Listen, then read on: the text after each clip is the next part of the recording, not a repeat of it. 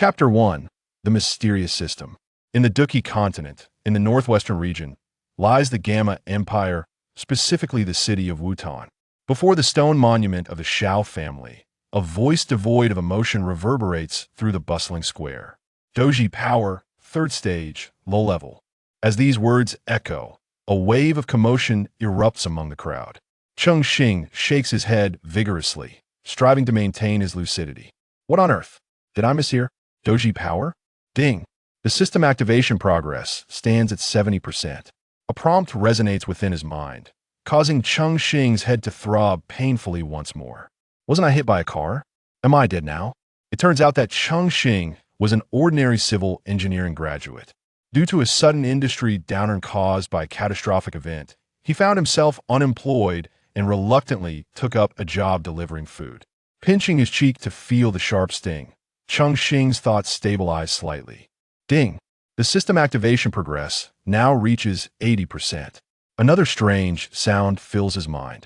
Looking around, he notices that the electric scooters and pedestrians that once surrounded him have vanished. Instead of a scooter beneath him, he finds himself straddling a thick tree trunk, and a crowd nearby stirs once more. In his memory, he recalls waiting at a traffic light, only to hear a tremendous noise and feel a powerful shove from behind. This abrupt change leaves Cheng Xing feeling disoriented. Shao Suner, Duki, ninth stage. Listening to the distant exclamations and observing the agitated crowd, Cheng Xing's memories begin to coalesce. Oh my goodness, this is the Duki continent. Wow, so I really have traveled through time. This thought flashes through his mind, and suddenly the memories become increasingly vivid. Cheng Xing, being a distant cousin of Xiao Hua, is the child of Xiao Yan's mother's brother, referring to Xiao Zhan as uncle. Since both were born on the same day, they simply called each other cousins, without any distinction of brotherhood. Perhaps because he was named Cheng Xing on Blue Star, he fortuitously crossed over to the world of Do Patsangxiong. Having swiftly absorbed the memories, Cheng Xing finds little reason to dwell on them, as Do Patsangxiong is his favorite novel and the first web fiction he ever read, planting the seeds of fantasy literature in his heart. Ding! The system has been activated. The all-you-can-get system is now available. A beginner's gift pack has been automatically issued to you. You have obtained a low-level storage space of 10 cubic meters. You have received an all-purpose duplication card. You have received a one-time use low-level Do technique card. At this moment, a series of mechanical prompts echoes in Cheng Xing's mind, while a system panel materializes before his eyes. Gazing at the meager rewards listed on the panel, Cheng Xing feels a tinge of disappointment. Why do others receive such abundant rewards upon crossing over, while I only get this paltry sum? 2 cards, and one is even a one-time use. Previously, he had read numerous system novels where protagonists were gifted goddesses like Shao Suner and various high-level Do techniques right from the start. Is this a joke? If someone from the neighboring side saw this, they'd think I can't afford anything. Just as Cheng Xing laments the system's stinginess, a solitary figure emerges from the crowd. Upon closer inspection, he realizes it is none other than Xiao Yan, who would later become the Flame Emperor. Ding! Detecting a replicable item, would you like to clone it? Since he is the protagonist, if I replicate him, wouldn't I become the protagonist too? Ha ha ha! With this thought, Cheng Xing decisively uses the all-purpose duplication card. Ding! Host level 2 low direct replication is not permitted. Please select another target for duplication. The system's notification extinguishes Cheng Xing's initial excitement. Hey, is this a joke? This useless system won't let me replicate the protagonist. What's the point of having you around? Detected that the target's fortune is too high, forced replication could result in host demise. Recalling the plot of Do Pa, where the protagonist is an ancient century genius, with a top-tier mentor like Yao Chun and numerous opportunities for extraordinary flames, it is undoubtedly a case of being favored by fate. Cheng Xing sighs, watching Xiao Yan approach, his gaze scrutinizing this legendary figure, until he catches sight of the ancient black ring on the youth's right hand. Heh, if I can't replicate your fortune, I can at least replicate Yao Chun. With a thought, the system soon responds. Replication in progress. Congratulations, host. You have successfully replicated. You have obtained part of the possessions and experiences of a peak 9-turn Do Zun and an 8th grade peak alchemist. The experience card has been saved for you. It can be accessed through the system for inquiries. Part of it? Cheng Xing looks at the system interface, perplexed. Wait, I used the all-purpose duplication card. Why did you only give me part of it? What do you mean by this? Due to insufficient storage space, part of the possessions could not be obtained. Listening to the system's explanation, Cheng Xing feels a wave of frustration. With his background in civil engineering, he realizes that 10 cubic meters is indeed limited. Yao Chen's treasures must take up considerable space, especially the prized black magic cauldron. Fine, it's better than nothing. He forces himself to accept the situation. Cheng Xing's spirits are lifted slightly. Even the worst system is better than having none. Just as he prepares to dismount from the tree trunk, Xiaoyan speaks up. Cousin, why aren't you testing your abilities? Instead, you're just watching the excitement from up there? Observing the forced smile on Xiaoyan's face, Cheng Xing understands the deep sorrow this time traveler must feel. The protagonist truly lives up to the title. His way of treating others far surpasses that of certain 3 strong characters. Thinking this, Cheng Xing finds a suitable angle and swiftly descends to the ground. Wiping the dust from his clothes, he extends his hand toward Xiaoyan. The two similarly built individuals embrace warmly. Cousin, I believe you will recover, Cheng Xing says earnestly. According to the plot, in just a few days, people from the Yunlan sect will arrive, followed closely by external assistance. For now, he cannot replicate Xiaoyan's fortune, and given Xiaoyan's personality as portrayed in the original work, he must not foster animosity at such a moment. The care from a peer is precisely what is needed in this moment. Cheng Xing's parents had moved to Wutan City many years ago, along with his aunt, who would later become Xiaoyan's mother. After Xiaoyan's mother married into the Xiao family, under her strong insistence, Cheng Xing's family also moved into the Xiao residence. However, misfortune struck, leading to the loss of both Cheng Xing's parents and Xiaoyan's mother. Thus, their bond has always been remarkably strong. A simple embrace helps Xiaoyan slightly manage his sorrow. Thank you, cousin. I'll head back now. With a more relaxed expression, Xiaoyan expresses his gratitude before departing alone. Ding! Congratulations, host, for completing the Xiaoyan beginner check-in. As the two part ways, the system prompts Cheng Xing. Damn it, does this system not provide any tasks or notifications? While grumbling, Cheng Xing hastens towards the back mountain. Chapter 2. Fusion of the Burning Techniques. In the Xiao family's back mountain, Cheng Xing eagerly calls up the system panel. A semi-transparent panel, roughly the size of 16 inches, materializes before him. Looking at the overflowing items in his backpack, Cheng Xing beams with delight. Low-level Earth-grade Do Technique card, Flame Devouring Wave. High-level Profound-grade Do Technique card, 8 Extremities Collapse. Foundation Establishment Spiritual Liquid Production Method. Though not all items were successfully replicated, these are all techniques that Xiaoyan will frequently utilize in the future, boasting immense power. However, Cheng Xing pays little heed to these for the moment. His primary concern lies with the system itself. He understands that having a system in this foreign world largely determines whether he can live comfortably. System, what other functions do you possess? This system is the all-you-can-get system, and due to its vastness, only a portion of its functions has been made available to the host thus far. What functions are available? The system panel shifts, revealing several sections.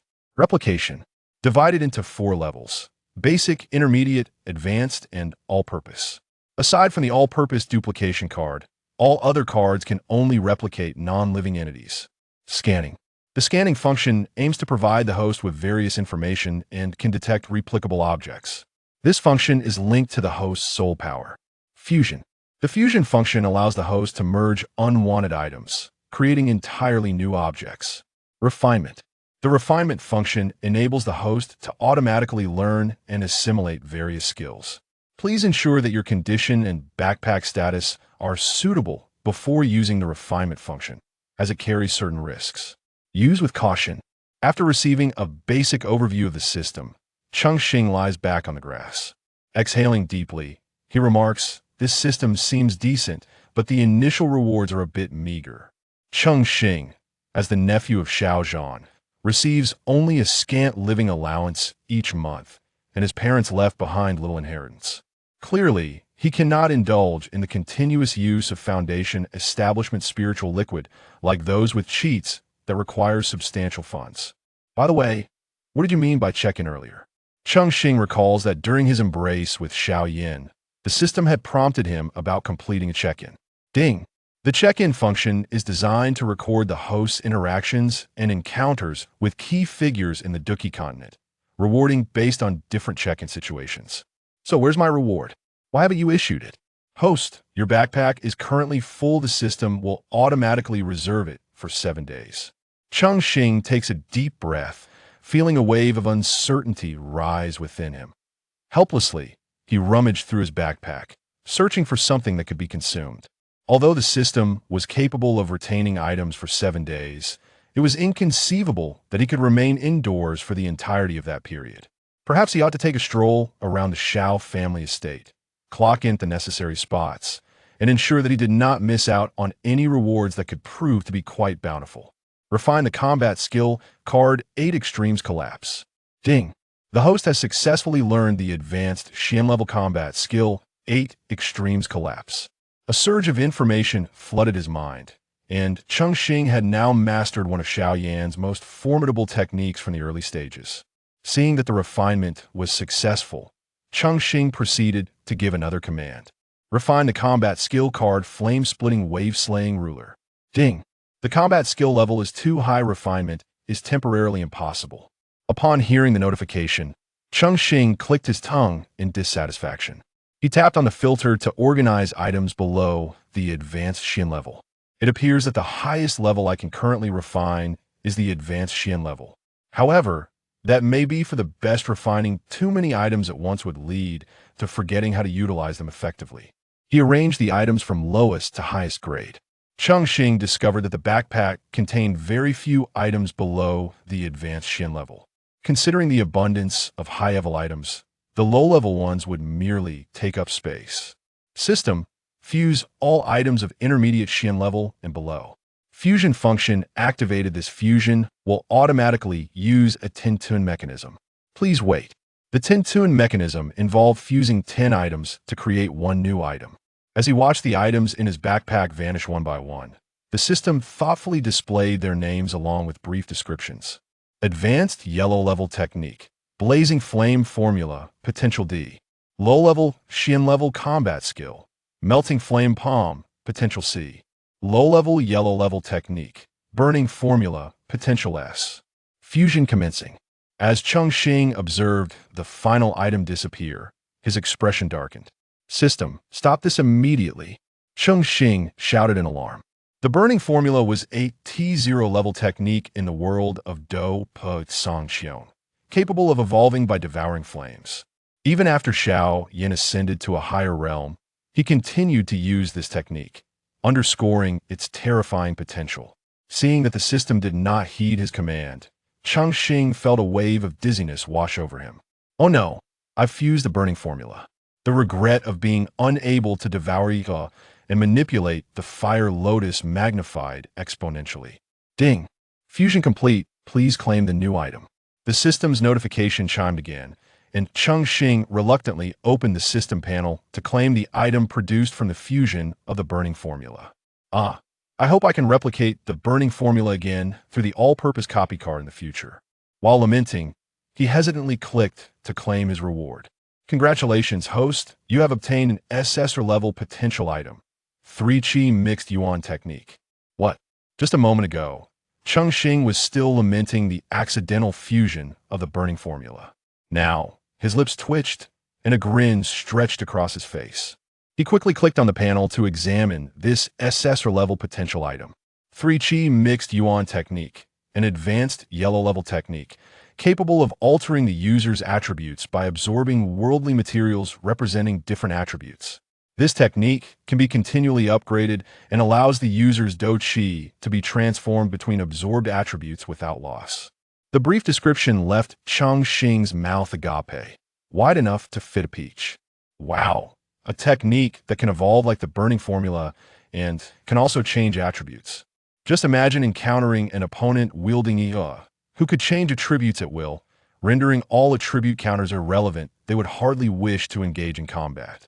Cheng Xing gazed at the technique with great interest, pondering. The burning formula began as a low-level yellow technique, while this one starts as an advanced level 2 tiers higher than the burning formula. How could it not be formidable? Right? I still have rewards to claim. System, claim the check-in reward.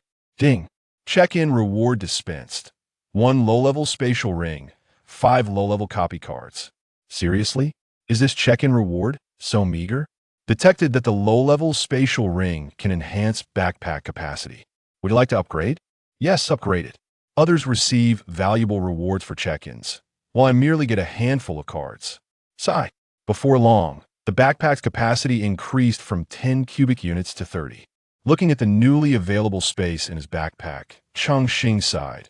At last, the issue of insufficient storage has been resolved. Chapter 3, Do Chi. Fourth segment. Fusion, copying, refinement. I've utilized all 3. That leaves the scanning function. Cheng Xing contemplated and then addressed the system. System, activate the scanning function for me. Ding. Hello, host. The scanning function is enabled by default. Simply utilize your thought to activate it.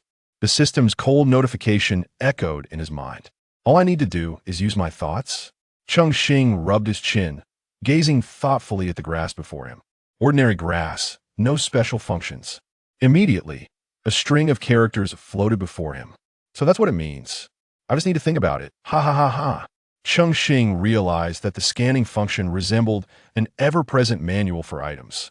Cost, 1 point of soul power. Noticing the system's prompt, Cheng Xing recalled that the scanning function seemed to be linked to his soul power. System, do I have an attribute panel? Ding. Retrieving the attribute panel for the host. Name, Cheng Xing. Age, 15 strength, Do Chi, 4th stage physique, 3 soul, 9 agility. 3 Thanks to Cheng Xing's unexpected journey through time, his soul surpasses his other attributes significantly. After all, he was 24 back on Blue Star and has honed his abilities considerably during his time here on the Do Chi continent. However, upon examining the attribute panel presented by the system, he was taken aback to find that his Do Chi was only at the 4th stage. Good heavens, is it true that in 15 years, he has only managed to reach the 4th stage of Do Chi? Cheng Xing couldn't help but lament the incompetence of his original body's capabilities. It's worth noting that Xiao Yan had already reached the Dome Master level by the age of 12.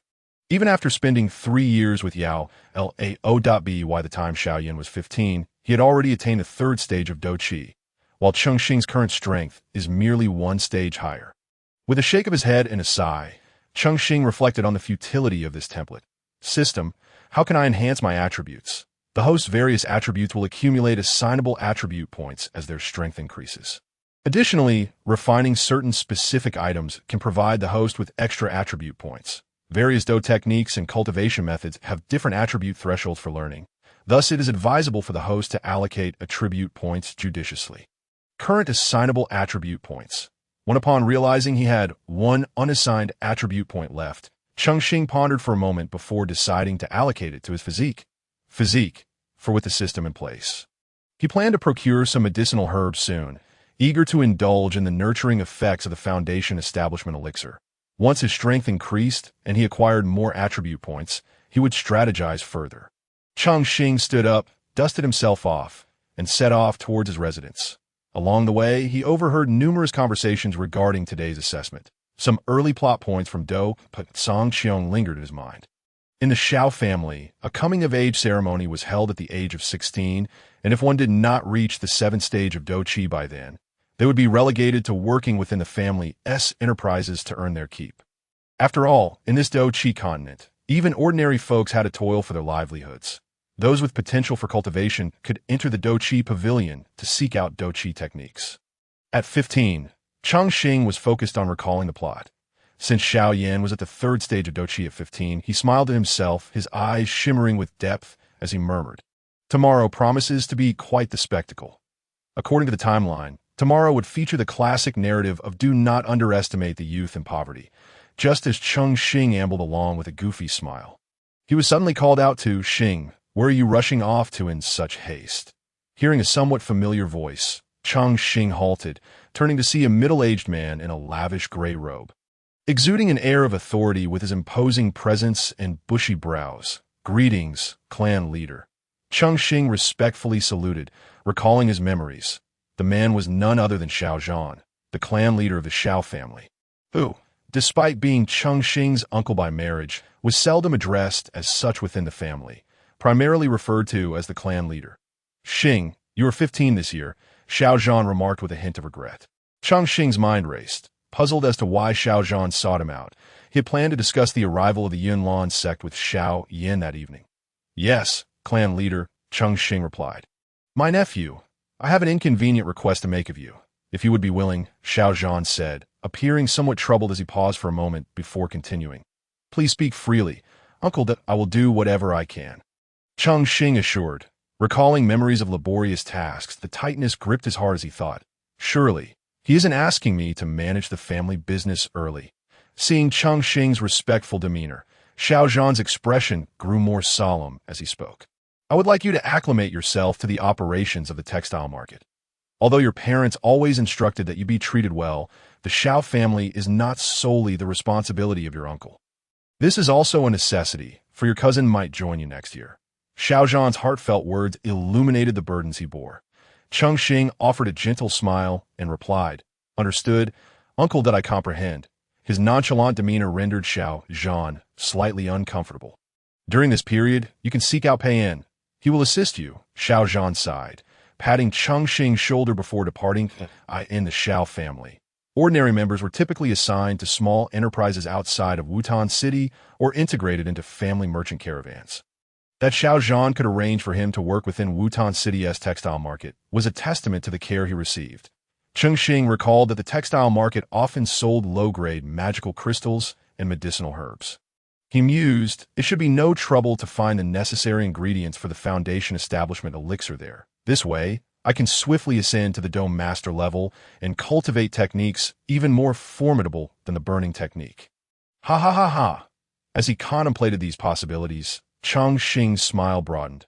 Having arrived in this Do-Chi continent, it would be a disservice not to live vibrantly. Upon returning from the back mountain to his residence, Cheng Xing secluded himself. The Xiao family's abode was expansive, and his small room was nestled beneath a grove of trees, much closer to the back mountain than others on his first day in the Do-Chi continent. Cheng Xing gazed at his youthful reflection in the water, momentarily lost in thought. His short, neat hair imparted a vibrant energy to his appearance, while his dark, expressive eyes concealed an inner brilliance. This visage bore a resemblance to his former self on Blue Star. Chapter 4. You break off the engagement. I clock in a night passed in silence. And the following day, Cheng Xing sat cross-legged on his bed, his hands forming a peculiar seal before him. As he inhaled and exhaled, his chest gently rose and fell, establishing a perfect cycle. During this cycle, a faint white energy flowed in with his breath, traversing through his body's meridians, eagerly absorbed by his bones and muscles. Just as he reveled in the soothing sensations of Do-Chi, a cacophony of noise broke through his focus. Outside, people hurried about, their voices ringing out, "Hurry, hurry. If we're late, we might miss them. I heard the Yunlan sect is here."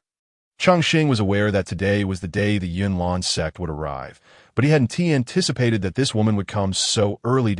It seemed today was indeed the day.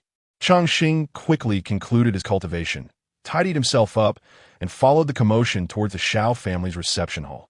The hall was spacious, filled with more than half of the Xiao family's youth seated within. At the forefront sat Xiao Zhan, accompanied by 3 elders, while several older relatives, whom Cheng Xing hardly recognized, occupied seats to their left. He, as a junior, was seated on a long bench on the right side of the hall.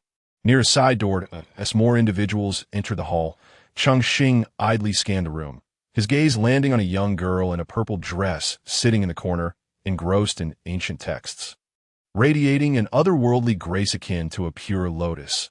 Feeling a stir of interest, the system promptly displayed a series of information. Scan successful, consuming 1 soul point. Xiao Suner, daughter of Gu Yuan, possesses a divine-grade bloodline potential. Approximately a 2-star Dome Master, with a Golden Emperor burning heaven flames split body. Cheng Xing felt no inclination to covet Suner. She was not his type. Ding. Congratulations, host. Check in with Xiao Suner. Beginner. Successful. Obtained one-time use card for Golden Emperor Burning Heaven Flame Split Body X1. Reinforcement Manual X1. Ancient Clan Bloodline Fragment X1. As the system notification concluded, Cheng Xing noticed 3 new items in his inventory. Wow. Checking in with Suner yields such abundant rewards. This far surpasses the reward from checking in with Xiao Yan. Cheng Xing mused, momentarily taken aback before quickly realizing. The reward card was one-time use. But if he could replicate the Golden Emperor Burning Heaven Flame Split Body, he could dominate in the early stages. Seizing the moment, Cheng Xing immediately commanded the system. Replicate the Golden Emperor Burning Heaven Flame Split Body. Ding! Replication failed, consuming 1 low-grade replication card. Upon hearing this, Cheng Xing was stunned. Even the split body failed to replicate? System, what is going on? How can the split body fail to replicate? Cheng Xing complained. Hello, host. The low-grade replication card can only replicate items of grade 1 to 3. Please choose your replication targets carefully. Why didn't you mention that earlier? Cheng Xing now found himself at a loss for words, feeling utterly helpless. Not only had he failed to make a copy, but he had also wasted a precious copying card. With only 5 such cards to begin with, he was now left with a mere 4. In no time, the hall was filled to capacity with people. After a brief knock at the door, a young man pushed it open and entered. Cheng Xing watched as Xiao Yan bowed in greeting within the reception hall, and suddenly realized that since he could clock in with someone closely related to the protagonist, then perhaps this Nailan Yanhua could also be eligible. Ding. Thank you, host. Clocking in with Nailan Yanhua, divorce version. Successful. IT seemed to be just as he had thought. Upon hearing the system's notification sound once more, a smile involuntarily crept onto Cheng Xing's face. You may proceed with your divorces and write your letters of separation. I'll simply remain here to clock in. Noticing that the atmosphere in the hall had yet to reach a freezing point, he understood that the main event was still to unfold. Musing to himself, no rush. Let me see what rewards await before enjoying the show. He obtained a low-level Xian class technique, the Qingmu Sword Art X1, and a low-level sword technique, the Wind Spirit Fractal Sword X1.tsk, TSK, truly worthy of the Yunlan sect to be able to wield such Xian class techniques at such a young age. Cheng Xing gazed at the Xian class techniques in his backpack, exclaiming, no wonder Nailan Yanhua is so prideful. Having experienced the adoration and flattery of others, she is utterly oblivious to the consequences her capriciousness may inflict on others. While Cheng Xing was lost in thought, the sound of a teacup shattering echoed through the hall. This is far more exciting than any television drama, and it's live action at that. Cheng Xing remained composed. His expression neutral, while his heart raced with excitement, he observed as a small box was opened, leaving the 3 elders speechless with astonishment. Gathering Qi Powder. Gathering Qi Powder, a pill capable of allowing a practitioner with 9 stages of fighting spirit to fully condense their fighting spirit cyclone, was sought after by countless individuals. For those who had yet to condense their fighting spirit cyclone, this pill was even more enticing than a high-tier fighting technique. Cheng Xing fixated on the greenish ancient jade box containing the pill, pondering, this Gathering Qi Powder is a 4th-tier pill. A low-level copying card could never replicate it successfully. It appears that obtaining a piece of Gathering Qi Powder will require careful planning. However, encountering a finished product of Gathering Qi Powder was no easy feat. Just as Cheng Xing lamented this fact, a single statement from an individual elevated the atmosphere once more. You might as well take the pill back. We may not agree to today's affairs. This declaration caused Cheng Xing to instinctively lower his head, shielding his emotions with his hand. What followed was the most thrilling part of the divorce drama. Miss Nailan, may I inquire, today my grandfather did not consent, but this is my offer. I can still allow you to enter the Yunlan sect for cultivation. The atmosphere in the hall grew somber, causing Cheng Xing to squint slightly, his gaze turning fierce. The matter of marriage and divorce cannot be taken lightly. In the Blue Star, such matters require continuous discussion, and divorce even has a cooling-off period. If this woman lived in the Blue Star, her brazen disregard for the feelings of others could be aptly described in 3 words, thus saving some ink. Within the hall, the voices of the 3 rose and fell, leaving everyone feeling a sense of oppression. Allow me to offer you a few words. 30 years in the East, 30 years in the West. Do not underestimate the youth and poverty. The cold words resonated, causing Cheng Xing's body to tremble slightly in his seat as memories of his experiences in the Blue Star flooded back. The phrase "do not underestimate the youth and poverty" encapsulated the stubbornness of their generation of unfulfilled youth. Who has not experienced glory? Yet, everyone faces moments of adversity. Without falling to the depths, the joy of returning to the pinnacle would not taste as sweet. With the appearance of the bloody divorce letter and the hasty escape of Guyi and the others from the hall. The wild and reckless divorce drama stirred by Nalin Yinhua gradually drew to a close. After the spectacle, everyone returned to their respective homes. Cheng Xing watched as the young man made his way alone to the back mountain. Knowing that a legend was about to rise for himself, it was time to embark on an exciting journey within the continent of fighting spirit. The show had begun. Chapter 5. Making money in the marketplace, the young man on the bed slowly absorbed the fighting spirit surrounding him. The faint white gas swirling into his body like silk threads, enhancing his strength. As the sunlight pierced through the window paper, he slowly exhaled a breath of turbid air, sighing, "This method of cultivation is simply too slow. If I do not use foundational elixirs, how many years will it take to reach the level of a fighter?"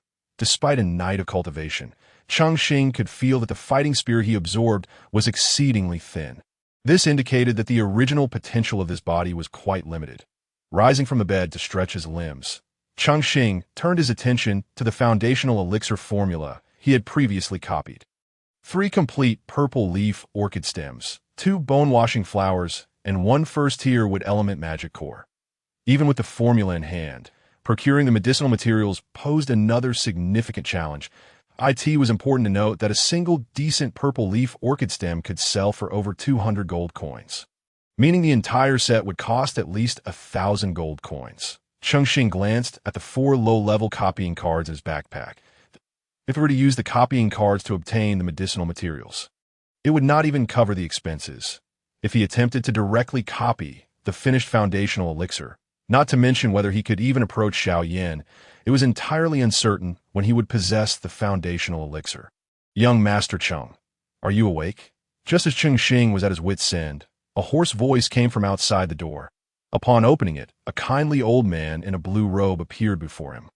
"Young Master Cheng, the clan leader has instructed that starting today, you should gradually familiarize yourself with the operations of the marketplace." Since he was already heading to the marketplace, Cheng Xing smiled and replied, "Thank you, Butler Mo, I shall set off for the marketplace at once." Although the Xiao family controlled a medium-sized marketplace within Wutan City and profited handsomely each year, the manpower and resources required to maintain order and safety in the marketplace were immense. Thus, every year, the Xiao family would continuously dispatch personnel to the marketplace. After bidding farewell to the old man, Cheng Xing set off. He currently could not even muster 200 gold coins, making it entirely impossible to purchase the medicinal materials himself. His only hope was to see if he could scrape together some funds in the marketplace, though he knew this was rather unscrupulous. Yet, in order to quickly acquire the medicinal materials for the foundational elixir, he felt he had no other choice. Stepping out of the family estate, he swiftly navigated through the bustling streets, turning down several broad avenues until he arrived at a marketplace situated in the southern part of the city. At the entrance of the marketplace stood Xiao family guards clad in uniform attire. Upon seeing Cheng Xing, the guards first hesitated, then nodded in acknowledgement. Although Cheng Xing was merely an outsider, being the clan leader's nephew afforded him a degree of courtesy. After exchanging a few words with the guards, he learned of Pei Yin's location and subsequently entered the marketplace, immersing himself in the throng of people. Despite the large volume of foot traffic, the marketplace remained orderly. Not 100 meters in, one could spot Xiao family guards. "Young Master Cheng, what brings you here today?" Just as Cheng Xing was marveling at the marketplace, a robust and respectful voice came from behind him. Turning around, he saw several muscular men dressed in the Xiao family's uniform standing behind him, and the speaker was a strong man in his 30s named Pei Yin, adorned with a prominent badge featuring 6 golden stars on his chest. "Uncle Pei Yin, I've been looking for you," Cheng Xing replied with a smile. The tall man grinned broadly, scratching his head in a show of humility, and said, "The clan leader had previously instructed me that you might visit in the next few days. I didn't expect you to arrive so soon, and I'm afraid some preparations are still underway." Cheng Xing waved his hand dismissively, knowing that Pei En, being part of Xiao Zhan's faction, would have received the news promptly. With years of experience, it was unlikely he would be unprepared. He was merely offering an excuse. "Haha, the clan leader has asked me to come by often to learn from you. When I have the time, I shall certainly visit the marketplace and learn from you." "Uncle Pei En," Cheng Xing said, clasping his fists in respect, given his current low strength, since Xiao Zhan had arranged for him to be in the marketplace. Cheng Xing intended to make his presence felt as much as possible before reaching the level of a fighter, thereby avoiding unnecessary troubles. Seeing Cheng Xing's approachable demeanor, Pei En showed a hint of embarrassment, his sincerity deepening as he continued. "Although the clan leader has made such arrangements, the daily trivial matters should still be handled by the brothers. Only significant matters require the young master's oversight." Pei En did not alter his attitude due to Cheng Xing's humility. The fact that this young man was willing to set aside his pride to learn in the marketplace and engage in meaningful dialogue indicated that he would undoubtedly hold sway in the marketplace in the future. "Wouldn't that be inappropriate?" Cheng Xing inquired. Upon hearing this, Pei En leaned in closer to Cheng Xing and whispered, "It's fine. Young Master Cheng only needs to make an appearance for significant matters. The rest will come with time." After saying this, he stepped back 2 paces and added, "It is currently the collection period for rents in the marketplace. I kindly ask young Master Cheng to wait in the reception room." The textile market promises substantial economic benefits, relying solely on the merchants engaging in transactions and the commissions paid by the mercenaries. To put it plainly, these commissions are essentially rent and service fees. Long-term rental shops typically pay monthly, while short-term rentals and mercenaries settle their dues each morning, collected by the Xiao family guards one by one. Thus, at this moment, Cheng Xing had no choice but to go along with the flow. Responding, "Very well, I shall head to the reception room first.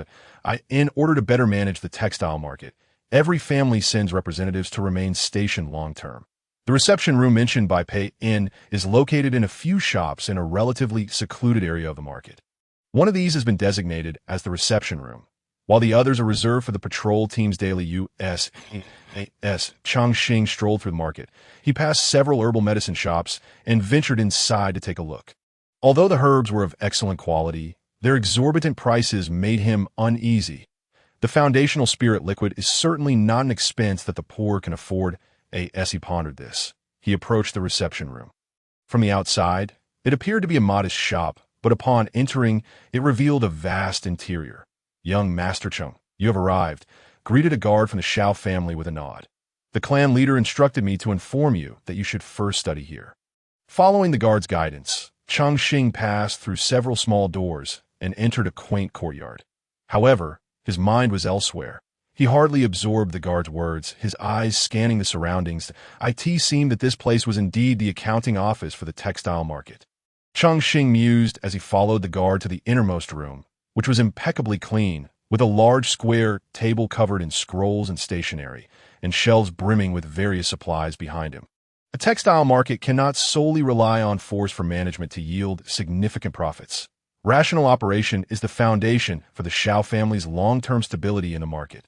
"Young Master Cheng, when Captain Pei En returns shortly, he will begin the accounting under your supervision," the guard whispered. Hearing this, Cheng Xing perked up. "Accounting?" he promptly inquired. "Yes, the commissions earned are registered here, after which they are sent back to the Xiao family for centralized management." The guard's explanation ignited a spark in Cheng Xing's mind, leading to a bold idea. "System, can the duplication card replicate gold coins?" Cheng Xing hurriedly questioned in his mind. The duplication card can replicate gold coins and gold cards. The maximum limit for the low-level duplication card is 10,000 gold coins, the system replied, causing Cheng Xing to smile subtly. This would resolve the sourcing of material for the foundational spirit liquid. Before long, Pei En returned with a group of guards. He presented ledgers densely filled with records of every commission source. Cheng Xing observed the heavy money bags being carried by the others, his mind racing. 2,829 gold coins, 3,031 gold coins for 1,041 gold coins, low-level gold storage card, 15,000 gold coins. "Young Master Cheng, this is the revenue from the textile market during this period." Pei stated as he organized the finances and handed them over to Cheng Xing for review. Cheng Xing gazed at the various gold coin statuses displayed on the system panel. His expression remained impassive as he toyed with several gold cards in his hands. Utilize the low-level duplication card.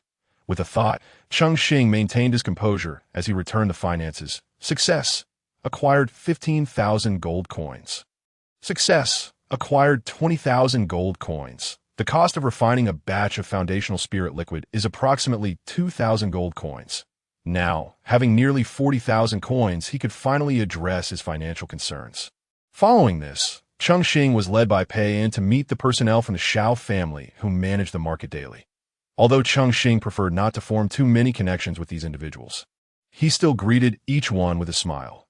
Once everyone became engrossed in their tasks, Cheng Xing casually walked out onto the street, blending into the crowd.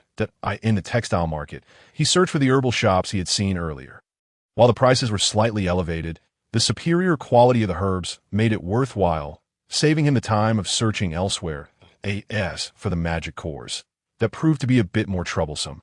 Cheng Xing thought to himself. Exiting a shop with 3 kinds of herbs, he realized that this particular herb store did not sell magic cores. Finding 3 first-tier wooden magic cores within the textile market would require some time. Along the streets, numerous mercenaries were selling items, but magic crystals were not commonplace. And what Cheng Xing sought were specifically 3 wooden magic cores. He observed various items listed on the system interface. Gradually feeling overwhelmed. Despite the system's scanning capabilities allowing him to identify various goods with ease, after an hour of searching, he did find a single wooden magic core. It seemed he would need to change his location, and he felt a twinge of frustration. Approaching the last few stalls, Cheng Xing halted, his eyes gleaming at the sight of 3 dark green crystals closely nestled together, and he exhaled a sigh of relief. With a thought, a line of information materialized before him. 3 first-tier magic crystals, high quality. Goodness, after searching for so long without finding a single one, now I've stumbled upon 3 at once.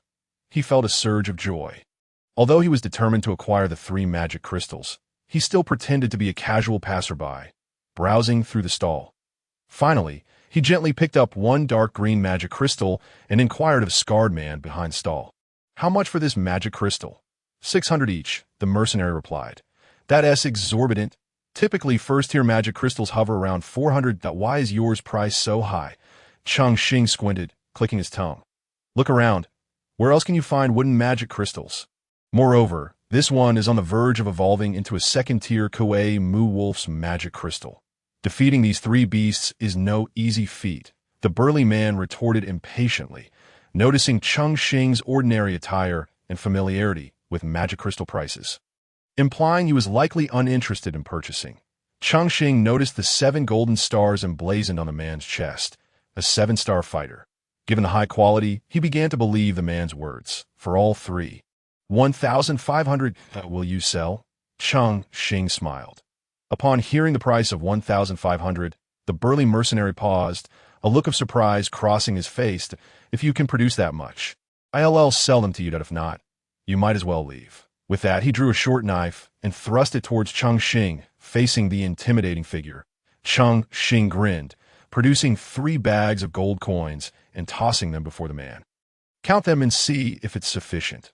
With 3 dull thuds, the burly man quickly picked them up, his face lighting up with the gleam of gold. The prior ferocity vanished, replaced by a stiff grin. 1,000 gold coins is not something an ordinary person can casually produce. Without the backing of a prominent family, that would be impossible. Plenty. Young master, do you need anything else? The mercenary asked, his tone now obsequious. Cheng Xing grasped the 3 dark green crystals and tossed them lightly in front of the man, saying, in the future, procure more of these. The demand for wooden magic crystals is high.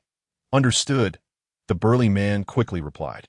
As the mercenary's eager words faded behind him, Cheng Xing strode away without looking back. With the materials in hand, he hurriedly made his way back to his small room, locking the doors and windows securely.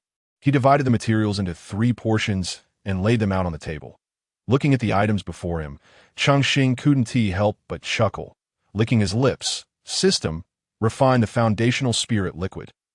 Refining foundational spirit liquid requires 3 complete purple leaf orchid grass, 2 washing bone flowers, 1 first-tier magic crystal, and consumes 6 points of spirit. Refining in progress, as the system continuously displayed prompts, Cheng Xing's joy grew. Once the foundational spirit liquid was produced, he would be able to cultivate quickly, and once he reached the fighter level, he could venture out to seek other opportunities as the materials on the table vanished. An overwhelming drowsiness washed over him, swiftly overtaking his consciousness. Ding! Refinement successful. After an undetermined period, a notification resonated in his mind. Cheng Xing opened his eyes to find a small transparent vessel the size of a fingernail on the table, within which swirled a drop of deep green liquid, exuding a rich aura of fighting spirit. Gazing at the liquid in the vessel, Cheng Xing felt a surge of excitement. He hurriedly fetched a large basin of clear water and placed it in the room. Carefully opening the vessel, fearing spillage, he gently tossed it into the basin. Instantly, the entire basin of clear water transformed into a vibrant green, even dark green liquid. Wow! This is incredible. Cheng Xing gazed in astonishment at the basin of water that had suddenly changed color. Carefully shedding his garments, he entered the large basin, cautious not to splatter the liquid within. After acclimating to the icy temperature of the water, he formed seals and entered a state of cultivation. The young man, bare-skinned, felt the chill of the water prickling his flesh with goosebumps. As time passed, the dark green liquid in the wooden basin began to emit faint green vapors that enveloped Cheng Xing's torso, penetrating his body with each breath he took. Each inhalation of the ethereal green mist gradually dissipated the weariness etched on his youthful visage. This the essence of fighting spirit. With his eyes closed in meditation, Cheng Xing reveled in the sensation of the energy coursing through him, finding it more rejuvenating than a long, lazy slumber. The once frigid skin now radiated a gentle warmth, as he was enveloped in an extraordinary state of being. Time slipped away in this immersive practice. Regardless of the shifting light outside, Cheng Xing remained undisturbed. The vapor surrounding the young man's body gradually thinned until the final wisps were absorbed within him. His tightly shut eyes slowly opened, revealing deep, dark irises that sparkled with newfound brilliance. Exhaling the stagnant air from his lungs, Cheng Xing emerged from the water, stretching his limbs with ease, savoring the fullness of the fighting spirit within him. A confident smile gracing his lips, his surprise. Within just over half a month, he had reached the 5th stage of fighting spirit. The foundational liquid was indeed formidable. Cheng Xing gazed at the pale blue liquid in the basin, speaking almost dreamily. Since he began using the foundational liquid, apart from maintaining his vital signs and making occasional appearances at the market, he had been continuously immersed in cultivation. After donning his garments, he observed that the energy contained within the pale blue liquid had significantly diminished. To achieve such rapid progress again, he would likely need to prepare a new potion. Fortunately, he had already gathered the necessary materials, allowing Cheng Xing to remain unperturbed as he laid them out on the table for crafting the foundational liquid. With a flicker of his mind, he watched as one portion of the materials vanished from the table. As the concoction required time, he did not waste any, rising to head towards the market. Living in a relatively secluded part of his family estate, Cheng Xing had not interacted much with others. However, frequent visits to the market over the past month had greatly improved his social connections. Now, as he strolled along the path, he greeted elders he encountered. While meandering through his family grounds, he passed a raucous room, its door emblazoned with the blood-red characters Fighting Technique Hall, for which cheers occasionally erupted. He wondered about the strength of the techniques practiced within. Regardless, it would be prudent to learn as many techniques as possible to avoid being unprepared for the upcoming coming-of-age ceremony. Indeed, acquiring multiple skills would ensure that, even in defeat, he would do so with dignity. The entrance. Cheng Xing overheard a conversation between 2 individuals who appear to share a similar level of strength, both at the 5th stage of fighting spirit. They were eager to learn more techniques to shine at the ceremony less than a year away. However, the techniques available at the Xiao family's Fighting Technique Hall were of a lower grade, while higher-level techniques remained out of reach. Observing the dismal fates of others, Cheng Xing could not help but clench his fists. It seemed he must carve out time to learn fighting techniques. With this thought, he decided not to linger any longer and quickly made his way outside the family estate on the bustling streets. Cheng Xing was not in a rush. Although the novelty had worn off, he still marveled at the various peculiar races he encountered, including the snake people he had seen earlier, which left him astonished. Despite the crowd, his keen spiritual perception allowed him to navigate through the throngs with ease. However, as he approached the entrance of the market, he found himself blocked by a dense crowd. Why is it so congested today? Struggling to find a path, he wriggled through the masses like an eel. He spotted a dashing young man, dressed impeccably, casting a ravenous gaze at a woman. The woman, cowering behind a burly man, wore an expression of terror, her once flawless complexion now pale as a withered flower. Yet she remained undeniably beautiful. The burly man looked somewhat familiar. Upon closer inspection, Cheng Xing recalled him as the one who had sold him 3 magic crystals. Cheng Xing felt a pang of sympathy. Surmising that the young woman, no older than 20, was likely the man's daughter if this youth had set his sights on her, her fate seemed grim. Moreover, the surrounding guards formed a tight perimeter, trapping the youth and the two of them in the center. The crowd grew, with even those perched upon rooftops eager to witness the unfolding drama. How fortunate I am to desire you, that I would allow you into my home as a servant. Do not be so ungrateful, the young man said, arms crossed, a fan clutched in his pale, sickly hand, a peculiar smile twisting his lips to his words. The young woman began to weep uncontrollably. This Galio was truly shameless, taking advantage of his family's influence to prey upon innocent maidens. Many in the crowd murmured their disapproval of such behavior. As they spoke, Galio's expression grew increasingly sour, the pallor of his face reddening slightly. Cheng Xing had long heard the numerous lecherous signs within the Galio family, especially the extravagant and debauched youth at its helm. Unfortunately, as one of the 3 prominent families in Yuten City, the common populace could only hope to avoid their ire. Observing the throng of people pouring out of the market, Cheng Xing frowned, realizing that if this commotion continued, the market's revenue would surely suffer. I have run out of patience. Today, whether you wish to enter or not, you will be forced to comply, Galio declared, waving his fan and stepping back a few paces, while his guards advanced, readying themselves for a confrontation. Curse you, Galio! I shall make you regret this today, even at the cost of my life. The burly man, adorned with a badge of 7 shining stars, stood his ground. Although a 7-star fighter was formidable, Galio's entourage numbered over 10 fighters. A single fist could hardly contend against 4. That a tragedy seemed inevitable. Alas, what a pity for that young girl, Cheng Xing mused as the conflict erupted amidst the crowd's chatter.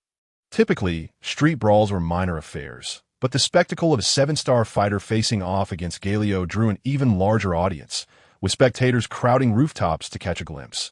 This uncle is quite skilled, Cheng Xing thought, admiring the burly man who held his ground against the overwhelming numbers, striking with precision and timing.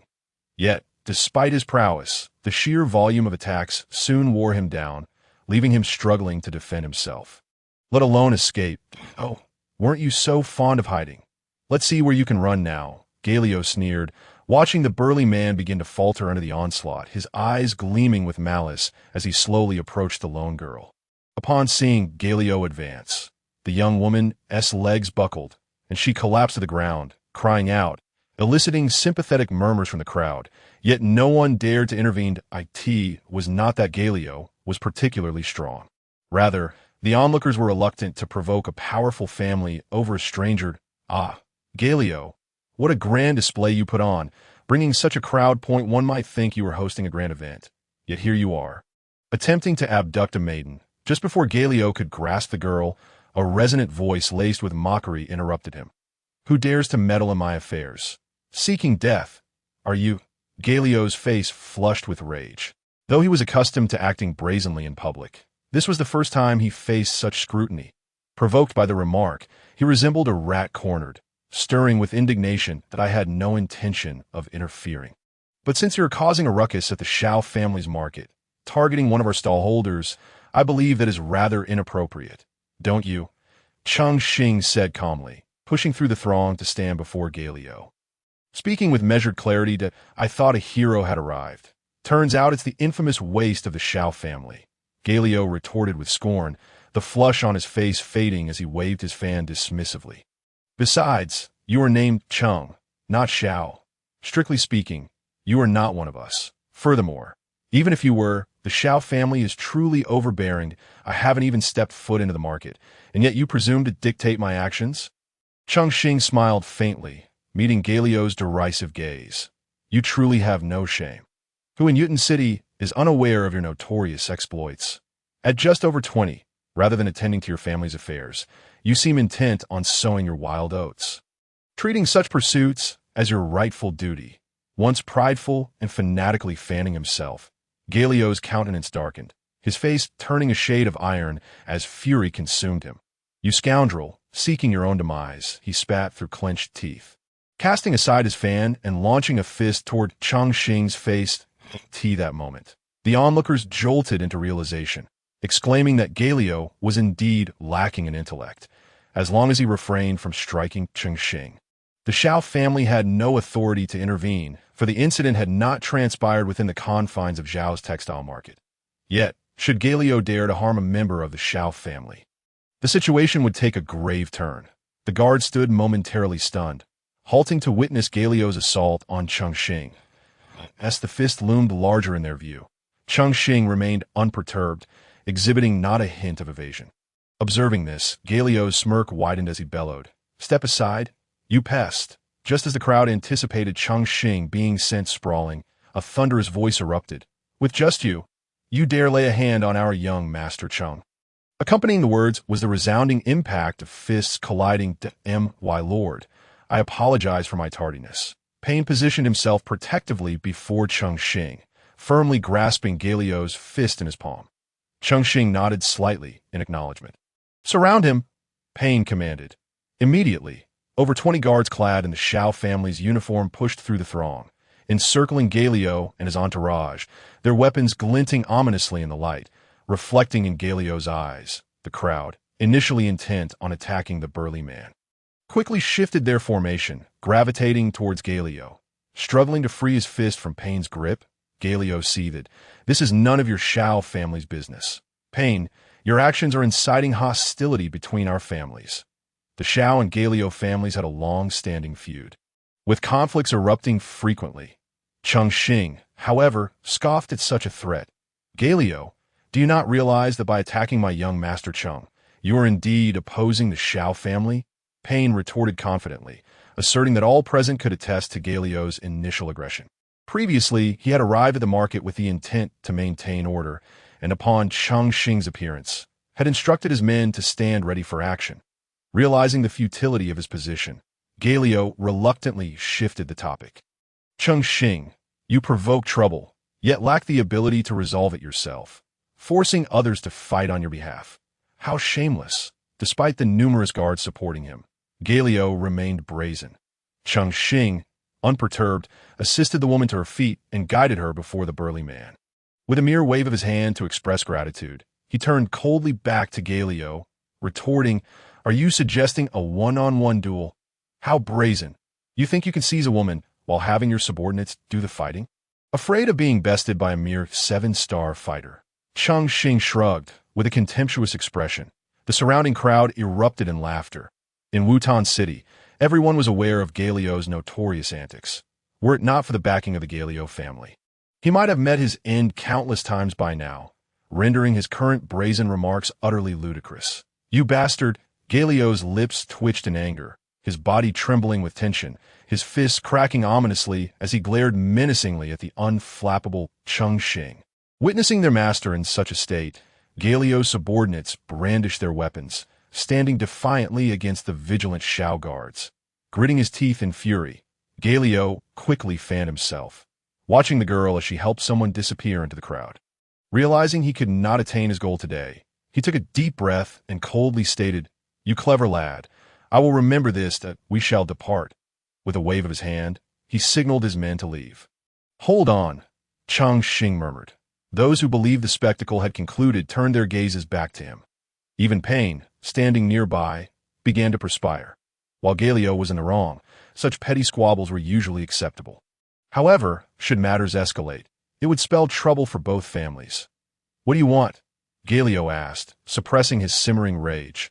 Having lost face today without any gain, he blamed Cheng Xing for his plight.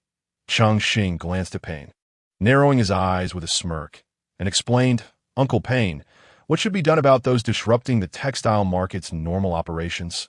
Payne immediately bowed and replied, 30 lashes, or a fine of 3,000 gold coins. The crowd erupted in cheers, astonished that the Shao family could bring such a notorious scion to heel. It was a breath of fresh air for them, although the punishment was unlikely to be enforced.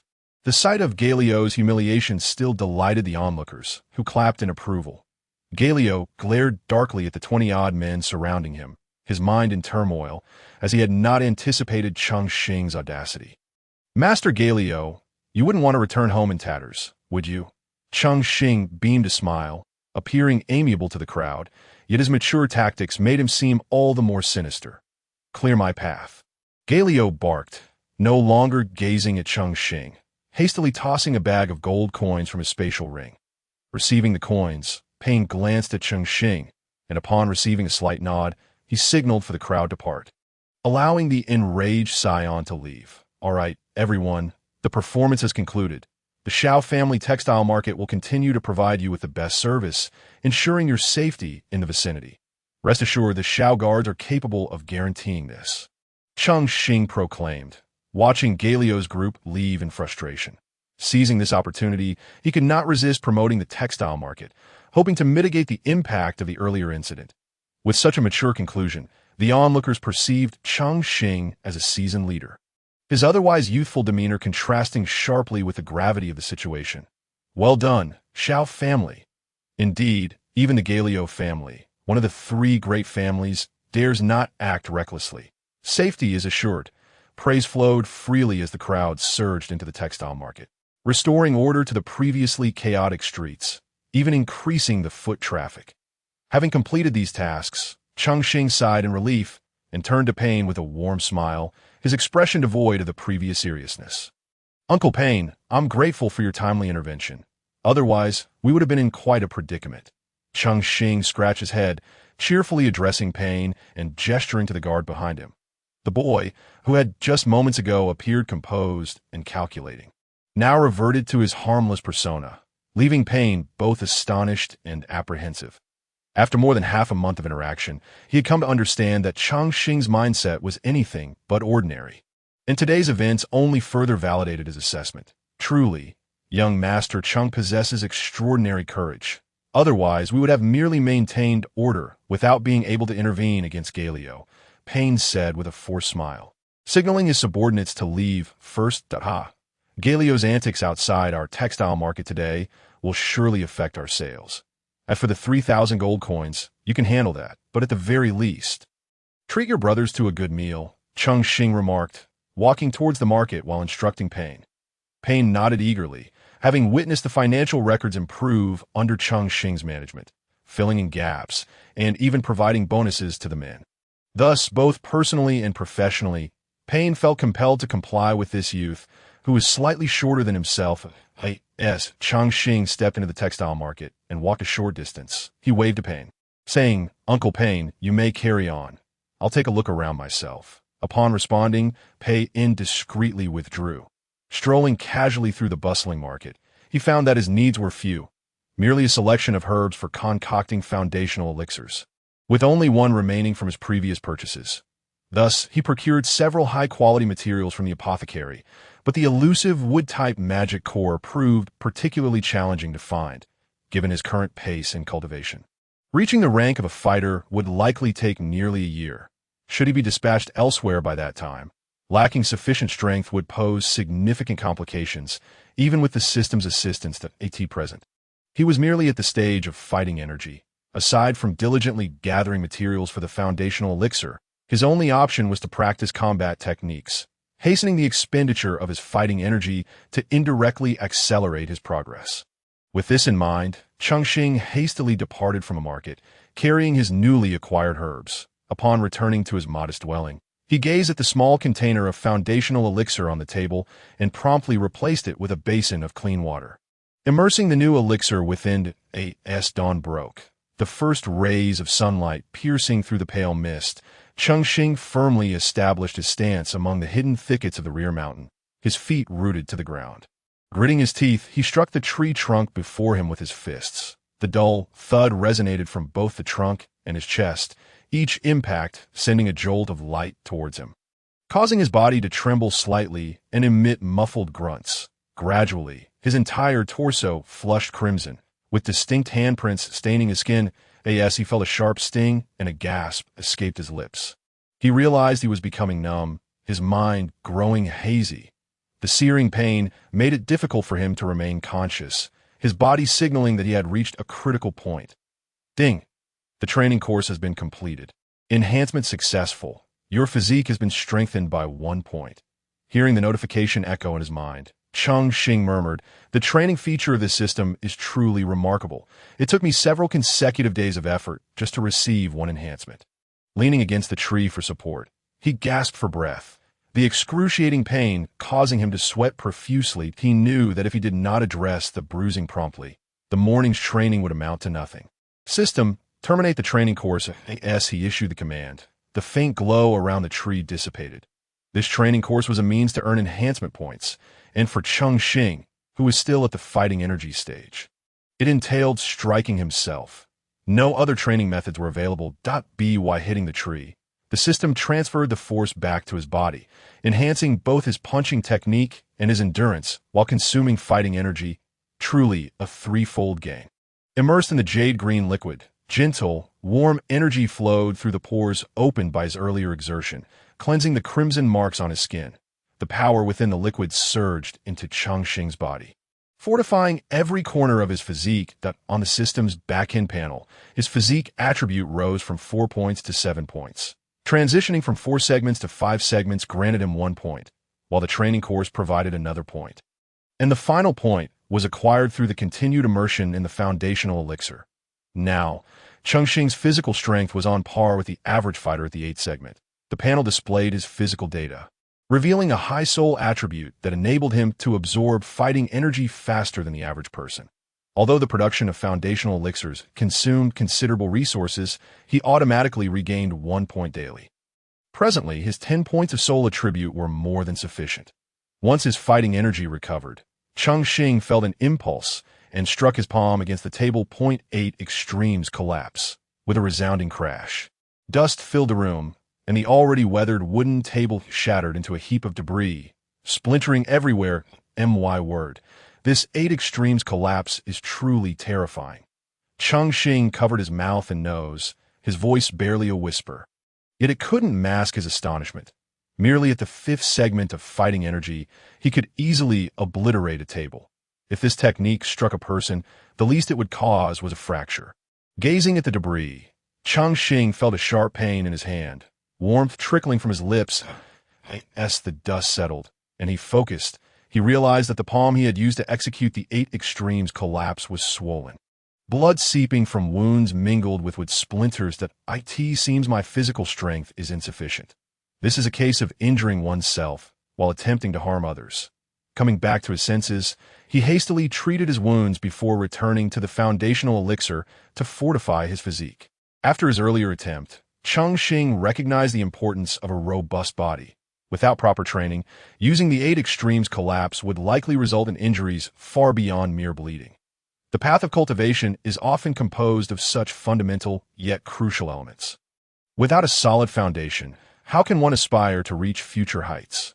Although the process may be tedious, the daily accumulation of progress instilled a profound sense of fulfillment in Cheng Xing as his strength visibly increased. The sound of strikes echoed through the thickets, startling birds into flight, leaves cascading from the swaying treetops and carried away by the wind. Ever since he commenced the training course, this rhythmic sound resonated daily through the rear mountain. 131, 132. With his upper body bare, Cheng Xing relentlessly swung his fists, mentally counting each strike. After nearly 3 months of continuous training, he could now strike over 100 times in one breath.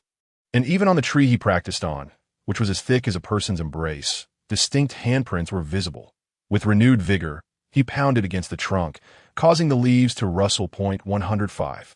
Cheng Xing counted, but his body could no longer withstand strain that he leaned against the tree, gradually sitting down on the ground, panting heavily while simultaneously forming cultivation seals. Each time he practiced in this state, he experienced remarkable efficiency, and naturally, he seized the opportunity.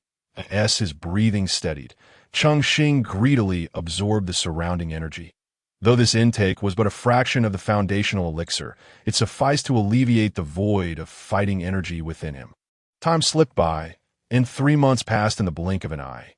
Cheng Xing had now reached the 6th segment of fighting energy, and his physical strength had improved significantly. Presently, his physique attribute stood at 10 points, nearly matching his soul attribute, all thanks to his relentless training and the nurturing effects of the foundational elixir over the past 3 months. Now, as he approached the peak of the 6th segment of fighting energy, he was on the cusp of reaching the intermediate level, drawing ever closer to the threshold of the 7th segment. However, since reaching the pinnacle of the 6th segment half a month ago, his pace of cultivation had noticeably slowed. Lacking a clear opportunity to break through to the 7th segment, Cheng Xing concluded his morning training.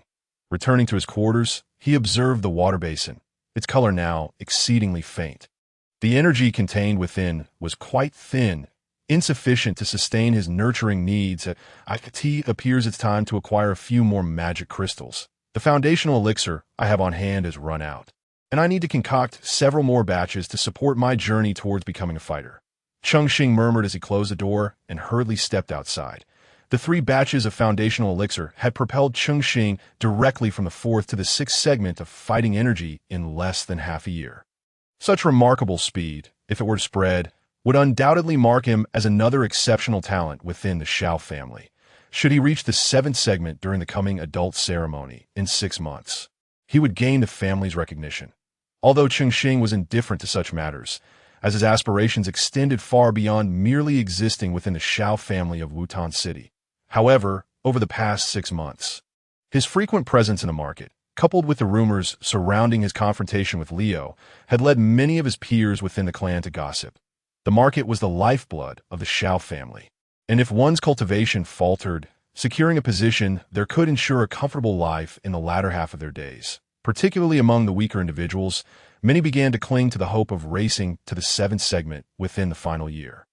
Yet, while Cheng Xing remained focused on his training, he had instead become involved in market management, further fueling their belief that Xiao Zhan was favoring him. This prompted some younger members, previously on the fringes of the elder's influence, to band together, led by the grandson of the elder, Xiao Ning, and the grandson of the second elder, Xiao Ku. Their elders had long contemplated uniting to usurp Xiao Zhan's position as clan leader.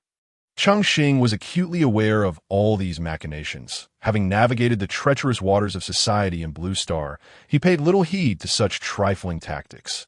In this realm, strength alone dictated truth. Once again, he emerged from the clan amidst the peculiar glances and discussions of his peers in a corner. Xiao Ning smirked as he watched Cheng Xing depart, turning to converse with Xiao Ku. Chapter 7. Ambushed. Cheng Xing remained oblivious to any unusual circumstances as he strolled down the bustling street. Observing Cheng Xing's retreating figure, Xiao Ku chuckled darkly, toying with the spatial ring in his hand. Muttering ominously, "You should know your place. This is the property of the Xiao family, and it is not for a worthless outsider like you to meddle." Subsequently, Xiao Ku swiftly darted into another alley, where he discovered several imposing figures concealed within, their intimidating presence unmistakable. Among them was a familiar, frail silhouette. None other than Galio, who had previously clashed with Cheng Xing. He remarked that they should strike with utmost severity, ideally incapacitating the lad to the point where he could never walk again. Xiao Ning raised an eyebrow, her eyes narrowing slightly, a sinister glint reflecting her cunning nature. She was indeed a base character. Upon receiving the spatial ring, Galio grinned wickedly, assuring them, "Rest assured, I shall personally ensure this fellow becomes utterly useless." The garments fit surprisingly well. The others nearby swiftly donned the attire handed to them by Galio in a matter of moments. Xiao Ku chuckled with satisfaction, proclaiming, "These are meticulously selected by me, the latest collection from the Xiao family, guaranteed flawless. However, once you're done, dispose of them promptly to avoid detection. Otherwise, it could spell considerable trouble. Exchanging a knowing glance with the Xiao family's personal guards, Galio signaled to turn away. "Do we understand? You may leave now. We shall proceed at once," the guards replied, dismissing Xiao Ku, clad in fresh Xiao family attire. The group hastened down the secluded street, aiming to intercept Cheng Xing before he reached the Xiao family's textile market. After a morning of rigorous training, Cheng Xing felt a wave of fatigue wash over him. Particularly after resolving his basic needs, the rise in blood sugar inevitably brought a sense of drowsiness. "Let us wrap this up quickly, so I can return to my cultivation. Once I reach the rank of fighter, I won't have to linger in this city of Wutan any longer," he mused, noting that he was only halfway to the market and still needed to procure a wood-type magic core. Suggesting that today, as training might have to wait until after dusk, as Cheng Xing exited the morning stall, he was soon spotted by the members of the Galio clan, dressed in Xiao family garb.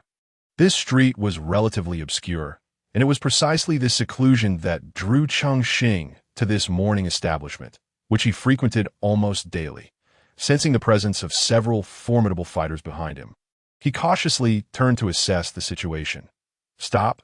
It seems he has noticed us," the leading man keenly observed as Cheng Xing glanced back, promptly directing his companions to avoid Cheng Xing's gaze. Upon recognizing the Xiao family attire, Cheng Xing couldn't help but sigh, yet a flicker of delight crossed his mind. "How many times must I tell you not to follow me? In Wutan City, few dare to confront the Xiao family." Cheng Xing turned back with a smile, gesturing with open hands as he approached the group. The others, upon realizing Cheng Xing had turned, momentarily feared their cover had been blown. But hearing him assume they were there to protect him, they exchanged knowing smirks and feigned smiles as they moved closer. Seeing unfamiliar faces sparked a hint of suspicion in Cheng Xing. Who are these people? While the Xiao family isn't particularly large, it's unlikely I wouldn't recognize them. Yet, these individuals seem strangely unfamiliar, emanating an aura of danger. Am I mistaken? Just as he pondered this, their pace quickened noticeably. He noticed their hands were clasped behind their backs, the dull thuds of their weapons cutting through the air. Something is amiss. These individuals are here to cause trouble. Cheng Xing's expression shifted dramatically, his fighting spirit surging within him, prepared to confront any unforeseen developments. However, after his earlier training, the lack of foundational spirit liquid left him with scant fighting energy, and the hostile intent radiating from the group was unmistakable. Within moments, they had encircled him, effectively trapping Cheng Xing 3-star Fire Element Fighter, High Threat. 3-star Earth Element Fighter, High Threat. 2-star Fire Element Fighter, High Threat. Cheng Xing gasped at the information displayed before him. Each of these individuals was a fighter, and facing any one of them would spell defeat, let alone confronting all of them simultaneously. Cheng Xing narrowed his eyes and calmly inquired, "Before you make your move, might you enlighten me as to who sent you?" The group was taken aback by Cheng Xing's sharp perception, momentarily stunned by his words, exchanging brief glances. "What are you standing around for? Beat him to a pulp," a voice bellowed from behind Cheng Xing. Turning, he saw Galio, with his fan lowered, his face twisted into a sinister grin. Initially uncertain about how to respond, Galio's presence shifted the tide of the situation, despite the limited fighting energy within him. Releasing an 8 extremes burst was still within his capacity. If he could deal with Galio first, perhaps he could escape. Galio, misinterpreting Cheng Xing's stillness as fear, sneered mockingly. "What is the matter, boy? Do you now realize the gravity of provoking me? After this beating, you'd best steer clear of me in the future. Ha ha ha." His laughter echoed alongside the sound of his companions swinging their iron rods. Cheng Xing watched the slow-motion antics of their assault with a bemused expression. "Beep, activating combat system. Detected attack. Would you like to initiate evasive maneuvers?" 2 prompts rang swiftly in his mind. Although the attackers moved sluggishly in Cheng Xing's perception, their strikes were still perilous. A hit would result in severe bruising, if not broken bones. Activate. Beep. 1 free dodge consumed. With the system's notification, Cheng Xing executed an unexpectedly agile maneuver, dodging the swinging iron rods with ease and slipping out of their attack range. What? How is this possible? Galio's astonishment was palpable, his earlier arrogance evaporating as he exclaimed, You're merely a 4-stage fighter. How can you possess such astonishing speed? Evading the onslaught of the fighters without a scratch was beyond what a typical fighter could achieve. Cheng Xing disregarded Galio's incredulity, discreetly accessing the system panel. Noting that he still had 4 free dodges remaining. 4 more chances. It seems I can make a safe exit, he thought, feeling a sense of relief. Galio, are you truly intent on opposing the Shao family? Have you considered the consequences of your actions? Cheng Xing spoke coolly, crossing his arms and adopting a calculated demeanor, returning to reality from his earlier shock. Galio clicked his tongue. I initially aimed merely to give you a beating, but since you've provoked me, you shall perish here today, and no one will know it was me. They will only learn of another mysterious disappearance in Wutan City. People go missing all the time, and no one will suspect a thing. Galio spoke with a casual air, a chilling smile gracing his lips. What a departure from the original character. Galio seems more decisive than the carefree playboy depicted. Cheng Xing mused inwardly, if we're to sever ties completely, then I shall not hesitate. With a thought, Cheng Xing's aura intensified, radiating a searing heat. Unbeknownst to Galio and his associates, they remained oblivious to the flicker of ferocity that flashed in Cheng Xing's eyes. Boy, if you kneel and beg for mercy now, I might leave you in one piece. It would be a small favor for my trouble, Galio taunted, fanning himself in a futile attempt to alleviate the burgeoning heat. Young master, we should handle this. The temperature has suddenly spiked, one of Galio's guards remarked, discomfort evident as the heat enveloped them. Cheng Xing smirked. The question of who will kill whom remains to be seen. Curse it! Even as death approaches, you still dare to talk back. Finish him. Galio, now thoroughly exasperated by the sweltering atmosphere, commanded his subordinates to act, desperately fanning himself to combat the oppressive heat. The rising temperature, emanating from Cheng Xing, enveloped the area within a radius of several dozen feet. The Golden Emperor's burning heaven flame, ranked 4th on the peculiar fire list, was an ancient clan's sacred flame, known for its terrifying ability to incinerate fighting energy. Cheng Xing had merely replicated a diminished version of this flame, yet it was sufficient to alter the environment around him, with a flick of his fingers. Golden flames danced at his fingertips, barely visible under the sunlight. Explode, Cheng Xing commanded internally, and the Golden Emperor's burning heaven flame detonated before the group, resembling a blooming golden firework, before they could react. The searing flames cascaded down upon them. Is that all? Playing with fire can lead to a spanking. As Galio witnessed this scene, he burst into derisive laughter. Cheng Xing found himself unable to argue. At that moment, he lacked even the strength to speak. This minuscule ember had drained his fighting spirit, leaving him only able to muster a faint flicker of sound. Now, he could only watch in silence as the flames, like mischievous sprites, danced upon the others. Humph, such a meager flame cannot harm us fighters, he observed as the strange fire clung to their garments, igniting slowly. Boy, keep your eyes open. Not even a room full of flames could inflict a scratch upon us. This is the might of a fighter. Perhaps you should take heed in your next life. While they reveled in their arrogance, Cheng Xing wore a peculiar smile and replied, Is that so? I beg to differ. Enough with the idle chatter. Swiftly deal with him. We mustn't miss our appointment at the auction house, Galio admonished, his impatience evident as he urged his companions to act. They complied, attempting to brush away the golden sparks from their clothing. What is this? Why won't it come off? It's burning hot. They exclaimed, Quick, use your fighting spirit to remove it. The strange fire, initially merely clinging to their attire, began to spread upon contact, inadvertently igniting their protective auras and causing the Emperor's burning flame to blaze further. How utterly foolish. The Emperor's burning flame cannot be extinguished by mere fighting spirit. Cheng Xing observed as the flames gradually enveloped them, in mere moments. They were reduced to ashes, their anticipated cries extinguished before they could escape their lips. What remained were only echoes of their earlier bravado, now scattered by the wind. Ding! Congratulations, host, on completing the task of slaying a fighter. The system will automatically grant you rewards. 10 cubic meters of backpack storage space. One random message regarding a celestial treasure. and one chi, gathering pill. A.S. Cheng Xing noted the terror in Galio's eyes and listened to the system's series of notifications. His smile broadened. The system has restored your condition. Please continue your endeavors. Haha. I must ask, young master, have you been rendered speechless? What happened to all your earlier bravado? With his condition revitalized, even enhanced beyond before, Cheng Xing slowly rose and addressed Galio, still reeling from shock. Galio stammered, "Impossible. What did you use? How could several fighters vanish in a thin air in broad daylight?"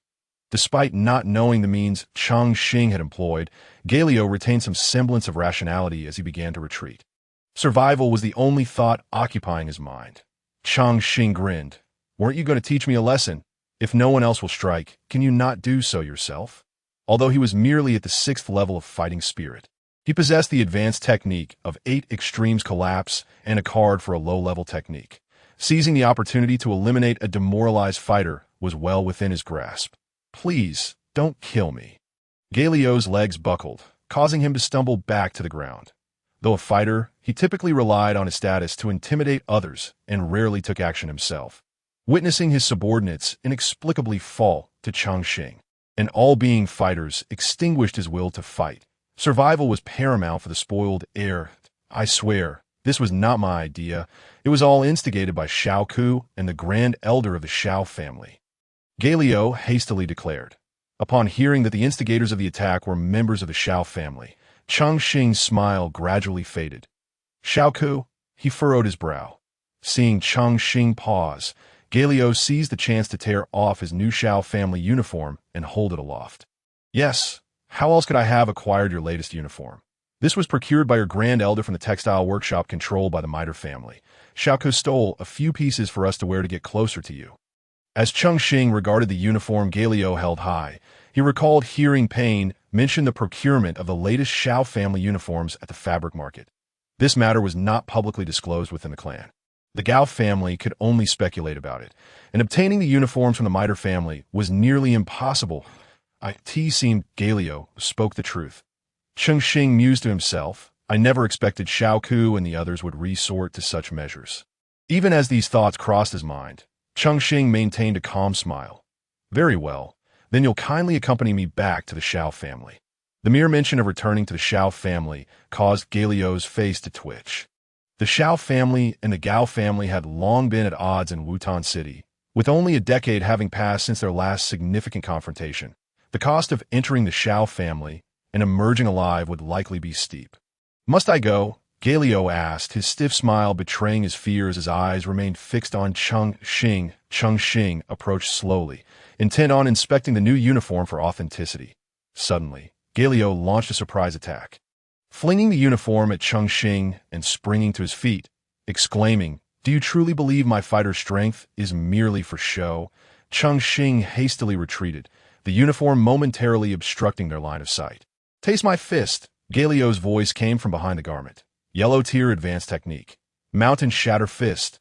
The uniform was swept away by Galio's punch, hurtling towards Cheng Xing. Faced with such an assault, Cheng Xing dared not underestimate it.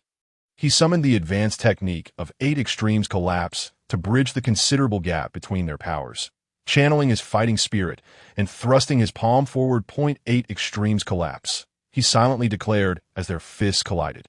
A tremendous force reverberated through Cheng Xing's right hand and coursed through his entire being. The impact, though significantly diminished, still sent him staggering back several paces before regaining his footing. The street was engulfed in a cloud of dust from the shockwave. Chapter 8. Courting Yafei. Damn it, he got away. Utilizing his exceptional soul perception, Cheng Xing cursed as he sensed Galio's absence amidst the dust, but did not pursue him. His right hand had grown somewhat numb from the earlier impact. Even at the 6th level of fighting spirit, Cheng Xing's ability to withstand a high-tier technique from a 1-star fighter was astonishing. With further cultivation, he would likely become a formidable opponent upon reaching the fighter rank. Indeed, as the dust settled, only a dust-covered Xiao family uniform lay quietly on the ground. If Galio spoke the truth, there should be records of transactions regarding the Miter family. Cheng Xing picked up the uniform, contemplating his next steps. If Xiao Ku and the Grand Elder truly harbor such intentions, I shall ensure they face dire consequences. In the memories of this body, there had been no grievances with Xiao Ke. Yet today, the danger was palpable. Were it not for the ferocious and terrifying flames, escape would have been nearly impossible. Cheng Xing gazed at the pale gray dust on the ground, remnants of those who had been incinerated. A stark reminder of the brutality he had witnessed. Calming his emotions, Cheng Xing collected the Xiao family uniform from the ground, dusting it off before stowing it in his backpack. The Mitre auction house. Ye Fei, he murmured, if he wished to gather evidence to substantiate Galio's claims, a visit to the Mitre auction house was imperative. The Mitre auction house stood as the largest auction venue in Wutan City. Although the Xiao family was one of the three major families within the city, managing several mid-sized fabric markets, they paled in comparison to this auction house. With determination, Cheng Xing quickened his pace toward the grand venue at the end of the street. Passing through the vigilant gaze of several fully armed guards at the entrance, he strode directly into the hall. The interior was resplendent, adorned with lavish decorations crafted from gold, exuding an air of opulence. Scanning the room, Cheng Xing made his way to a small chamber designated as the reception area. Upon entering, he found several young women chattering animatedly at a desk, while shelves behind them overflowed with various documents. Noticing Cheng Xing's arrival, the women continued their conversation, seemingly oblivious to his presence until he cleared his throat a few times. Finally, one approached him, casually inquiring, "Sir, how may I assist you?" Tossing the previously acquired Xiao family uniform onto the desk. Cheng Xing replied coldly, "Please check when our batch of uniforms from the Xiao family will be ready." The dust rising from the uniform caused the other women to cough and scatter. "Certainly, sir. Please hold on." The receptionist's tone softened as she motioned for Cheng Xing to take a seat, pouring tea while offering polite smiles. "Please, take your time." Although the Xiao family may not possess the same stature as the middle family, their annual trade volume with the middle family is indeed quite considerable. If the leadership were to discover such treatment of a guest from the Xiao family, a reprimand would be unavoidable. After all, the middle auction house thrives within the empire thanks to its adept handling of human relationships. Cheng Xing had little desire to sip tea, instead choosing to rest his eyes on the sofa. Before long, a sultry, soft voice reached his ears. "He is the head of the Xiao family in a hurry to use this. The approval for the goods has only just been given. It is hardly time for shipment."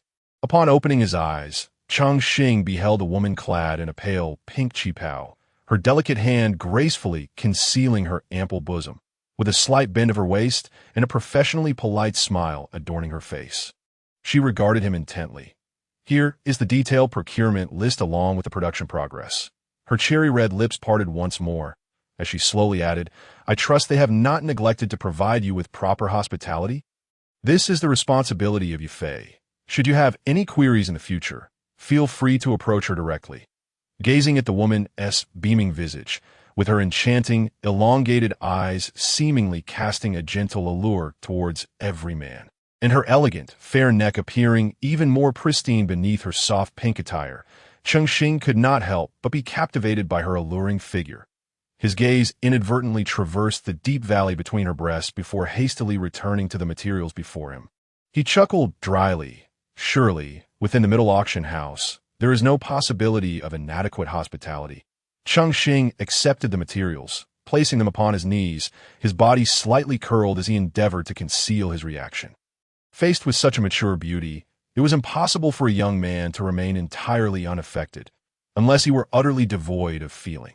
After Ye Fei took her seat and gestured for others to exit, Cheng Xing quickly identified several discrepancies within the material she had presented. Many items were recorded with losses and inspections, signed not by the previous Xiao Zhan, but by the names of the Grand Elder and the Second Elder. 3 sets of samples already dispatched. Cheng Xing pointed at the most recent line on the material, questioning Ye Fei, "Is the item on the table one of these 3 sets?" Ye Fei, meeting his steadfast gaze, adopted a serious demeanor as she approached the desk in her high heels, scrutinizing the details. Moments later, a shadow of concern clouded her charming face as she murmured, "This is not right. I am aware of all the samples that have been produced, but I have never seen this one before." Yet this garment was indeed a new uniform for the Xiao family, crafted and delivered by the middle auction house in front of Ye Fei. Cheng Xing sliced open the inner collar of the garment, revealing a small mark to both of them. Such a mark was exclusive to the workshops controlled by the middle family, found in discrete locations on all silk products and various items used by the middle auction house. Cheng Xing's expression remained impassive. Every action of Yafei's unveiled her ignorance regarding this matter. From her demeanor, Cheng Xing could ascertain that she had previously harbored some pride, which had now noticeably softened. Yafei carefully folded the garment, allowing the dust to settle on her pristine fingers, before turning to Cheng Xing with a smile. "Young Master Cheng, is this matter entrusted to you by the head of the Xiao family?" Observing the coy smile on Yafei's face, Cheng Xing refrained from an immediate response, instead savoring his tea. The middle family has always prided itself on its reputation. The order information of all clients is known only to the parties involved. In the Gamma Empire, no other family-owned auction house possesses such confidentiality. If this matter were to leak, it would pose great trouble. Not only would my path of experience come to an abrupt end, but it could also tarnish the family's reputation. Contemplating this, Yafei grew restless, filling Cheng Xing's cup with tea before seating herself closely beside him. "Young Master Cheng, I assure you, Yafei will provide a satisfactory response to this matter. It will merely require some time." She leaned closer, her enchanting eyes resembling crescent moons, exuding a seductive charm that intensified with their proximity, her fragrant allure becoming more potent. With the intoxicating scent enveloping him and the proximity to this captivating woman quickening his pulse, Cheng Xing smiled. "Miss Yafei, this matter is of great significance. My uncle instructed me to trust the actions of the middle auction house until the truth is uncovered." Yafei's furrowed brow relaxed, her smile becoming even more enchanting as she replied, "You may simply call me Yafei from now on. Referring to me in such a manner seems overly indulgent." "Yafei, surely you wouldn't want this matter to become public knowledge, would you?" Cheng Xing shifted the topic, a mysterious smile gracing his lips as he narrowed his eyes at her. Yafei's complexion paled upon hearing this. She had previously heard rumors within her clan about auctioneers encountering peculiar clients during their travels, who would impose unreasonable demands. Though she had been forewarned, she never anticipated that such an occurrence would happen to her. Just earlier in the imperial capital, there had been an insufferable character from the Mu family. And now, in this small city of Wutan, yet another annoyance arose. She pondered this. A trace of sorrow crossed Yafei's face. As a delicate woman, resisting the whims of fate was indeed a daunting challenge. Cheng Xing wore a teasing smile, well aware of Yafei's lofty aspirations. Yet if she could not endure such minor tribulations, her journey back to the imperial capital might not endow her with the strength she sought. Yafei smiled brightly, her brief moment of sorrow dissipating as she playfully asked, "Young Master Cheng, are you attempting to threaten me?" Cheng Xing had intended to jest with her, so he continued, "Sister Yafei, as far as I know, your visit to Wutan City is part of your training, which entails certain assessment requirements. Am I correct?" Yafei regarded the youthful figure before her, his calm articulation of her background and duties leaving her somewhat incredulous. Such details were known only to a select few high-ranking individuals within the middle auction house. Indeed, that is why I applied to manage these trade affairs. Yafei suppressed her astonishment, striving to appear indifferent, as she added, "Cheng Xing, should you choose to divulge this matter, it would not significantly impact me. At worst, my assessment level would merely be lowered. In such moments, those who falter find themselves at the mercy of their counterparts." Yafei's ability to respond with such composure was commendable. Just as Cheng Xing was about to reveal his true intentions, a notification resonated quietly in his mind. Ding! Congratulations to the host for completing the Yafei task and activating the reward task to assist Yafei in becoming a gold medal auctioneer at the Middle Auction House. Auctioneers within the Middle Auction House are categorized into ranks based on the cumulative value of items auctioned, with higher levels receiving greater family resources alongside increased status and authority. The ranks of auctioneers at the Middle Auction House, from lowest to highest, are bronze, silver, and gold, each divided into 3 tiers, totaling 9 levels. Yafei, with her stunning figure and exceptional interpersonal skills, had barely managed to achieve the 3rd tier of silver within the Wutan City Auction House.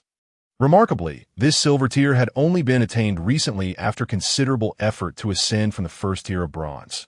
though she now held the title of chief auctioneer at the middle auction house in Wutan City.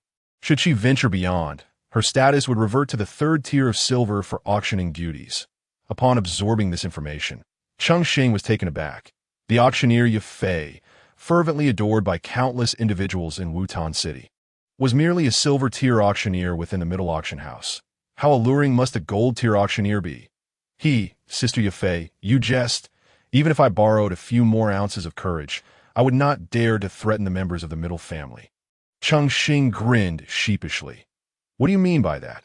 Ye Fei found herself baffled by his words, unable to grasp the intent behind his statements, prompting her to seek clarity once more. Cheng Xing cleared his throat, lifted his teacup, and downed it in one gulp, subsequently refilling her cup with tea as he softly said, I hadn't intended to disclose this so soon, but should you investigate further, you might uncover the truth. He gestured toward the neatly arranged Xiao family uniform and continued, This uniform was acquired from Jiaoliao this morning.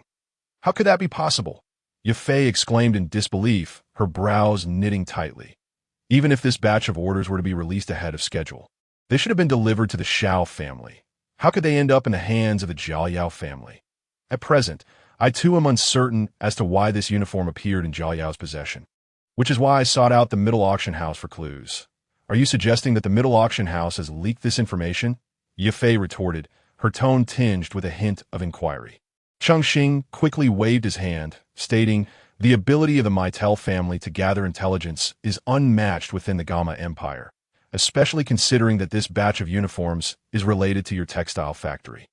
Therefore, my visit today serves two purposes: to thoroughly investigate this matter and to discuss a potential collaboration with Miss Ye Fei.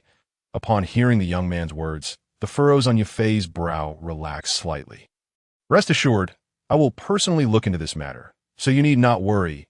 Young Master Cheng'd out a faint, stiff smile appeared on Ye Fei's delicate face, an attempt to ease the awkwardness if this issue reached the ears of the upper echelons of the auction house.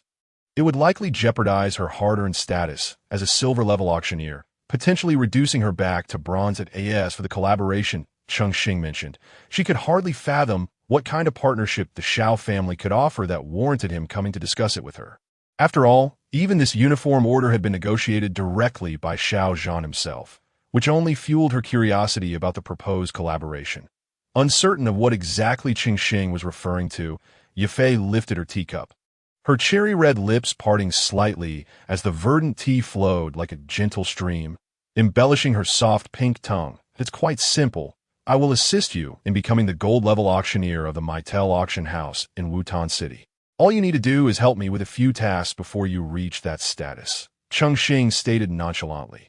The revelation caused Ye Fei, who was sipping her tea, to sputter, spraying the fragrant liquid all over Cheng Xing, who could not react in time to evade the warm, aromatic shower. I apologize. Realizing her faux pas, she hastily retrieved a handkerchief and began to dab at Cheng Xing's clothes, her movements frantic as she wiped away the scattered droplets. Eager to assist in cleaning the tea stains, she inadvertently leaned closer to Cheng Xing, her soft form pressing against him, igniting a rush of blood to his cheeks. Once she had meticulously cleared the stains, Ye Fei straightened up, her rosy complexion particularly captivating as she expressed her sincere apologies. I truly apologize for my earlier outburst. I was overly excited and acted inappropriately. As her silky hair brushed against Cheng Xing's nose, leaving a faint floral scent. It momentarily ensnared his senses. In the bloom of youth, Cheng Xing found such allure nearly irresistible, his breath growing slightly heavier. Brother, are you certain you are not jesting with your sister? Ye Fei inquired, her gaze now devoid of its earlier seduction, replaced by a newfound sincerity and determination. Her penetrating eyes seemed to pierce through Cheng Xing's very soul, grounding him. Taking a calming breath, Cheng Xing touched his heated cheeks and replied, I assure you, I am not jesting. Therefore, let this matter be our secret. It must not be divulged. Upon hearing this, Ye Fei smiled, a hint of condescension mingling with the affectionate teasing of an older sister indulging a mischievous younger brother. She playfully tapped his forehead through the handkerchief, saying, Then I shall listen intently, and we shall see what methods you have in mind. Regardless, this remains our little secret. Yes, her soft, lilting voice lingered in Cheng Xing's ears, weaving a gentle cocoon of warmth that elucidated why so many in Wutan City fell under Yafei's enchanting spell. With this, Cheng Xing casually tossed a small jade vial onto the coffee table, where it rolled precariously towards Yafei. With her professional acumen, Yafei swiftly steadied the vial. The jade's surface was warm to the touch, radiating a gentle heat, as though it had been held by someone. The moment Yafei grasped the vial, she felt a jolt of astonishment. While many auctioned items were contained within similar vials, most were of considerable value and had been encountered only in the imperial capital. She had yet to witness such exquisite jade being utilized in Wutan City. "What is this?" Yafei inquired, suppressing her curiosity. Cheng Xing, fingers interlocked with his thumb resting on his chin, replied languidly, "Surely, there is no faster way to ascend than auctioning medicinal pills." Yafei clutched the vial tightly, struggling to contain her astonishment. Who would have thought that a mere 15-year-old boy, known as the second most worthless talent in Wutan City, would be discussing the auctioning of medicinal pills with her? In mere moments, various possibilities flashed through Yafei's mind, leaving her at a loss for words. "What is this? A medicinal pill. It is a fourth-grade medicinal pill, the gathering chi powder." Upon hearing the term, Yafei's hand began to tremble slightly. The disparity was akin to a ragged beggar presenting a multi-billion commercial promissory note to the deputy minister of the city government for high-speed rail construction. The greater the contrast, the more profound the shock. Cheng Xing, observing the disbelief etched on Yafei's face, chuckled softly, "You might want to have Master Gunny appraise it." Dumbfounded, Yafei nodded, clearly still reeling from the earlier shock. As she departed, Cheng Xing gazed up at the ceiling, his body sinking into the chair in relaxation. The most valuable pill he possessed at that moment was indeed the gathering chi powder, originally intended for his own use during his advancement to a fighter. Its allure was irresistible to countless aspiring fighters who yearned for such a pill. Yet, without the necessary resources to concoct the foundational spirit liquid, convincing Yafei of his ability to refine potent pills seemed a fanciful dream. Thus, presenting this gathering chi powder would serve to momentarily persuade Yafei of his capabilities, allowing him to return next time with the finished foundational spirit liquid.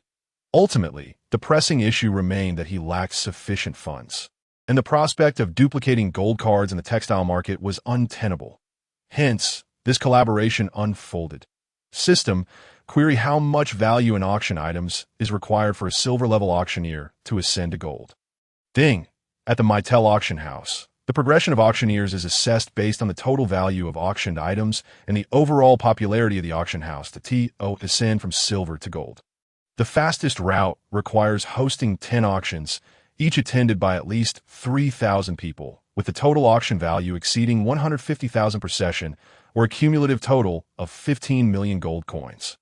Irrespective of whether one is a first or third-tier silver auctioneer, as long as the above conditions are met within one assessment period of 1 year from the commencement of hosting auctions as a silver auctioneer, the elevation to gold is achievable. It seemed manageable. Yet Wutan City was merely a mid-sized city within the Gamma Empire, with a relatively low cost of living. Completing this task within a year posed a considerable challenge. It appeared that the foundational spirit liquid would need to be produced in bulk. Cheng Xing sighed, realizing the enormity of the task ahead. Fortunately, he could exchange the gathering chi powder for ample materials to produce the foundational spirit liquid. Given some time, he could utilize the system to create a substantial supply. Just as Cheng Xing contemplated a strategy, Yafei pushed the door open. Following Master Gunny's appraisal, it was confirmed that the medicinal pill was indeed authentic gathering chi powder. While Master Gunny himself could not produce such high-grade pills, he was certainly capable of authenticating their legitimacy. Seeing the calm demeanor of the young man before her, Yafei felt a sudden surge of trust. "So, how did it go, Sister Yafei? Has Master Gunny completed the appraisal?" Cheng Xing rose to greet her, watching as she approached with measured steps.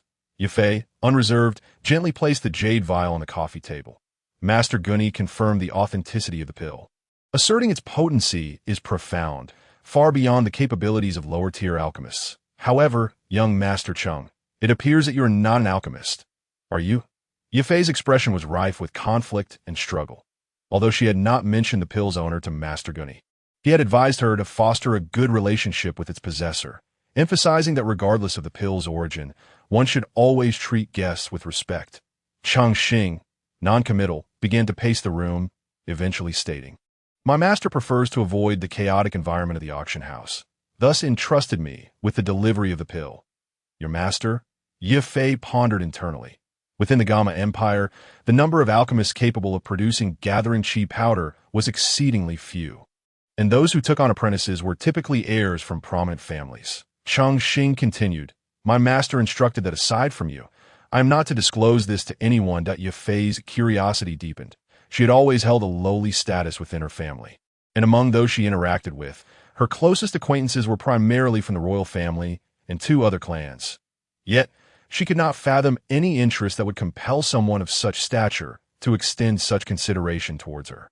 Was the old gentleman planning to auction off medicinal pills in large quantities? Yifei took a deep breath, suppressing the rising swell of her chest, and inquired with a tone as steady as she could muster.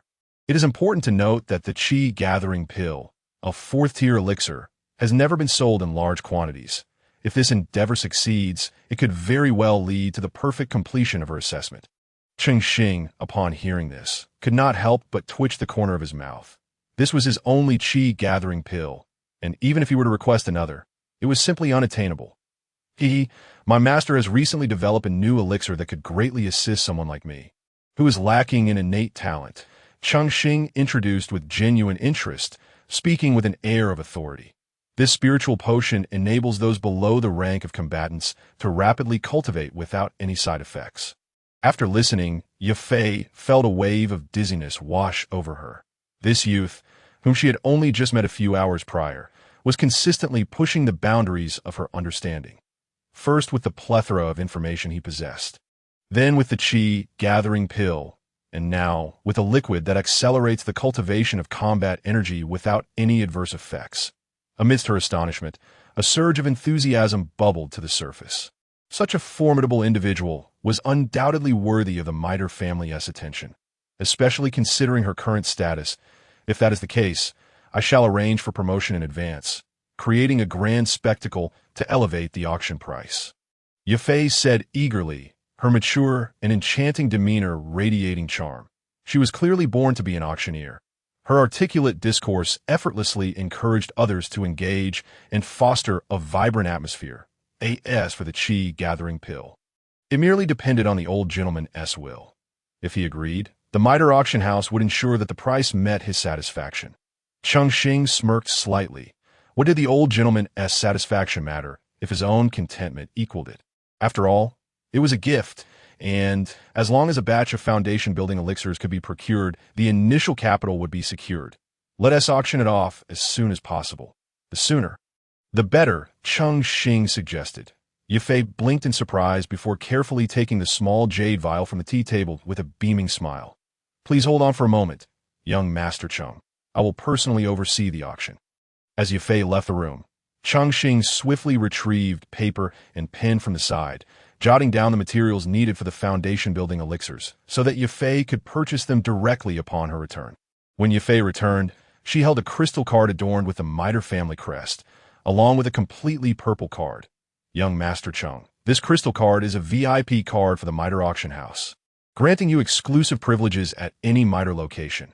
Additionally, the auction tax rate is reduced from 5% to 2%. This card contains 240,000 gold coins, the amount after tax and service fees from the 250,000 earned from the auction." "Yifei, please just call me Cheng Xing from now on." He handed her the list with a smile. "That I would appreciate it if you could procure these materials for me. The payment can be deducted from this card." Chapter 9. Undercurrents. Furthermore, I would also need some attire to conceal my identity. Cheng Xing added. "Of course, I shall attend to that right away."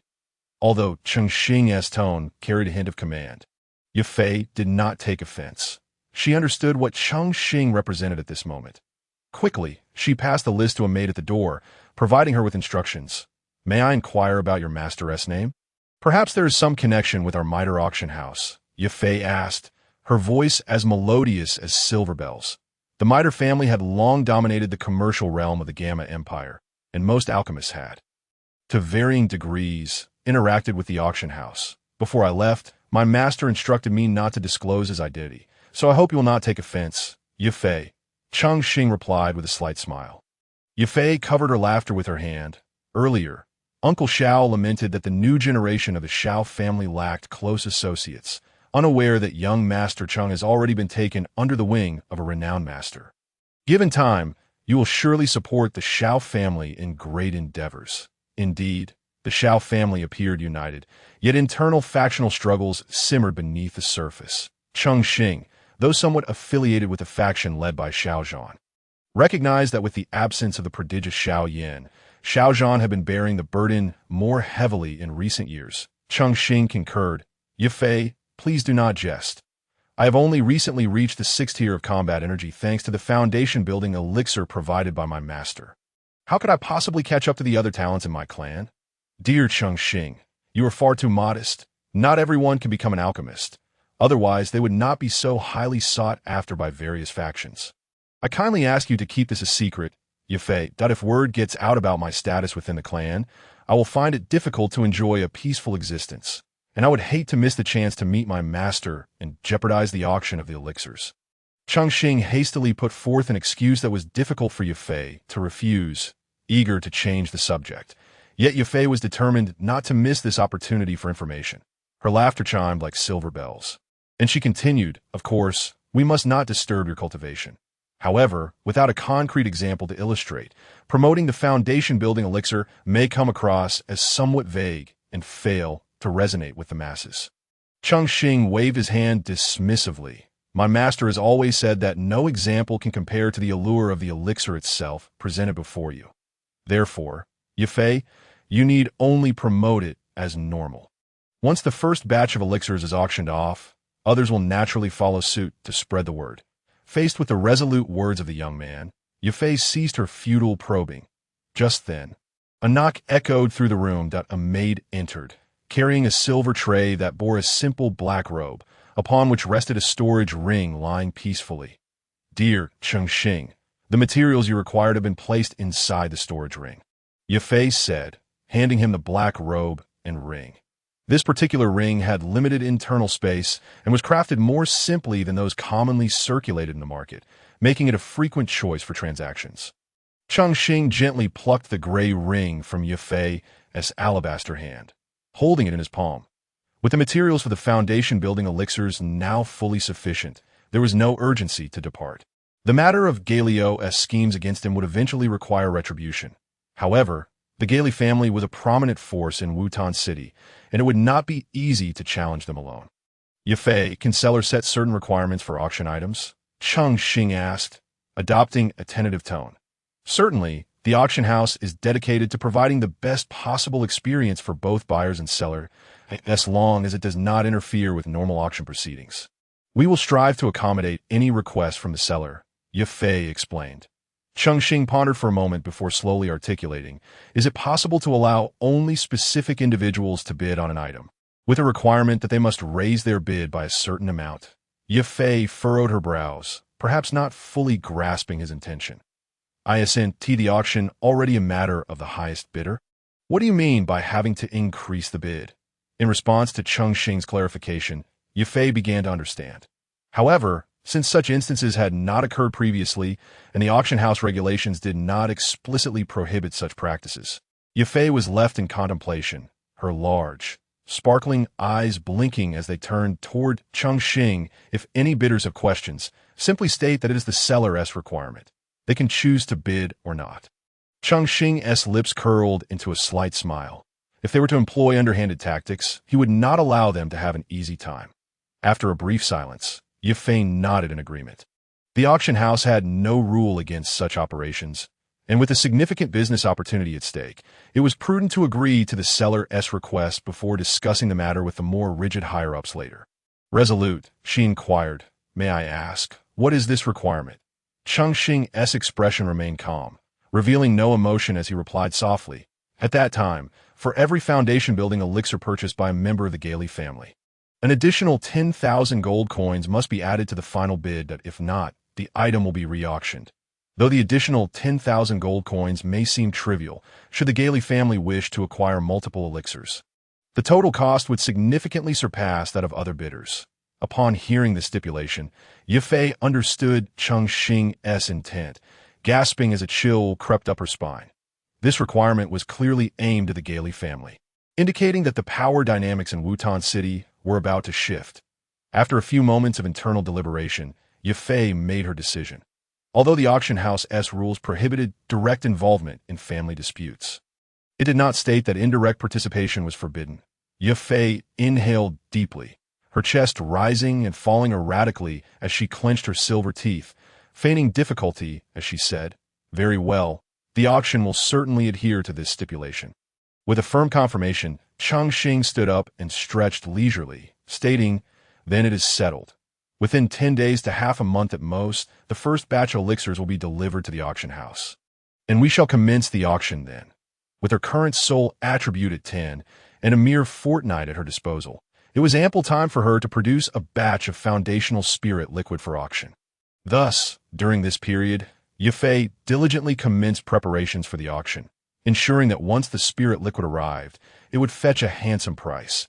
Observing Cheng Xing rise to leave, Yifei promptly stood as well, draping the black robe around herself.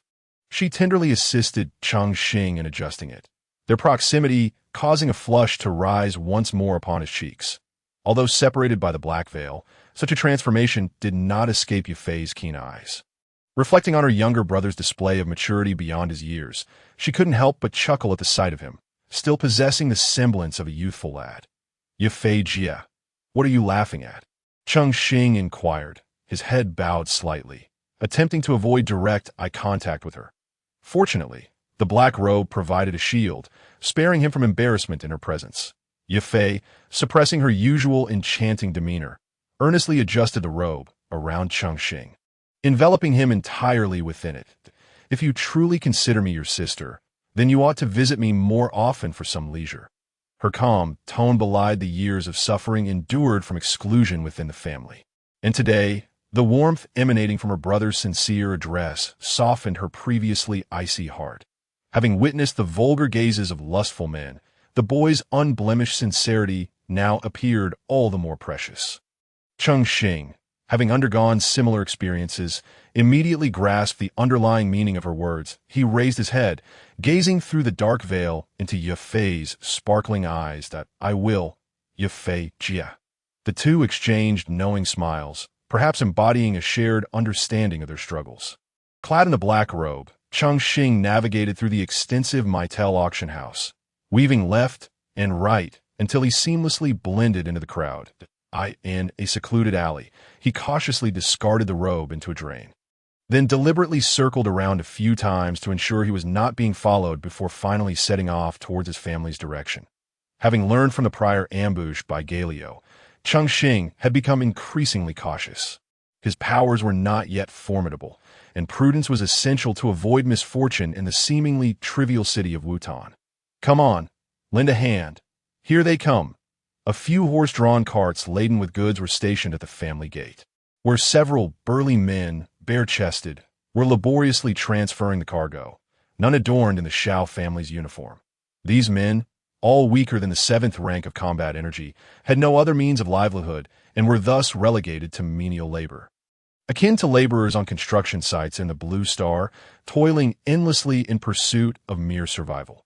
Cheng Xing sighed inwardly as he deftly maneuvered past them, hastening towards the family compound. The voices of the workers gradually faded as he stepped into the family premises, traversing several narrow corridors that separated the external chaos from the tranquility within. The high walls and deep courtyards were merely reflections of human nature. Wherever there were people, conflict was unavoidable. Cheng Xing's resolve to hasten his training and attain the rank of combatant solidified. Yearning to explore the vastness and splendor of the Duki continent, as he advanced, faint sounds of a quarrel emerged from the hall ahead. "No, this batch of goods must enter the textile market immediately. It requires a signed confirmation, or I cannot permit its passage." "This is the message from the Grand Elder. You must heed my words. My apologies, young Master Xiaoko, but without authorization from the Patriarch, I cannot comply." You dare defy the Grand Elder's orders?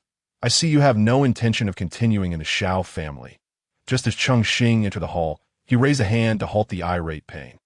Young Master Cheng, he acknowledged, I heard everything. Let's wait a moment before departing. Cheng Xing spoke softly. Upon seeing Cheng Xing, Xiao Ke's expression shifted, losing the smugness he had exhibited while tormenting Pain, replaced instead by a mix of alarm and astonishment. Cheng Xing, you arrived just in time. This batch of goods must promptly enter the textile market. Xiao Ke's gaze darted, evading Cheng Xing's scrutinizing eyes as he tossed a letter toward him. Grasping the fluttering paper from the air, Cheng Xing recognized the signature matching that of the garment order. A fleeting glimmer of murderous intent flashed in his eyes before being swiftly suppressed. The family regulations clearly stated that the textile market was directly managed by the patriarch or an authorized representative. Goods must be pre-approved, and surely the Grand Elder would be aware of this. Discarding the letter, he turned to Pain and said, from now on, regardless of whom makes such requests, simply refuse. Patriarch Xiao Zhan is astute and will not allow you to endure any grievances. Hello there, Cheng Xing. Just wait. I will see how long you can remain arrogant. When did the textile market of the Xiao family become the domain of an outsider with such meager strength? Xiao Ke, his face flushed with rage, glared fiercely at Cheng Xing, his words escaping through gritted teeth. What did you say? Pain was about to retort when Cheng Xing restrained him. Young master, Pain was perplexed, wondering why the young man before him maintained such composure and patience. Cheng Xing smiled, speaking slowly. The family has its rules, and I, Cheng, am merely adhering to them. If I have offended you in any way, I ask for your understanding. Should you find anything amiss, feel free to report me to the patriarch. Why resort to such ire? Observing the young man skillfully managing his emotions, Pain felt a sudden chill run down his spine. Cheng Xing demonstrated a keen awareness of timing and restraint, adeptly utilizing various elements to shield himself. Though regrettably, his strength was lacking. Xiao Ke, intending to further escalate the situation, found himself choked by Cheng Xing's words, his fury manifesting as he stomped away after a few impotent stomps. After watching the ostentatious figure depart, Cheng Xing exchanged a knowing glance with Pain before both erupted in a laughter to be wide away. Pain, I intend to devote some time to quiet cultivation. Unless it is of utmost importance, please refrain from disturbing me. I shall visit the textile market when I can. This batch of goods will proceed through the normal channels. So do not mind them. Understood, young master, Pain replied, though concern lingered in his eyes. After a moment of hesitation, he finally spoke, with less than a year until the coming-of-age ceremony. Young master, you. Cheng Xing understood Pain's unspoken worries and patted his arm dismissively, casually stating, it matters not. Some things are destined. Perhaps I shall experience a sudden surge in strength through serendipity soon. Listening to the boy's almost resigned self-comfort, Pain sighed helplessly, remarking, as long as you assist Patriarch Xiao in managing the textile market diligently, your future will not be bleak. After all, your capabilities are well known among the market's patrons. Cheng Xing smiled faintly, choosing not to elaborate further, merely waving his hand in farewell. Pain, comprehending the cue, clasped his fists in respect before turning to exit through the door. Once Pain was out of sight, Cheng Xing gazed at the letter left on the ground, unclaimed by Xiao Ke, and murmured with intention, the Grand Elder. Xiao Ning? Xiao Ke, it seems you cannot escape your entanglements. The factional strife within the Xiao family had long been led by the Grand Elder and the Second Elder, who opposed Xiao Lin's selection as the family patriarch, following Xiao Lin's grievous injury and subsequent demise. With the aid of Old Master Nailan, the Xiao family relocated to Wutan City, where Xiao Zhan ascended to the position of current patriarch. However, despite the passage of years, the two elders had relinquished any hope of attaining the patriarchal title themselves, now placing their aspirations upon their grandchildren, namely Xiao Ning and Xiao Ke, in the main hall of the Gailey family. An uproar ensued. Preposterous! How could a mere waste with only 4 segments of combat energy possibly slay several of my fighters? Gailey Bai's roar reverberated through the hall, his palms striking the mahogany table with such force that tea splashed everywhere. Gailey Ao, once pale, now appeared even more ashen. The ambush had not only failed to meet expectations, but it also resulted in significant losses. He could only timidly respond, "But I cannot lie. It was indeed him who killed them. I just do not know what sort of sorcery he employed. I barely managed to escape." "Father." "Enough." Gaily Bai's rebuke interrupted his son's forthcoming words. Casting a glance at the elders seated nearby, he contemplated before stating, "Send someone to contact Elder Liu. Gaily Ao, you will handle this matter, if you fail again." Hearing his father's stern words, Gaily Ao felt a surge of anxiety and silently cursed Cheng Xing, promptly replying, "I will ensure the task is completed." Once Gaily Ao retreated in disgrace, the elders exchanged glances before engaging in discussion. "Patriarch, Elder Liu's fees are quite exorbitant. Do we truly need to summon him?" "Indeed, these alchemists are notoriously high maintenance, demanding nearly 70% of the profits," Gaily Bai lamented. "What choice do we have? The Xiao family's textile market is thriving. If we do not take a gamble, we risk becoming a second-rate power in Wutan City." Upon hearing the patriarch's explanation, the elders fell into a contemplative silence, understanding well that the Xiao family was, after all, a prominent clan that had previously engaged with the Nalan family. In an instant, the hall was filled with a chorus of sighs. Chapter 10. Foundation Establishment. Elixir. Dappled rays of light filtered through the canopy of trees, lazily illuminating the remnants of fallen leaves on the ground. The mountain breeze, blowing from the rear hills, rustled the leaves, sending them swirling towards the rooftops. Creaking, Cheng Xing pushed open the wooden door, ready to gather the necessary items for his upcoming cultivation. After 4 months of advancing from the 4th to the 6th stage of Battle Qi, he now stood at the final threshold before reaching the 7th stage. The medicinal materials he was about to purchase were no less potent than those from before, and a breakthrough to the 7th stage was imminent. With the door firmly shut, the young man within closed his eyes in meditation, his breathing the only sign of life around him, as the sun dipped below the horizon and the birds returned to their nests. Even as the crescent moon rose high, he remained undisturbed. Although he did not need to personally concoct the Foundation Establishment elixir, the system's alchemical process required the consumption of his soul power. After the day's exertions, his body had yet to fully recuperate. It was prudent, therefore, to first restore his condition through meditation. As the moonlight softly cascaded upon the floor, Cheng Xing finally opened his tightly shut eyes. Exhaling a breath of stale air, "That should suffice," he murmured, retrieving the previously acquired dark gray ring and laying out the medicinal materials on the table. In a short while, the entire surface was covered with various herbs, necessitating the relocation of some to accommodate the overflow. 49, 50, exactly 50 portions. Now work awaits. After dividing the materials into 50 parts and confirming their alignment with the earlier inventory, he set aside the majority. System. Commence the refinement of the Foundation Establishment elixir. Quantity. 5 portions. To refine 5 portions of the Foundation Establishment elixir, 5 complete purple leaf orchid herbs, 10 bone-washing flowers, and 5 first-tier magic crystals were required. Along with the consumption of 10 mental points, as Cheng Xing issued the command, the materials on the table began to vanish, and soon he felt a wave of fatigue wash over him. Fortunately, he had already restored his state. His mental energy was abundant, calculated to sufficiently support the refinement of these 5 elixirs, that he certainly did not wish to repeat the experience of dozing off during the alchemical process. Utilizing the idle moments while the system refined the elixirs, he hastily sought to restore some of his energy. Although he could not directly cultivate his soul power at this moment, engaging in battle chi cultivation simultaneously allowed him to recover a portion of it. As his soul power dwindled, an exceedingly thin essence of it intertwined with the battle chi within him, slowly separating and quietly replenishing his previously drained reserves. Ding! 1 portion of Foundation Establishment elixir successfully refined. The system's notification chimed in his ears, and a glimmer of light flickered as a delicate jade vial materialized on the table. Cheng Xing deftly grasped the vial and poured its contents into a large basin of clear water. As the emerald liquid dripped into the water, the once pristine liquid was instantly transformed into a vibrant green pool. The efficacy of this batch is akin to the last. It should facilitate a successful advancement.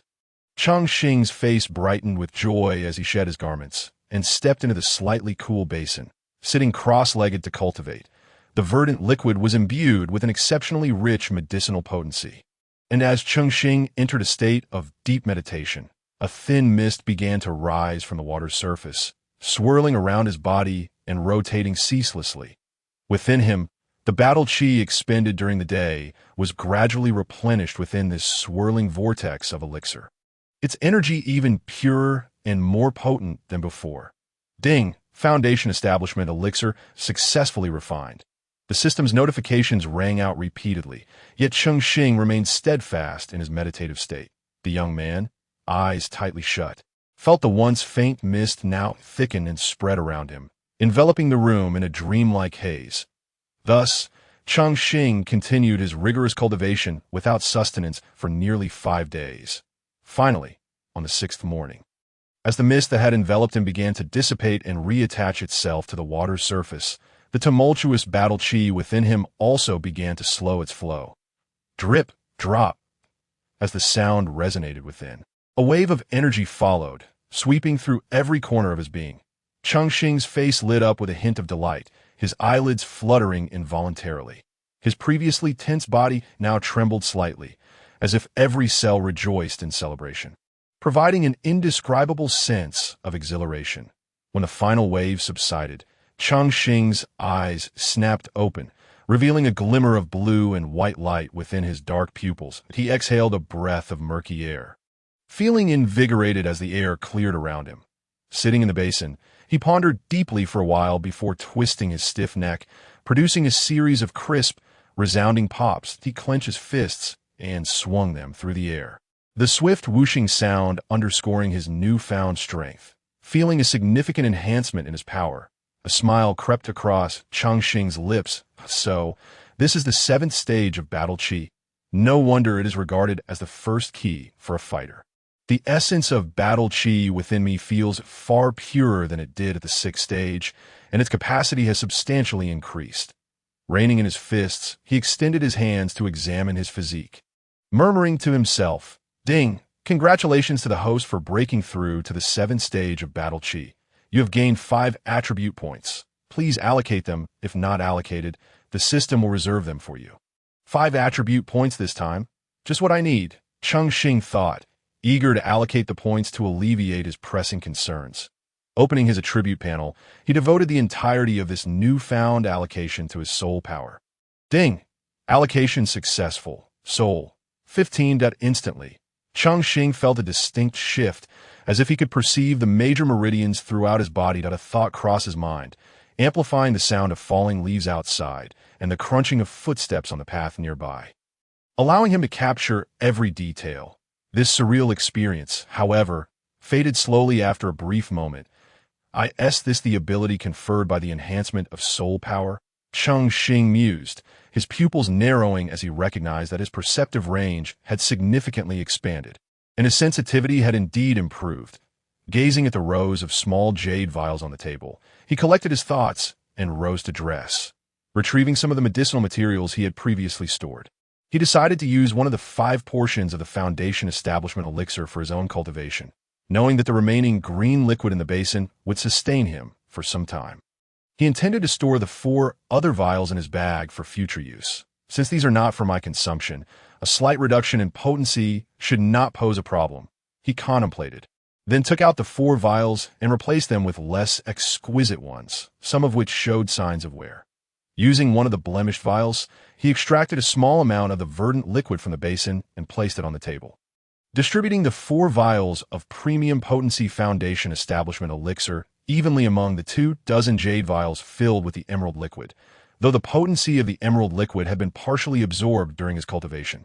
The fact remained that it was crafted from exceptional materials, and thus, even after dilution, the liquid retained its jade-like quality. These 24 vials may not suffice for auction, Cheng Xing mused, a hint of concern creeping into his thoughts. Indeed, attempting to amass wealth through the Foundation Establishment Elixir would require far more than this modest collection. Consequently, he accessed the system's crafting feature once more, inputting additional materials. This time, a staggering 10 portions. Even if the alchemist Yuchun had refined 10 portions consecutively, it would likely have taken a considerable amount of time. However, Cheng Xing no longer needed to worry about time consumption, as he need not engage in the alchemical process himself. He merely needed to gather the materials and deposit them into the system, allowing him to rest without concern for the outcome of the elixir refinement. As a series of notification chimes rang out, Cheng Xing returned to the basin to resume his meditation.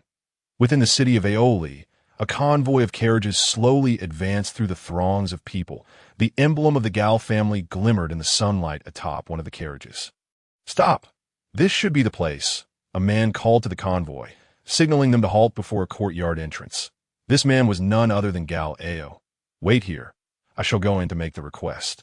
"No one is to enter without my command," Gal Ao instructed, adjusting his attire, a hint of disdain flickering across his face as he turned to the carriage behind him.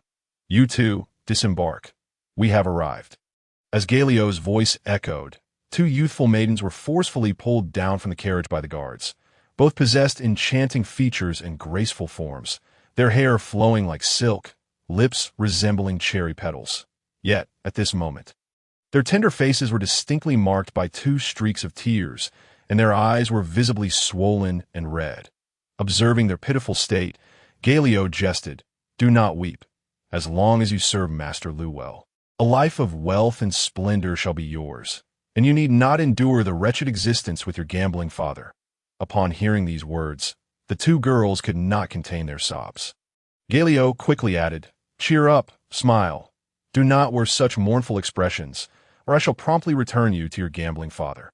The mere mention of their cruel gambling father caused the sisters to stifle their cries. Each wiping away the tears from the other's face, Galeo shook his head, recalling that before setting off, his father had warned him that the esteemed alchemist Lu Shi was a man of lewd disposition, with a penchant for women, particularly those who were unadorned by the trappings of society. But if Lu Shi were to be pleased, he might grant their requests. Otherwise, all negotiations would be futile. Thus, while journeying to Ali City, Galeo had been troubled by the conundrum of where to find such women. By sheer coincidence, just before entering the city, he encountered a gambler hastening into town with these two sisters. After some coercion and enticement, he spent over 5,000 gold coins to procure the pair. Galeo caressed the ring on his finger and retrieved two exquisite veils, adorning the girls to enhance their air of mystery. He then gently knocked on the door, announcing with reverence, "Galeo of the Gale family from Wutan City, seeking an audience with Master Eliud I in front of this esteemed alchemist, who could elevate his family to new heights." Galeo had been repeatedly admonished to show utmost respect and to comply with any request. After all, this alchemist was a deity beyond the reach of ordinary families, though Galeo often led a life of indulgence and recklessness. He understood this principle and patiently awaited a response at the door. However, after a considerable time had passed without a reply from the master, the sun grew increasingly fierce, causing Galeo to become restless and agitated, gradually eroding his rationality. "Damn it, what s with this pompous alchemist? He thinks he is too good to come out and meet me, despite my personal visit." Galeo fumed inwardly, accustomed to being the one to look down upon others. In the astonished gazes of the guards, Galeo kicked the courtyard door with force. With a resounding crash, the gates swung wide open, attracting the attention of many passers-by in Ali City. Many were aware that this was the residence of the esteemed alchemist Lu Shi, and while visitors frequently came seeking remedies, such a brazen entrance was unprecedented. As the onlookers gathered, Galeo exchanged glances with the guards, who quickly formed a large semicircle to obscure the view of the courtyard from the curious crowd. "I'm curious to see what this alchemist is up to," Galeo said, tugging at the two maidens as he strode confidently into the depths of the courtyard. The courtyard was a labyrinth in wonder, with winding paths leading to various small gardens adorned with lush greenery, flowing water, and ornamental rocks, sights that elicited gasps of admiration from Galeo. Deep within the garden stood an opulent wooden structure, its extravagant exterior starkly contrasting with the classical elegance of the original architecture. "Why have the cries ceased? Call out," he urged. "A master." The spring-like dialogue that wafted through the surrounding bamboo grove took Galeo by surprise. He had not anticipated Lu Shi's libertine behavior. It was hardly in keeping with the proud demeanor of an alchemist. Galileo felt a jolt of shock, finally comprehending his father's warnings, and forced himself to maintain composure while deciding to wait before entering.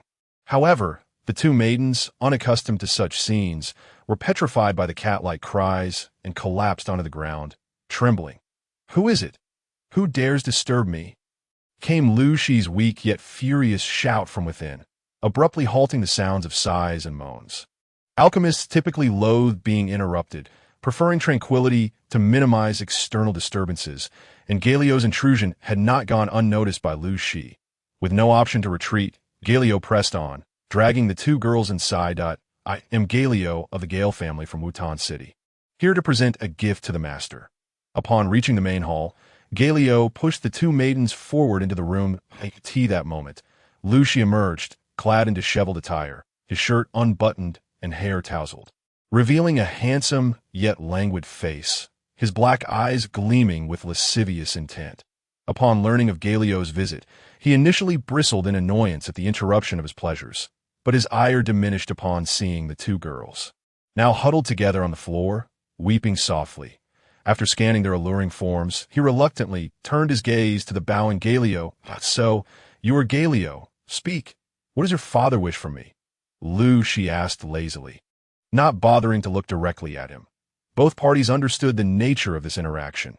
When one seeks a favor, one must cater to the desires of the other. Given Lu Shi's current state of unfulfilled lust, it was best to be forthright. "I assure you, I do not wish to interrupt your enjoyment, master. Perhaps we may discuss matters once you have concluded your activities." Galileo, feeling uneasy from his earlier impudence, spoke in a low, humble tone, his eyes cast downward to avoid witnessing anything inappropriate. He feared the repercussions should Lu Shi take offense. His father would undoubtedly be furious upon learning of his indiscretions. "Very well, I understand. You may wait outside," Lu Shi replied dismissively, pulling the two maidens further into the interior. Galileo, sensing the shift, complied and stepped back. Before he could take more than a few steps, the air was once again filled with spine-tingling screams and moans. Even Galileo, notorious for his debauchery within Ali City, wiped the sweat from his brow. This perverse revelry was beyond comprehension, a pleasure that seemed to seep into his very bones. 2 hours later, as Galileo waited at the entrance, Lu Shi finally emerged from the courtyard. "You, my boy, have brought quite the delightful gift.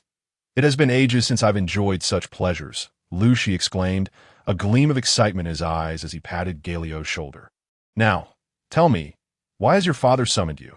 Seeing that Lu Shi bore no grudge regarding his earlier intrusion, Galileo felt a wave of relief wash over him and replied with a sycophantic smile. "My father wishes to inquire about the healing potions you previously agreed to prepare for us. He also extends an invitation for you to visit Wutan City." He added hastily, "He asked me to assure you that should you agree to assist, all conditions are negotiable, and there will be even more exquisite gifts awaiting you, guaranteed to delight." Noticing Lu Shi's disdainful expression soften at the mention of more splendid gifts, Galileo quickly elaborated, "The batch of potions is half finished. Since your father has invited me to Wutan City, that would be acceptable that I can also prepare them at your family estate." "Well, who would pass up such an opportunity? Gifts presented so delightfully must be truly exhilarating." Lu Shi mused, his mind consumed by lascivious thoughts as he acquiesced to the invitation. Half an hour later, the carriage departed from the courtyard, heading toward Wutan City. Meanwhile, Cheng Xing was tirelessly concocting the foundational spirit liquid. The young boy, eyes closed in the water basin, emanating an increasingly potent aura, absorbing the energy of battle with fervor. When the carriage finally re-entered Wutan City, 6 days had elapsed. During this time, Cheng Xing had become so immersed in his training that he had not stepped outside even once. Engaging in high-intensity practice for over 10 consecutive days, the foundational spirit liquid, which could have sustained normal cultivation for at least 2 months, had nearly been depleted, its once vibrant green hue now resembling mere broth, only glimmering with a hint of green under the sunlight. Damn it, it's been 6 days of this. How could one's stamina withstand such relentless indulgence? Who knows? Perhaps I've unwittingly brewed some potent aphrodisiac. He mused, contemplating the alchemist's true nature Escalio listened to the animated discussions of several guards in front of his carriage. He felt no inclination to intervene, but did he possess the mood to do so? Over the course of the past 6 days, the most opulent compartment of the carriage had intermittently resonated with the raucous symphony of amorous encounters, agitating his mind considerably. However, due to the esteemed identity of the alchemist, Liushi, he found himself unable to impose any restrictions, merely cautioning the accompanying guards to remain vigilant and to avoid disturbing the alchemist's refined pursuits.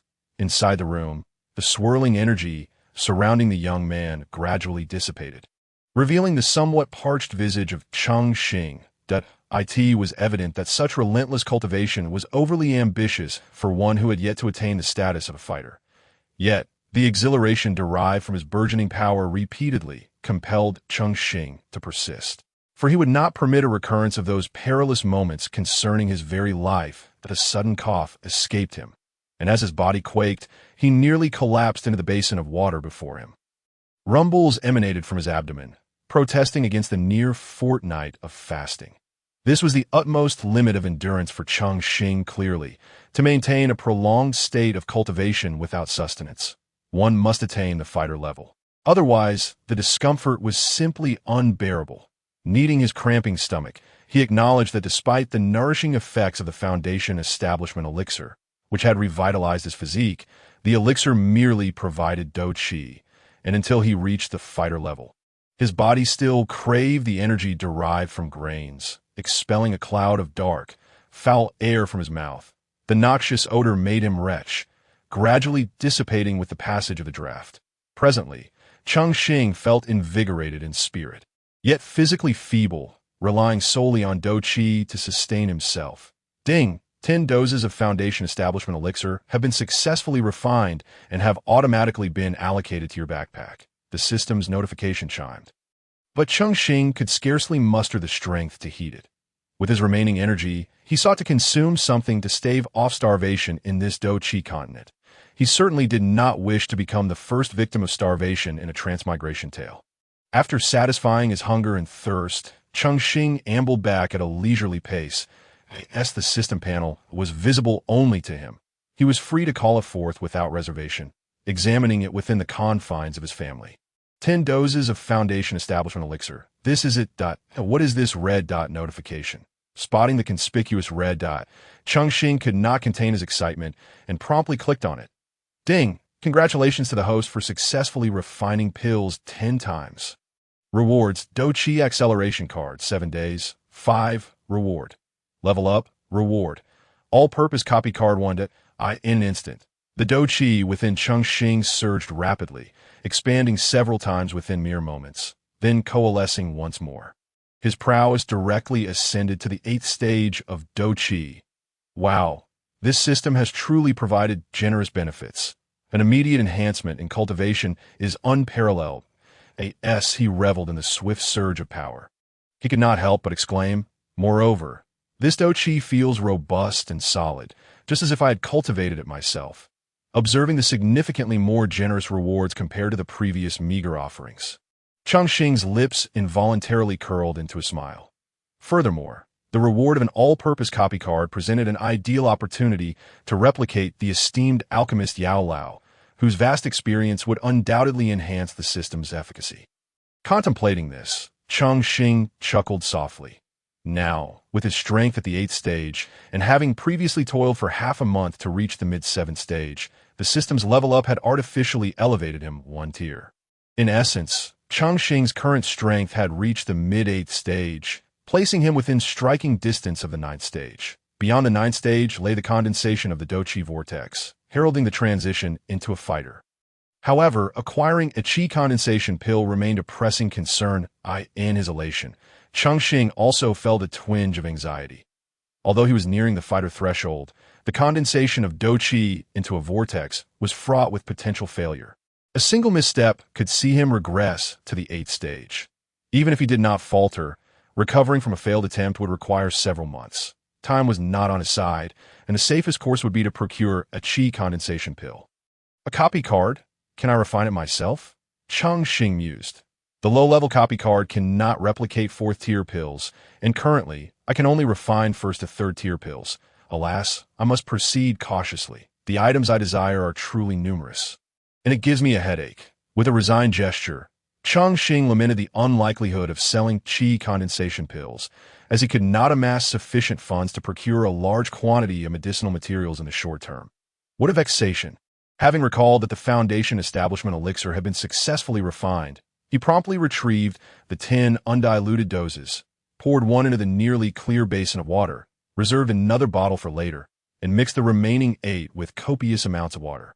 In a mere half hour, 8 bottles of Foundation establishment elixir transformed into 50 bottles. Cheng Xing wore a crafty smile, murmuring to himself, "There's no business without cunning. I am not a philanthropic alchemist." Besides, the efficacy of the medicine would hardly diminish.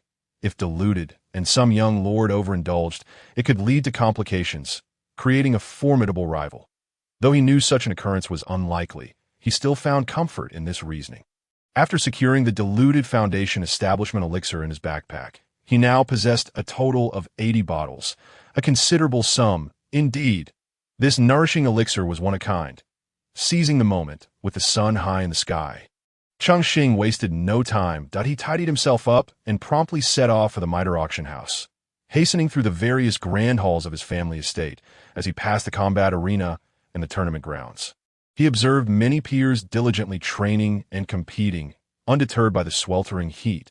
For a fleeting moment, he glimpsed his former self, but quickly shook off the thought. His opportunity had arisen, and he intended to seize it. As the saying goes, once on the windward side, even a pig can soar to the heavens.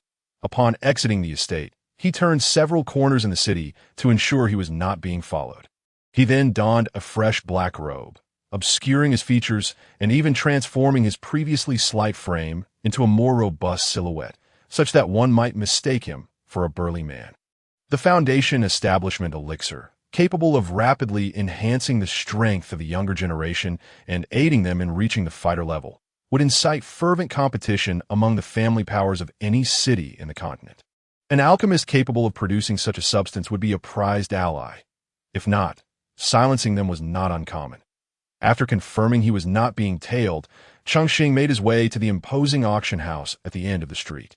Having previously visited, he now entered the venue without the disorientation he had experienced before, striding directly to the small room he had occupied last time. Upon opening the door, he was met once again by the same attendants. Their curiosity piqued by the mysterious figure in black, they had learned to be cautious following the previous encounter. "Good day, sir. How may we assist you?" The attendants inquired in unison, their voices gentle. Cheng Xing offered a resigned smile, acknowledging the effectiveness of Yafei's training. "Please inform Yafei that the items we agreed upon half a month ago have arrived. I am here waiting." Entering the room, he unceremoniously took a seat on the sofa, adopting a voice that sounded somewhat mature to avoid revealing his true age. After exchanging glances, the attendants obediently left to notify Yafei. Shortly thereafter, Yafei appeared, accompanied by an elderly gentleman in azure robes whose hair had begun to gray. The old man bore a radiant countenance, and while his attire seemed ordinary, it subtly shimmered, suggesting it could obscure some soul detection. The pride evident on his face was unmistakable. After all, an alchemist was a coveted asset sought after by every faction. System scanned the old gentleman as Cheng Xing observed the approaching duo. He activated the system. Ding! Scan complete. Name: Guanai. Strength: 3-star great fighter and second-tier alchemist, affiliated with the Miter Auction House in Wutan City. Serving as the resident alchemist for the Miter family. Recognizing the figure in the black robe and the information provided by the attendants, Yafei confidently addressed Cheng Xing. "You are indeed punctual. Sir, had you delayed any longer, I might have faced the ire of customers for prematurely promoting the auction." Unfazed by Yafei's jest, Cheng Xing replied directly, "You brought Master Gu here out of concern that my elixir might be counterfeit. Did you not?" As soon as the words fell, the coffee table before the three was occupied by a multitude of small jade bottles, filled to the brim. Although each bottle was sealed tightly with fighting energy, the aroma of the elixirs could still be discerned. Cheng Xing, draped in a black robe, gently waved his hand and said, "Then I invite Master Gunny to appraise them." The arrogance that had previously adorned Gunny's face dissipated entirely. In the presence of his peers, such hubris was utterly unwarranted. Moreover, given the sheer quantity of elixirs produced by this individual, it was highly probable that he was a practitioner of alchemy of a higher rank than himself. After years of life, he possessed at least that discernment. Gunny swiftly retracted his scrutinizing gaze from Cheng Xing, picked up one of the bottles from the table, and inhaled the fragrant aroma of the elixir. He narrowed his eyes slightly, tilting the bottle to observe its contents, then carefully poured a drop of the liquid into his palm and stirred it with a silver needle. The needle swirled. A grave expression emerged on Gunny's face, and he found himself with an answer. After carefully placing the jade bottle back in its original position, his gaze towards Cheng Xing now held a measure of respect as he smiled and said, "This liquid has indeed reached the second-grade elixir level. I trust one have not misjudged you, my lord." The notion of second-grade elixirs, an entire table laden with them, left Yafei in disbelief. Upon receiving Cheng Xing's affirmation, she could not help but gasp in astonishment. "Yafei, I have brought the goods," Cheng Xing said languidly. Yafei, regaining her composure, quickly responded, "Sir, with such a substantial quantity of elixirs, I will arrange for the auction. However, it may take a few days to perfect the arrangements." "No worries, I shall return in a couple of days," Cheng Xing replied, making his way outside, leaving Gunny and the visibly excited Yafei to exchange glances in the room, contemplating the lavishly generous actions of this enigmatic figure. Gunny pondered deeply. Finally, after Yafei had tidied up the foundational elixirs, he inquired, "Miss Yafei, do you know this individual?" Recalling Cheng Xing's prior admonition not to disclose his identity to anyone, Yafei could only offer a vague response. "This gentleman came to the auction house to shop, and I happened to encounter him as he inquired about a potential collaboration, which he graciously accepted. Who would have known it would be such a grand partnership?" After speaking, she led several maidens into the auction hall. In the ensuing days, the entire Wutan city buzzed with discussions of this newly emerged miraculous elixir. The auction spanned several days, turning the already bustling Mitre auction house into a veritable hive of fervent activity. With throngs seeking to secure a bottle of foundational elixir, in the auction hall, under the watchful eyes of countless spectators, Yafei, clad in a red qipao, stepped gracefully onto the auction stage. Her charming face bore the marks of fatigue from the continuous auctions over the past few days.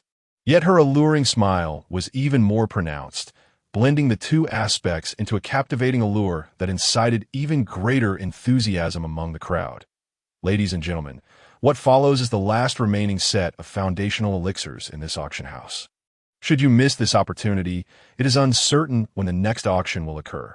The moment the words were uttered, the atmosphere surged at a set of 3 bottles. Starting bid, 50,000 gold coins. I bid 55,000. 60,000. 80,000. Thanks to the previous promotional hype and several days of continuous auctions, the price of this set soared to extraordinary heights. Yafei observed with satisfaction as the crowd continuously raised their bids. Particularly the Gale family, who, after several previous auctions, had been charged several tens of thousands of gold coins and now acted as price inflators, fervently igniting the bidding war. Meanwhile, Cheng Xing, after handing the foundational elixirs to Yafei, devoted several consecutive days to cultivation within his chamber. He understood that to accomplish the task at hand, the auction alone would not suffice. Thus he felt no urgency to return to the auction house. Ding! The system reminds the host that your Fighting Energy Acceleration Cultivation card, 7 days, is about to expire. Would you like to renew it automatically? No, he replied. Upon closing the system interface, Cheng Xing slightly opened his eyes, murmuring, "This acceleration card is quite remarkable. Its effectiveness is on par with the foundational elixirs. If I utilize a couple more, I believe I could reach the 9th stage over the course of those 7 days." Cheng Xing relied on the Fighting Energy Acceleration Cultivation card, meditating within the foundational elixirs, and fervently practiced. The results of this dual approach surpassed what he had achieved in previous months. 7 days have passed.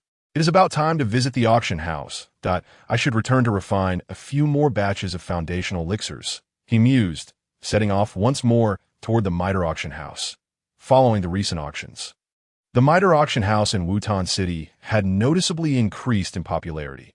Many families from other cities, having heard of the miraculous elixirs being auctioned, sent representatives to gather information with a sense of curiosity. Although most had missed out on the excitement, it did not prevent them from returning to their respective cities with intelligence, and even nearby cities' miter auction houses dispatched personnel to assess the situation. This influx of visitors wore Yifei thin, as the mysterious figure was her direct contact, and a multitude of inquiries left her feeling overwhelmed. Nonetheless, the increased foot traffic allowed Cheng Xing to seamlessly blend into the crowd as he made his way to the miter auction house.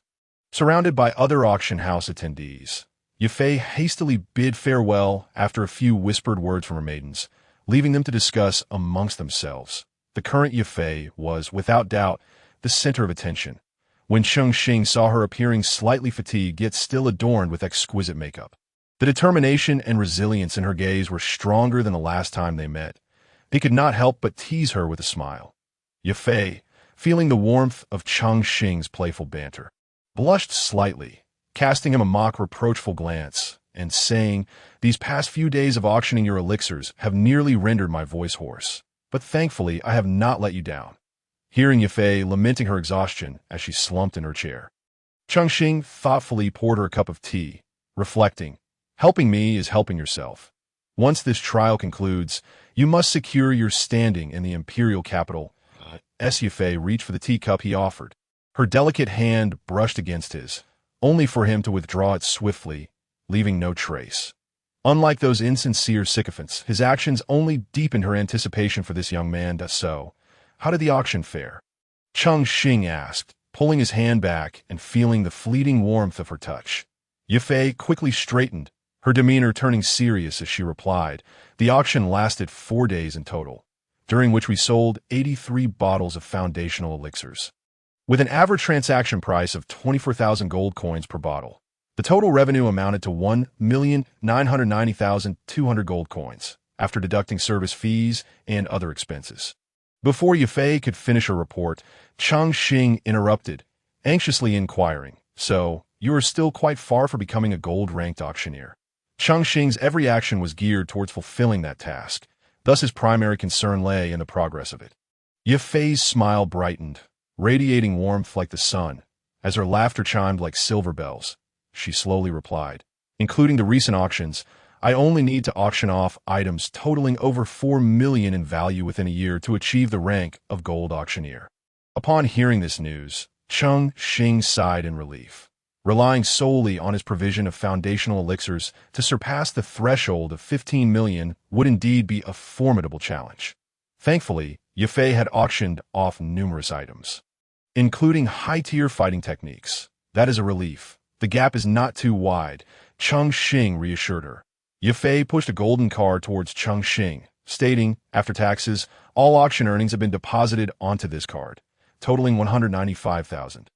Cheng Xing did not immediately accept the card, but instead locked his gaze onto Yifei's eyes, his own icy and serious. "What have you discovered regarding that matter?" Faced with Cheng Xing's sudden seriousness, Yifei also adopted a grave expression, retrieving several sheets of paper from a nearby cabinet. She gently placed them before Cheng Xing and sat beside him, saying, "I found out that this batch of goods was authorized by the elder of the Shao family, who directly retrieved 10 sets from the production workshop, claiming they were to be checked for quality by the clan leader before returning them, and thus the workshop agreed without hesitation." Cheng Xing examined the signatures on the papers. Noting that they were identical to the document Xiao Ku had provided earlier, he then inquired, "Was the elder himself the one who retrieved goods?" "Not exactly," Yifei replied. "The workshop personnel mentioned it was a young man, not particularly tall and somewhat slender, likely around your age." Yifei strained to recall the information gathered during the interrogation of the workshop's staff. After mentally cross-checking, she realized that Xiao Ning was not particularly slender and was taller. While Xiao Ku precisely met both criteria. I see. No wonder he appeared so flustered when he encountered me last time. It was because he thought I was still alive, wasn't it, Xiao Ku? Cheng Xing had already arrived at a conclusion, and his gaze turned fierce. Fortunately, Yifei was not seated across from him. Otherwise, witnessing Cheng Xing's demeanor might have frightened her. However, why did Xiao Ku collude with Jiao? Xiao Ku was the grandson of the second elder, while Xiao Ning was the first elder's descendant. How could Xiao Ku obtain the letter signed by the first elder? It seemed that Xiao Ku and Xiao Ning were inseparable. Cheng Xing pondered rapidly. His outward emotions beginning to temper, he understood that it was not yet the time to act. Without absolute evidence, proving this matter would be quite challenging. However, he at least knew that it was Xiao Ku who had taken away the 10 sets of garments. By the way, this batch of garments will soon be completed. Should we inform clan leader Xiao, or will you do it directly? Ye Fei inquired.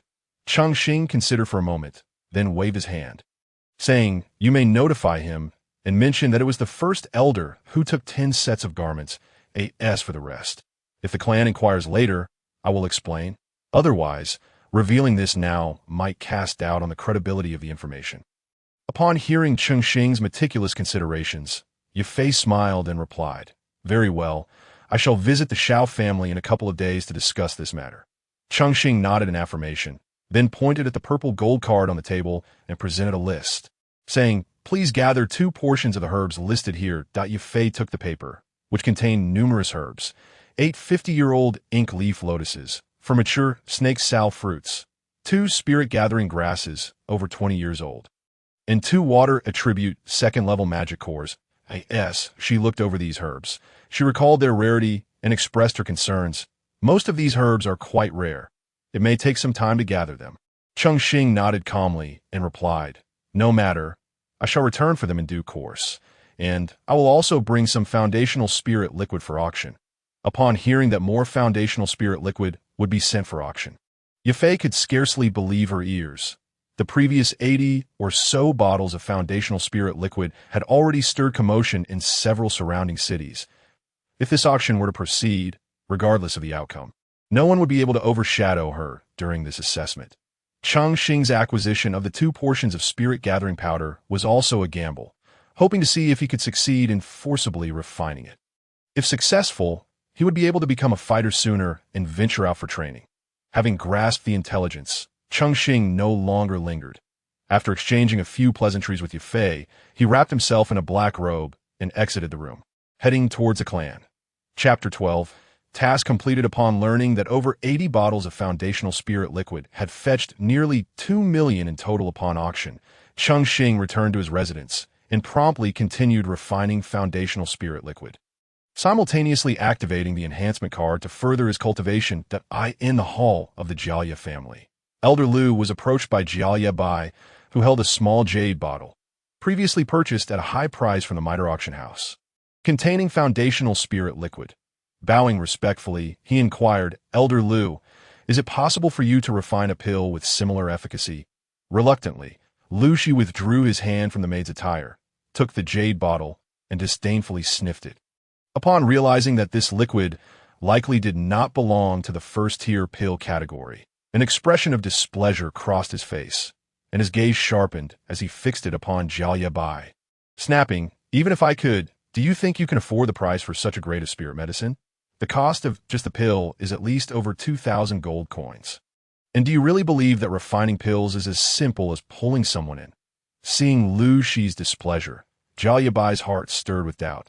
The batch of healing potions that had been promised had not yet been completed, as Lu Shi seemed to be absorbed in indulgence. Yet, with the request before him, he had no choice but to relent, saying, I merely wish to inquire, Master Lu, although the cost of this pill is high, the selling price is also considerable, and surely your profits will rise accordingly. Observing the old man's ingratiating smile, Lu Shi smirked and replied, If someone can bring it to market, it indicates they possess the formula. For pills of this grade, as long as you can procure the formula, I will certainly refine it for you. After hearing this, Jiaye Bai's lips twitched in irritation, silently cursing. That formula is the lifeblood of your alchemists. If you do not possess it, just admit it rather than using such excuses. Given the recent bustling business at the Mitre auction house, I wonder if we might seize this opportunity and begin selling some healing and blood-stopping potions in our textile market. What do you think? Jiaye Bai cautiously suggested, attempting to change the subject. Lu Shi, upon hearing this, lazily glanced at the maid beside him, who was struggling to hold back tears, and reached for her clothing once more. Jiaye Bai's mind raced with expletives, and he could only helplessly remark, Recently, I purchased a prime beauty at the Mitre auction house, and she will be delivered to your chamber tonight. that I wonder when we can start selling this batch of healing potions. Upon hearing about the exquisite beauty, a smile swiftly spread across Lu Shi's face that he stood and stretched, saying, "Very well, since you are so eager, I will sell a portion now and gradually refine the rest." Gently caressing the spatial ring on his hand, a multitude of small bottles appeared on the long table in the hall, each labeled meticulously, totaling nearly 500 bottles. Seeing this batch of pills, Jia Yabai was overjoyed, waving his hand for several capable attendants to carefully gather the pills. "Hey, remember our agreement. You provide the herbs, and I take 90% of the profits. That do not think about changing the terms." Lu Shi reminded. Jia Yabai quickly affirmed, Of course. We will procure another batch of herbs shortly. I appreciate your hard work, Elder Lu." Lu Shi ignored Jia Yabai entirely and left the hall without a word. Not feeling angered at Lu Shi's disregard, Jia Yabai was content that they could finally commence selling the pills. He believed that once he produced something that would impress Lu Shi, the alchemist would gladly continue refining. As Cheng Xing immersed himself in the accelerated experience of dual enhancement from the Fighting Spirit Cultivation Card and Foundational Spirit Liquid, the business within Xiao family's marketplace had been significantly usurped by the Jia family. "Captain Pei, these merchants are packing up, preparing to withdraw tomorrow. What should we do?" A panting Xiao family guard hastily reported to Pei. Pei watched as vendors hurriedly exited the marketplace, feeling helpless. After all, they had no authority to prevent tenants from leaving. He instructed, "Go report to the clan leader that the situation has worsened today. Be swift." After implementing a series of measures to stabilize order, Pei hurried back to the clan, needing to locate Cheng Xing, who had not been seen for over half a month. As he stored away the 50 or so bottles of foundational spirit liquid from the table, Cheng Xing heard hurried footsteps approaching outside. "Young Master Cheng, a major incident has occurred in the textile market." Pei controlled his volume, trying not to startle Cheng Xing within. Hearing the familiar voice outside, Cheng Xing quickly organized his belongings and opened the door. "What has happened in the marketplace? The Jia family has somehow procured a large quantity of healing and blood-stopping potions, attracting all the mercenaries in the city to rush for purchases. Many merchants in the textile market rely on these mercenaries for their livelihood. And now, numerous vendors have flocked to the Jia family's marketplace to conduct business. The revenue in our textile market has plummeted drastically during this period," Pei explained patiently. Upon hearing this, Cheng Xing recalled the unfolding events. Realizing that a certain alchemist named Lu Shi was indeed assisting, creating quite a headache for the Xiao family. "Understood," Cheng Xing replied. "Let us go see what the elders within the clan have to say." In the Xiao family's council chamber, Xiao Zhan was seething with rage, fiercely pounding the table, sending tea splattering everywhere. Cheng Xing merely observed, formulating new plans in his mind. After several high-ranking members discussed the matter without reaching a conclusion, he intended to quietly withdraw. "Cheng Xing, wait a moment," Xiao Zhan suddenly called out to him. Upon hearing his uncle's call, Cheng Xing responded, "Clan leader, do you have any arrangements?" Once everyone had left, Xiao Zhan lowered his voice and said, "Yafei has informed me about the new uniforms, and I am now aware of the situation. We've confined Xiao Ke for 3 months. Both the first elder and second elder are interceding on his behalf. This is as far as I can go, but I must commend you for handling this matter quite well." Unbeknownst to Xiao Zhan, the collusion between Xiao Ke and Jia Ao remained concealed. However, Cheng Xing felt a sense of relief upon hearing Xiao Zhan's management, realizing that despite their lack of blood relation, he had gone to great lengths to handle the second elder's eldest grandson in such a manner. Feigning shock, Cheng Xing grinned broadly and said, "Really? That is splendid. This fellow should be dealt with for overstepping his bounds." Both individuals erupted into hearty laughter. However, Cheng Xing had no intention of bringing matters to a close just yet. As Xiao Ku approached, it was clear that the situation would not easily resolve. After bidding farewell to Xiao Zhan, Cheng Xing discreetly exited the family residence, making his way towards the middle auction house.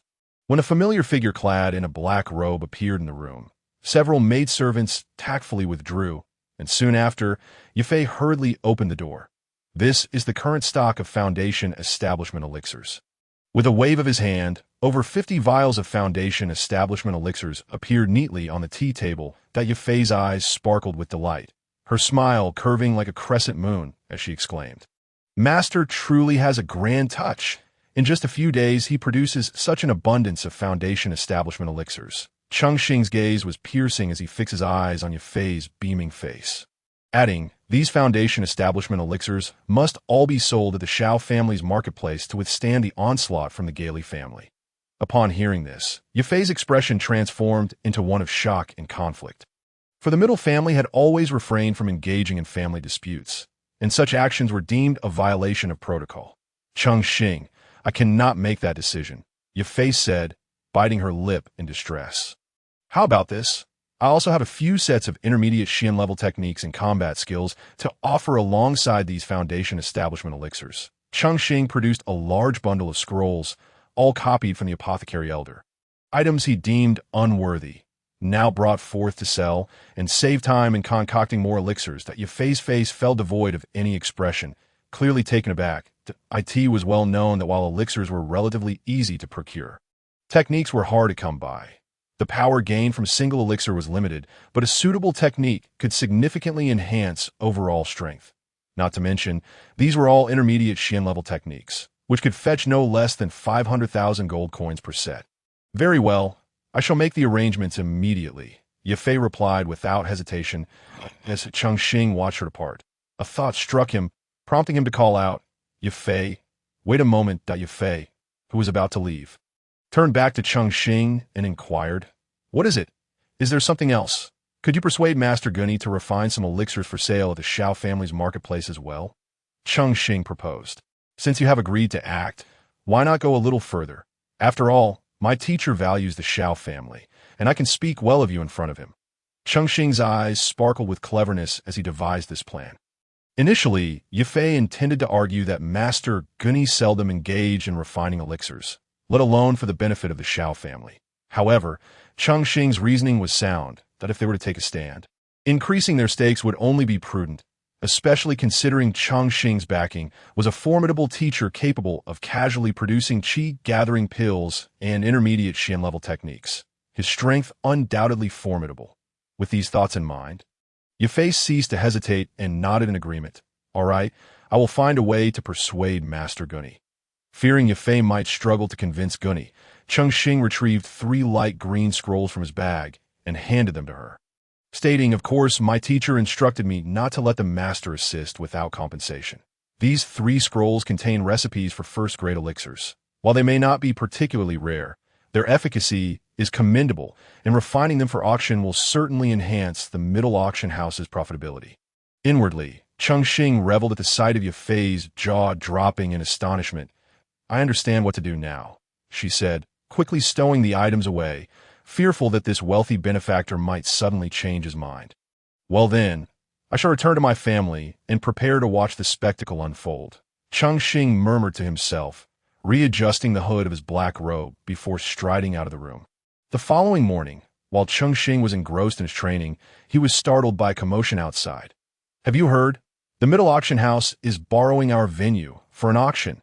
Isn't that peculiar? Why would they need to borrow from us? Come on, you don't get it. No venue can compare to the marketplace.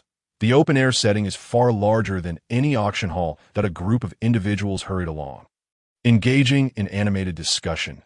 Cheng Xing mused that Yafei had already set plans into motion, and he anticipated that the task would soon be completed. However, he had no interest in observing. He was at a critical juncture in his cultivation, with no time to waste. With the enhancement of several Do-Chi accelerated training cards, absorbing Do-Chi felt as effortless as drawing water from a pond. In just a matter of 3 cards, he successfully broke through to the 9th stage of Do-Chi, reflecting on his journey from the 4th to the 9th stage of Do-Chi in a little over 5 months. He realized that if others were to learn of his progress, they would undoubtedly be taken aback. Nevertheless, Cheng Xing was acutely aware that his speed was merely average. The system's tasks were quite random, and it was vexing that he had received only this one task from Yafei over such a long span. Thinking of Yafei, he surmised that by now, she must have auctioned off the foundation establishment elixirs and techniques. It was time to ascertain whether the task had been accomplished. With determination, Cheng Xing swiftly set off to find Yafei. At the Xiao family marketplace, the once beleaguered venue had now regained its former vibrancy, even surpassing it. The marketplace was so crowded that walking normally had become a challenge. The throngs of people jostled one another, bustling with eager customers that don't shove. The auction is over here. The healing potions are over there. Pain shouted, striving to maintain order. Yet, these mercenaries, accustomed to bloodshed, had never encountered such a captivating and mature woman. Every time Yafei graced the Shao family marketplace with her presence, it incited a frenzy. The mercenaries were drawn not by anything else but sheer curiosity to behold the beauty who could entice the wealthy to spend lavishly for a mere smile. Cheng Xing observed the throngs of people from a distance and couldn't help but sigh. Indeed, men are easily swayed by lust. Money flows most freely when their desires take hold. However, with so many people around, he realized he could not squeeze through. Ding. Would you like the system to automatically clear a path for you? After a prolonged silence, the system finally interrupted with a dialogue box. Cheng Xing felt an inner turmoil, responding irritably. You wretched system, do I look like someone who needs assistance? Select yes if you require it, or no if you do not. The system does not interpret context. This proclamation left Cheng Xing speechless, and he hastily clicked the yes button. A peculiar sensation coursed through him, and he felt significantly lighter. System has activated the automatic obstacle avoidance function. Any individuals who would come into contact with you will be automatically isolated. With a mechanical voice's conclusion, Cheng Xing began to navigate through the bustling marketplace. Wow, this function is truly effective. Cheng Xing maneuvered through the crowd like a nimble eel, effortlessly weaving his way as if the masses parted to grant him passage. Before long, he arrived at Yafei's location. Glancing back, the sight of the throng made Cheng Xing's scalp tingle. Yafei, look at me. He could no longer contain himself, raising his voice above the din, aware that he was surrounded by the middle auction house's guards and could only shout. Where did this little brat come from? He hasn't even grown hair, and he's chasing after women? Ha ha! The mercenaries nearby burst into laughter at Cheng Xing's youthful exclamation. Unfazed, Cheng Xing continued to shout. If he could shout us into the venue, we might as well go home and eat dung. Save your breath, kid. Just enjoy the view. Yafei, standing further back, recognized the familiar voice calling her name and began to scan the crowd. Upon spotting Cheng Xing, she instructed her attendants to bring him forward. As Cheng Xing was ushered through, the mercenaries exchanged incredulous glances, then erupted into frenzied shouts, causing onlookers to regard them as fools. Cheng Xing, why didn't you take the VIP entrance? Yafei exclaimed, her expression filled with concern as she gazed at him. Anxiously checking for any signs of injury to Yafei, I had no idea you were this captivating. Do you realize the mercenaries outside are clamoring just to catch a glimpse of you? Cheng Xing teased, grinning widely. Aha, it's not just you, little rascal. You insisted on coming to the marketplace for the auction, and now that I appear, it's chaos. We can't even conduct a normal auction. Yafei blushed at the compliment, her face radiant with a brilliant smile. Yafei, have the Foundation establishment elixirs and techniques been auctioned off yet? Cheng Xing, direct and forthright, posed his inquiry without preamble. Yafei did not respond immediately.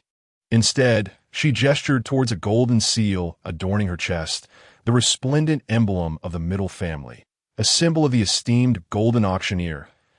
As Cheng Xing beheld this insignia, his eyes lit up, and a flurry of information flooded his mind. The golden emblem of the middle family, emblematic of the top auctioneer at Middle Auction House, was accompanied by an elaborate description, signifying that Yafei had indeed ascended to the rank of a golden auctioneer.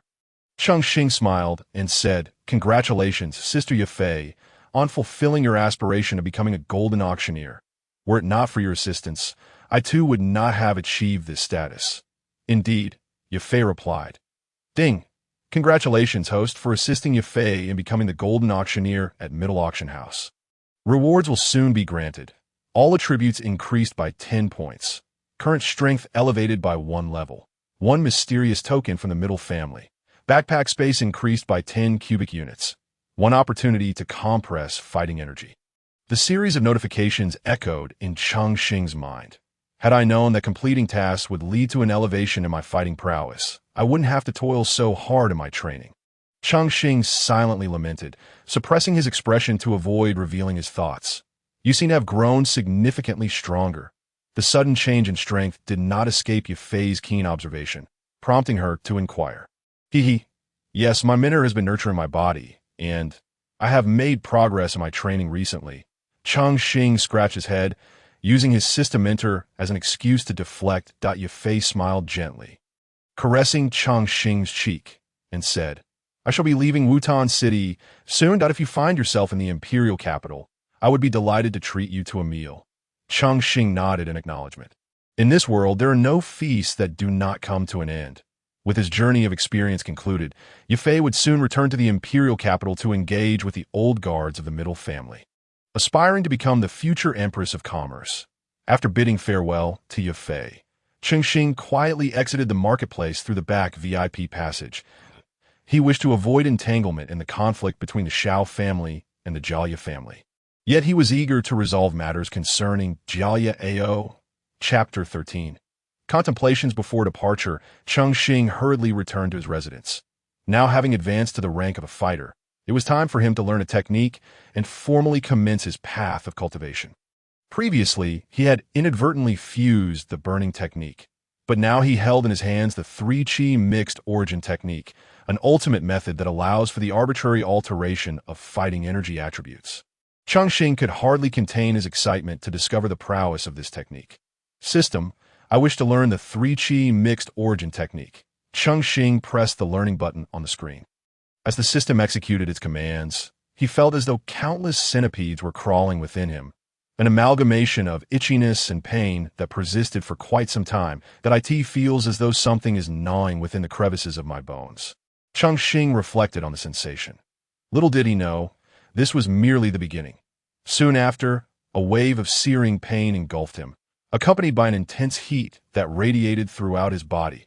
His previously tranquil visage was now flushed and swollen, beads of sweat cascading down his cheeks. System, what is happening? Cheng Xing, possessing an acute sense of spiritual perception, discerned that his meridians were showing signs of atrophy under such temperature. Should one be severed, the repairs would be exceedingly troublesome. That he called out in distress. The learning of the 3-chi mixed origin technique necessitated undergoing tests such as bone tempering, fire forging, electric shock, and water soaking to ensure that the learner could withstand the corresponding attribute's intensity. Upon hearing the system's explanation, Cheng Xing steeled his resolve and gritted his teeth, saying, Bring it on. As the electric shock and water-soaking test commenced, Cheng Xing clenched his jaw, enduring the pain, allowing the electric arcs to leave scars upon his body. Thankful that they did not mar his forehead, otherwise he would become the Harry Potter of the fighting realm. Ding! Congratulations, host, for mastering the 3-chi mixed origin technique. Please prioritize using fire, wood, and other attributes, and seek corresponding enhancement items to amplify your attributes.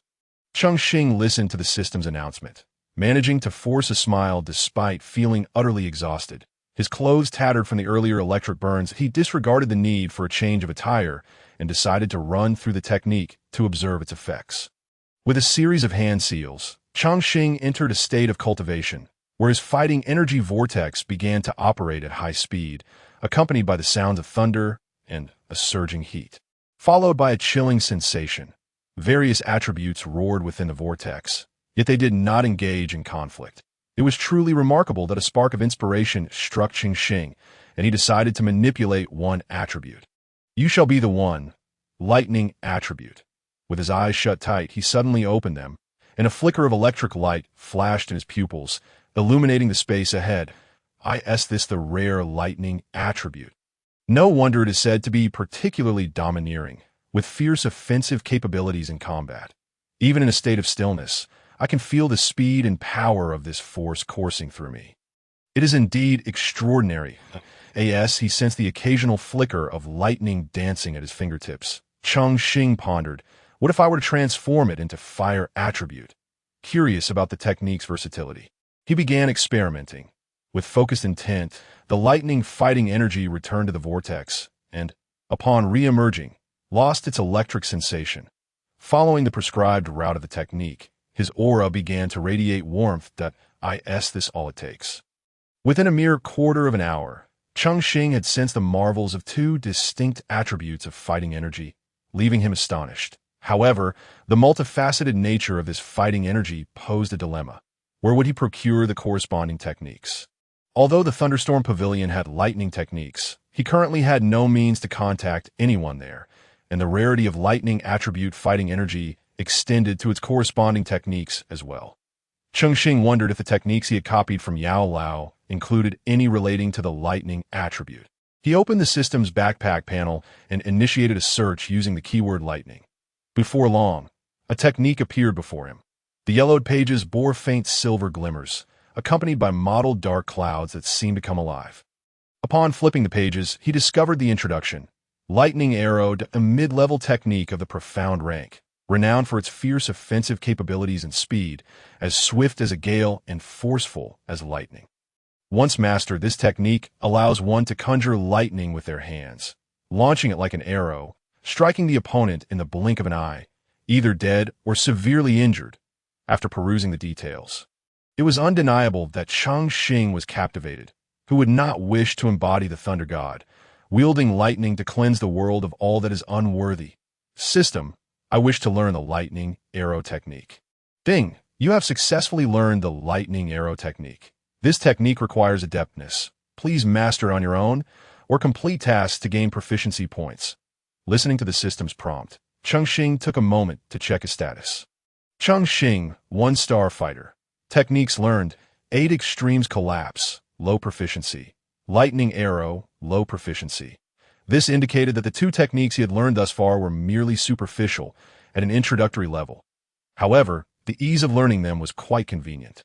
Akin to how Li Xiaoyao effortlessly mastered the Flying Star skill. Having acquired the technique, he was eager to test its power, but he swiftly transformed the fighting energy attribute and, following the technique's operational pathway, directed the energy. Cheng Xing watched as the vibrant fighting energy began to coalesce in his arm, gathering in his forearm and palm. Within mere moments, a glowing sphere, no larger than a pinky finger, appeared in his palm. He scrutinized the luminous orb, pale and ethereal, and as his soul reached out to probe it, he could almost hear the crackling sound of lightning emanating from it. In just a brief moment, the orb absorbed considerable fighting energy, its size expanding from that of a pinky to that of a thumb, and his palm tingled with a delightful numbness. With a swift motion, he directed his palm towards the wooden door and waved. Witnessing a flash of light as a hole appeared in the door, smoke billowing forth, accompanied by a charred odor. Observing such destructive power, Cheng Xing's initial excitement waned as he realized that while the technique consumed fighting energy, its efficacy was rather underwhelming, but he shook his head in resignation, letting out a sigh as he resolved to seek out additional techniques of different attributes for training. Suddenly, a cacophony of sounds erupted from outside. Cheng Xing hastily opened the wooden door, only to find that a sturdy tree, as thick as a bowl, had been cleaved in half, its trunk now lying on the ground, the rustling leaves producing a raucous sound. Upon closer inspection, the severed trunk bore a charred, blackened surface, still emitting wisps of smoke, while a nearby tree, large enough to envelop a person, displayed a fist-sized, dark pit in its bark. And oh, could it have been the lightning arrow that penetrated the wooden door and caused this? Cheng Xing was astounded. This lightning arrow could inflict such tremendous damage with a single shot. If it were to strike a person, it would be akin to silver lightning penetrating, with blood-red mist erupting forth. Tisk, truly a remarkable weapon that it seems that with more practice, one could become invincible in the early stages. Ha ha ha ha. After extinguishing the areas on the tree trunk that might catch fire, Cheng Xing returned to his dwelling with a sense of relief. Having already learned the techniques and martial arts, he intended to spend a few days honing his skills before venturing out to gain experience. In the days that followed, every morning, the sounds of crackling could be heard from the back mountain, occasionally accompanied by a dull thud as trees continued to fall. Although the system allowed for the learning of martial techniques, true mastery could only be achieved through diligent practice, lest one be caught off guard and eliminated in actual combat. 0.8 extremes collapse. Cheng Xing struck the massive tree before him with a powerful palm, the force causing countless leaves to cascade downward. A gentle breeze swept through, sending the leaves fluttering towards the cliff below. Watching the departing leaves, Cheng Xing concentrated his soul energy, marking the most withered one as his target, before swiftly channeling his fighting spirit and swinging his hand. Lightning Arrow. A streak of light shot from his palm, striking the fallen leaf in an instant, reducing the desiccated foliage to ashes, pleased with his precision. Cheng Xing noted that the extraordinary speed of the lightning arrow required no lead time. As long as he was quick enough, he could hit precisely where he aimed. The sound of leaves crunching underfoot reached him from the beginning of the path. Reacting swiftly, Cheng Xing climbed up the tree in a few agile movements, taking cover behind the dense canopy to observe cautiously. Soon, a youthful figure appeared. Upon closer inspection, it was Xiao Yan. Cheng Xing concealed his presence, choosing not to descend. Strangely, he had just heard some commotion nearby. After a fruitless search, Xiao Yan decided to depart. Noticing the ring on his hand, Cheng Xing wasted no time and activated his all-purpose copy card. Ding! Copy successful. The system's prompt echoed in his mind, and Cheng Xing smiled faintly as he watched Xiao Yan retreat further away. Phew, now there should be no issues. Cheng Xing glanced at his backpack, which contained a plethora of items, various elixirs, martial techniques, and cultivation methods, all acquired through the copy card. Regrettably, he had too few of these versatile cards. Although these items were sufficient, the absence of additional all-purpose copy cards left him feeling somewhat dissatisfied. Once he confirmed that the surroundings were clear, he leapt gently, his feet landing solidly on the ground. With my current strength, taking on a 4-star fighter is a trivial matter, Cheng Xing murmured to himself. He suspected that Galio had acquired new techniques during this time, likely enhancing his strength. Should they engage in a one-on-one confrontation, Cheng Xing felt confident in his ability to defeat him. Reflecting on the last time he had been ambushed, nearly meeting his demise, a flame of determination ignited within him. It was time to settle the score. Resolute, Cheng Xing organized his belongings, leaving little behind in the room. Only a note on the table and some items. A farewell to the Xiao family, the first stop on his journey through this Duki continent. In the early morning, the clan was relatively quiet, allowing Cheng Xing to exit the family grounds with ease. Previously, he had obtained intelligence from Yufei, indicating that Galio had been assigned to guard duties by his father and would make daily trips to the marketplace each morning. Having once been ambushed by him, it was now Galio's turn to be the prey. Given that the Galio family was in dire need of manpower at this time, Galio had fewer guards in his company. Moreover, after suffering considerable losses in fighters, Galio was instructed to remain inconspicuous, taking less traveled paths. With this knowledge, Cheng Xing, having discerned the pattern, seized the opportunity to set an ambush at Galio's daily route, donning a black cloak and patiently awaiting the appearance of his quarry. This Lu Shi is insufferable. If you weren't an alchemist, damn it, how could you snatch away the young girl I nurtured for so long? You truly deserve to die. Galio kicked angrily at objects by the roadside. Venting his frustration towards Lu Shi, Cheng Xing smirked, gathering energy for the lightning arrow, his gaze fixed intently on Galio. Suddenly, a gust of wind swept past, causing his cloak to billow wildly. Galio, being of the wind element, quickly sensed the disturbance and shouted towards the source of the strange noise. Who's there? Show yourself. Cheng Xing felt a wave of exasperation. He had been betrayed by the very wind. The lightning arrow shot forth, a rapid trajectory aimed directly at Galio's forehead. However, Galio was no novice. Being a 3-star fighter now, he had sensed the impending danger and deftly dodged to the right, the arrow merely grazing the left side of his hair. The acrid scent of singed hair wafted through the air. Who dares to ambush me? The young master. Are you tired of living? Galio exclaimed, running a hand through his scorched hair, the pain from his singed scalp igniting his fury. Inside him, the wind whirlwind technique surged, his fighting spirit began to swell, and Galio's azure energy swirled rapidly around his fists, ready to unleash a counterattack. Realizing his ambush had failed, Cheng Xing appeared atop the roof. Observing Galio's startled demeanor, akin to a startled bird. Who are you? Do you realize whom you have offended today? Galio spat, angered by the mysterious figure's refusal to reveal their identity. Get down here now, or I'll make sure you regret it. Such a verbose fool. Cheng Xing retorted. As soon as the words left his mouth, he stomped forcefully on the rooftop, shattering several bricks beneath him. Utilizing the recoil, he launched himself towards Galio below with a powerful kick. seeing that the mysterious individual continued to attack without revealing their identity. Galio, now somewhat flustered, quickly gathered his fighting spirit, a swirling vortex of azure energy forming atop his fist. "This is your own doing." Azure Wind Spiral Fist. Observing the vortex of energy on Galio's fist, Cheng Xing swiftly infused his own foot with fighting spirit, the sound of crackling electricity emanating from his shoe soles as he struck the ground. With a resounding crash, their fists collided, producing a sound akin to thunder. Both combatants were sent flying several meters apart, Cheng Xing twisting in midair before his feet trembled against the ground, leaving deep imprints. In contrast, Galio crashed onto the road, engulfed in a cloud of dust. Before the dust had settled, Galio's pained cries echoed from within. Cheng Xing approached, gathering a spark of lightning in his palm, drawing closer to Galio. "Please spare me, my lord. I have done nothing to provoke you. I am of the Galio family. If you spare my life, I will offer you anything." Galio pleaded, terror etched on his face as he crawled backward, clutching his bloodied, exposed bone of a hand. "What?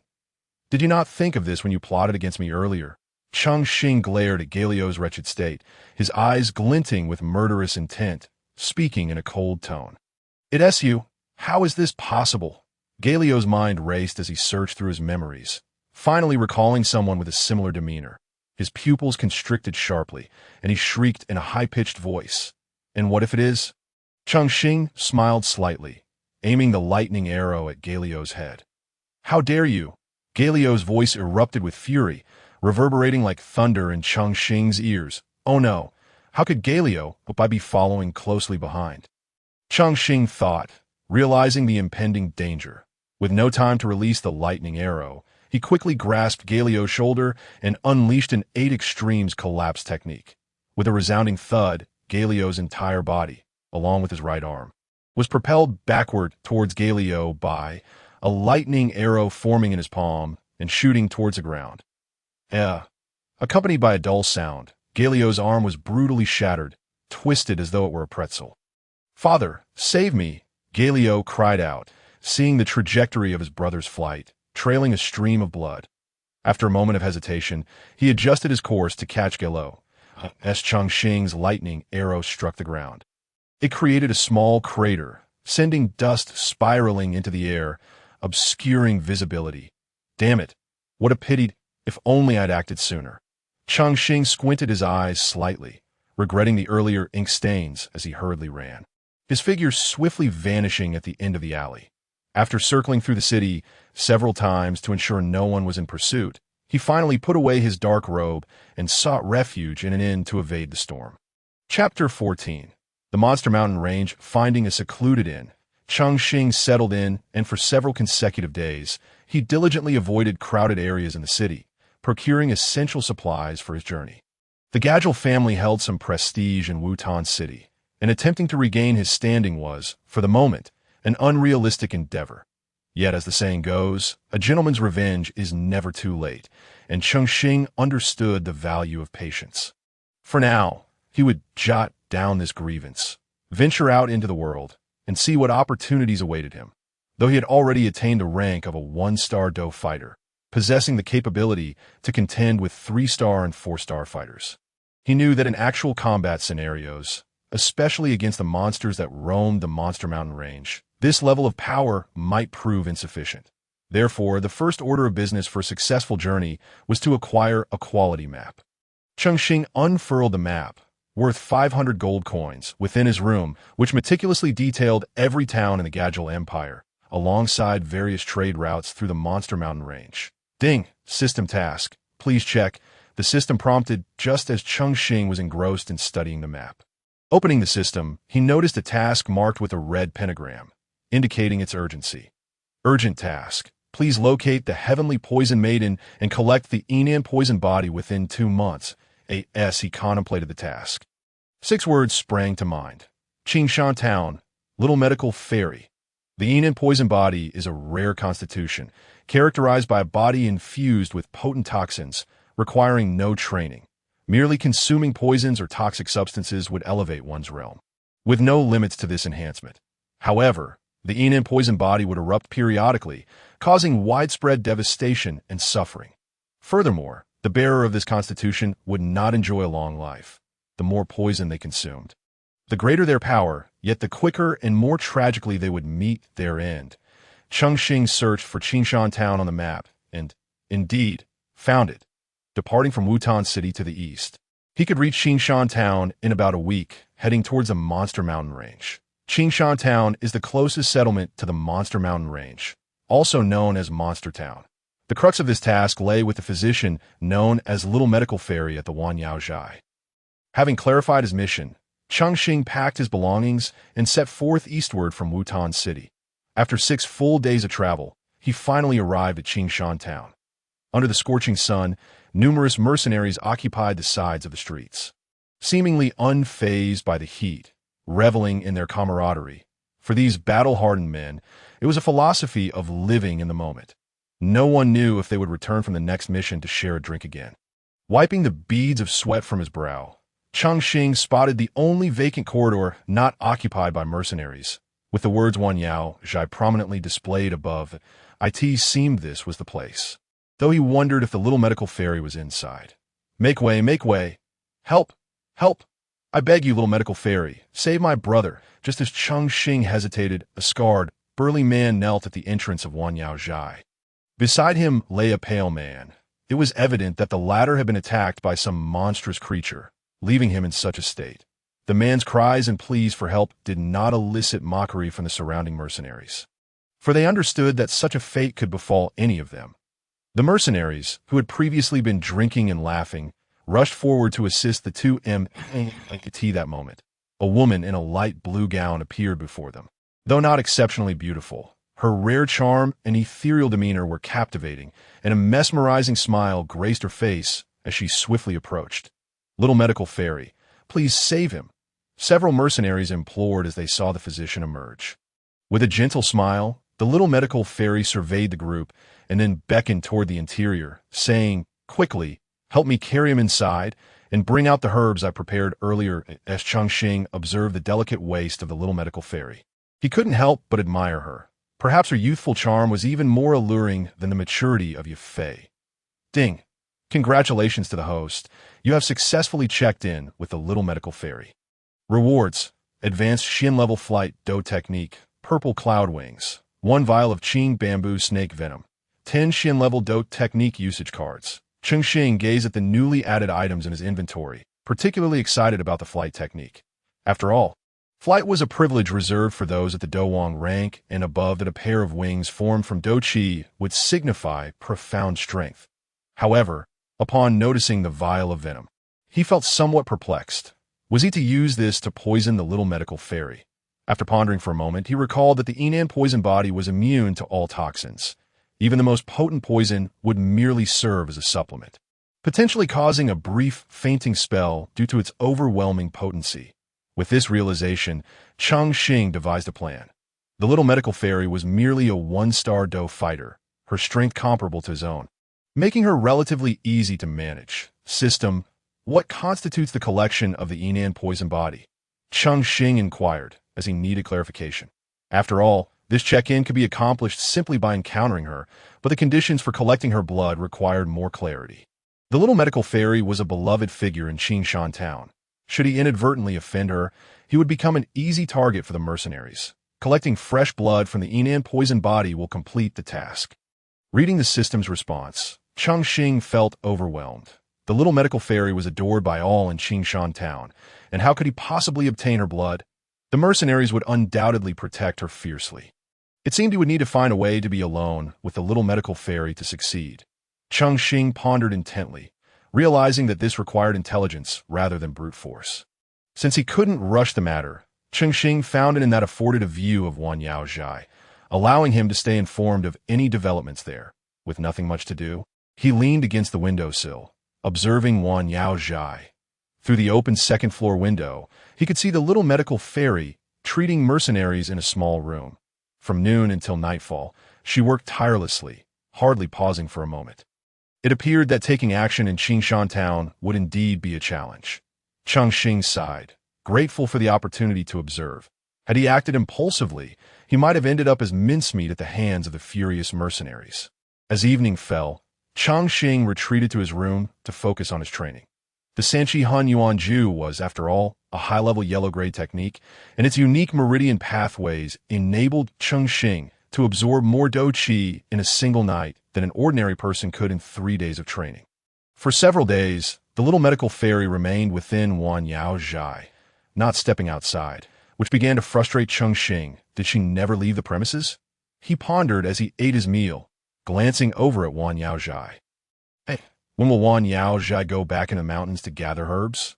2 men at a nearby table discussed. Calculating, it should be another half-month. We gathered quite a lot last time. Enough for a while. Yes, they spoke of waiting another half-month. Cheng Xing's hand holding the wine cup trembled slightly. Young captain, can I join you on the next herb-gathering trip? I would love to accompany you. One man with a sycophantic expression discreetly slipped a large bag of gold coins to the one he referred to as young captain. Haha, no problem. I really appreciate your straightforwardness. Come, let us drink. Cheng Xing turned his head slightly. Catching a glimpse of Mu Li, adorned with a badge depicting a one-eyed wolf's head. Was he the Mu Li from the Wolf Head Mercenary Corps? Cheng Xing recalled as he quickly downed his drink before returning to his room. Considering the upcoming expedition into the mountains, it would be prudent to concoct some elixirs for emergencies. The Recovery Qi Pill, a second-tier elixir, could expedite the user's Do Qi recovery rate and restore a certain amount of Do Qi shortly after consumption. Fortunately, he had previously purchased ample medicinal materials in Wutan City, just enough to gather the ingredients required for the Recovery Qi Pill. After extracting the necessary materials, he clicked on the manufacturing option, set the desired quantity, and entered a state of cultivation. For the next half-month, Cheng Xing remained in the inn, successfully advancing from a 1-star Do fighter to a 2-star Do fighter, and utilizing an opportunity to compress his Do Qi, enhancing its quality by 1 level. Having refined 3 to 4 bottles of the replenishing pill, it is sufficient for emergencies upon entering the monster Beast Mountain range. However, it is regrettable that my mastery of the 8 extremes collapses dark energy has only reached the 4th level, leaving a considerable gap to the true 8th level. Cheng Xing gazed at the few great trees, severed at the waist, in the forest outside the town. These were the fruits of his recent cultivation. Now, as a 2-star fighter, with a high-level yellow tier technique comparable to a low-level mysterious tier 1, coupled with 2 mysterious tier combat skills, the combat power he could unleash was enough to repel a 7-star fighter. It was said that early the next morning would be the day of selection for the mountain escort team by the Wan Yao Zhai, so he needed to rest early today. As the night deepened, Cheng Xing re-entered the small town and returned to the inn, only to find that Wan Yao Zhai had already closed its doors early. Those familiar with Wan Yao Zhai knew this was a sign of tomorrow's expedition into the mountains. Cheng Xing was aware of this, having often utilized his formidable soul power to eavesdrop in the tavern on the 1st floor of the inn. His soul power had significantly increased due to the ample attribute points he had acquired. Now nearing the mid-stage of the mortal realm, tomorrow they would venture into the mountains. Cheng Xing murmured to himself. Feeling a tinge of excitement, he decided against further cultivation that night, opting instead for a good night's sleep to restore his state. Before dawn on the 2nd day, Cheng Xing rose early, observing that Wan Yao Zhai had yet to open its doors, so he went downstairs to SIT in the monster Beast Mountain range. The beasts were the true masters of the mountains. While humans were uninvited guests intruding upon their domain to survive amidst the throng of beasts, traveling in groups was the best choice for mercenaries. Therefore, the Wan Yao Zhai's escort team consisted of fewer than 10 members from their own ranks, with the remainder recruited from various mercenaries. Sunrise. The recruitment for mercenaries by Wan Yao Zhai commenced at the town's entrance. This time, as they ventured into the mountains to gather herbs, the little medical sage would accompany them, seeking 60 individuals with strength above the 2-star fighter level, with limited spots available on a first-come, first-served basis. The loud announcement shattered the morning's tranquility, and soon a throng of mercenaries, swept along by Cheng Xing, followed a man clad in the uniform of Wan Yao Zhai. Fortunately, Cheng Xing had risen early. Within less than half an hour, the 60 spots were snatched up, and he too secured a place in the expedition team. As the morning dew lingered, the once silent forest welcomed its first travelers. Cheng Xing found himself in the midst of the group, where the seasoned mercenaries walked cautiously, their gazes vigilant as they scanned the low bushes for any signs of beastly ambushes. Not far behind them stood the herb-gathering team from Wanyaozhai, encircled by the throng. Cheng Xing's gaze casually swept across the team before resting upon a delicate figure in a white dress. Surrounded as if by a constellation of stars, the little medical sage ate tea this moment. The seemingly frail woman straightened slightly, gently wiping the beads of sweat from her forehead with the back of her hand. Her breath slightly labored, and her soft yet vibrant visage evoking a sense of tenderness. At this juncture, a remarkably handsome youth beside the little medical sage shouted, all members of the Wolfhead team, "Stay alert! We are only at the periphery of the monster beast mountain range. We have yet to reach the core area for gathering herbs. Not let her guard down." "Yes, young team leader." With Mu Li's call, the mercenaries responded in unison, their voices causing the birds and beasts in the nearby woods to scatter in fright. Such foolish behavior was deemed taboo among experienced mercenaries. Yet Mu Li wore a smug expression. The group continued onward, and Cheng Xing could hear the muttered curses directed at Mu Li. Alas, their numbers were substantial, and he was employed as a personal escort for Wanyaozhai, forcing everyone to suppress their emotions and press on. Shortly after Mu Li's ostentatious display of leadership, the team encountered an ambush. Be careful. Right flank, it was a first-level magical beast, the golden leopard. There are more here. Tighten the formation, do not stray. Several first-level magical beasts, utilizing their agility and the cover of the low bushes, darted back and forth, attacking the team from both sides, cries of distress echoing around them. Positioned somewhat centrally, Cheng Xing could only see the commotion and hear the wails of those around him. Thus, he summoned his soul power for a deeper perception. Under the influence of his formidable soul power, the movements of the golden leopards appeared to slow down significantly, and he discerned that one of them seemed to be communicating with the other three. As the leading golden leopard prepared to pounce into the crowd, Cheng Xing seized the opportunity during its leap, releasing a lightning arrow from his right hand, forcing the beast to alter its landing trajectory. That it landed directly into the giant beast-catching net that was being unfurled. Once the others bound the leading golden leopard with ropes, the remaining three, lacking their leader's guidance, were swiftly dispatched, thus resolving the threat posed by the pack of golden leopards. After tending to the wounded, they pressed onward. Following a brief rest, the team set off again. By the time night fell, they had faced 6 or 7 ambushes, fortunately all from lower-tier magical beasts, without suffering any losses. Everyone, thank you for your hard work today. The distance to the herb-gathering area is still considerable. Let us set up camp and rest until dawn before continuing our journey. The soft voice of a woman resonated through the group, prompting the mercenary team to halt their march. With members of Wanyaozhai and the Wolf Head team present, a small mercenary camp was swiftly established. Cheng Xing found a relatively quiet corner to sit and rest. Opting not to gather with the other mercenaries, the flickering campfire illuminated the faces of all present. Today's journey had gone smoothly.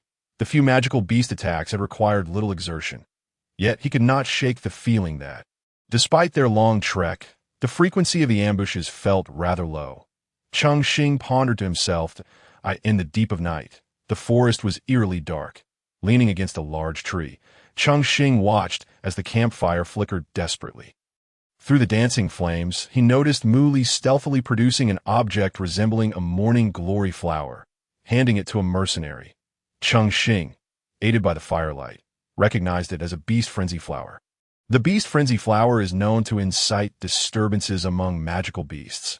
Its fragrance is potent enough to attract second-level magical beasts. What could he be planning? Cheng Xing's curiosity piqued, and he expanded the range of his soul perception. Rest assured, just place this flower at the entrance of that cave ahead, then hurry back to that point. The last few words were whispered so low that, despite Cheng Xing straining to hear, he could not catch them clearly. He watched as the mercenary, clutching the beast frenzy flower, stealthily exited the camp and vanished into the darkness. Sensing something was amiss, Cheng Xing felt apprehensive. They were already deep within the periphery of the monster beast mountain range, where second-level magical beasts could easily appear. None in their party were fighters, and under the cover of night, the destructive power of second-level beasts was far greater than in daylight. not long after the mercenaries stumbled back into the camp. A roar from a magical beast erupted nearby. Moments later, the ground shook violently, accompanied by several loud crashes, prompting the mercenaries to scream. It's a second-level magical beast, the withered bone ape. Night ambush, beast attack. Wake up! Sensing the immense energy fluctuations ahead, Cheng Xing quickly climbed the tree at his back. Utilizing his soul perception to survey the situation, he spotted two massive shadows charging toward the camp. Even with the concealment of night, their enormous forms were unmistakable. Damn it, two second-level magical beasts, and they're the formidable adult withered bone apes. It seems we won't be getting out tonight. The withered bone apes were entirely black. But once they reached maturity, their bodies would undergo a patterned transformation into white. The white areas indicated the locations of their bones, hence the name. The tremendous noise roused all the mercenaries. These second-level magical beasts were not something ordinary fighters could manage. Although the mercenaries were collaborating for the first time, everyone was acutely aware of the terror these beasts represented. With their seasoned combat skills, they managed to momentarily block the two magical beasts. What is happening? Such a commotion. Muli emerged from his tent, casting a glance at the little medical sage in the center, loudly inquiring. Young team leader, two second-level magical beasts are attacking the camp. Muli's lips curled into a slight smirk as he approached the little medical sage, saying, "Do not worry, little medical sage. Our wolf-head mercenary team possesses ample capability to handle such unexpected situations. You should return to your tent and leave this to us." The visage of the young healer was etched with concern. She had heard of the fearsome reputation of this beast. Even combatants of equal rank found it exceedingly challenging to emerge victorious against it, especially under the cover of night. However, before the young healer could articulate her thoughts, Muli extended his hand, guiding her waist towards the tent. Noticing his inappropriate touch, she wriggled free and proceeded into the tent on her own. As she entered, the smile on Muli's face vanished instantaneously. He exchanged a knowing glance with a nearby mercenary, who understood the unspoken command and made his way towards the combat zone ahead. Was he attempting to orchestrate a heroic rescue? Cheng Xing quickly discerned his ploy.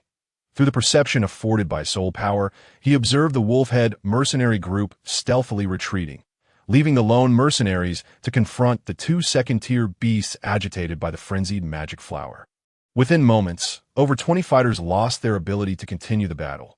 The two withered bone apes, now unrestrained, turned their gaze towards the colossal bonfire at the center of the camp. This was dire. If those monsters extinguished the flames, any hope of driving them back would vanish. Cheng Xing recognized their intent. Although beasts naturally feared fire, certain semi-sentient creatures could overcome their innate dread, thus ensuring their survival. It was evident that these two withered bone apes possessed such capability. After shaking off the mercenaries at the forefront, the two apes leapt with tremendous force, creating a massive crater near the bonfire. Nearly snuffing out the flames. "Protect the young healer! Protect the squad leader!" The shockwave from their landing sent the entire camp into disarray, scattering several tents adjacent to the fire. The members of Wan Yaozhai gazed in horror at the monstrous beasts, reminiscent of a demonic deity descending upon them, trembling in fear and contemplating flight. The young healer clutched a pouch of pale lavender powder tightly in her hand, cautiously monitoring the unfolding battle. "Wolfhead, advance. These two are at their wits' end," Muli declared, surveying the mercenaries surrounding him and issuing commands. Faced with such formidable beasts, the group dared not be complacent, maintaining a safe distance during their collective assaults. A moment's carelessness could lead to grave injury. "You see, it ultimately falls upon us, the wolf-head mercenary group," Muli boasted, reveling in the temporary containment of the monsters, attempting to impress the young healer. However, despite their efforts to restrain the withered bone apes, they found themselves at an impasse. The young healer merely offered Muli a faint smile, choosing not to speak, and turned her attention to the injured mercenaries in need of assistance. Noting her disregard, Muli's expression darkened once more, muttering under his breath, "I don't know what you're pretending for. Soon enough, you'll realize that without me, you won't escape this place." He then gestured to the mercenaries nearby, and the previously subdued beast began to show signs of retaliation. Cheng Xing, perched atop a nearby tree, observed this unfolding drama with keen interest. What a scoundrel! To win the young healer's favor, Muli resorts to such despicable tactics. If word of this gets out, the reputation of the wolf-head mercenary group will be utterly ruined. With newfound vigor, the beasts unleashed a formidable power, swiftly incapacitating 4 fighters with sheer brute force. Squad leader, we're on the brink of collapse. If we delay any longer, these 2 brutes will be completely drained of strength, Muli exclaimed, producing a small pouch and tossing it to a mercenary. Instructing, wait for the right moment and sprinkle this on its head. The system scanned the pouch. It contained the extract of the frenzied magic flower, which, when inhaled in large quantities by the beasts, would cause them to faint from rapid blood flow. The mercenary caught the pouch, gauged its weight, and hurled it towards the beast's head. Just as the pouch neared its target, one of the monsters, noticing the human's action, let out a furious roar, sending a shockwave that scattered the powder into the air. Witnessing the fine particles descend like a delicate mist, Muli's pupils constricted, and he bellowed. "Useless fools, what are you standing around for? Focus your fire." The young healer, observing the pale pink powder in her hand, pinched a small amount and brought it to her nose, her expression darkening. That it's the frenzied magic flower. Be wary, this beast is about to go berserk. Before the mercenaries could react, the withered bone ape launched another offensive, its enormous paws striking the ground with reckless abandon. Bang, bang, bang. Cheng Xing watched in astonishment as the already battered beasts, having inhaled a small amount of powder, erupted with terrifying strength.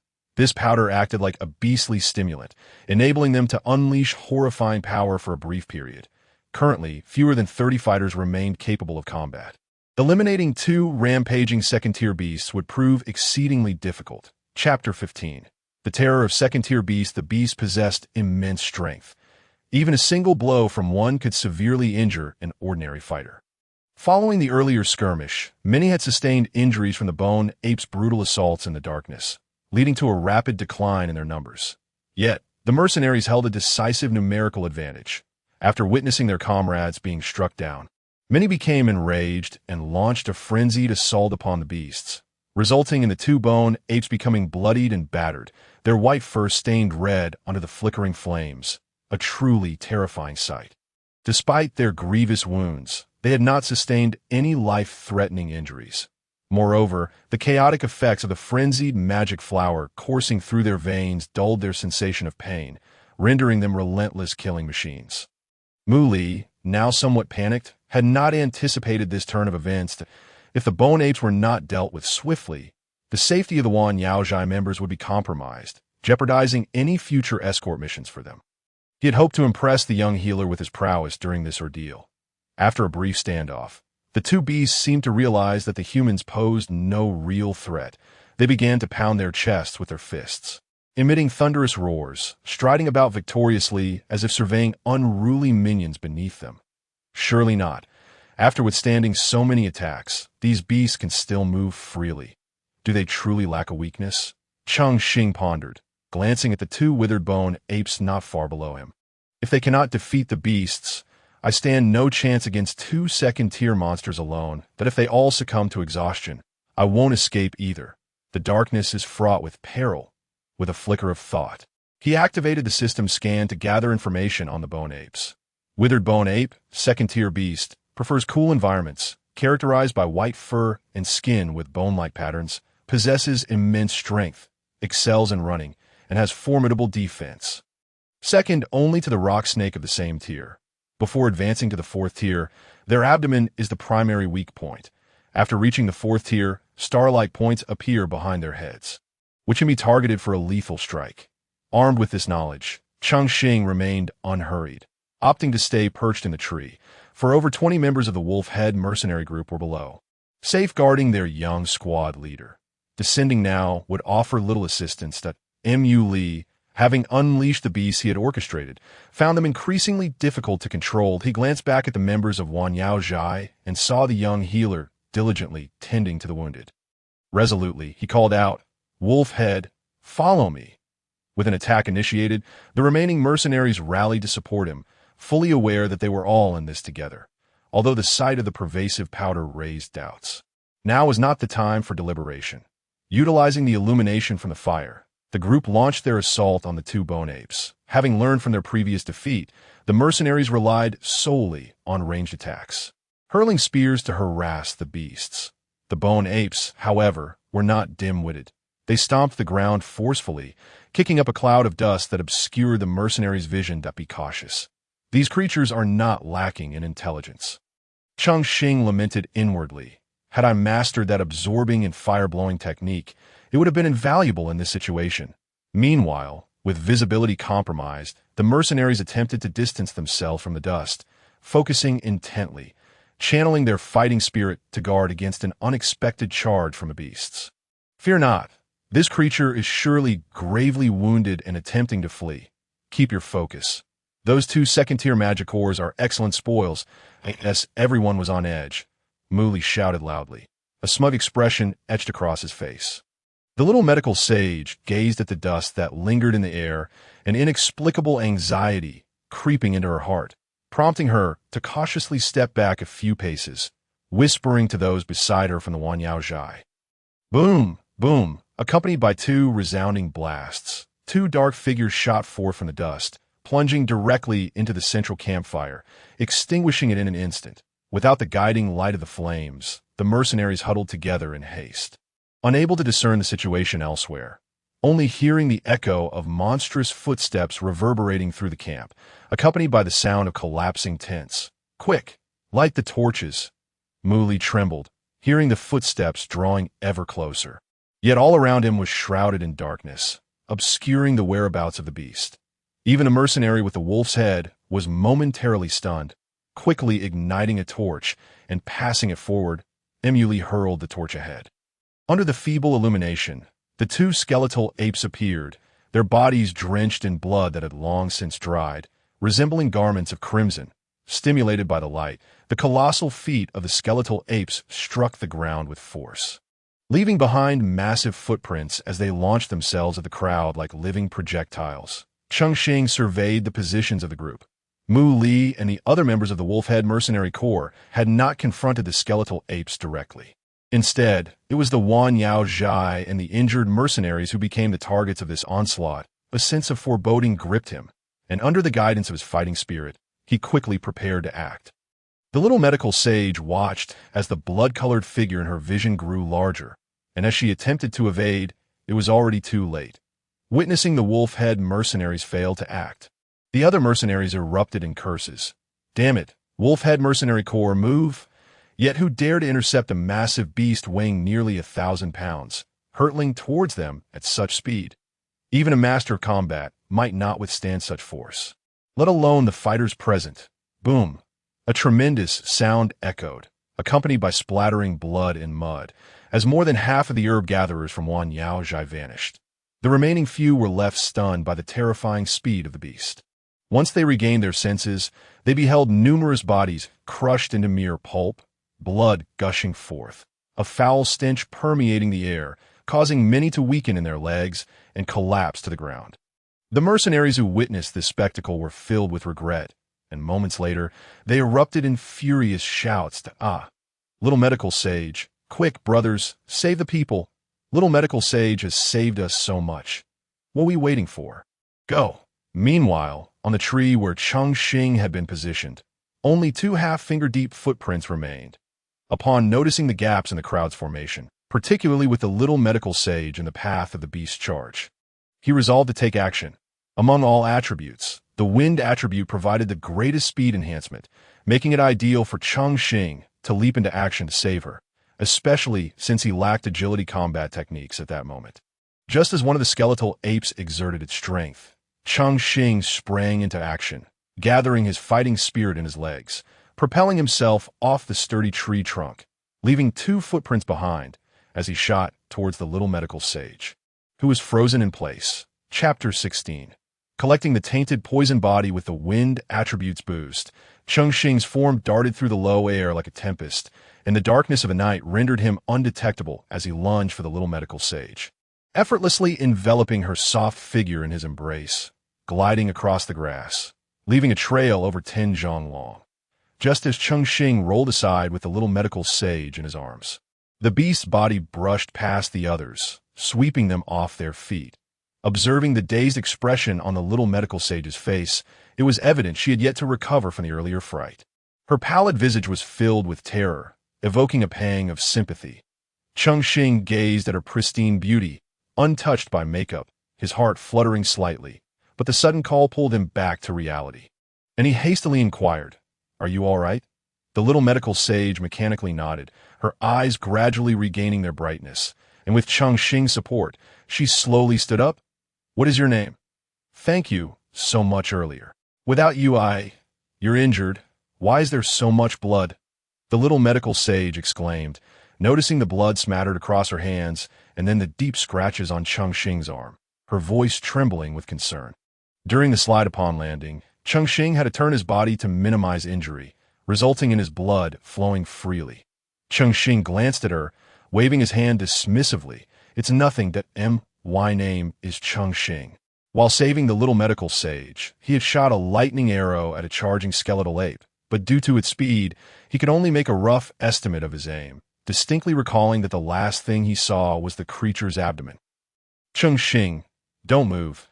Let me bandage you up," the little medical sage said, grasping the hem of Cheng Xing's garment, producing a small vial of medicine she always carried, tearing a strip from her white dress to use as a bandage. Observing the usually composed beauty now filled with terror made it hard not to feel moved.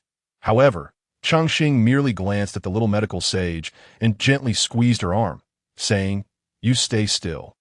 Give it here. Look at that large gash on your arm." It turned out that while Cheng Xing had held the little medical sage in his arms, he had still been injured by the sharp debris that splattered on the ground during the slide, leaving a deep crimson cut on his fair arm, blood oozing out. The little medical sage followed Cheng Xing's gaze, seeing her own arm now drenched in blood, and her heart warmed, although many in Qingshan town revered her. It was this stranger who came to her aid in a moment of peril, stirring her feelings. Cheng Xing, witnessing so much blood and mangled corpses for the first time, struggled to maintain his composure, his fingers somewhat unruly as they fumbled over the little medical sage's arm. "First, clean the wound, then apply the hemostatic powder." The little medical sage chuckled, noting the handsome young man who had been calm moments ago now appeared flustered, making him all the more endearing. The earlier fright began to fade, and her complexion regained some color. Cheng Xing's fingertips, infused with fighting spirit, carefully cleared the dirt from the wound, droplets of blood cascading down on her white dress, transforming it into blossoms of red. During the process, Cheng Xing inevitably came into contact with the little medical sage's blood. "Ding! Congratulations, host. You have successfully collected the tainted poison body. The absorption function has been automatically unlocked for you. And a poison attribute option has been added to your cultivation method, granting you 50% resistance to toxins. Reward: Advanced Xian-level combat technique, Xian Yun Liuguang Shield. Reward: a piece of genius earth treasure." Cheng Xing felt a surge of joy as the system's announcement echoed in his mind. He hadn't expected to collect the little medical sage's blood so swiftly, and the rewards were quite favorable. After cleansing the impurities from the little medical sage's arm, he glanced at the small vial she had handed him. It was a simple clay bottle with a label, the elegant script clearly written by her own hand. "Did you concoct this medicine yourself?" Cheng Xing inquired, holding up the vial. The little medical sage forced a smile onto her pale face, replying, "Yes, I can simply purify the herbs and mix the powders. It can effectively stop bleeding and reduce inflammation. Many mercenaries have said it's good." Cheng Xing smiled in return, then flipped his hand to reveal several exquisite, small jade vials, shaking them at the little medical sage. "Use mine for now. The situation is urgent." The little medical sage, curious, asked, "Is that a medicinal pill?" In the small town of Qingshan, not only had she never encountered a true alchemist, but she had also never seen genuine medicinal pills. Thus, she couldn't help but inquire upon seeing Cheng Xing's beautifully crafted jade vials. Cheng Xing did not meet the expectant gaze of the little medical sage. Instead, he poured the hemostatic powder he had brought from Master Guni in Wutan City onto the wound. In mere moments, the gaping wound that had been bleeding profusely began to heal slowly, albeit with a sting of pain, but the effect was undeniable. "Hiss! It hurts," the little medical sage winced, unable to suppress a few words through gritted teeth. Cheng Xing, seeing the beads of sweat forming on her forehead, could only offer a helpless reassurance. There's no other way. Bear with it. Let me treat the wound first, then we'll return to the group. Those mercenaries are still in combat. Upon hearing that the mercenaries were still fighting, the little medical sage's expression hardened. Her teeth clenched as she complained to Cheng Xing. That Mu Li has ill intentions. The powder from the frenzied beast magic flower is likely his doing, causing so many casualties.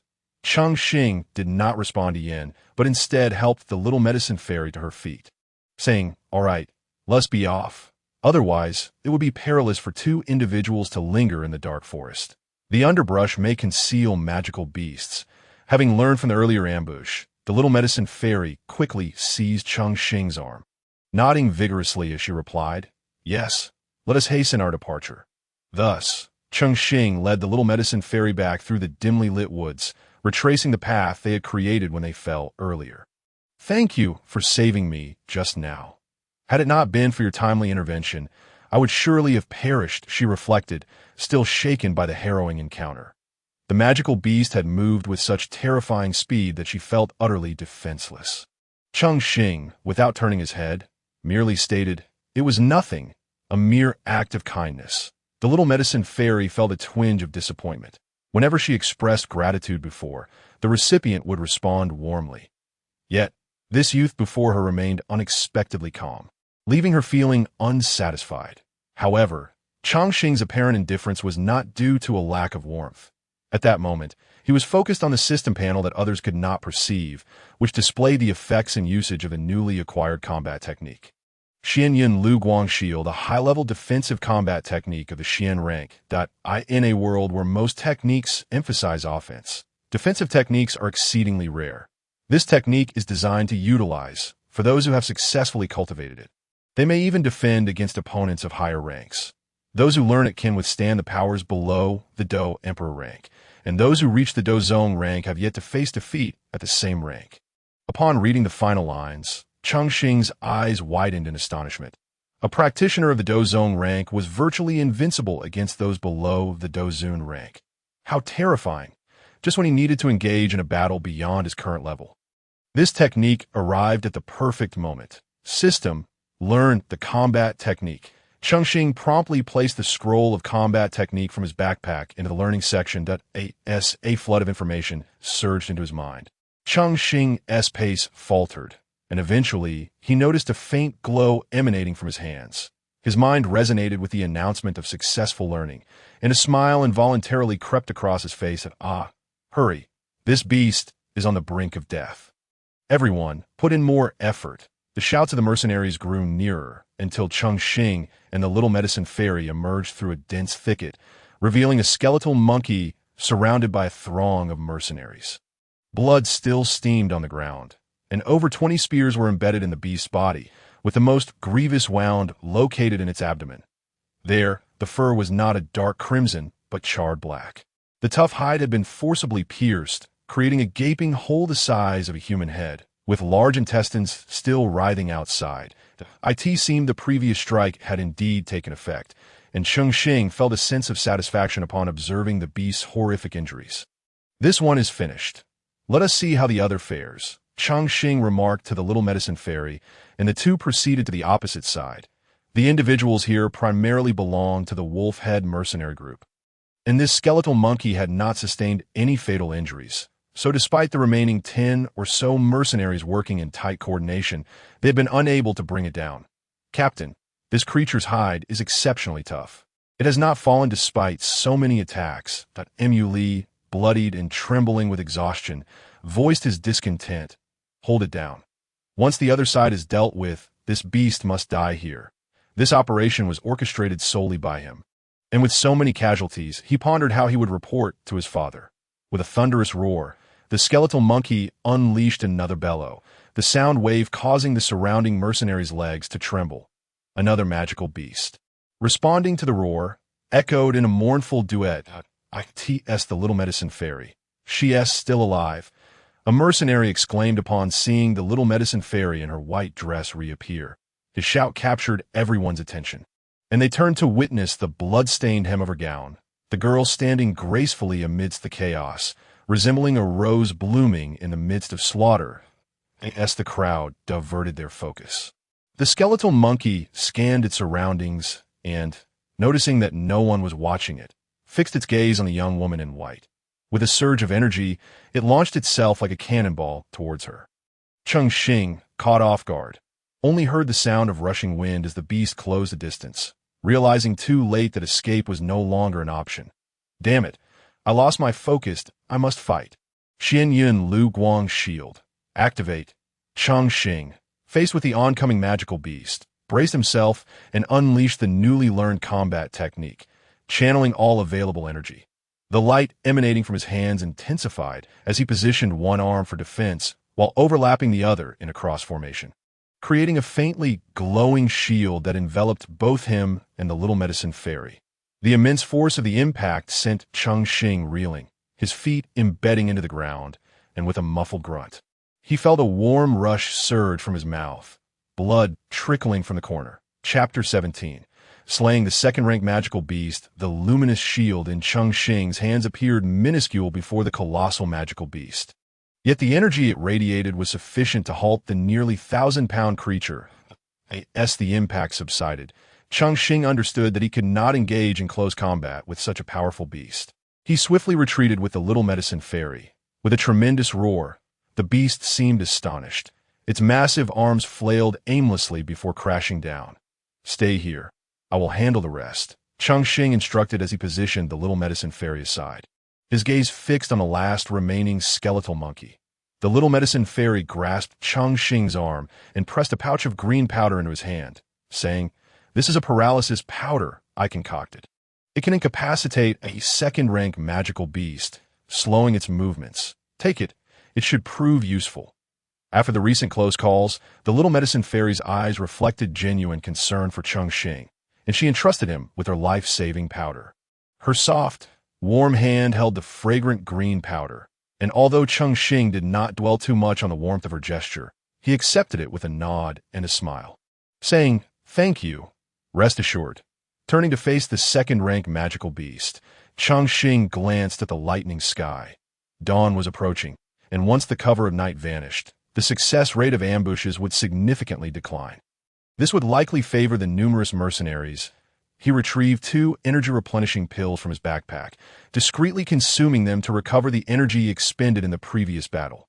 Fortunately, his cultivation method was of high quality, and he still had about 40% of his energy remaining, with ample pills at hand. The members of the Wolf Head mercenary group, witnessing the magical beast charge toward the little medicine fairy, had grown numb. At this point, they could only leave their fates to chance, unable to offer much assistance. Seizing the opportunity while their vision was obstructed, Cheng Xing resolved to swiftly eliminate the beast. Expanding his soul scan range, he locked onto the massive creature and forcefully flung the pouch of green powder toward its head. Go. Immediately following that, he concentrated his energy and launched a lightning arrow. As a second-rank magical beast, the skeletal monkey possessed its own abilities. Upon sensing an object hurtling toward it, it instinctively grasped a boulder with its arm and hurled it toward the incoming projectile. Cheng Xing did not expect this attack to be effective. As the monkey grabbed the boulder, he quickly sidestepped as the collision between the boulder and the lightning arrow erupted in a cloud of debris that surged toward the beast. Good opportunity, use the experience card. Intermediate lightning arrow of the Xian rank. To maximize the power, he opted not to use his own energy, but instead activated the experience card that a pure, white lightning bolt coalesced in Cheng Xing's hand and shot toward the side of the beast's body. Bang! Roar! The lightning arrow struck the skeletal monkey's right arm, shattering its enormous limb into 2 segments. The intense pain prompted the beast to release another earth-shattering roar. In agony, the magical beast realized that this human was not like the mercenaries it had faced before. It was now up against a formidable opponent. Coupled with its previous exhaustion, the strength it could muster from its blood was dwindling, prompting it to seek an escape. Thinking of fleeing? It won't be that simple. With formidable soul power, every minute movement of this beast eluded the keen observation of Cheng Xing, this withered bone ape, typically dominating its surroundings with its tough hide and robust physique, had instilled fear in passing mercenary teams, who seldom dared to provoke it. However, now that it faced a tough adversary, it naturally sought to flee, knowing that once it entered the forest, it could roam freely again. Cheng Xing would not allow such an opportunity. With a slight smile, he gradually lifted his foot and then brought it down heavily upon the ground. A flicker of white light shot from his foot, forming an arc of electricity, and with a piercing howl, Cheng Xing transformed into a streak of white light, appearing instantaneously at the beast's right side. His palm tensed, gathering fighting spirit swiftly, and he struck down hard upon the charred stump of the creature's severed arm. The 8 extremities collapse unleashed tremendous force, propelling the 1,000-pound beast through the air as it ran, smashing through several large trees before finally crashing into a massive rock, where it gradually came to a halt. Cheng Xing gasped for breath, his palms swollen and numb from the impact. This strike, executed with lightning attribute fighting spirit, was imbued with a trace of electric power, even if the beast had not been directly obliterated by the 8 extremities collapse. It would undoubtedly lose its ability to move due to the explosive force. As the thick smoke dissipated, Cheng Xing cautiously approached the beast's resting place, once more channeling a bolt of lightning in his hand, ready to respond to any sudden developments. The once towering and fearsome withered bone ape was now far from whole. Its right arm had been entirely obliterated, along with the surrounding chest muscles, leaving several of its ribs faintly visible. Blood poured from its shattered body, quickly pooling into a thick, viscous puddle on the ground. Yet, even in such a state, the beast continued to gasp for breath, prompting Cheng Xing to marvel at the resilience of its life force. Observing Cheng Xing standing not far away, the creature attempted to rise, its roar now diminished in strength. I shall see you on your way. Cheng Xing sighed softly. He then unleashed a lightning arrow that struck directly at the center of the ape's skull. With a resounding explosion, the second-tier beast finally met its end, with the creature dispatched. Cheng Xing drew a dagger, searching the carcass for the magic core. Before long, he unearthed a fist-sized magic core from the mangled remains of its head. Hey kid, this beast wasn't killed by just one person. Are you really thinking of keeping it all for yourself? A voice broke in, drawing the attention of those around. The speaker was none other than Mu Li, accompanied by several members of the Wolfhead mercenary group.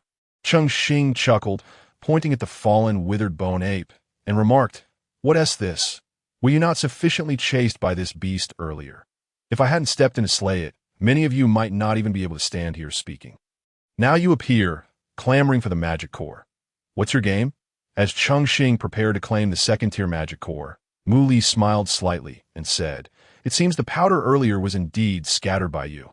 No wonder you were so eager for the magic core." Cheng Xing, sensing Mu Li's ulterior motives, narrowed his eyes and retorted, "What do you mean?" Mu Li, with a smile, began to pace, his voice rising. "What do I mean? You used the wild beast magic flower to lure in second-tier beasts, causing casualties among us, and now you pretend to be innocent. Wasn't it you who used that green powder?" This loud accusation drew the gaze of the crowd, their focus shifting squarely onto Cheng Xing. Seeing Cheng Xing being wronged, Xiao Yixian attempted to speak up, but was forcibly silenced by Mu Li's associates, who dragged her away. Meanwhile, Mu Li's companions brandished their weapons, standing ready to strike at any moment. Chapter 18. Confrontation with Mu Li. Cheng Xing scanned the scene, noting Xiao Yixian being pulled away by the Wolfhead members, while other mercenaries gathered, uncertain whether to watch or join Mu Li's attack. Creating a tense atmosphere, Mu Li picked up dirt stained with the powder and, surveying his loyal followers, declared with arrogance, "Hand over the magic core, and in consideration of your slaying of the beast, we may allow you to leave unscathed. Otherwise, you will pay for your actions."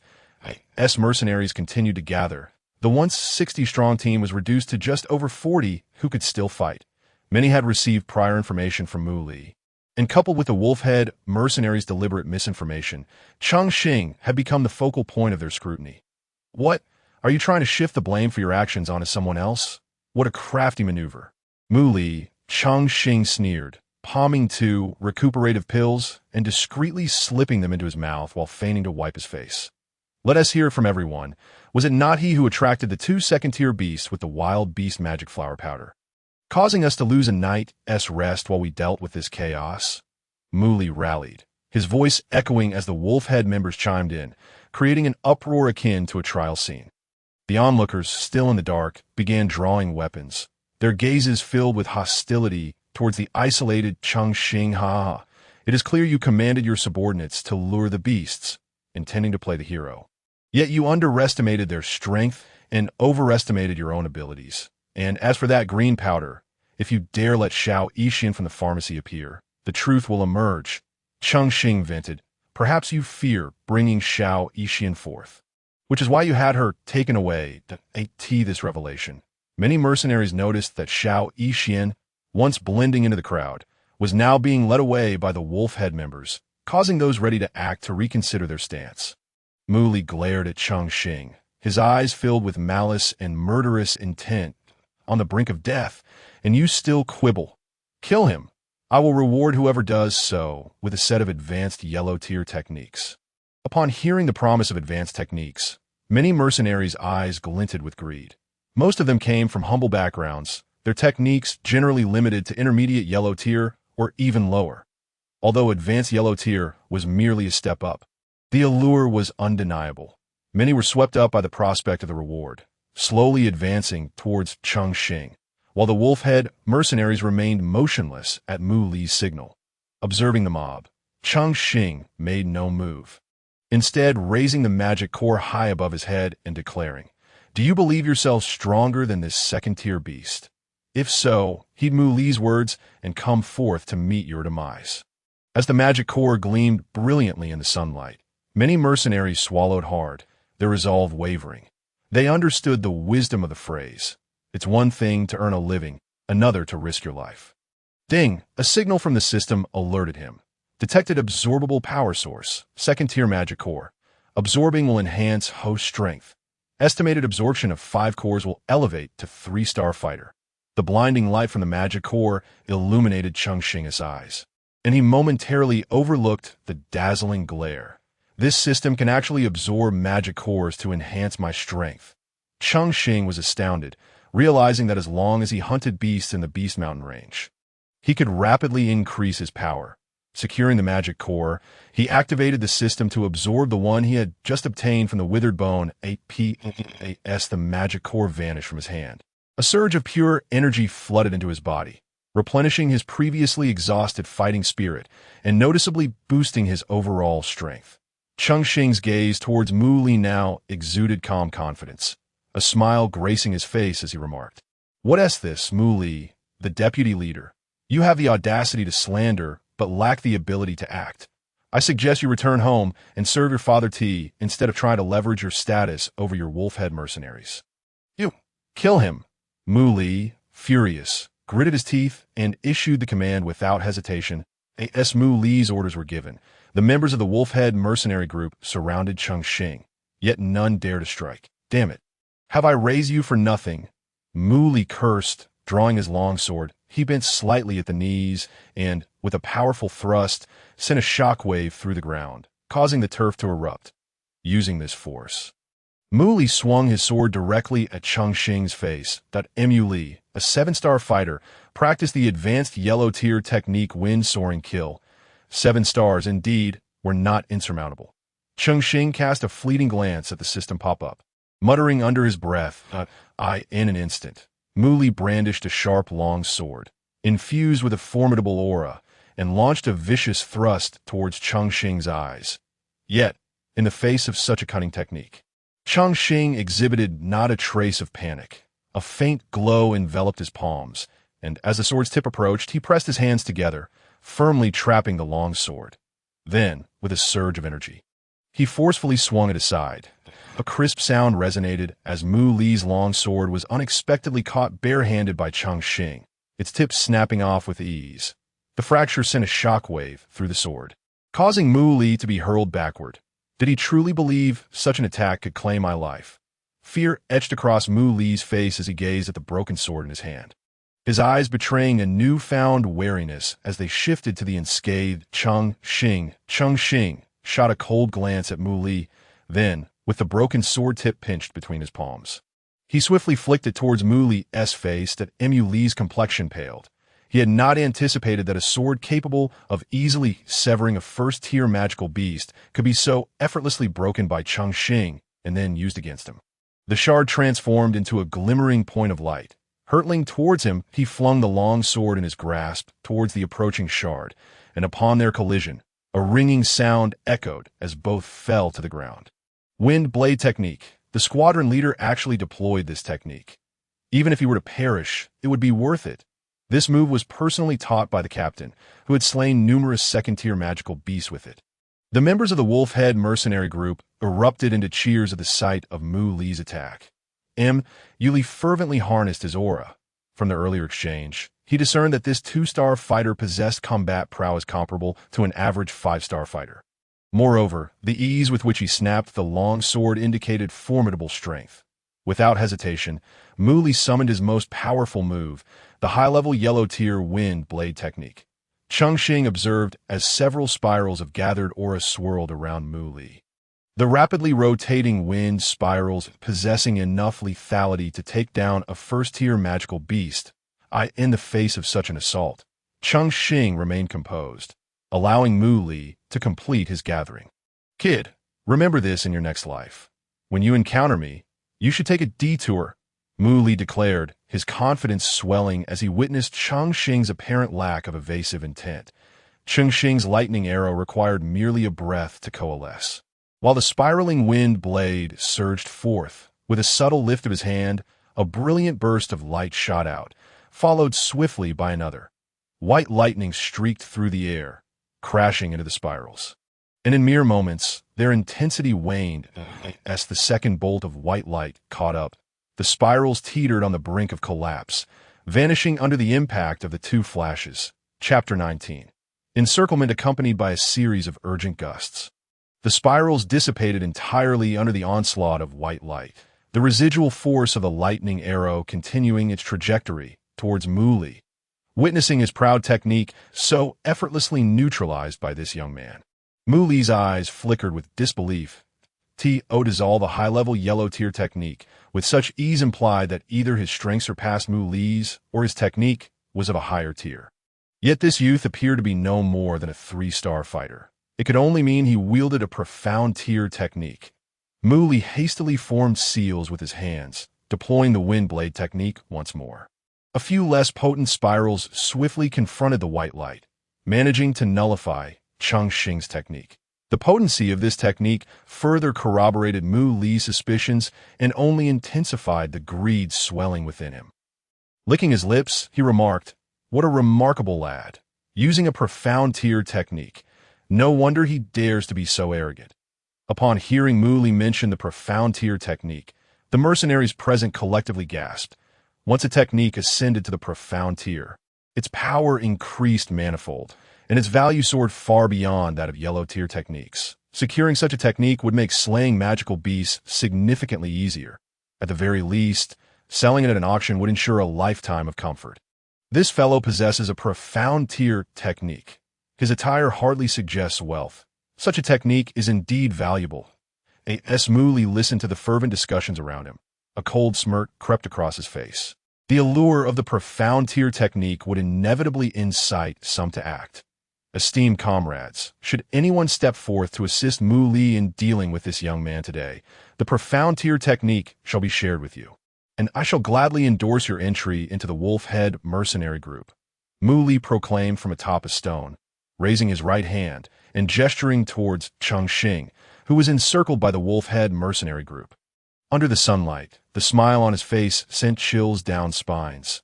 This promise drew numerous capable mercenaries closer, though their hesitations remained.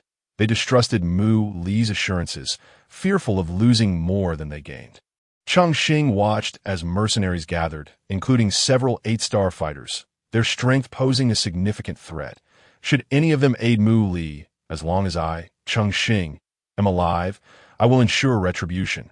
Cheng Xing quickly conjured a lightning arrow in his hand, hurling it towards an unoccupied thicket, cleaving a tree large enough for a person to encircle in half. Everyone, when venturing outside, Be wary of others' empty promises. It could lead to disastrous consequences. As the tree crashed down, Cheng Xing's calm words reverberated like thunder in the ears of those eager for the profound tier technique, intimidating the brash would-be thieves. Noticing many retreating, Cheng Xing exhaled a sigh of relief. Should Mu Li incite those unruly mercenaries to attack, his prowess, no matter how formidable, would be futile against their numbers, and he would eventually be worn down. Xiao Yixian, held captive by the wolf-head mercenaries, could only watch helplessly from a distance, her delicate brows furrowed in worry as she murmured, "Cheng Xing, you mustn't let them capture you. This is all my fault. I've dragged you into this. Enough of that. Hurry and leave," urged two mercenaries beside her, continuing to shove her away. With the unruly mercenaries momentarily subdued, Cheng Xing flashed a grin, displaying his pearly white teeth, and taunted Mu Li, "Is this truly the extent of the wolf-head mercenary group's squadron leader's prowess? I suggest you refrain from embarrassing yourself further. Your pathetic strength is irritating, resorting to calling for help when you can't win a fight." Mu Li's face flushed with rage at Cheng Xing's mockery. "You insolent brat. You will perish here today. Only if you possess the capability," Cheng Xing retorted defiantly. The situation had escalated beyond remedy.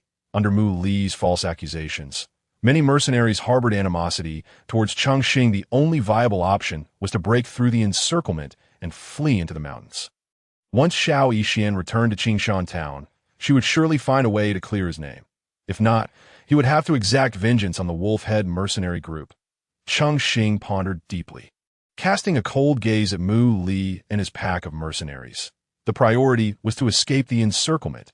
His aura remained ample, while the opposing fighters were diminished from the previous night's battle. However, dealing with them would still consume considerable time and energy, and should any of the 8-star fighters intervene, it would spell trouble. As these thoughts swirled in Cheng Xing's mind, his brows knitted in concern. The risks of forcing a breakout were substantial, and alternative strategies were necessary. If only I could fly. The reward of the Ziyun wings remained unutilized. Previously, a lack of suitable circumstances had prevented him from refining this flying technique.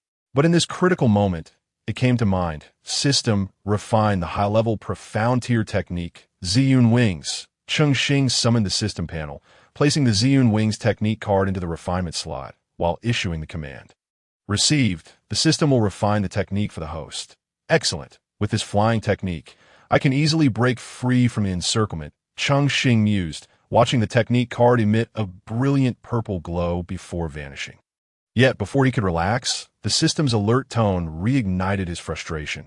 Due to the need to expand meridians for this technique, please be patient and ensure your safety. Are you jesting with me, system? At such a time, you asked me to wait. Cheng Xing seethed internally, his frustration boiling over.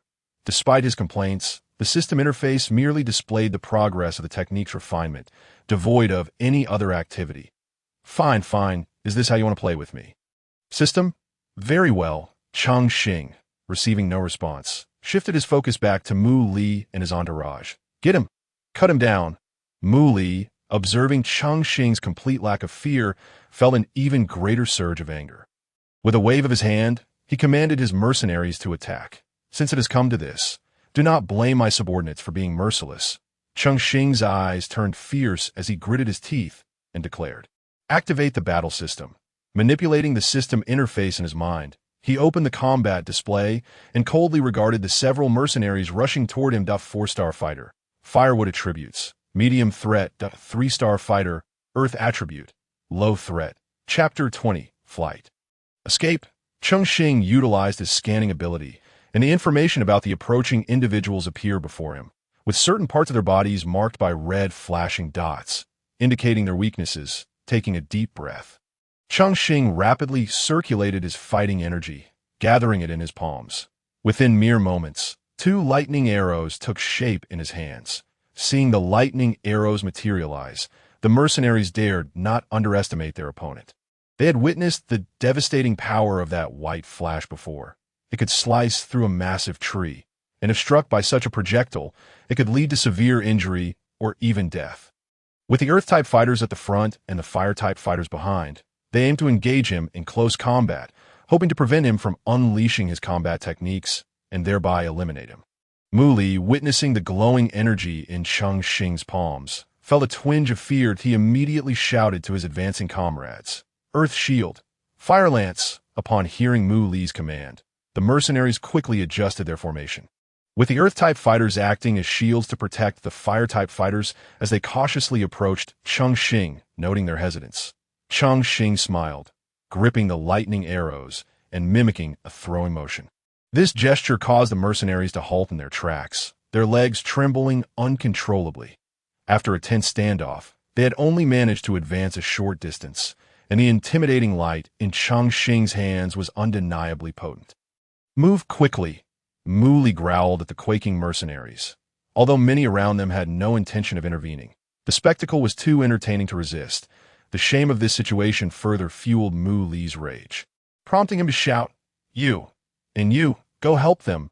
Bring me that kid's head." Cheng Xing observed the hesitant figures before him, remaining silent. His foremost priority was to buy time as long as the white light in his palm persisted. The mercenaries would not dare to approach, but he simply needed to endure until the successful refinement of the purple cloud wings, at which point he could escape effortlessly. "Damn it, have I raised you for nothing? Charge!" Mu Li bellowed in frustration. He could no longer contain himself, resorting to vulgar insults and tempting the mercenaries with promises of rewards for their efforts, at last, under the pressure of threats and inducements. The wolf-headed mercenaries cautiously advanced toward Cheng Xing once more. Ding! The combat technique network has been fully structured and is about to be activated. That a notification from the system brought a glimmer of hope to Cheng Xing. But it was followed by a sharp pain that surged through his back. This agony caused the light in his palm to dim. "Damn it! I forgot that the purple cloud wings require the opening of meridians. This pain is unbearable." Cheng Xing's face paled as the intense discomfort assaulted his mind, causing beads of sweat to trickle down his brow. He dared not show weakness to his adversaries, and instead slightly hunched over, gritting his teeth in silence. Despite his efforts to remain stoic, the dimming light in his palm did not escape the notice of the mercenaries. "Hurry, his combat technique is about to expire," someone shouted, prompting the others to hasten their steps, weapons drawn and ready. Cheng Xing's lips turned a ghostly white as the figures before him blurred, the pain obscuring his vision. He hurled the lightning arrows before him. Boom! With two resounding explosions, a thick cloud of dust erupted around Cheng Xing, enveloping everyone present. Enduring the pain in his back, Cheng Xing quickly retrieved 2 energy recovery pills and swallowed them alongside a few pain relief pills. As the pain subsided with the effect of the analgesics, Cheng Xing used his spiritual perception to ensure the positions of the mercenaries, confirming that they remained within the dust cloud and at a safe distance. He immediately sat down to restore his internal state. Although the system could directly refine and expand his meridians, the pain had caused significant depletion of his fighting energy, coupled with the emergence of new meridians. Much of his energy had inadvertently entered them, exacerbating the loss. Cheng Xing focused his mind, guiding the energy from the recovery pills into the newly opened meridians, and once the pain relief took effect, he was able to suppress the agony completely. Ding! The meridians have been successfully opened. Congratulations, host, you have refined the advanced combat technique, Purple Cloud Wings. After a period of recuperation, the system's notification echoed in his mind, as if the 2 messages had completely quelled his pain, invigorating him. In fact, it was not merely an illusion. As he felt the rushing wind around him, Cheng Xing opened his eyes to see the dust being blown away, and he realized he was no longer grounded but floating above the ground. Astonished, he observed the deep purple wings adorned with mysterious patterns extending from his back. It dawned on him that these were indeed the purple cloud wings. The previous pain had transformed into a mere itch, and Cheng Xing steadied his mind. With the flapping of the purple cloud wings, Cheng Xing ascended higher, the gusts of wind swirling around him and dispersing the dust. As the air currents grew more forceful, the dust was completely blown away. The circle of mercenaries that had surrounded him now found themselves staring at emptiness. Where did he go? Someone exclaimed in shock. Yes, where is he? He was just here, Mu Li exclaimed, his upper lip quivering in rage. How could a single individual escape the assault of so many? He can't have gone far. He must be hiding nearby. Search for him. Muli glared at the spot where Cheng Xing had stood, shouting frantically. The crowd felt a chill in the air, and, for a moment, no one noticed that Cheng Xing was now soaring above them. Hee Muli, captain of the wolves. I'm right here. Cheng Xing's laughter rang out. Everyone looked up in unison, only to behold a striking young man with towering wings, fluttering gracefully in the sky, a fighting king. Upon realizing the identity of the figure above them, a scream of terror erupted from the crowd. As the onlookers recognized him, their pupils dilated, and their bodies trembled uncontrollably. In their understanding, only a fighter king possessed the ability to fly. Muli, utterly bewildered, collapsed onto the ground, while the mercenaries who had once rallied to attack Cheng Xing now knelt in fear, pleading for mercy from the fighter king. Muli, today's affair will be repaid 100-fold in the future. For now, I shall take my leave, Cheng Xing proclaimed with a hearty laugh. Sensing his fighting energy rapidly depleting, he wasted no time and soared into the depths of the Beast Mountain range, leaving behind the members of the Wolfhead mercenary group, who stared at one another in shock, their expressions reflecting a mixture of relief and disbelief. How could he possibly be a fighter king? Muli stammered, his face ashen, his earlier bravado extinguished, replaced by sheer terror. Chapter 21. Into the mountains, Cheng Xing struggled to maneuver the purple cloud wings, gliding above the treetops. To be precise, it was more akin to soaring than true flight, as his internal energy was insufficient to maintain the wings, leaving him barely airborne. Within mere breaths, the wings behind him began to shrink, the mysterious patterns upon them fading. Sensing the diminishing lift, Cheng Xing thought to himself, "This is bad. I'm about to fall. I need to land quickly." Clumsily lowering his altitude, he miscalculated the distance and plunged straight into the thick canopy of trees. Thud. Having taken a hard fall, Cheng Xing now lay on the ground, bursting into laughter. Is this what flying feels like? It's absolutely exhilarating. The smile upon his face remained undiminished by the dirt that adorned it. Rather, it radiated with even greater brilliance. This aerial combat was akin to an abyss. Despite the enhancement of the returning energy pill, Cheng Xing, maneuvering the purple cloud wings, could soar merely 1,000 feet before plummeting due to the depletion of his internal fighting spirit. However, traversing this distance on the ground would take several hours, for magical beasts were exceedingly rare in the sky. Gazing at a small opening he had carved through the thicket, he caught a glimpse of the serene azure sky within the mountains. The surroundings remained enveloped in a profound silence. The Beast Mountain was not perpetually rife with the carnage of magical creatures. With a sigh, he mused, how fortuitous it is to find oneself in the Beast Mountain, a haven for training. Here, magical beasts abound. As long as one remains steadfast, hunting them is hardly a challenge. Rising to his feet, he surveyed the endless expanse of the lush forest and lamented, the cores of second-tier magical beasts are scarce. Yet the first-tier ones should suffice. If he could absorb the energy from the cores to enhance his strength, it would eliminate the need for excessive training. Continual slaying of magical beasts and absorbing their cores would make leveling up significantly easier. Having already consumed one second-tier core, he only needed to absorb 4 more to ascend to the rank of a 3-star fighter. The Beast Mountain was never short of magical beasts, and even in the deepest recesses, there existed 6-tier beasts that rivaled the strength of human Do Huang. That on the periphery of the Beast Mountain, mercenaries were scattered about. After the previous tumult, many of the Wolfhead mercenary group's members appeared as though their souls had been lost. Muttering strange phrases under their breath, Muli's face was ashen, his lips twitching occasionally as he observed the state of his fellow mercenaries. Muttering to himself, how could this lad possibly be a Doang? If he truly were, why not simply eliminate us? The cold moonlight cascaded down from the heavens, enveloping the entire forest like a delicate veil. Beneath the shadowy canopy, a youth held his breath, a steel dagger in hand, his gaze fixed upon the pitch-black earth below. Through his heightened senses, he could perceive the slightest rustle of the wind and the movement of the grass. Suddenly, a sound pierced the stillness, and Cheng Xing immediately locked onto its source. Spotting a jet-black giant rat approximately 3 feet long stealthily making its way forward, That's the most common low-tier magical beast of the night. The burrowing rat was highly vigilant. At the slightest disturbance, it would use its massive claws to dig a hole and escape. With a swift motion, Cheng Xing leaped down from the tree trunk, harnessing the force of gravity to drive his dagger directly into the creature's skull. The enormous rat emitted not a single cry before it breathed its last. Expertly extracting the magical core, Cheng Xing produced a bag filled with the cores of magical beasts.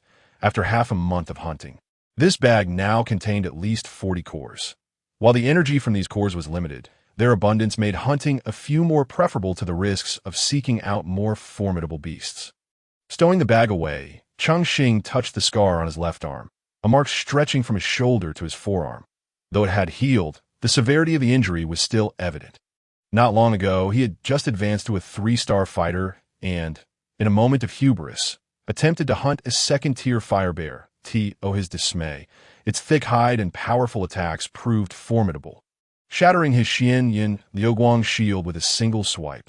Fortunately, he reacted swiftly, sidestepping just in time to avoid a fatal blow to his chest. Regaining his focus, Cheng Xing wiped the blood from his dagger with a scrap of cloth before lightly stepping on the ground. A glimmer of light flashing as he melded back into the forest. Over the past half-month, his continuous battles against magical beasts had accrued a wealth of combat experience, eliminating the rookie errors of being detected during hunts. Coupled with the advantages of multi-attribute transformation, Cheng Xing moved like a bolt of lightning, striking with the precision of a sword, effortlessly hunting magical beasts. Ding! Congratulations, host, for slaying a total of 50 magical beasts. Reward: Advanced Xian Level Do Technique, Thunderous Charge. Reward: 1/3 tier magical core. As the morning light filtered into the forest, Cheng Xing, panting heavily, sat on the ground, searching for the magical core of the wind demon fox with his steel dagger. Damn it! How unfortunate that this second-tier beast lacks a core. He cursed, having found none after a thorough search, and proceeded to clean his blood-stained hands. However, he was relieved by the rewards from the system. With the addition of a 3rd-tier core and these 1st and 2nd-tier ones, he should be able to break through to 5-star fighter status. Observing the system's inventory filled with cores, his spirits lifted, and he did not dwell on the absence of a single core for long. Uncle Ka Gang, is it too early for magical beasts to be awake? What do you know? We must take advantage of their slumber. That way, our journey remains safer. From a distance, raucous voices broke the tranquility, causing Cheng Xing to sharply focus in that direction before leaping silently through the trees towards the source of the commotion. Lin Er, don't stray too far from the group. The leader will be displeased. Cheng Xing observed a middle-aged man, cautioning a young maiden that that from the Blood Battle mercenary group. I thought it was just those miscreants from the Wolf Head. Cheng Xing felt a tinge of disappointment. Many from the Wolf Head mercenary group had ventured into the mountains lately, and he had willingly escorted them back to their homes, initially anticipating another battle only to find his thoughts misguided. Uncle Ka Gang, I heard that many from the Wolf Head have met their end in the Beast Mountain recently. That true? Lin Er bounced over to Ka Gang, her youthful face displaying surprise as her sparkling eyes fixated on him. Upon hearing her inquiry, a grave expression crossed Ka Gang's face as he replied in a hushed tone. It is said they provoked a formidable youth. Many fighters who entered the mountains to hunt magical beasts were silently eliminated by him. Hearing their conversation turned toward him, Cheng Xing lost interest in gathering more information and quietly departed, swiftly making his way back to the small cave where he had concealed himself. Chapter 22. Thunderous Charge navigating through the dense foliage. Cheng Xing reached a cave adjacent to a ravine. Water cascaded down the rocky cliffs like a twisting azure dragon. Clinging to the steep, damp walls, the splashes created an ethereal mist that veiled the entrance to the cave. And under the sunlight, rainbows occasionally shimmered above. Cheng Xing chose this location as his hideout, as the mist from the small waterfall rendered the cave nearly imperceptible to the untrained eye. Only someone with heightened spiritual perception like Cheng Xing could detect it. Once inside the cave, Cheng Xing set up several small traps. Should anything intrude, he would be immediately alerted, as his focus during meditation primarily lay within. After completing these preparations, he sat cross-legged upon a clean stone platform, accessed the system panel, and prepared to absorb all the magical cores he had accumulated. noticing several red dots flashing on the panel, which were notifications for previously unclaimed treasures. He dismissed them, focusing instead on the task at hand. Grasping a handful of cores, he activated the refining feature and cast them into the system. The multicolored magical cores transformed into a kaleidoscope of light on the ethereal interface before vanishing from sight. In just a few heartbeats, the vortex of fighting spirit within him began to whirl chaotically. Where the cores had once been, a rich, pure fighting spirit emerged, rapidly being devoured by the vortex. This pure energy coursed through him. The vortex's speed intensified, and its size noticeably expanded. With every passing moment, his cells greedily absorbed the fighting spirit. The surge of energy from this batch of cores lasted a little over 3 hours before it came to an end. It seemed that the energy required for each level varied. Despite the absorption of numerous cores, he still had a considerable distance to cover before reaching the 4-star fighter threshold. Cheng Xing slowly opened his eyes. Glancing at the system panel where the last remnants of a core were about to be depleted, sighing before tossing another core into the refining area. His goal for the day was to absorb this entire collection of cores. Once he reached 5-star fighter status, slaying second-tier magical beasts would become considerably easier. Otherwise, relying solely on the power of first-tier cores would make advancement exceedingly difficult. He continued to feed the cores into the refining process. The pure fighting spirit manifested once more. With the groundwork laid, this new batch of cores caused the vortex within him to begin collapsing, and as the vortex reformed, his strength surged to that of a 4-star fighter. Yet his ambitions extended far beyond the mere 4-star rank. In the ensuing hours, Cheng Xing tirelessly absorbed the fighting energy refined from the magic cores. Within a mere span of 2 days, over 50 magic cores propelled him from a 3-star fighter to a 5-star fighter. Thanks to the purity of the energy and the intricacies of the cultivation technique, his unleashed strength was now capable of contending with 9-star fighters and even dome masters. It's been nearly 3 days. He mused, finally finishing the absorption. Rising to his feet, he expelled a burst of pure fighting energy from his mouth, twisted his waist, and stretched his limbs, relishing the satisfying pops and cracks of his bones. With a flick of his hand, a book of fighting techniques materialized in his palm. The Thunderbolt technique, an advanced technique of the Xian tier, possessed a might akin to the lightning that traverses the vast expanse of the heavens. Containing a trace of the celestial thunder's essence, practitioners must choose wisely, for should they be harmed by the celestial thunder, the repercussions could be dire. Cheng Xing glanced at the technique's introduction, puzzled. The lightning in the world was merely a discharge phenomenon resulting from the friction of clouds. How could it wield such power? It was not as if it were accompanied by a 7th-grade Pill's thunder.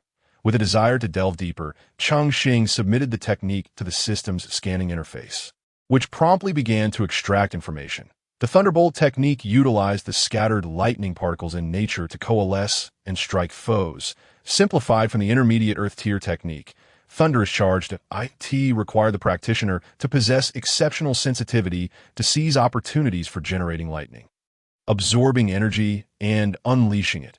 While superficially categorized as an advanced Xian tier technique, it was in truth a pseudo-Earth tier technique, and when mastered, its power could rival that of intermediate Earth tier techniques. With a faint smile at the seemingly serious description of the technique, Cheng Xing cast it into the refining area. System, refine the advanced Xian tier technique, Thunderbolt technique. As he issued the command, the technique transformed into a bolt of black lightning. Striking directly at Cheng Xing, the force of the lightning knocked him down, sending a tingling sensation coursing through his body. Desperate to rise, he found his muscles unresponsive. System prompt, please refine the power of the Xian thunder in a timely manner. The system's voice echoed in his mind. Barely audible, Cheng Xing could only muster his willpower, channeling his internal fighting energy to seize the power of the Xian thunder. Fortunately, having just ascended to a 5-star fighter, his energy reserves were abundant.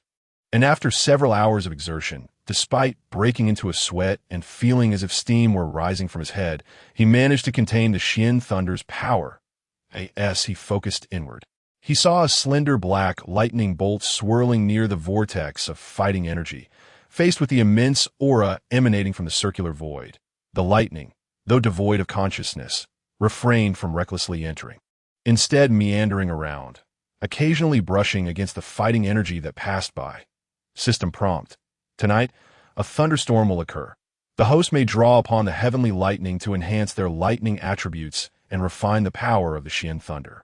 Sitting upright, Cheng Xing immediately entered a meditative state to recover the fighting energy he had just expended.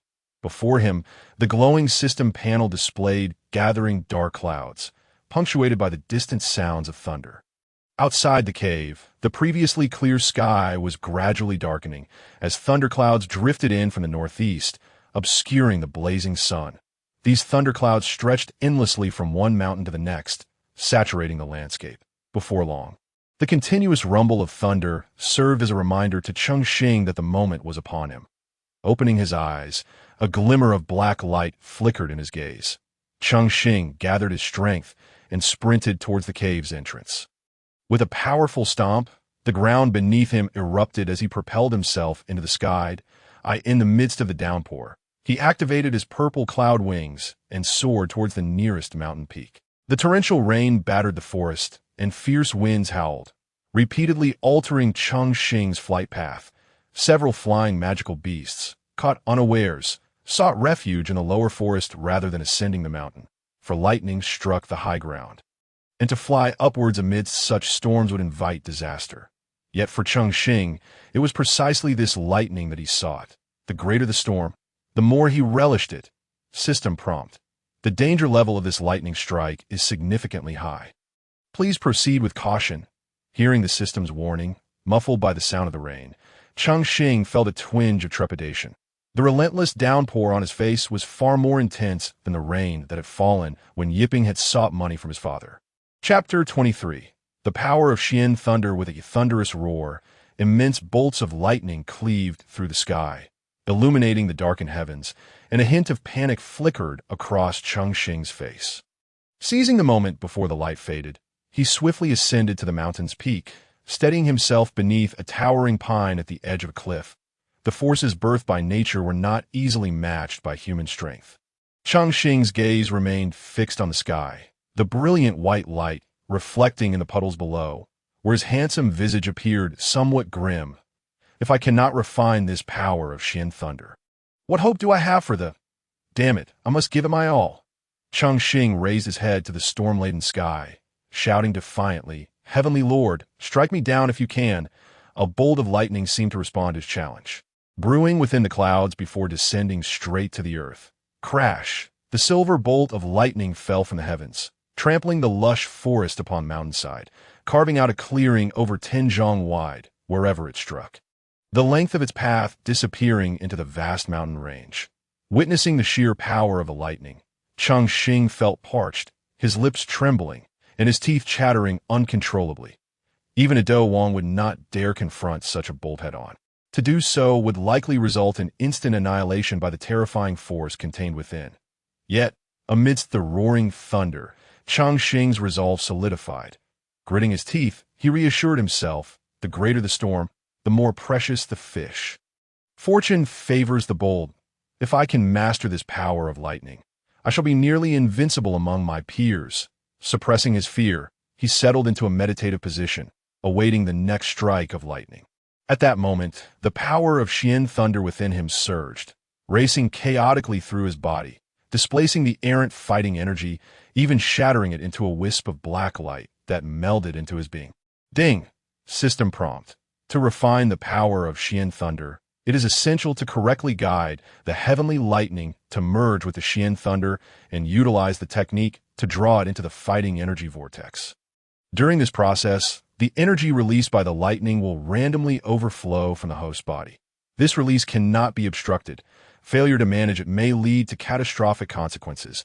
Gazing at the warm glow of the system panel, Cheng Xing exhaled softly, concealing it before closing his eyes, awaiting the impending lightning strike. In the pitch-black rain-soaked night, the youth sat like a statue upon the mountain peak, undeterred by the tempest that raged around him, steadfast in his determination to grow stronger. System prompt. A lightning strike is imminent. The host location is about to experience a lightning strike. Energy levels are extremely high. Please take immediate precautions, despite the system's frantic warnings. Cheng Xing remained calm, igniting his internal fighting energy to its zenith, the technique continuously operating without pause. Atop the mountain, beneath the powerful pine, a thick silver beam of light suddenly descended from the sky, engulfing his entire form. This lightning, as if siphoning energy from the entire cloud layer, was extraordinarily robust. Wherever it struck, it evaporated the water droplets in the air, crashing against the pine with such force that it fractured the mountain itself.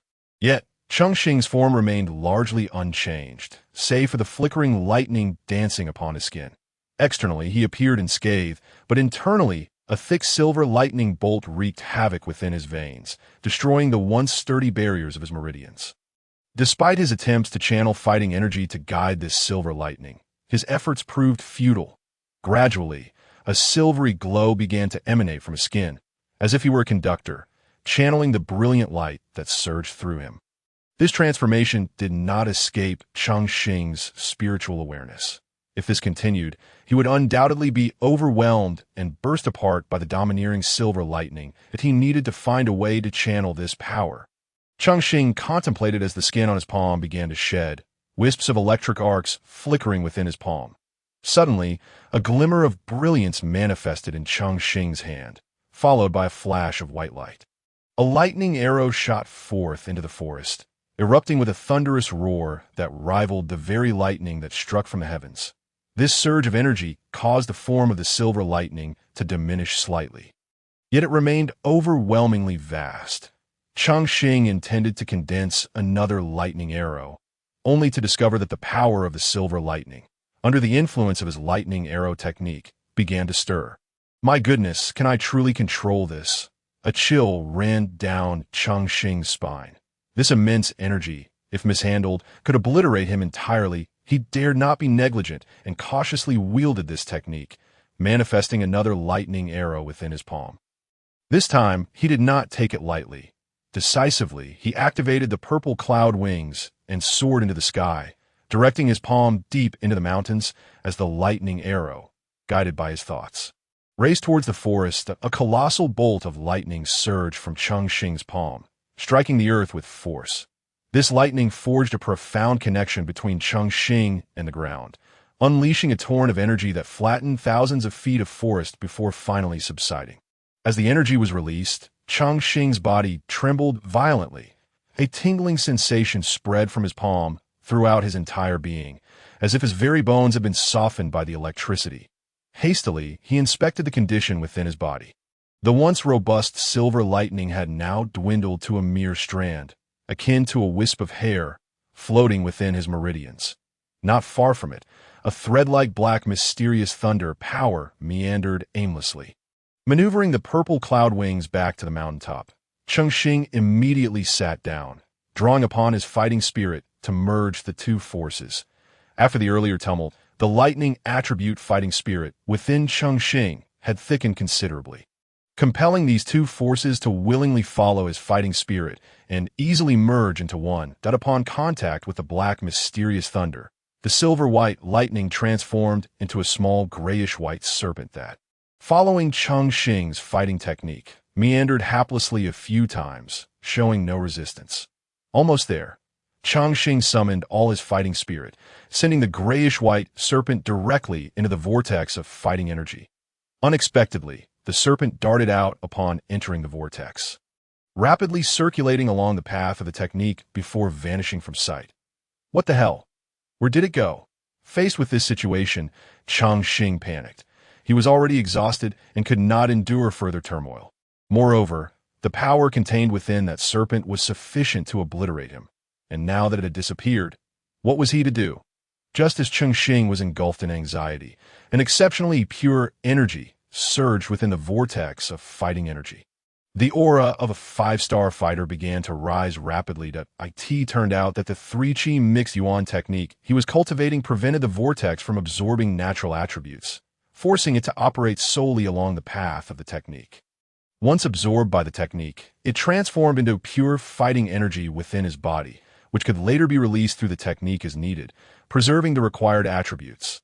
The meridians within Cheng Xing, previously damaged, were now being restored by this pure fighting energy. After this ordeal, The strength of his meridians had increased significantly, and amidst the circulation of fighting energy, he could even hear the distant rumble of thunder. The dark clouds, having lost much of their energetic support, began to dissipate slowly. The sun rose gently in the east, piercing through the remaining clouds and illuminating the forest as drops of morning dew slid from the sturdy pines. Tracing graceful arcs in the air before plummeting into the ravine, his body shivered slightly. Cheng Xing's tightly shut eyes suddenly snapped open, a glimmer of pure brilliance flashing within before being deeply buried. Congratulations, host! You have successfully refined the mysterious thunder power and harnessed the lightning of heaven and earth once, greatly enhancing your lightning attribute. Hearing the system announcement, Cheng Xing could not help but smile. This time, I have directly ascended from a 5-star fighter to a 7-star fighter, and I am even on the verge of stepping into the 8-star fighter realm. The wonders birthed by this world are truly terrifying. Chapter 24. Enemies in close quarters in less than a month's time. Cheng Xing had elevated his strength from a 3-star fighter to a 7-star fighter, a rate of advancement that would be considered exceedingly exceptional anywhere on the continent. If ordinary people were to witness this, they would scarcely believe it. Cheng Xing gazed at the sky, now a clear blue mirror after the thunderstorm. Feeling an immense sense of relief, he leaped from the mountaintop, and, after gliding gracefully through the air with the purple cloud wings, landed softly on the ground. This 7-star fighter prowess was sufficient to sustain the daily flight of the purple cloud wings. Furthermore, after this refinement of lightning, it seemed that this technique had also improved, with his fighting energy noticeably increased. The 7-star fighter vortex could hardly accommodate such an abundance of fighting energy. Cheng Xing pondered this while accessing his system panel for review. As expected, the technique he was currently cultivating had reached the pinnacle of the high yellow tier, comparable to a pseudo-mysterious tier technique. However, he was somewhat surprised that such a domineering power of lightning could not induce the technique to evolve into a mysterious tier 1. Nevertheless, Cheng Xing did not feel disheartened, as the system had rewarded him with plenty of attribute points. He allocated these points with a focus on balance development, particularly enhancing his physique and agility, as he no longer deemed it necessary to invest further in his soul power, which was already ample. Physique, 15 soul, 20 agility, 14 now. Relying solely on his physical strength, he could withstand a blow from a 5-star fighter. And coupled with the speed boost from refining the lightning, his agility now allowed him to navigate the fighter realm with ease. Having achieved his desired outcome, Cheng Xing did not forget the core objective of this endeavor. He reopened the interface and dragged the Thunderbolt technique into the refinement area. Ding! Congratulations, host! You have successfully learned the high-level mysterious tier fighting technique, Thunderbolt technique. The Thunderbolt technique can deliver powerful single-target attacks or inflict area damage, moving like thunder with astonishing speed, reducing foes to dust in an instant. Images of the Thunderbolt technique's various demonstrations flashed through Cheng Xing's mind, depicting a silver-white figure rapidly transforming, wielding a bolt of heavenly lightning. The shape of the lightning continuously shifting, sometimes striking in a straight line, at other times appearing serpentine, and even spherical. After absorbing this information, Cheng Xing felt an overwhelming eagerness to test the might of the Thunderbolt technique. After all, he had expended considerable effort refining the mysterious thunder power contained within. It would be unbearable not to try it out while his hands were still warm. Cheng Xing caressed the scar on his left hand. Smiling, "Today, I shall practice on you." With that, he unleashed a surge of energy, propelling his body swiftly towards the lair of the fiery bear. Earlier, he had been careless and had suffered injury from a single blow. Now it was time to reclaim his honor. The forest, still damp from the rain, exuded the rich fragrance of earth from afar. Before Cheng Xing even set foot in the fiery bear's territory, he caught a whiff of the strong scent of blood in the air.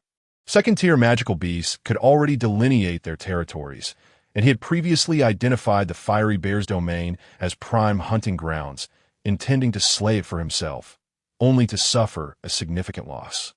What had once been a well-kept thicket was now a vast expanse of felled trees, yet there were no signs of a struggle. Observing the neatly severed trunks, it was evident that human mercenaries had cleared a path with sharp blades, leaving traces everywhere to prevent their main force from losing their way forward. Could it be that someone has set their sights on the fiery bear? Cheng Xing's expression changed. The fiery bear was a formidable second-tier magical beast, which rendered its magical core highly valuable. Let us take a look. Without a fighter-level powerhouse, hunting this fiery bear would be no simple feat. Cheng Xing softened his footsteps, converting his fighting energy into a light, airy wind attribute, maximizing his soul perception as he made his way towards the small valley where the magical beast resided, guided by memory that he Ming. Are you all right? Did that woman drain you dry again last night? How is it that after just a short while, you're already struggling? If you can't take it, hurry home to recuperate and don't end up dead here. Li, you're full of it. I am as vigorous as ever. If anyone needs to recuperate, it's you. Hiding amidst the bushes, Cheng Xing observed a group of mercenaries, armed with various weapons, surrounding the fiery bear's cave, while three figures were engaged in a fierce struggle with a massive magical beast towering several meters high. Recognizing their familiar attire, Cheng Xing couldn't help but smirk inwardly. What a coincidence! I never expected you all to dare target the fiery bear. This works perfectly. It saves me the trouble of hunting you down later. The fiery bear, relying on its immense strength and sturdy physique, maintained the upper hand even against the combined assault of three. Meanwhile, Mu Li watched from the sidelines, casually chatting and laughing with the mercenaries. As if it were just an ordinary hunt, that Mu Li, stop spectating and come help. One among them, upon witnessing the scene, could not help but exclaim loudly. The reprimanded Mu Li, compelled to cease his idle chatter, briefly conferred with his subordinates before drawing his weapon and joining the fray. Armed with a long sword, Mu Li concentrated his internal energy in his palm, then thrust the sword forcefully towards the blazing bear. The blade transformed into a glimmering arc of cold light in midair, slicing through the wind with a piercing sound. Yet as it approached the fiery beast, it was effortlessly swatted away by a single paw. Father, why don't you use that move? None of our techniques can harm it. Mu Li lamented to Mu Shi, witnessing his feeble attack easily nullified. A dome masters it. This could prove rather troublesome. Cheng Xing mused, his brow furrowing upon hearing Mu Li's address to a middle-aged man. Although he had reached the rank of 7-star fighter, he should not fear a dome master in a one-on-one encounter. However, aside from Mu Shi, 3 other fighters of 7 or 8 stars were present, and acting recklessly might plunge him back into peril. Mu Shi, a 2-star dome master of wind attribute, frequently utilized the advanced yellow-grade technique Wind Soaring Kill, while He Ming, an 8-star fighter of rock attribute, commonly employed the intermediate yellow-grade technique Rock Burst Slash. As various pieces of information materialized on the system panel, Cheng Xing steeled himself, intending to resolve these grievances once and for all, thereafter opting for a more low-profile existence, avoiding entanglements and focusing on his own growth. Otherwise, he would expend considerable energy dealing with trifles. Let them fight. Once they are done, I shall make my move. Cheng Xing scoffed, his form once again merging with the underbrush. Now, all he needed was patience, waiting for the fiery bear to exhaust itself, at which point he could seize the opportunity, even though this second-tier magical beast had a dome master overseeing it. Subduing it was no trivial matter. With the assistance of Mu Li and the other 3 fighters, Mu Shi exerted every effort, finally vanquishing the fiery bear after over an hour of struggle. Listening to the cheers of the Wolf-Head Mercenary Corps, Cheng Xing's lips curled into a peculiar smile as he leapt gracefully, his feet barely making a sound upon the damp grass. This period of hunting and training had fostered his rapid growth, and the thought of fully understanding this enmity filled him with unbidden excitement. Ah, Captain Mu Li, you are truly formidable, with so many of you. It took such a long time to slay this magical beast. Indeed, the Wolf-Head Mercenary Corps excels at group combat rather than one-on-one duels, Cheng Xing remarked, his face radiating confidence as he straightened his posture. Leisurely addressing the crowd, his hands clapping in a rhythm that could either be congratulatory or mocking. Chapter 25. Fierce Battle with Mu Shi. Upon the sudden appearance of the youth, Mu Shi, the leader of the Wolf-Head Mercenary Corps, merely stared intently, not overly concerned. After all, they were numerous, and it was not uncommon for stragglers to join their ranks in hopes of exiting the magical Beast Mountain range together. Thus, he exhibited little reaction to Cheng Xing's arrival. However, Upon recognizing Cheng Xing, Mu Li's complexion turned from ruddy to a shade akin to liver. His body trembled uncontrollably, his pupils dilating as he stammered. Cheng Xing, the Do Wang strongman capable of transforming his energy into wings to this revelation. The crowd gasped in astonishment. In the realm of the Gamma Empire, a Do Wang's prowess could etch their name among the top 10 strongest. Each one was a formidable power in their own right, backed by influential families.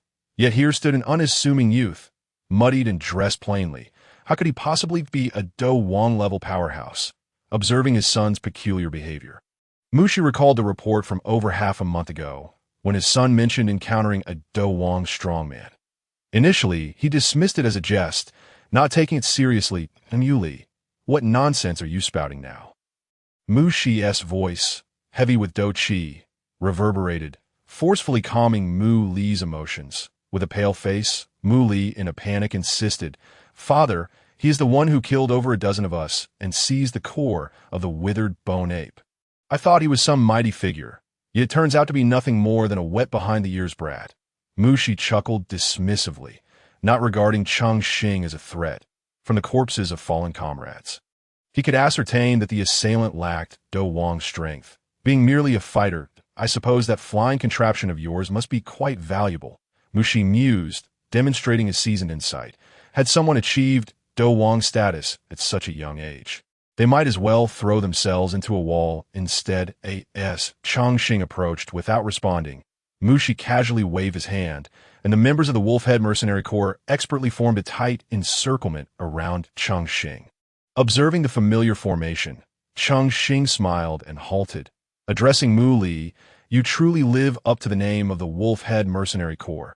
Your pack tactics are executed flawlessly. Brat, if you hand over your treasures, I might consider sparing your life," Mu Shi declared, arms crossed, his tone laced with disdain. "Blame yourself for being blind and provoking the Wolf-Head Mercenary Corps. Do you not inquire about my strength in Qingshan Town?" Cheng Xing, intrigued by Mu Shi's self-aggrandizement, could not suppress a chuckle, retorting, "Oh, what strength can a mercenary corps lacking even a great dome master possibly possess? You seek death." He Meng, incensed by Cheng Xing's mockery, charged forward. Facing the assault of the 8-star fighter, Cheng Xing remained unperturbed. He slightly curled his palm, gathering strength beneath his feet, then unleashed a powerful thrust, racing toward He Meng. This kid is a fool. The third captain possesses immense physical strength, yet he dares to engage in close combat. What a Na'vi duckling. He must be here to find his demise. Let's simply enjoy the spectacle. He Meng thought, a smirk forming on his lips as he observed Cheng Xing's choice to confront him. With his fists enveloped in pale Do Qi, He Meng delivered a devastating strike toward Cheng Xing, his massive fists generating a terrifying wind pressure that loomed large in Cheng Xing's vision. In response to the 8-star fighter's onslaught, Cheng Xing swiftly gathered silvery Do Qi in his palm, forming a slender beam of light in an instant, which shot forth under the guidance of his meridians, colliding with He Meng's fist. The flash of light was executed with such speed that He Meng barely had time to comprehend it before his form staggered, struggling to regain balance. "Why do you hesitate to receive my blow, brat?" He Meng sneered at Cheng Xing, his eyes brimming with contempt. Yet the spectator's pupils had narrowed to pinpricks. The once lush, green grass was now stained with a pool of bright red blood, with several droplets clinging to distant leaves, while a robust, yellowed arm lay serenely on the ground nearby. But a single strike, the arm of the 8-star fighter He Meng had been severed. Just as He Meng lunged forward, his fist wrapped in Do Qi, Cheng Xing, with keen perception, seized an opening, darting forward before bending his palm at an unusual angle, releasing a lightning arrow that struck directly at He Meng's forearm joint. The charred muscle at the severed end emitted an unpleasant odor as the adrenaline waned, and pain surged forth. He Meng stared in horror at his arm resting on the ground, his eyes wide in disbelief as he glanced at the severed limb. A blood-curdling scream echoing in the air above. "You little brat, today I shall flay your skin," he shrieked, the agony causing beads of sweat to form on his forehead. His eyes reddened and bulging as he glared menacingly at Cheng Xing. Mu Shi gasped in shock. He understood He Meng's physical prowess, which had previously held an advantage against a 9-star fighter, yet in a mere exchange with Cheng Xing, He Ming had suffered the loss of an arm. This youth possessed terrifying strength, and today he must be eradicated. He Ming, step back. Mushi commanded gravely to Mu Li, Tai Shi, come with me. Even the eager wolf-head mercenaries at their leader's behest began to drag He Ming away. The three, Mu Li, Mu Shi, and Tai Shi, formed a straight line, standing resolutely before Cheng Xing. Brat, it seems you possess quite a few treasures. That earlier technique must at least be of low-level mysterious grade. Mu Shi intoned that Mu Shi's face was suffused with an expression of greedy desire, as the surface of his body began to accumulate fighting spirit. In a short span of time, a gossamer garment formed around him. Cheng Xing, with an impassive countenance, observed several mercenaries dragging Herman away, before turning his gaze towards Mu Shi, who had already condensed a fighting spirit garment. The fighting spirit garment, emblematic of a Dome Master's prowess, not only augmented the wearer's defense, attack, and speed, but also facilitated a more rapid absorption of fighting spirit energy from the external environment, replenishing the wearer's internal fighting spirit depletion. Consequently, nearly every Dome Master would strive to manifest this garment before engaging in battle. It was this very garment that delineated the distinction between a fighter and a Dome Master. Witnessing the significant enhancement in Mu Shi's attributes, a gravity of concern gradually etched itself onto Cheng Xing's face. Regardless of the circumstances, he remained merely a 7-star fighter, and confronting a bona fide Dome Master necessitated utmost caution. That I am aware of your intentions. If you possess the capability, then detain me. If not, prepare to meet your demise here today. Cheng Xing clasped his palms together before his chest, silver arcs of electricity crackling to life on the surface of his body as he brewed a formidable offensive. With a low cry, Mu Shi brandished his spear, its tip slicing through the air with a sharp whistle, darting towards Cheng Xing with lightning speed. Wind soaring step, Mu Shi exclaimed, his toes barely touching the ground as he unleashed his fighting spirit. His form resembling a leaf caught in a tempest, seemingly erratic yet unfailingly aimed at Cheng Xing. In response, Cheng Xing exerted forcefully backward while simultaneously launching himself off the ground, generating a series of explosive sounds beneath his feet. As Cheng Xing retreated, Mu Shi relentlessly pursued him, wishing for his spear to extend a few more inches to pierce Cheng Xing's throat. Harnessing his robust fighting spirit, Mu Shi closed the distance. His wrist twisting with finesse as his spear danced through the air, its tip aimed at Cheng Xing's neck with a cunning angle. Faced with this fierce assault, Cheng Xing swiftly redirected the silver fighting spirit to his palms. A beam of white light emerging as he forcefully blocked with both hands. Each clash between the spear and his delicate palms left deep imprints in the grassy earth. Chapter 26. Slain the 2-star Dome Master encased in the Xian Yun Liuguang shield. Cheng Xing's palms surprisingly withstood the impact of the spear as Mu Shi unleashed a torrential barrage of attacks. Cheng Xing found himself straining under the pressure. Each collision with the spear left a faint mark. The stronger the attack, the longer the mark. To secure victory, he had to either create distance or seize the spear for a decisive strike. Seeing Cheng Xing completely suppressed, Mu Shi couldn't help but gloat. Cheng Xing, if you beg for mercy now, I may spare you some pain. Otherwise, you will be annihilated. With that, Mu Shi intensified the force behind his spear, producing a deeper sound of sonic boom in the air. The radiance in Cheng Xing's palms flickered under the strain of several impacts. His once fair hands now reddened from the force. Just before the light extinguished, Cheng Xing hastily summoned the fighting spirit within him, augmenting it with lightning attributes through his techniques. As the spear tip approached, he skillfully evaded the point, channeling his momentum up the smooth shaft of the spear. Zzz. The fighting spirit within him surged along the refined iron spear towards Mu Shi. Despite the protection offered by the fighting spirit garment, the lightning-fast assault left Mu Shi no time to react as Cheng Xing's electric-infused fighting spirit surged into his body. The sudden jolt of electricity caused Mu Shi to involuntarily release his grip on the spear, and Cheng Xing seized the opportunity to snatch it away. Dad! Mu Li, witnessing the shift in the battle's tide, as the iron spear changed hands, felt a rush of urgency. His face flushed with determination as he swiftly grabbed a spear from a mercenary behind him and charged forward. Swift wind stab. Muli's spear whirled violently in his grasp, a low, thunderous shout escaping his lips. The spear's tip became enveloped in a faint wind attribute fighting spirit, slicing through the air with an ear-splitting crack as it hurtled toward Cheng Xing. As the wind vortex was unleashed, Muli's energy rapidly dwindled. This was his ultimate strike, meant to suppress Cheng Xing once more. With the advantage of numbers, they could easily wear him down. In the midst of his retreat, Cheng Xing, having acquired the spear, reversed its direction, channeling his fighting spirit into it. The once dull, iron spear transformed into a glimmering silver as the colossal wind vortex drew nearer. Cheng Xing hurled the spear, colliding it with the massive wind vortex. With a violent surge of fighting spirit, the silver spear, crackling with arcs of electricity, produced a sound that pierced the eardrums, shattering the wind vortex amid the gaze of the onlookers. The resulting gale forced many to squint against the wind. After shattering the wind vortex, the silver spear swiftly reverted to its original dull color.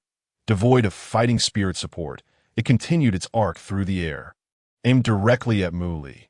Exhausted from expending all his fighting spirit, Muli lacked the strength to defend against the spear's onslaught. Thud! A sharp sound echoed as the spear, imbued with tremendous force, struck Muli, sending him flying several meters until the crimson tip pinned him firmly against a tree, causing the leaves to rain down like drizzles. Muli's terrified eyes remained fixed ahead, blood streaming from his mouth as he struggled to raise his arm in a futile attempt to communicate, his brilliance fading as his head drooped alongside. My son. Mushi, unable to dispel the paralyzing lightning energy coursing through him, was consumed by a tempest of grief and rage, letting out a desperate and wrathful roar. You wretched boy, I shall kill you today. A fierce expression of vengeance painted Mushi's visage.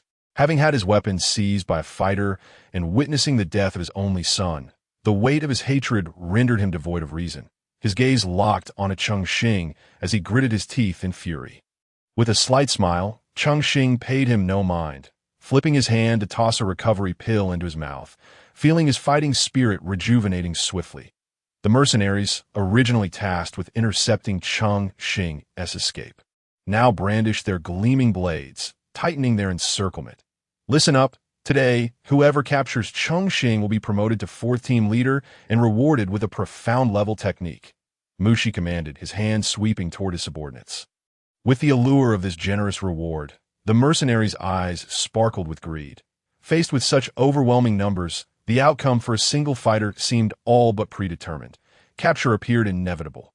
Yet, Cheng Xing merely smiled faintly, unleashing a surge of energy from his feet as he ascended into the air, a pair of purple wings unfurling behind him, each flap resonating with an electric hum. The outcome of this hunt is far from certain. Cheng Xing paused in midair, a grin on his face, provocatively gazing down at the swiftly converging crowd below. No wonder Lear told me that person flew out with wings. It turns out to be true. Mushi gazed up at Cheng Xing, now airborne, his expression filled with regret, having previously chastised Mu Li for the same. Surveying the encroaching throng, Cheng Xing calculated his next move, his hands deftly weaving a series of seals as a gray-white fighting spirit rapidly coalesced within him. Quickly, fetch me a bow and arrows. Shoot him down. Mushi's face darkened as he glared at the hovering Cheng Xing, issuing commands to his subordinates. Boy, I'll see you stay up there forever. If you dare to come down, you'll wish you hadn't. Mushi's venomous gaze burned with a desire to slay Cheng Xing 100 times over, to flay his skin and douse him in pepper sauce. Cheng Xing disregarded Mushi's malevolent glare, concentrating all his energy on the intricate seals in his hand. As he completed the final motion, a gray-white light erupted from his palms, shooting skyward after a brief flicker. Boom! Following the dispersal of light among the clouds, a rumbling thunderclap resounded as dark clouds rapidly gathered in the sky, this phenomenon visible for miles around. Witnessing this spectacle, Mushi's malevolent hatred was frozen in place. Remorse flooding his heart as he pondered why he had engaged in conflict with this individual.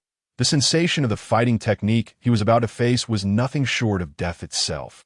It is time to conclude this. Cheng Xing's complexion turned ashen as he gazed at the mercenaries scattering beneath his feet, murmuring to himself that a faint grayish-white glow manifested between his fingers and where he pointed. Thunder followed suit. A colossal bolt of lightning descended from the clouds, its deafening roar nearly appending the entire gorge, as the grayish-white lightning surged across the ground, devouring all living beings in its path. Like the scythe of death, until it finally dissipated upon striking the rocky mountainside. The purple cloud wings behind Cheng Xing gradually shrank, guiding his descent as he covered his mouth and nose to avoid the foul stench of charred remains. The once lively members of the Wolf-Head mercenary group, numbering over 40, had now transformed into lifeless, ashen corpses. The might of this thunderbolt technique seemed to extend far beyond the realm of high-level profound techniques. Observing the terrifying expanse of devastation, Cheng Xing could not help but exclaim in awe. Chapter 27. The Celestial Treasures. Cheng Xing's face was etched with astonishment. Initially, he merely wished to test the potency of the thunderbolt technique and had intended to flee using his purple cloud wings after its release.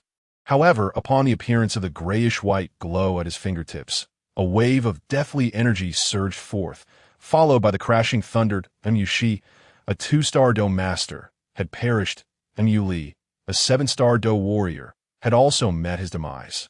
Cheng Xing surveyed the scene, noting the floating characters before his eyes.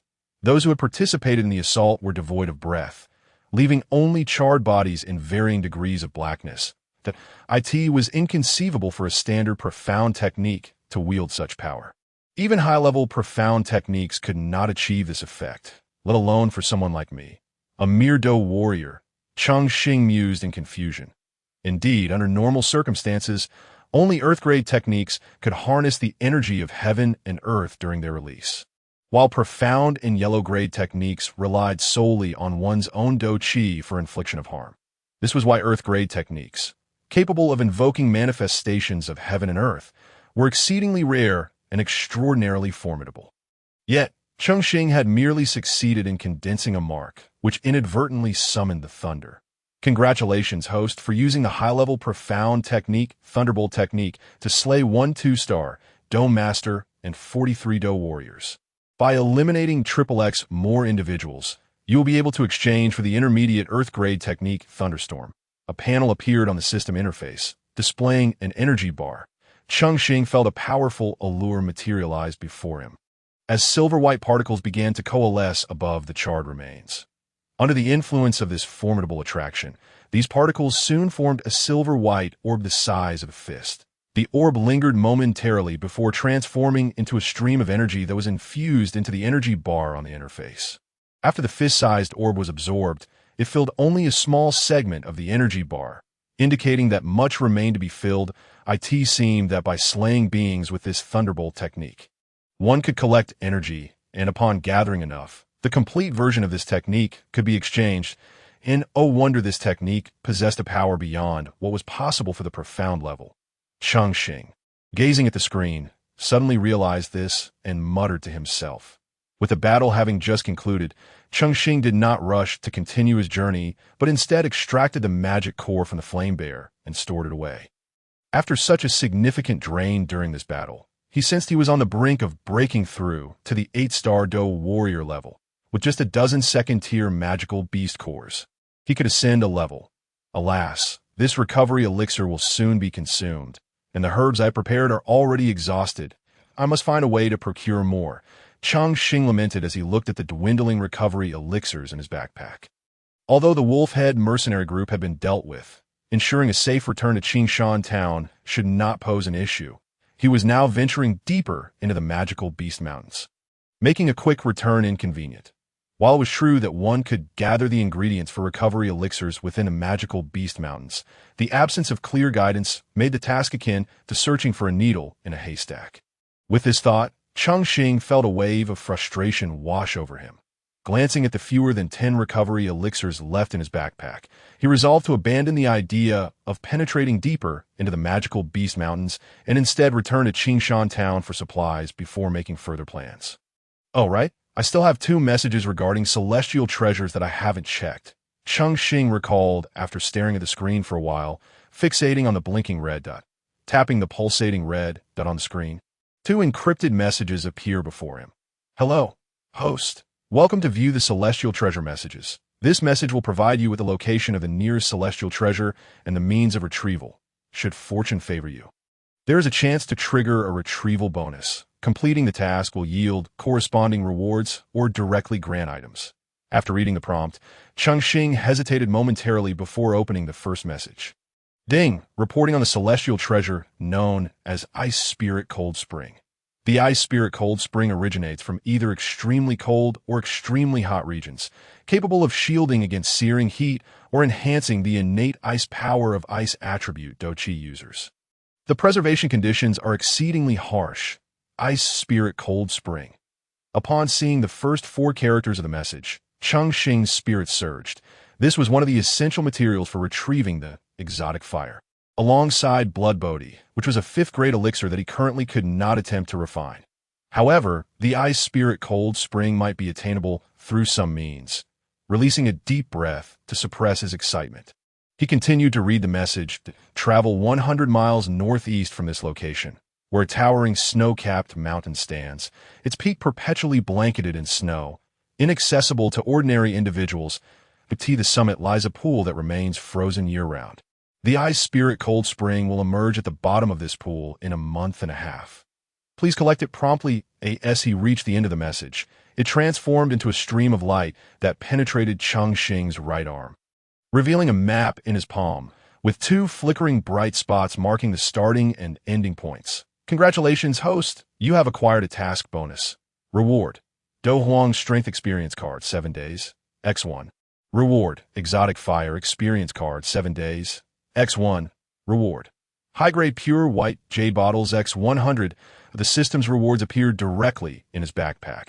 Yet Cheng Xing found it hard to feel joy, for he discovered from the map that this towering snow-capped mountain lay deep within the magical Beast Mountains.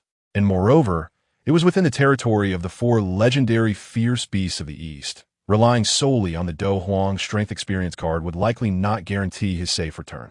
Moreover, recalling the excruciating pain endured while subduing the heavenly lightning without any protective items, a shiver of dread coursed through him.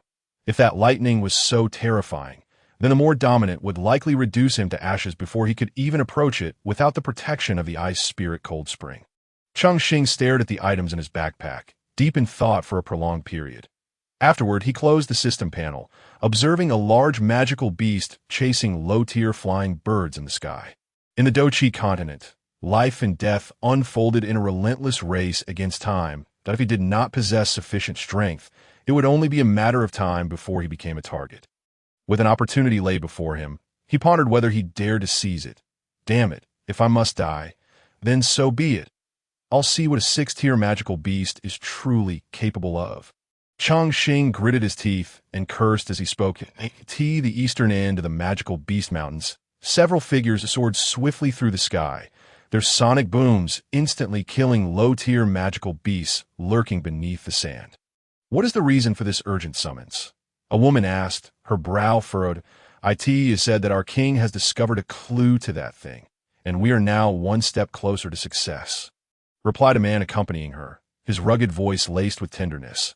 Upon hearing about that thing, the woman's speed noticeably faltered. Then, her do chi surged, propelling her to the utmost limit of her speed. That thing is beyond our reach. If anything goes awry, the consequence could be death. Indeed, which is why we were hastily summoned. Rumor has it that within a certain snow-capped mountain lies a celestial treasure that can reduce its power. It is likely they want us to retrieve that thing. For the king, I will do anything. A resolute voice from a woman echoed, and the 2 figures transformed once more into shimmering streaks of light. Hurtling deep into the desert, Cheng Xing extracted a dagger from the lifeless body of a magical beast, gazing at the charred remains. The light in his hand remained vibrant despite being smeared with blood. It was impossible to traverse the 100 kilometers solely by relying on the Ziyun wings. He had to hunt magical beasts along the way, hoping to elevate himself to the rank of a Dome Master, especially since the Ice Spirit Spring would not appear for over a month.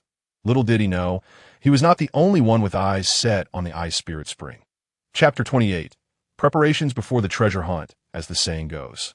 A horse dies from running to F.A.I. in this vast forest. Cheng Xing could only rely on the small map in his palm to ascertain his direction.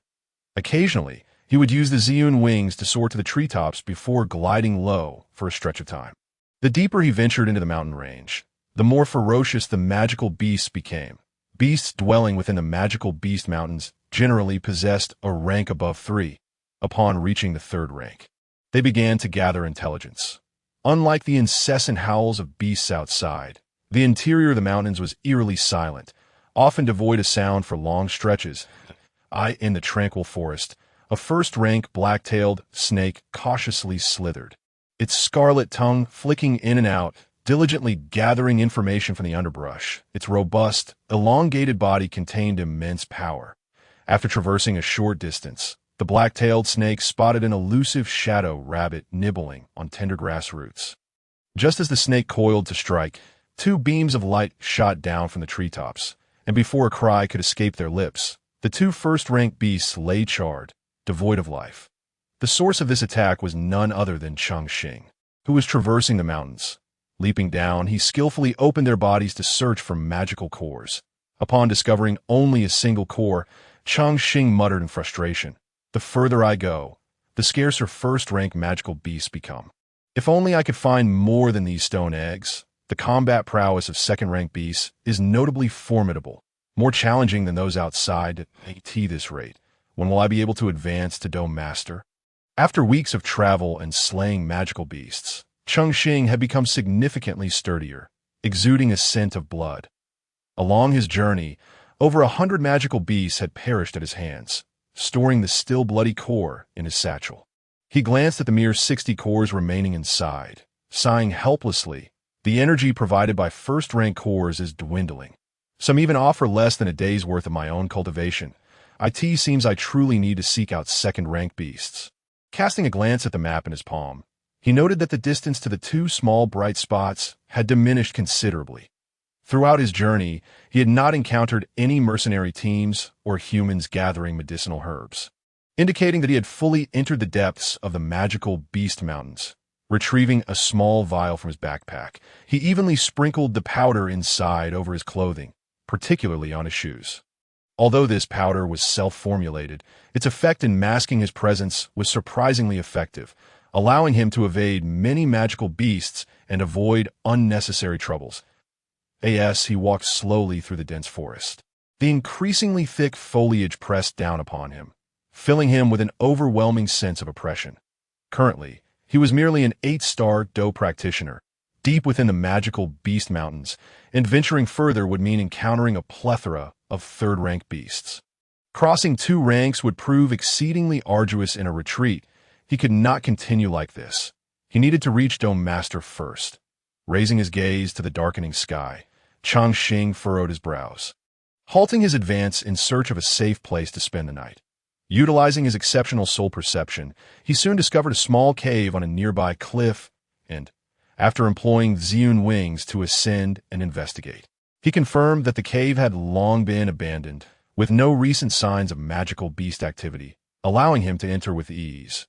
Over the past 2 weeks, aside from traveling, Cheng Xing had relied on the system to gather a fair amount of medicinal herbs, enabling him to concoct several pills, with the most abundant being the Qi recovery pill. With these, entering the magical beast mountains became considerably safer. Additionally, he had crafted various other powders with different effects, akin to the powder used to mask human presence earlier. After organizing the materials for the Qi recovery pill and setting the quantity for refining on the interface, Cheng Xing began multi-threaded operations, promptly extracting a bag of magical cores to absorb their energy. Although he had only recently advanced to 8-star Doe practitioner, the continuous hunting of magical beasts had prevented his Doe Qi from becoming unstable or superficial. The energy he absorbed was exceedingly pure, and coupled with the powerful filtering effect of his cultivation method, Cheng Xing did not need to forcibly suppress his advancement speed. As night fell, the dark cave was illuminated solely by the faint glow before Cheng Xing. As the processes of pill refining and magical core absorption consumed considerable time, with the energy from the magical cores beginning to be refined by the system, the surrounding energy of the heavens and earth surged rapidly. Cheng Xing operated his cultivation method, allowing the energy coursing through his meridians to gradually become purified and transformed into pure Douqi energy, which blended into the energy tide provided by the system, permitting him to voraciously consume this vast reservoir of pure energy. Outside the cave, as the cyclone within Cheng Xing's body spun at high speed, the pulling force emanating from him grew increasingly formidable. Eventually, the originally thin and mottled energy in the surrounding environment began to coalesce into a luminous circular energy field encircling him. Magical beasts, possessing a keen sensitivity to the energies of the heavens and earth, could not ignore this commotion. Many magical beasts commenced their nocturnal activities, but upon realizing their location on the cliff, they could only retreat in vain, leaving behind frustrated howls. For several consecutive days, Cheng Xing was immersed in the exhilarating experience of absorbing pure energy. Under the overwhelming influx of pure energy, changes transpired within his body. His meridians and bones grew ever more resilient and powerful, although he had developed some resistance to the energy within first-rank magical cores. The sheer volume of energy impacted the cyclone within him, causing it to undergo remarkable transformations. As the last magical core's energy flowed in, the cyclone began to expand continuously and rotate in reverse. Despite Cheng Xing's attempts to suppress it, he could not contain this momentum. Damn it! What is happening? If this continues, the cyclone will collapse. Cheng Xing anxiously observed the cyclone's fluctuations. Fortunately, the reverse rotation did not result in any damage. Rather, it propelled the previously absorbed pure energy throughout his body in a liquid form. These highly compressed pure energies, once flung to various parts of his body by the cyclone, were immediately absorbed and integrated, fortifying his meridians, bones, and flesh. Even with his eyes closed, Cheng Xing could feel his body subtly swelling, his muscles silently growing in size and strength. Feeling his strength intensifying, Cheng Xing relaxed, allowing the cyclone to take its course. After more than half an hour of nourishment, the pure energy within the cyclone gradually depleted, and its rotation slowed, eventually coming to a halt. The energies of the heavens and earth surrounding him began to dissipate. Sitting cross-legged in the cave, Cheng Xing suddenly opened his eyes, a powerful aura emanating from him, several times stronger than days prior. The speed at which Douqi circulated through his bones and meridians accelerated several-fold, transforming the gaseous energy into streams that flowed like silver rivers, roaring through the air like thunder. Ding! Congratulations, host! You have advanced to Dome Master. Based on your rate of advancement, the system has awarded you the following rewards. Earth Tier Low-Level Do Technique. Dragon's Dance Cloud Avoidance Technique. Earth Tier Low-Level Do Technique. Frost's 10,000 Methods listening to the system's announcement. Cheng Xing gradually rose to his feet, the surging Douqi within him providing a sense of security. The rewards this time are actually both Earth-Tier low-level techniques, Cheng Xing mused, glancing at the newly acquired techniques in his backpack. Intrigued, previously I couldn't learn or refine Earth-Tier techniques that I wonder if I'll be able to do so now that I've reached Dome Master. Subsequently, Cheng Xing tentatively dragged one of the techniques into the refining area. Detected Learnable Do Technique. Would you like to learn and refine it? Indeed. Upon reaching the Dome Master level, he could now learn these Earth-Tier techniques. Upon receiving this news, a joyful smile broke across Cheng Xing's face. He had gained several Earth-Tier techniques, providing him with additional security for the future. Chapter 29, Earth-Tier Do Techniques, Part 1. Now that he could learn Earth-Tier techniques, Cheng Xing no longer hesitated. Venturing into the depths of the magical Beast Mountains, relying solely on his Xian-Tier techniques would make it difficult to ensure his safety. He needed to refine several Earth-Tier techniques as a precaution. He casually tossed the two newly acquired Earth-Tier techniques into the refining area and began the learning process at Earth-Tier Low-Level Do Technique, Dragon's Dance Cloud Avoidance Technique. This technique is a movement technique that allows one to traverse both water and sky. Akin to the dragon, the wind follows the tiger, the clouds follow the dragon. Clouds are often used by dragons to conceal their forms. Once mastered, one moves like a dragon escaping confinement, making it exceedingly difficult for the world to restrain their movements. As the introduction to the martial technique unfolded before his eyes, an ancient scroll slowly unfurled on the panel. Strange patterns, reminiscent of auspicious clouds, enveloped a golden dragon, which soared majestically in the heavens. Suddenly, the clouds transformed into a tempest of thunder and lightning, yet the golden dragon showed no fear of the storm. With astonishing speed, it deftly dodged the dense array of lightning strikes, each time evading them with an uncanny agility. Cheng Xing found himself entranced, marveling at the profound intricacies of this martial art. After breaking through the storm clouds, the dragon's body gleamed radiantly in the sunlight as it raised its head to gaze at Cheng Xing, unleashing a resonant dragon's roar that reverberated through the skies, leaving him momentarily dazed. Then, a beam of golden light surged forth from the scroll, piercing into Cheng Xing's forehead, upon the golden light entering his body. Cheng Xing felt no discomfort. Rather, the earlier shock from the dragon's roar dissipated, replaced by an overwhelmingly warm sensation that spread from his brow throughout his entire being. Moments later, a torrent of immense information began to flood his mind. Hastily, Cheng Xing crossed his legs and sat in meditation, meticulously absorbing the knowledge within his mind. After a while, he abruptly opened his eyes, which sparkled with brilliance. A golden hue began to manifest upon the surface of his skin, and the previously parched ground beneath his feet began to emit a thin mist. As the mist thickened, a small cloud materialized, lifting Cheng Xing's body into the air, that a profound sense of exhilaration coursed through him from head to toe, compelling him to stifle a cry of delight. This sensation was indescribably euphoric. With the emergence of the golden light, Cheng Xing felt as if his body had become weightless. The very sound of the wind rushing through his bones resonated within him. Yet, every muscle cell brimmed with power, causing the surrounding fighting energy to ripple in response to his movements. With a mere thought, a gust of wind erupted around him, and with a piercing whistle, he shot out of the cave at an astonishing speed, faster than the Ziyun wings. The sudden acceleration took Cheng Xing by surprise. He had merely wished to test the martial technique, yet in an instant, he had traversed several dozen zhang. Looking down at the forest below, the once towering trees appeared diminutive, and as he hovered in midair, he glanced back at the cave's cliff wall before plummeting downward. His body, devoid of inertia, fell like a bird that had lost its wings. Hurtling towards the forest beneath, a cold sweat broke out as he beheld the ground rushing towards him and swiftly summoned his fighting energy, activating the Ziyun wings. After gliding in the air for a moment, he stabilized himself and maneuvered the Ziyun wings back to the caved my heavens. This martial technique is terrifying. Cheng Xing, standing at the cave's entrance, gazed with trepidation at the vast emptiness of the sky. The speed of this martial technique was astonishing, allowing one to linger briefly in mid-air. If mastered with proficiency, it could enable low-altitude flight without reliance on the Ziyun wings, a feat typically reserved for those with fighting spirit prowess, as only they could continuously hover in the air. Furthermore, should one encounter a formidable adversary while utilizing the Ziyun wings, abruptly shutting them down and employing this martial technique could yield unexpected results.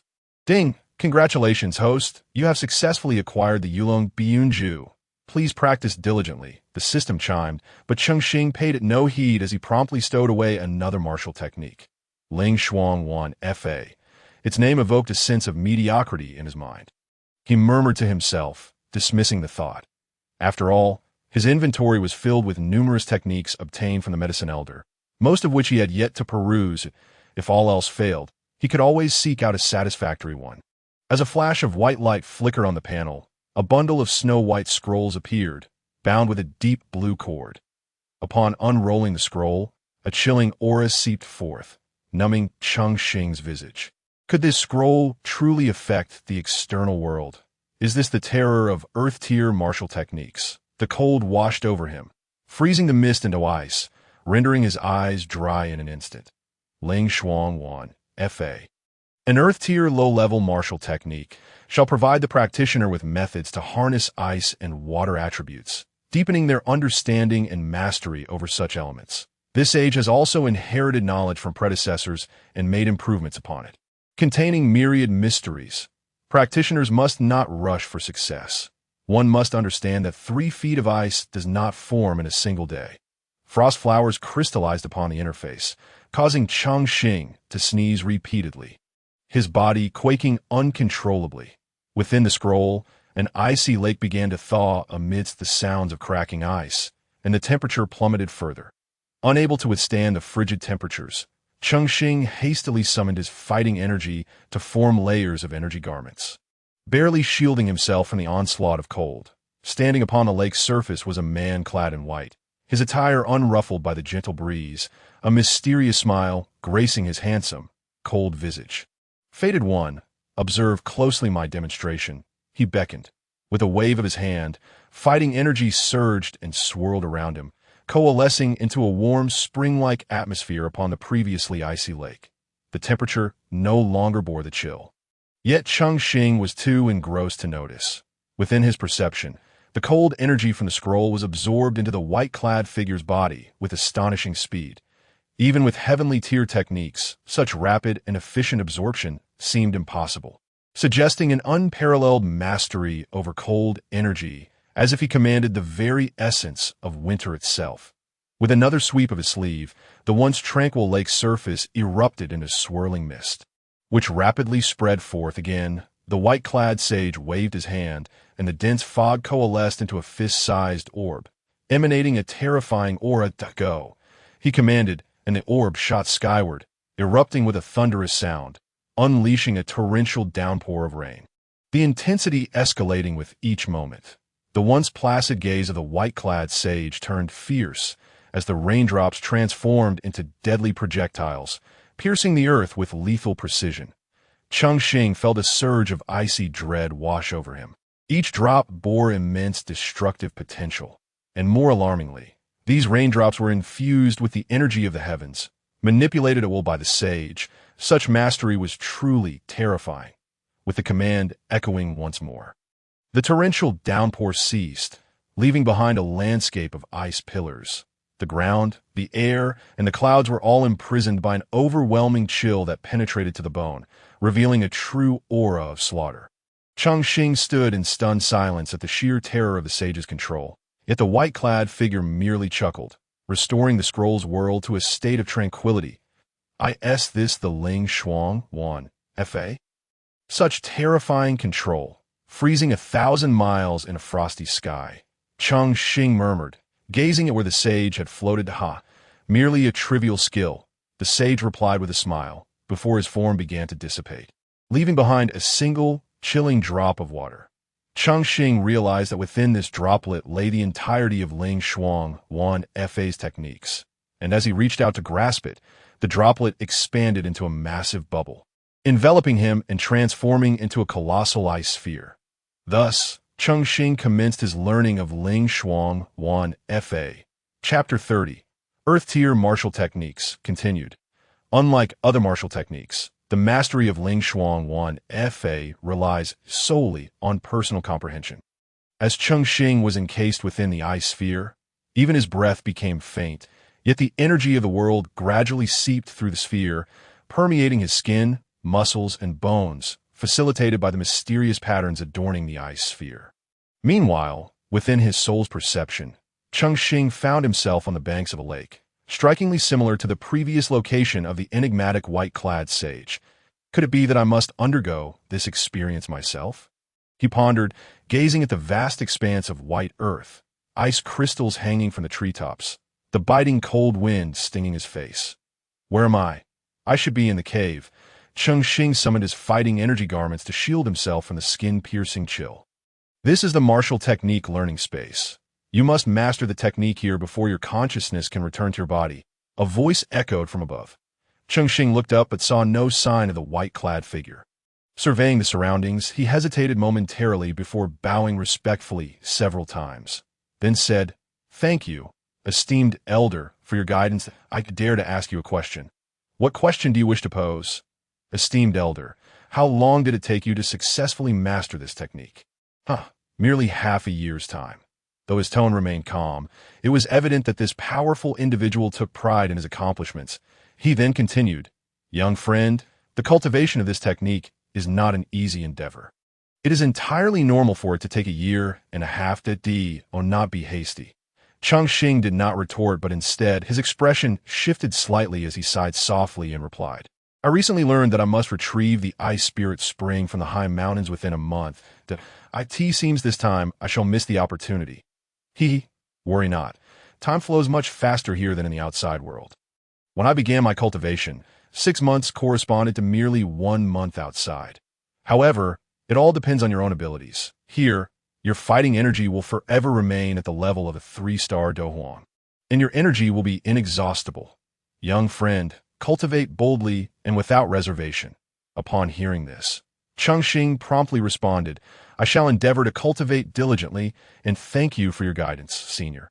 After spending half a day acclimatizing to the frigid environment, he began to convert his fighting energy into ice attributes, attempting to freeze the surface of the lake. This lake spanned thousands of feet in width and was unfathomably deep, revealing only a deep blue hue at its center. Even with the strength of a Do Huang, it was no simple feat to freeze the entire surface into thick ice. Once, twice, thrice, 4 times. After repeated failures, a voice resonated in his ears, guiding him with certain details, allowing Cheng Xing to progress rapidly in the days that followed.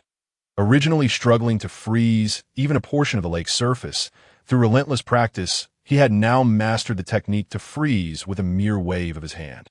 Ensuring the ice's thickness could support a person's weight, as Cheng Xing's ice manipulation technique advanced, the ice sphere grew crystal clear, slowly beginning to melt. Ice seal. Cheng Xing's fighting energy surged within him. Placing his palm upon the gently rippling lake, he shouted fiercely, and ice attribute energy erupted from his hand. In mere moments, the entire lake's surface was frozen, remnants of the previously turbulent water visible upon the ice. Observing the fruits of his labor after days of arduous practice, Cheng Xing felt a sense of satisfaction, finally grasping the secret to freezing with ice. Once the lake was entirely encased in frost, a voice gradually emerged. Young friend, your talent is extraordinary. In just a few months, you have accomplished what took me half a year. With continued practice, your future achievements are boundless. As the elder's voice faded, the scenery before Cheng Xing began to blur, and shortly after, he awoke from the cave in a daze. Exhaling the cold, murky air, he found it contained numerous black ice crystals, likely impurities generated within him during this period. Having not moved in a long time, as he began to stretch, a series of cracking sounds emanated from his bones, echoing continuously within the cave. I wonder how much time has passed. I still have a long way to go. I must not be late, Cheng Xing muttered as he moved. He then brought up the system panel and glanced at the message regarding the rare materials, which read, 10 days until the ice spirit spring appears. Cheng Xing breathed a sigh of relief. This time, he had spent a full 20 days cultivating the frost method. Although he had achieved commendable results, he was still over 100 miles from a mountain where the ice spirit spring was located. He would need to traverse the depths of the monster beast mountain range, where flying with the purple cloud wings might attract the attention of some beasts. However, he still had a Do Huang experience card in his backpack, and with this thought, his previously anxious heart began to calm. It's fine. Worst case, I can transform into a Do Huang in the remaining days and fly straight there. Cheng Xing murmured as he gazed at the sky outside the cave. I wonder if the ice spirit spring is guarded by any magical beasts. If so, a battle may be unavoidable. With the enhancement of these 2 techniques, and having already experienced the robust fighting energy of a Do Huang level during his training, coupled with several advanced mysterious techniques, Cheng Xing felt confident enough to seize the ice spirit spring. Moreover, he must acquire the ice spirit spring. On one hand, it was preparation for capturing the Iwa, and on the other, the ice spirit spring was as alluring to those cultivating ice attribute fighting energy as Iwa is to alchemists that he could transform into ice attributes that will do to his technique, which also mentioned the ice spirit spring. After all, it represented the formidable power naturally condensed by the heavens and earth, until one possesses absolutely powerful strength. One's minuscule power is utterly insignificant in the face of such celestial energy. Retrieving the chi recovery pill refined by the system into his backpack, Cheng Xing took a brief moment to catch his breath before leaping down. The purple cloud wings abruptly unfurled on his back, and under the luminous moonlight, he soared northeastward with great speed. From night until the sun rose, Cheng Xing had covered merely 1/10 of the distance. Yet his fighting energy was completely depleted that it seemed that for a dosher's strength. Reaching the destination directly was exceedingly difficult. He would have to proceed slowly. As Cheng Xing traversed the forest, he did his utmost to avoid areas inhabited by magical beasts. He was now deep within the monster beast mountain range, where one might encounter formidable fourth-tier magical beasts, equivalent to human Do Ling level warriors that in the ensuing days, Cheng Xing traversed the dense forest with trepidation. Despite the guidance of a map, the terrain was convoluted, leading to unintentional detours. However, as he drew closer to his destination, the vegetation underwent a noticeable transformation, from originally lush, tall shrubs to sparse trees, ultimately culminating in expansive patches of low-lying thickets. After pushing aside the final thicket, a vibrant green meadow came into view, and at the far end of the meadow, a tiny white indicated the location of the upcoming ice spirit spring. After such a long journey, Cheng Xing was utterly exhausted, so he retreated back into the thicket to rest, uncertain of what might await him on this boundless meadow that in 2 days, the ice spirit spring would appear. Crossing this meadow in the next 2 days should pose no significant issue. He would decide how to use the experience card when the time came.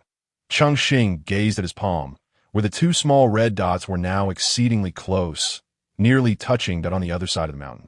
At the horizon, several beams of light sped through the sky like shooting stars, with one beam exuding a palpable pressure that rendered the magical beast along its path silent, allowing it to slice through the air and create waves that rushed towards the towering peaks. Chapter 31.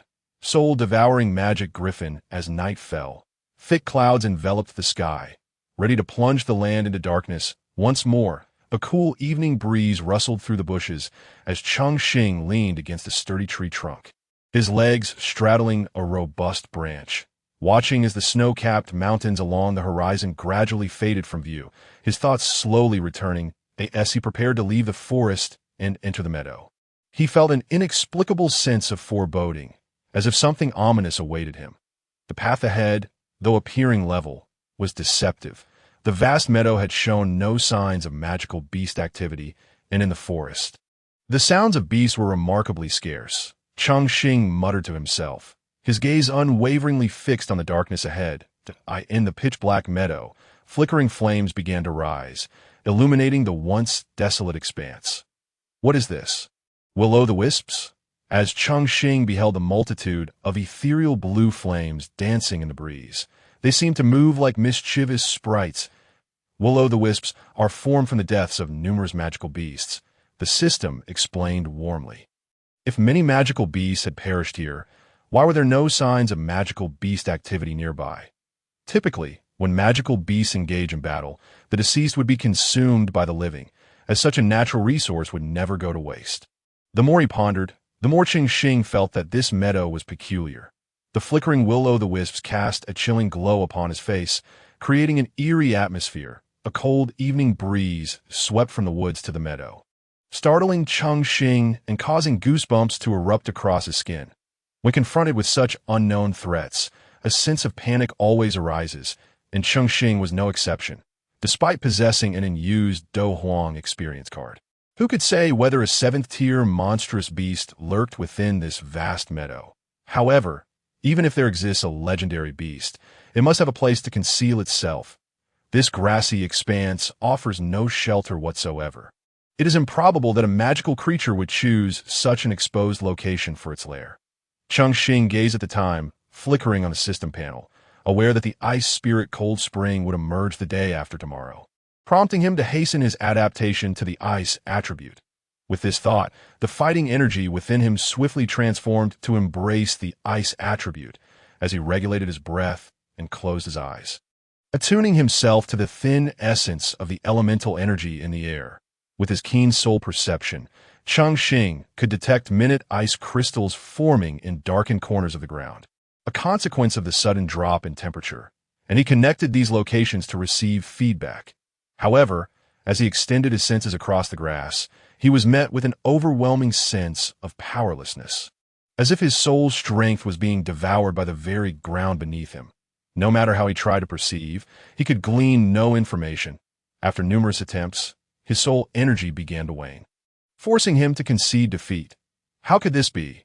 Could the grass truly insulate against soul energy? Upon opening his eyes, a complex expression crossed his face as he lamented, "This grassland is far from as simple as it appears." Suddenly, a fierce wind swept through the pitch-black night sky, causing the stunted trees to rustle violently. Cheng Xing clung to a trunk, barely managing to steady himself. Yet the unmoving clouds above signaled that this was a windless night. The wind was indeed peculiar, carrying with it an odor of decay. Cheng Xing wrinkled his nose at the strange scent wafting through the air, unable to suppress his disdain, despite the myriad questions swirling in his mind. The dawn had yet to arrive, making movement unwise. He would have to remain perched in the tree until daylight. As he waited, the wind gradually intensified, dispersing the earlier foul odor and replacing it with a biting chill. The gust brushed against Cheng Xing's face, invigorating the fighting energy within him, for the cold carried the very essence that nourished the ice attribute. The dense clouds robbed the sunlight of its penetrating power, casting the entire sky in a gray haze, while the grassland resembled a turbulent lake, with the wind etching shapes upon its surface. This wind seemed to be blowing from the mountains beyond. Imbued with an unnatural chill, Cheng Xing squinted, observing a distant white speck the size of a broad bean, pondering its significance. Deprived of sunlight, the grassland now appeared even more sinister. Cheng Xing summoned a thin veil of fighting energy around his body to fend off the encroaching cold.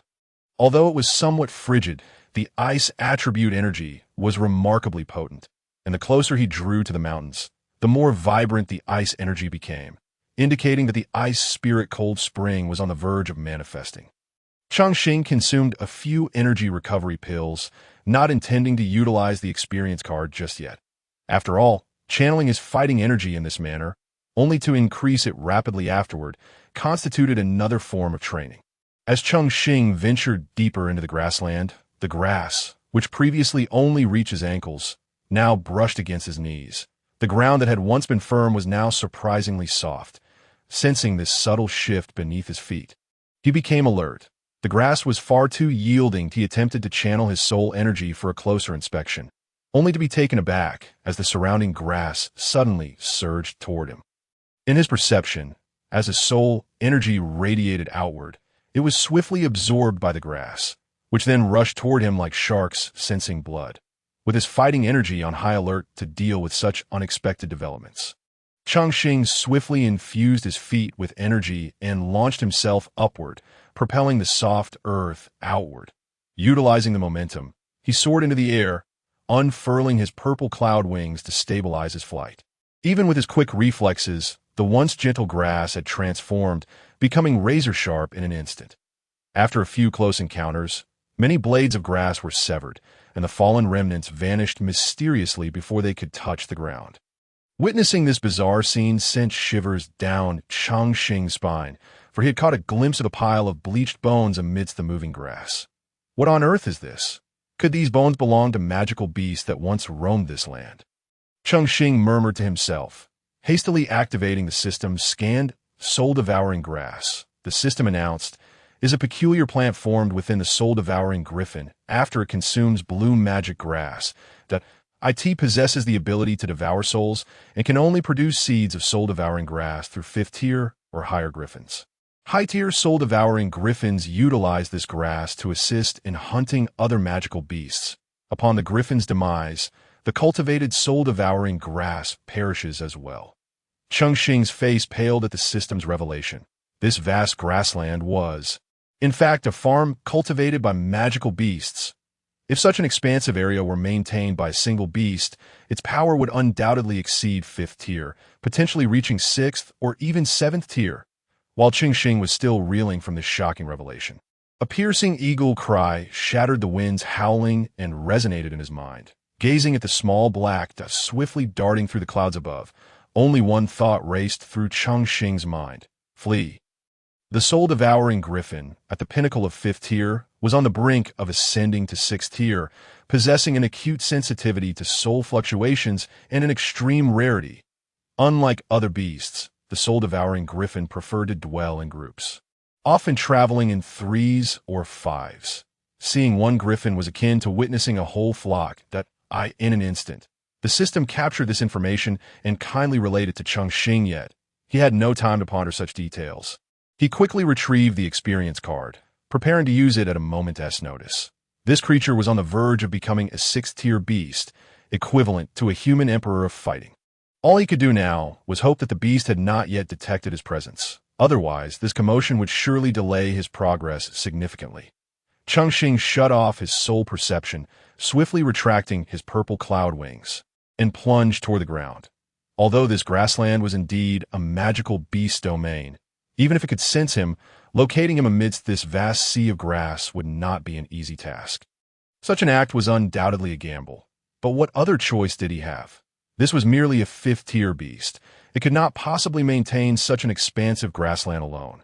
The distance from the last grove to the foot of the snow-capped mountains spanned several dozen miles, promising the presence of other soul-devouring griffins. Should conflict arise, reinforcements from its kin would spell disaster for him. Cheng Xing's form resembled a soaring dragon, gliding swiftly across the lush waves of grass, deftly evading the sporadic onslaught of soul-devouring grass, his feet never quite touching the ground, as if he were treading upon the very waves. Meanwhile, the soul-devouring griffin above, shrouded by the clouds, quickly vanished from sight. Cheng Xing continuously turned his head to monitor the skies, wary of any potential dive from the creature. As he observed, he pressed on, increasing his pace toward the snow-capped mountains, undeterred by the intensifying icy winds. Chapter 32. The Mysterious Woman. Utilizing the dragon's dance technique, Cheng Xing skimmed along the low altitude with remarkable speed, almost matching that of his purple cloud wings, though this technique consumed considerable energy. If this continued, he would soon exhaust his fighting energy. His internal reserves dwindled rapidly, and he swallowed the last energy recovery pill, feeling his speed surge once more. The frigid winds stung his face, reddening his skin, and his hands, exposed to the biting gusts, turned numb.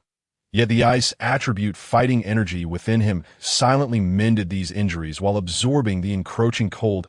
As time passed, the once even grassland began to undulate, and the distant horizon transformed from an endless expanse into several towering gentle slopes that in the dim light. These slopes resembled looming mountains, instilling a sense of dread. A high-pitched screech pierced through the howling winds, exuding an overwhelming presence that sent shivers down Cheng Xing's spine. He halted, disregarding the need for stealth, crouching low as his eyes remained fixed on the sky, his hand tightly gripping the experience card, poised to activate it at any moment. That a sudden whoosh sliced through the air, followed by a shrill sound that gradually faded. Cheng Xing caught sight of a small black line racing through the clouds, descending with terrifying speed, seemingly in pursuit of prey in another locale. This impending pressure from a soon-to-be 6th-tier magical beast was utterly terrifying.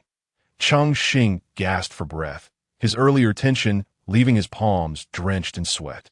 He hastily wiped the experience card, carefully placing it in the most accessible part of his system backpack. Seizing the moment as the chilling winds momentarily subsided, Cheng Xing leaned against the vast, elongated slope, taking a moment to appreciate the grassland swaying in the breeze and the distant forest, now a dark green line, while the mountains behind him appeared to shimmer in the wind. How much longer would this strange wind continue?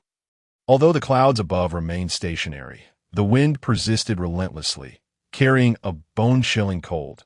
Cheng Xing rubbed his frostbitten, reddened palms as the energy within him silently transformed the attribute of his combat aura from the frigid essence of ice to the warmth of fire, bringing forth a modicum of comfort. Although this shift to fire energy seemed utterly incongruous against the surrounding chill, at such a moment, what purpose would it serve to focus solely on cultivation? After all, without life, what was the use of practicing? Just as Cheng Xing managed to rest for a fleeting moment, a heart-rending scream shattered the tranquility.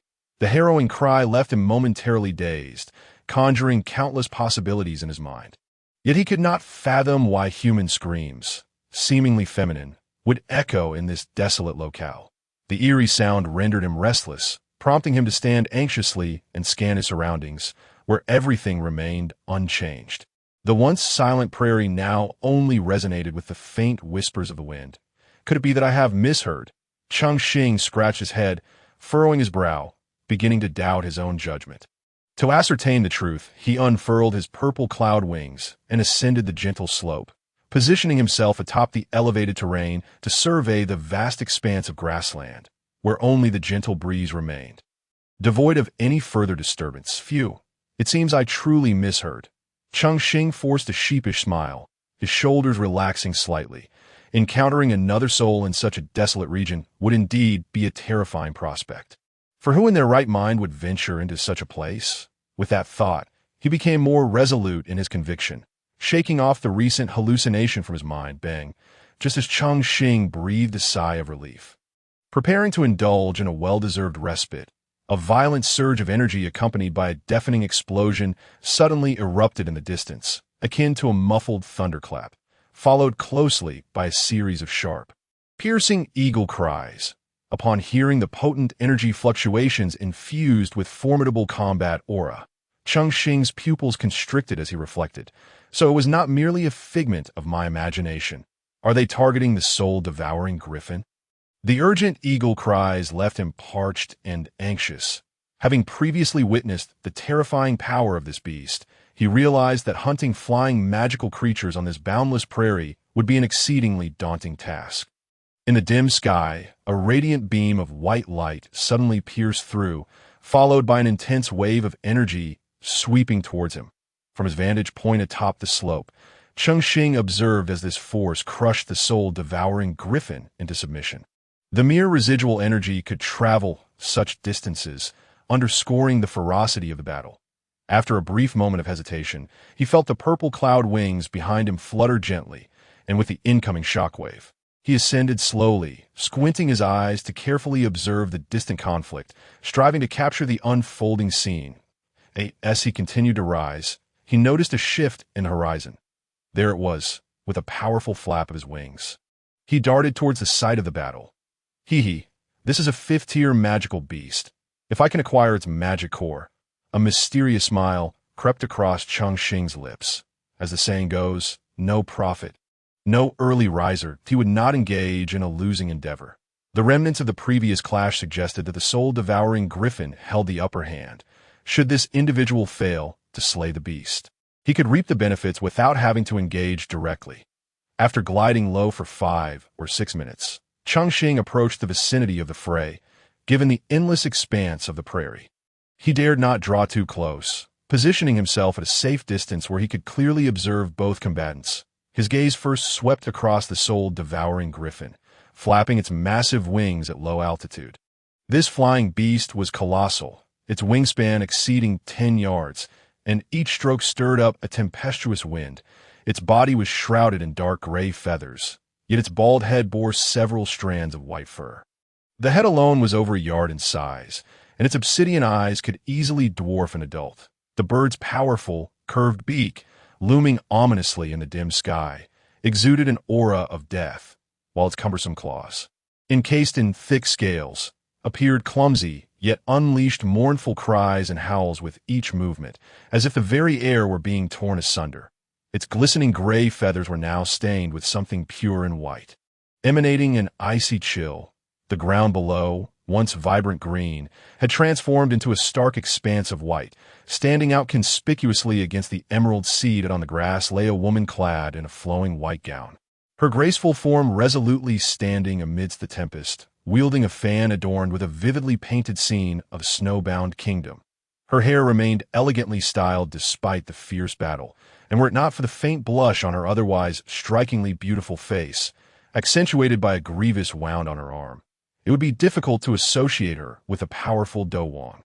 A flicker of concern crossed Cheng Xing's eyes as he reached out with his senses to gather information. A 5th-tier peak soul-devouring griffin, on the brink of advancing to the 6th tier, was notoriously aggressive and brutal. During such an ascension phase, it required substantial nourishment, preferably from high-tier magical beasts or equally potent humans. The mysterious woman was a 2-star Do Wang, possessing dual attributes of wind and snow. The battle had already tilted heavily in favor of the beast, equivalent to a peak human Do Wang, effortlessly overpowering a newly ascended 2-star Do Wang. Gazing at the ice-cold beauty, stained with blood, Cheng Xing felt a surge of protective instinct welling within him. After all, they were both human. In such a life-or-death moment, it was only natural to feel compassion. Chapter 33. The Extreme Cold Frozen Lotus. The woman's aura was unstable, wavering precariously. It appeared she had sustained severe injuries, and if the fight continued, she might well perish. Cheng Xing sighed as he observed the woman in her white gown from a distance. His tone laced with regret. Although she was at a disadvantage, she did not succumb to panic. Many individuals falter when facing magical beasts, losing their composure and subsequently becoming the prey of the creature's overwhelming physical might. The mysterious woman pressed her left hand against a horrific wound, faintly revealing the white of her bone, while the soul-devouring griffin, with its glossy gray feathers, remained immaculate, save for its elongated neck, which was now speckled with snowflakes. The woman condensed her combat aura into white snowflakes, covering her wound to staunch the flow of blood. Her gaze, dulled by previous blood loss, flickered, yet her expression remained taut with determination. It seemed this woman possessed a fiery spirit, a fiercely independent and untamed beauty. Cheng Xing watched her with growing admiration, thinking, she appears to be merely in her early 20s, yet has already reached the Do Wang level. Given more time, she could very well ascend to Do Zone. Beast, today, even if I perish, I will prevent your ascension. The woman cried fiercely, her hand forming a swift seal as her crouched figure suddenly exploded backward, evading the reach of the soul-devouring griffin's wings. The flush of her face quickly faded, replaced by a haunting pallor akin to a dead fish's eye. The combat aura within her surged outward at an astonishing speed, activated by her peculiar seal, manipulating the frigid winds of the world to coalesce tightly around her form, synchronizing with her rapidly shifting combat aura. The ability to harness the energy of the heavens and earth to amplify her techniques was indicative of an Earth-tier martial skill. It appeared this woman was backed by a formidable force and had likely ventured out for training. Cheng Xing watched in awe as the woman skillfully unleashed her combat skills, his pupils narrowing suddenly, and his mouth agape in a state of stupor. The once temporarily still cold wind, under the influence of her techniques, swiftly converged from all directions, its force so great that it began to sway Cheng Xing's body, uprooting numerous blades of grass and filling the air with a whistling sound as dust and debris were swept up, plunging the already dim sky into further darkness. In mere moments, a colossal tornado began to take shape, centered around the woman, with a radius of several dozen yards engulfed by the overwhelming pressure of the wind, gradually forming a towering vortex over 100 yards high. The soul-devouring griffin, having reached the pinnacle of the 5th tier and possessing nascent intelligence, perceived the terrifying transformation triggered by the woman's techniques and sought to end the battle immediately. With its massive claws propelled by its powerful wings, the griffin forcefully tore through the colossal wall of wind that had formed, leaving only a fleeting shadow in the air, the sound of its claws slicing through the wind barely able to be heard before they were already upon the woman. Although the griffin was immense, as a flying beast, it possessed unique maneuverability, and coupled with the enhancement of the wind attribute, it could easily break through the fierce tornado. The woman, observing the vanishing griffin, felt a sinking sensation in her heart and swiftly dodged to the right. With a missed strike, the soul-devouring griffin did not relent, its long neck twisting with agility, its enormous eagle eyes scanning sharply, detecting the woman had already moved several yards away. With a mighty cry, it charged towards her position. However, given that its previous ambush had proved ineffective, how could this blatant attack succeed? In the midst of the roaring winds, a dramatic scene unfolded between the woman and the griffin, an eagle attempting to catch a chick. Yet should the eagle succeed, the chick would be torn to shreds and devoured. The intensity of the tornado continued to escalate, and as the woman evaded, she poured every ounce of her energy into her hands. Her previously lustrous, dark hair gradually lost its sheen, eventually turning white, and even her delicate brows lost their color. It was evident that this was the result of draining her life essence, as the last vestige of darkness dissipated. Her once ethereal figure came to a halt, and the previously violent tornado suddenly dissipated, replaced by an imposing pressure emanating from the woman, which slowly matched that of the soul-devouring beast. The storm subsided instantaneously, and Cheng Xing's vision cleared significantly. He beheld the woman floating in midair, devoid of the ethereal wings of combat energy, cradling a lifelike snow-white lotus bud in her hands, which was poised to bloom. The pressure emanated from this snow lotus. Faced with such a turn of events, the soul-devouring griffin beat its massive wings furiously on the ground, stirring up gusts of wind to maintain its own aura. Its sharp gaze fixated on the lotus, its body slightly coiling as if gathering its strongest strike. The outcome hinged upon this moment. The woman spoke softly as the snow lotus in her hand began to unfurl its tightly closed bud. At the instant the flower blossomed, snowflakes began to fall from the heavens. Cheng Xing gazed dreamily at the rapidly descending snowflakes, reaching out to catch one, only to find it did not melt in his palm. Instead, it radiated coldness, eroding the energy within him. Leaving him horrified, he hastily discarded the snowflake and summoned the purple cloud wings behind him, retreating over 10 yards to distance himself from the falling snow. Bloom and freeze all things in this world, a gentle, delicate female voice resonated, carrying an air of chill. The soul-devouring griffin, with its massive form and wings, was already adorned with the unmelting snowflakes, and at that moment, it realized the profound nature of these snowflakes. It flapped its wings vigorously, attempting to shake off the snowflakes clinging to its feathers, but to no avail. Instead, more snowflakes adhered to its wings with every flap. In a brief moment, heavy snow began to fall. The woman gradually descended, her exposed skin taking on a semi-transparent quality, her face pale and her breathing becoming irregular. Upon touching the snow-laden ground, she found herself lacking the strength to stand. Collapsing onto one knee, her weary gaze fixed upon the massive ice sculpture of the soul-devouring griffin. Now frozen solid, it appeared that the extreme cold frozen heaven lotus had indeed fulfilled its purpose. Gasping for breath, the woman was now exceedingly weak, and the pure, white snow lotus in her grasp was slowly wilting. Observing the lotus that had fallen to the ground, gradually withering without the support of her vast energy, she sighed, "Had it not borne fruit, I would have withered instead." Conversely, Cheng Xing, despite having distanced himself from the snowfall, found the terrifying chill still permeating the surroundings, in areas untouched by the snowflakes. A wave of extreme cold surged forth, freezing the soul-devouring grass that had previously swayed in the wind, leaving it rigid yet maintaining its form, crumbling into powder at the slightest touch, a testament to the frigid temperature. Even as Cheng Xing summoned all his energy to reinforce his battle attire, the relentless cold enveloped him, as if countless sharp needles were piercing his body, freezing even the energy flowing through his meridians. "This is unbearable. If this continues, I will freeze to death here." The snow lotus slowly bloomed. The flow of energy within Cheng Xing further diminished, and before the overwhelming chill could strike him down, he had no choice but to activate the experience card to enhance his power. Trembling, he retrieved the prepared Do Huang experience card, reasoning that since the Ice Spirit Cold Spring would appear tomorrow, using it today would yield the same effect.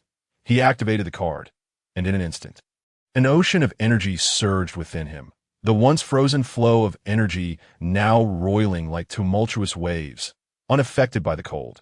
Feeling the energy surging within him, an overwhelming sense of relief washed over Cheng Xing, compelling him to release a howl of triumph.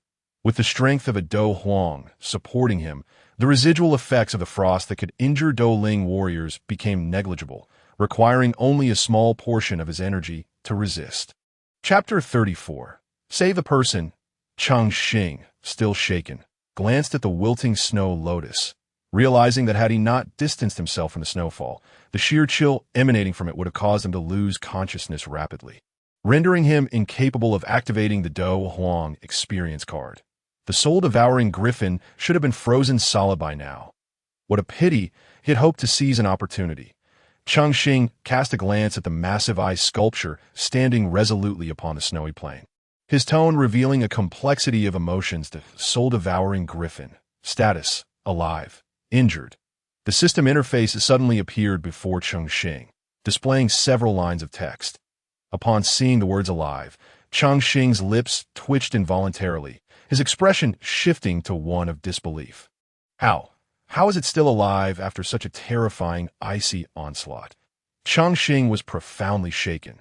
Not only a fifth-tier pinnacle beast, but even a Do Huang-level warrior, in the face of such a formidable technique, could only avoid its edge, let alone a creature yet to reach the sixth tier. As Cheng Xing remained in shock, the surface of the massive ice sculpture began to develop cracks. Crack, crack, crack, crack, hearing the sound of the ice cracking. The woman's pallor deepened, despair flickering in her eyes. Yet her expression shifted from tension to resignation as she sighed. Indeed, this strike ultimately cannot resolve it. Had I known, I should have brought that object with me. Perhaps there would have been a glimmer of hope. Having spoken, the woman attempted to rise, yet after several struggles, she found herself unable to stand upright, ultimately collapsing into the snow with a series of faint coughs. With a resounding explosion, the enormous, soul-eating griffin broke free from its icy prison, its furious screech reverberating through the sky. For the woman, this heralded the arrival of death. Cheng Xing observed the now stirring, soul-eating griffin, and although it had narrowly escaped, its previously composed demeanor had devolved into a state of disarray. The once glossy, dark gray feathers were now marred by large patches of ashen white, and upon closer inspection, one could discern the pulsating crimson veins beneath its skin. The griffin had lost a significant portion of its plumage to the extreme cold, and the remaining feathers had lost their luster, rendering the gusts generated by its wings considerably weaker. Gazing at its once majestic form, now nearly resembling a featherless vulture, the griffin's fury intensified, its massive beak quivering with rage. Human, I shall rend you asunder.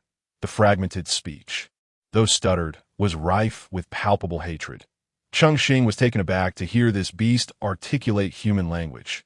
Typically, only magical beasts advancing to the sixth tier could do so. It was evident that the soul-eating griffin possessed not only formidable power, but also remarkable talent for cultivation. He watched as the exposed parts of the griffin's body began to crack, the frigid temperatures having inflicted considerable damage despite not overpowering it. For a creature renowned for its flight, the damage to its wings was particularly catastrophic. The soul-eating griffin flapped its wings desperately, but without the thick plumage, the lift generated was insufficient to support its massive frame. In a last resort, it channeled its internal energy, transforming it into a pair of colossal wings to aid in flight. Cheng Xing couldn't help but chuckle at the sight of the griffin's half-bare wings, now resembling diminutive chicken wings in stark contrast to its original plumage, especially as it struggled to ascend into the sky, appearing quite comical. Nevertheless, the griffin managed to soar into the air, circling triumphantly as it celebrated its escape from such a terrifying confrontation. Cheng Xing, observing the airborne creature, quickly concealed his presence, crouching low among the grass that rose to his waist. However, the keen eyes of the soul-eating griffin quickly spotted the previously stealthy human. Assuming he was still the same low-tier combatant, it dismissed him, continuing its aerial patrol and emitting sharp, short cries. What could the soul-eating griffin be doing? Was it calling for others of its kind? Cheng Xing pondered anxiously, realizing that if it truly summoned its brethren, even a few ranked at the level of combat kings could pose a significant threat, given the innate speed advantage of flying beasts. Even combat emperors would find it challenging to contend with a group. The griffin's piercing cries echoed across the heavens, abruptly shifting from high-pitched to a grating tone, its frequency soaring as it twisted its body mid-air, transforming into a streak of dark lightning. Diving sharply toward the ground, as the harsh sound pierced Cheng Xing's ears, it felt akin to a chainsaw revving beside him. and as if needles were being thrust deep into his eardrums. The intense discomfort made him shudder involuntarily, curling in an effort to escape the agonizing noise that, what is this madness? Fortunately, the tormenting sound was fleeting, lasting less than a heartbeat before it faded away. Cheng Xing stared in terror at his trembling hands, feeling unsteady on his feet. Looking down, he found his legs felt as though they were electrified, unable to muster strength against the ground. System, what is happening? The unique sound wave technique of the soul-eating griffin, known as the soul-eating resonance, could only be mastered by a select few of its kind. This technique disoriented the mind, disrupted judgment, instilled fear in the soul, and could even shatter the body. In rare circumstances, it could evolve into a soul attack, directly targeting the spirit. After contemplating the system's explanation, a glint of intrigue sparkled in Cheng Xing's eyes as he inquired, "Is there any method to learn this technique?" The system remained silent for a moment. Defeating the soul-eating griffin may yield a chance of acquisition. And what are the odds? The probability stands at 3%. Cheng Xing, upon hearing the 3% drop rate, felt a twinge of disappointment. However, recalling the instant when the resonant sound had incapacitated him, he concluded that such a powerful technique, even with a mere 3 in 1,000 chance, was worth pursuing. Resolute, he turned his gaze toward the descending, soul-eating griffin, its sharp beak now poised to unleash a barrage of sound waves upon the helpless woman lying in the snow. The already weakened woman could scarcely endure such an assault, succumbing to unconsciousness after mere seconds under the onslaught of the resonant sound. Since he was compelled to act, he might as well save her life. Cheng Xing felt a pang of urgency as he regarded the defenseless woman, channeling his energy swiftly to transform into a silver flash, reappearing several dozen paces away. The abrupt change caused the diving griffin to halt mid-flight, its wings flapping with renewed vigor as it accelerated toward the prostrate figure of the woman. Chapter 35. Fierce battle with a fifth-tier beast. Witnessing the griffin's relentless attack, Cheng Xing mobilized his energy, activating the dragon's shadow evade technique, which allowed him to become a mere illusion, instantly positioning himself before the unconscious woman. Gazing down at her pale visage, though disheveled, her unparalleled beauty remained evident, resembling a slumbering princess amidst the snow. How exquisite! Cheng Xing marveled at the unconscious beauty, unable to suppress his admiration. However, before he could further appreciate her ethereal grace, an acute, piercing sound invaded his mind, inducing a splitting headache. "Damn beast, today I shall send you to your end." The discomfort from the griffin's sound waves ignited a fierce anger within Cheng Xing. He gently lifted the woman from the ground, a small cloud forming beneath his feet. Upon reappearing, they had already escaped the confines of the snowy terrain, leaving behind only fleeting shadows that marked their passage. Just as Cheng Xing vanished, a colossal shadow plummeted from the sky, crashing into the earth and creating a deep crater over 10 yards wide. Concern for the tranquil woman in his arms, an unsettling feeling stirred within Cheng Xing after a moment of hesitation. He extended a finger to check her pulse. Upon sensing her faint breath, he traced his finger along her alabaster wrist, channeling his spiritual energy to assess her condition. After a brief moment, he sighed in relief. Thankfully, the internal injuries were not severe. It appeared she had merely exhausted her vitality and succumbed to unconsciousness due to the sonic assault. Retrieving 2 pristine robes from his bag, he laid them beneath her and covered her, before turning his attention to the soul-eating griffin, which was now laboriously extricating itself from the crater. The once majestic griffin was now muddied and disheveled, resembling a mere hen scuttling upon the ground.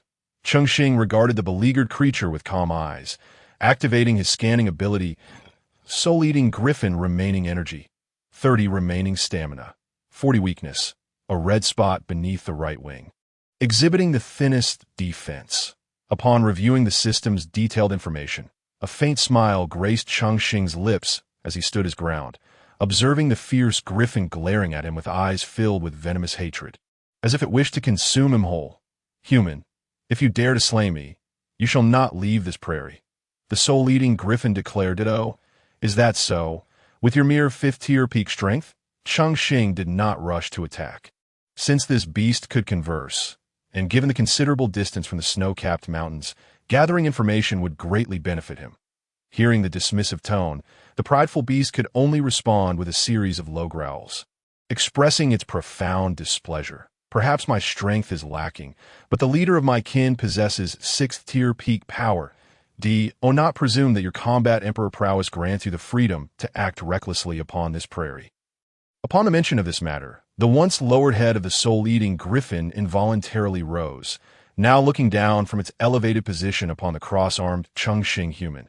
I warn you, before our lead arrives, you still have an opportunity to withdraw. Otherwise, you shall find no resting place for your remains. With that, the soul-eating griffin raised its head once more towards the heavens, emitting a resounding eagle's cry. Is it truly at the pinnacle of 6th rank? If so, it may prove quite troublesome.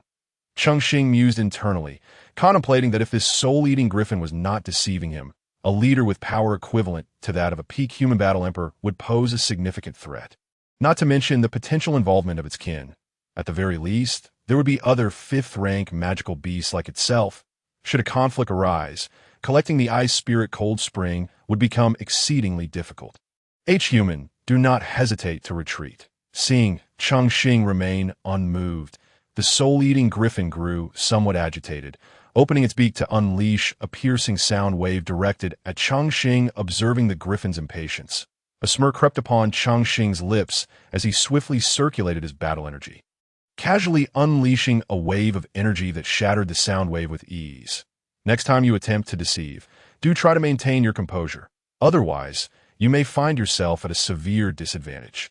Cheng Xing thought, a radiant smile gracing his face, his tone laced with mockery. Initially, he had genuinely believed its words, weighing the option of eliminating it, but the griffin's desperate roar to intimidate him had entirely revealed its ulterior motives. Realizing Cheng Xing had seen through its ruse, the soul-eating griffin fell into silence. It then furiously flapped its wings, its claws digging into the ground, leaving deep impressions as it hurriedly retreated, attempting to escape the area. Trying to flee? You may as well stay. Cheng Xing smiled faintly, unleashing an overwhelming surge of battle energy from within, stepping forward. The energy erupted from his foot, a wave of oppressive force akin to that of a battle emperor instantly surged towards the retreating, soul-eating griffin, weighing down its massive form and slowing its already sluggish speed. Under Cheng Xing's suppression, the soul-eating griffin's once peak strength had long since dissipated, with its dwindling battle energy reserved for potential escape. Extricating itself from the pursuit of a battle emperor proved a Herculean task. The griffin dragged its body, its proud head still unyielding, slowly uttering, "Cunning human, if you wish for my demise, you must pay the price." With that, the soul-eating griffin lifted its wings, unleashing a tremendous suction force. In that moment, all surrounding soul-eating magic grass began to wither rapidly. Each withering plant transformed into strands of battle energy drawn into the griffin's wings. Cheng Xing, witnessing the rapid decay of the grassland and its transformation into energy absorbed by the griffin, felt a glimmer of realization. Could this beast possess such a method to enhance its strength? With a mental command, the system initiated a scan. The soul-eating griffin could, in dire circumstances, absorb the soul-eating magic grass it cultivated, extracting the energy within to bolster its power. However, this energy was exceedingly volatile, and once utilized, the magic grass would take a considerable time to regenerate. Note: this method of enhancing strength is time-limited, generally lasting only half an hour. That is how it is. I shall observe whether it can contend with me after the absorption is complete. Cheng Xing did not impede this action, but continued to watch. As the suction intensified, the previously damaged feathers and skin of the griffin were rapidly restored by the absorbed battle energy, even forming a new layer of wings. Unlike the previous dark gray, this new layer shone in an eerie shade of dark green, continuously siphoning power from the soul-eating magic grass significantly improved the griffin's condition. Its aura steadily rising, hinting at a potential ascension to 6th rank.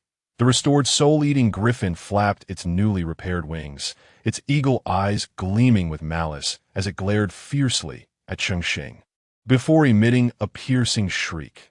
The terrifying sound wave compressed the air around it, forming tangible ripples that uprooted the barren earth below, sending soil flying several feet into the air, both elements hurtling directly towards Cheng Xing.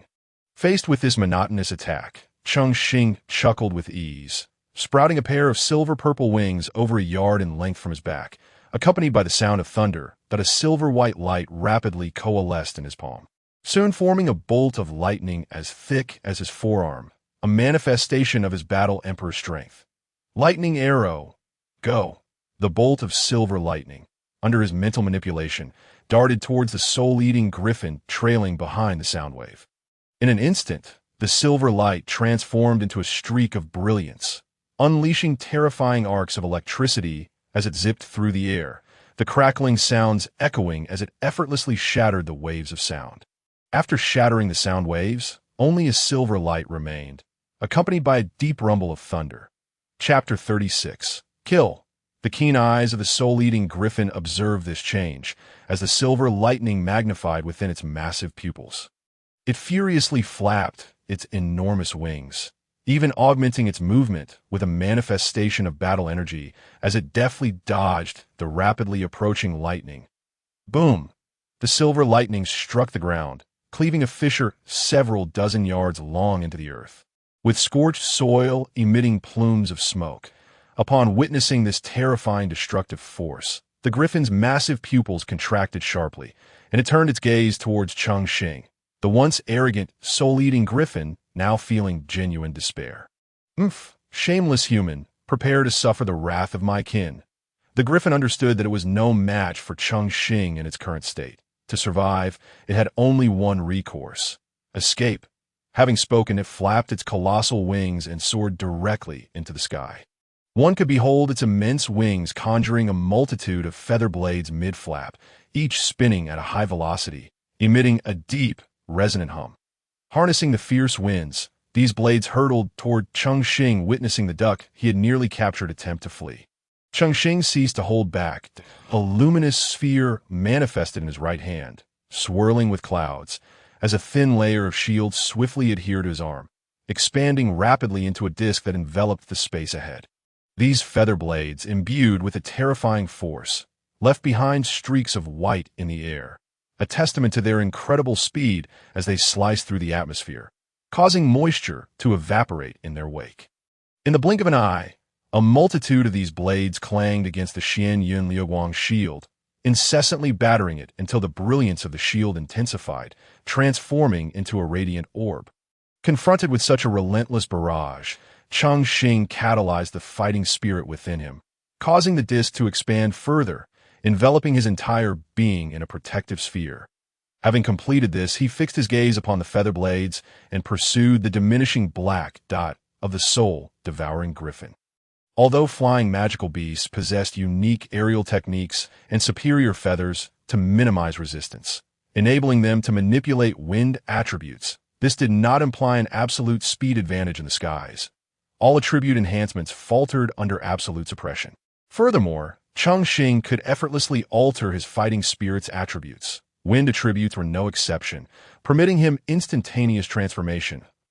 As his internal cultivation method operated, the once tempestuous fighting spirit seamlessly transformed into a roaring wind attribute.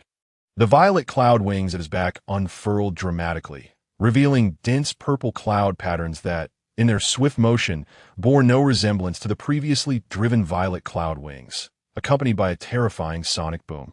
Cheng Xing's form shot forth like a cannonball. The soul-devouring griffin, initially confident in its lead, felt the intense wind pressure surging from behind and was taken aback.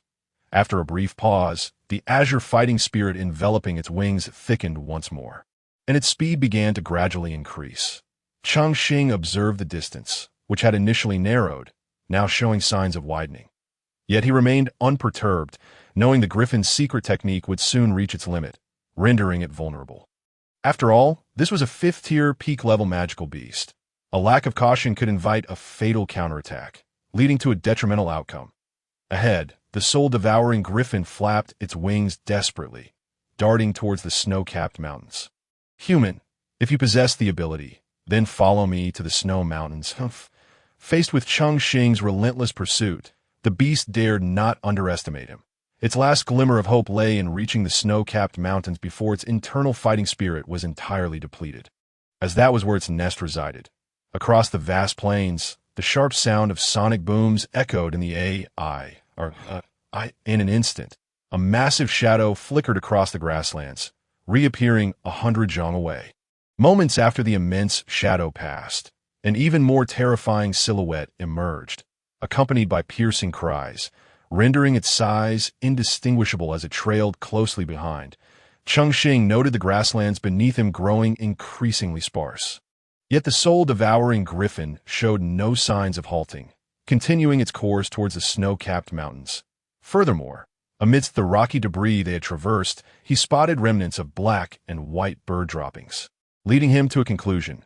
The snow-capped mountains were indeed its nesting grounds. Cheng Xing narrowed his eyes, silently resolving, I cannot allow it to escape any further. Should it summon reinforcements, it could spell trouble.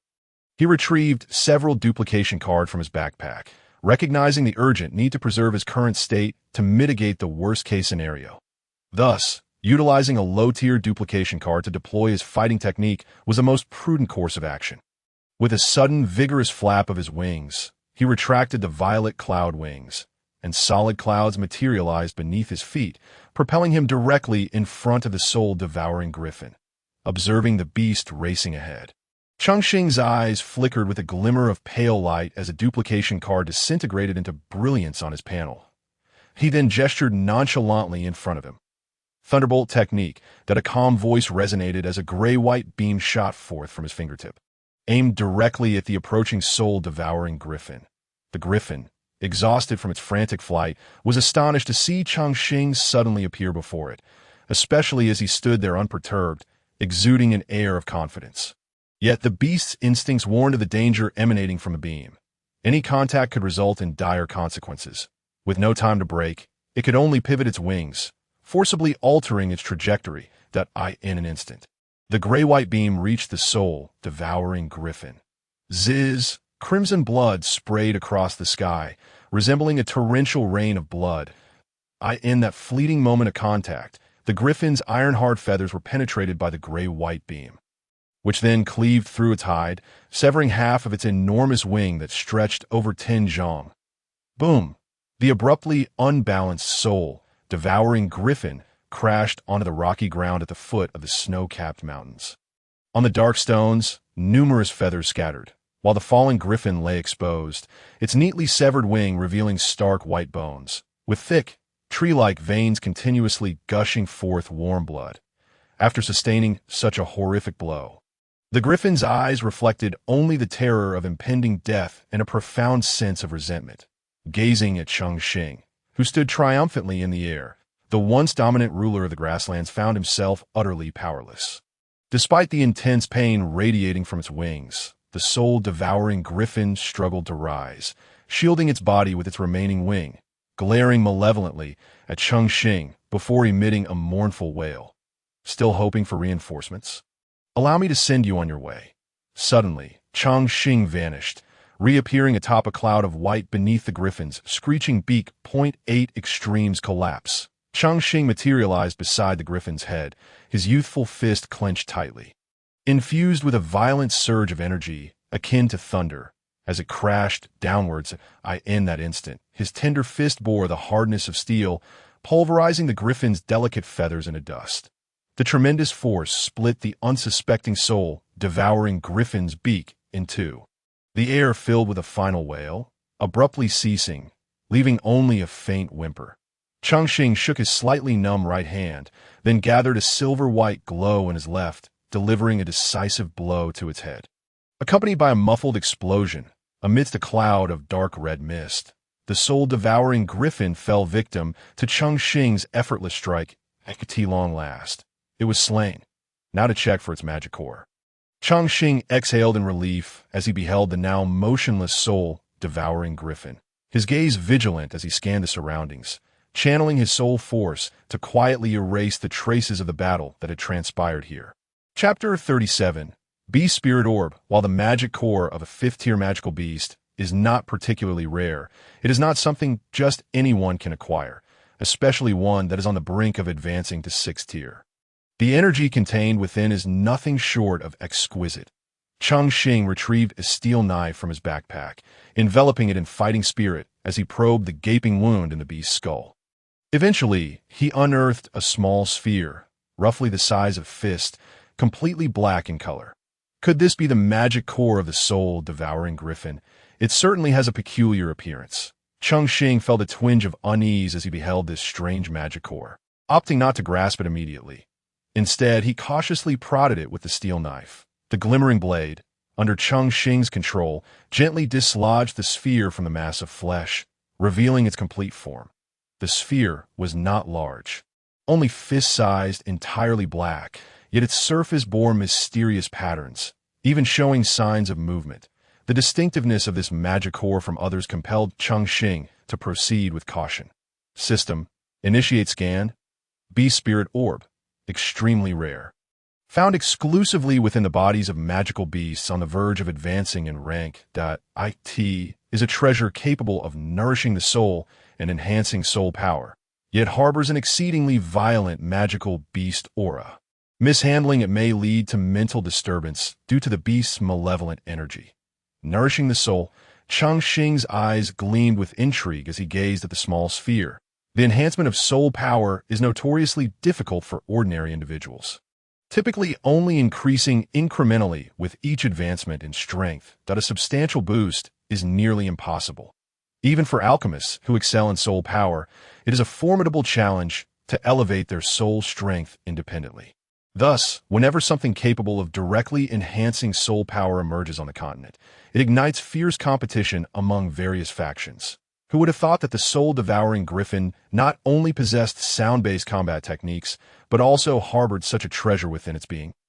Well then, I shall not stand on ceremony. Cheng Xing licked his lips. Although he had relied on attribute points, his soul power had already reached the mid-stage of the mortal realm. Yet, the joy of acquiring such a treasure effortlessly was far greater than the satisfaction of painstakingly earning attribute points. With that thought, he reached for the small black orb. Upon first grasp, a chill coursed through him, but just as Cheng Xing intended to examine it closely, a powerful surge of soul energy struck him directly. Centered around the orb, the surrounding space trembled violently as a fierce wave of soul fluctuations rippled outward. Faced with this sudden turn of events, Cheng Xing's expression changed. Such a level of soul fluctuation could easily attract the attention of other powerful beings. Recalling the earlier actions of the soul-eating demon vulture, he realized this wave could very well summon 6th-tier magical beasts. After all, anything that could enhance soul power was immensely tempting to the generally weak-souled beasts. The wave surged unexpectedly and spread with incredible speed, colliding forcefully against Cheng Xing's chest before he could react. He let out a muffled grunt, a sweet taste filling his throat as he was knocked backward. Waves of dizziness crashing through his mind, nearly causing him to lose his footing. Damn it, how could such a strong soul wave appear? Cheng Xing pressed a hand against his chest, coughing violently.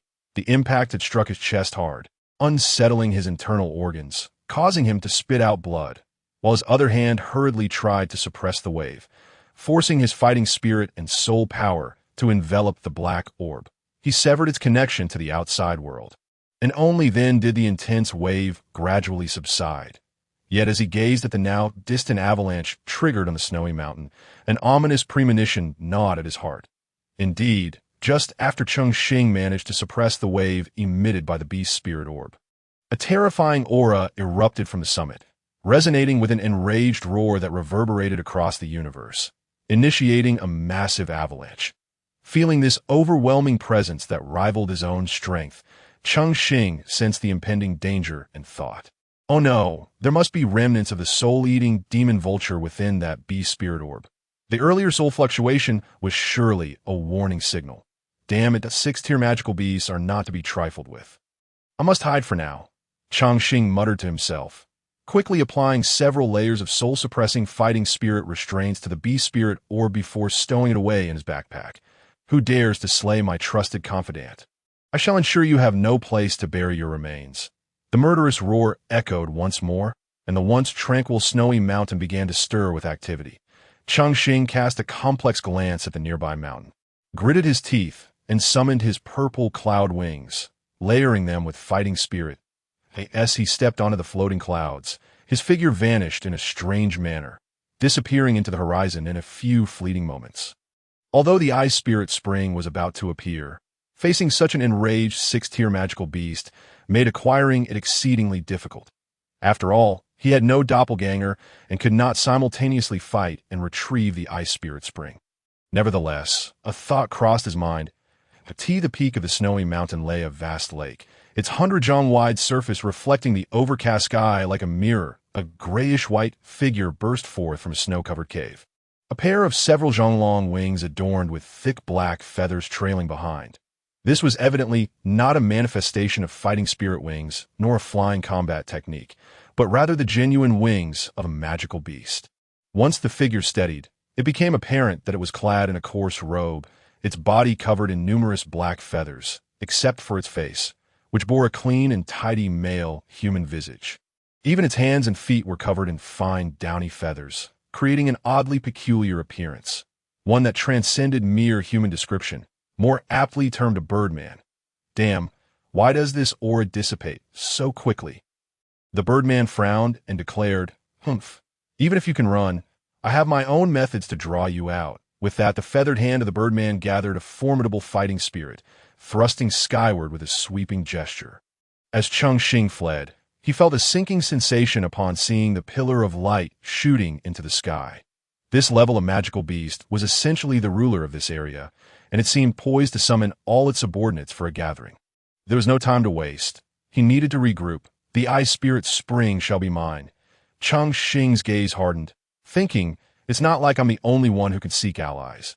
On the other side of the snowy mountain, several figures in flight halted in unison upon witnessing the soaring pillar of fighting spirit at the mountain's peak. One individual, clad in an opulent and expensive purple brocade robe, her alluring figure tightly encased, accentuating her voluptuous form, exuded an incessant allure. Her elongated, light purple eyes were fixed intently on the fighting spirit pillar, her cherry-like lips slightly parted. "Let's go. I must obtain that." With that, she transformed into a streak of purple light and surged toward the mountain, followed closely by several others who echoed their agreement. After half an hour of flight, Cheng Xing once again beheld the barren ground where he had previously battled, now distinguished amidst a lush green meadow. After landing smoothly, he approached the mysterious woman from before, gazing upon this stunningly beautiful figure.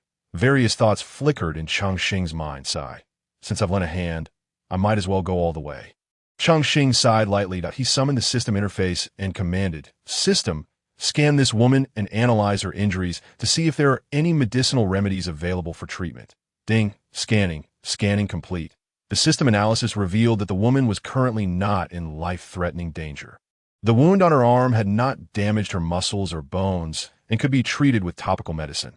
Her internal fighting spirit was depleted and needed replenishment, while her soul had been impacted, requiring rest or calming pills to recover. Cheng Xing breathed a sigh of relief upon seeing the system's analysis. As long as she could recover, he would gain another fighting spirit king-level ally. However, convincing her to assist him would still pose a challenge, a significant one at that.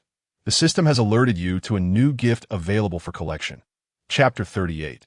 Snow Ling. Just as Cheng Xing pondered how to persuade the woman to aid him, the mechanical prompt of the system echoed in his mind, interrupting his thoughts. "Oh right, I wonder if there's a sound wave combat technique among the loot." Hearing the prompt, Cheng Xing suddenly remembered he had not checked for any dropped items after defeating the soul-eating demon vulture. Skillfully manipulating the system, he opened the flashing red, "Congratulations, host, for your first successful kill of a 5th-tier magical beast. Rewards: 1 5-tier fighting spirit pill, 10 5-tier recovery pills, and 10 5-tier energy restoration pills." Cheng Xing looked at the 21 pills displayed on the interface and couldn't help but click his tongue in dissatisfaction. Why are they all pills? These pills have formulas. I can acquire them later. It's far more beneficial to obtain combat techniques and medicinal materials directly. Though he grumbled about the lack of combat techniques, he swiftly claimed the rewards. The fighting spirit pill seemed to be capable of directly enhancing fighting spirit king-level strength. However, with the experience card in hand, it appeared prudent to save it for later use. Cheng Xing examined each pill in turn. The Fighting Spirit pill, a pinnacle 5-tier pill, was entirely emerald green and effective only for fighting spirit kings. It could enhance strength by 1 star, albeit with a certain failure rate. The lower the quality of the Fighting Spirit pill, the higher the failure rate. A fighting spirit king could only consume a Fighting Spirit pill once. Any subsequent attempts would be wasted due to drug resistance. Even so, it remained highly sought after by countless strong individuals across the continent. Meanwhile, the recovery pill served as an internal healing remedy. Also emerald green, capable of healing severe injuries without causing further harm to the already injured, it was an excellent choice for treating wounds. The energy restoration pill, classified as a 5-tier pill, functioned as a consumable, enabling the quick replenishment of internal fighting spirit and accelerating recovery speed. That it could be seen as an upgraded version of the energy recovery pill. However, the latter had minimal effect on fighting spirit kings and above. While the energy restoration pill still provided decent recovery for fighting spirit emperors and even fighting spirit sect masters. Cheng Xing glanced at the serene woman lying peacefully on the ground and unhesitatingly took out a recovery pill, propping her up before placing the emerald green pill into her pale lips. After completing this, Cheng Xing remained unconvinced and transformed his fighting spirit attribute into a gentle wood attribute, sitting behind her and channeling soft fighting spirit into her body to expedite the pill's effects.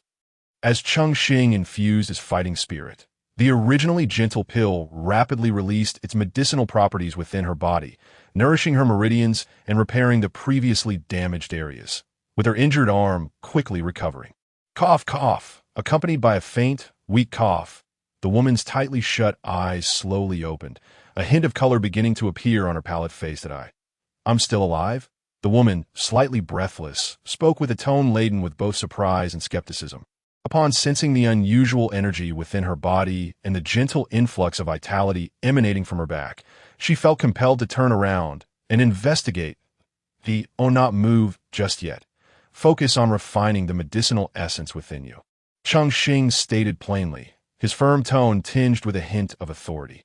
Although somewhat brusque, it carried an underlying warmth.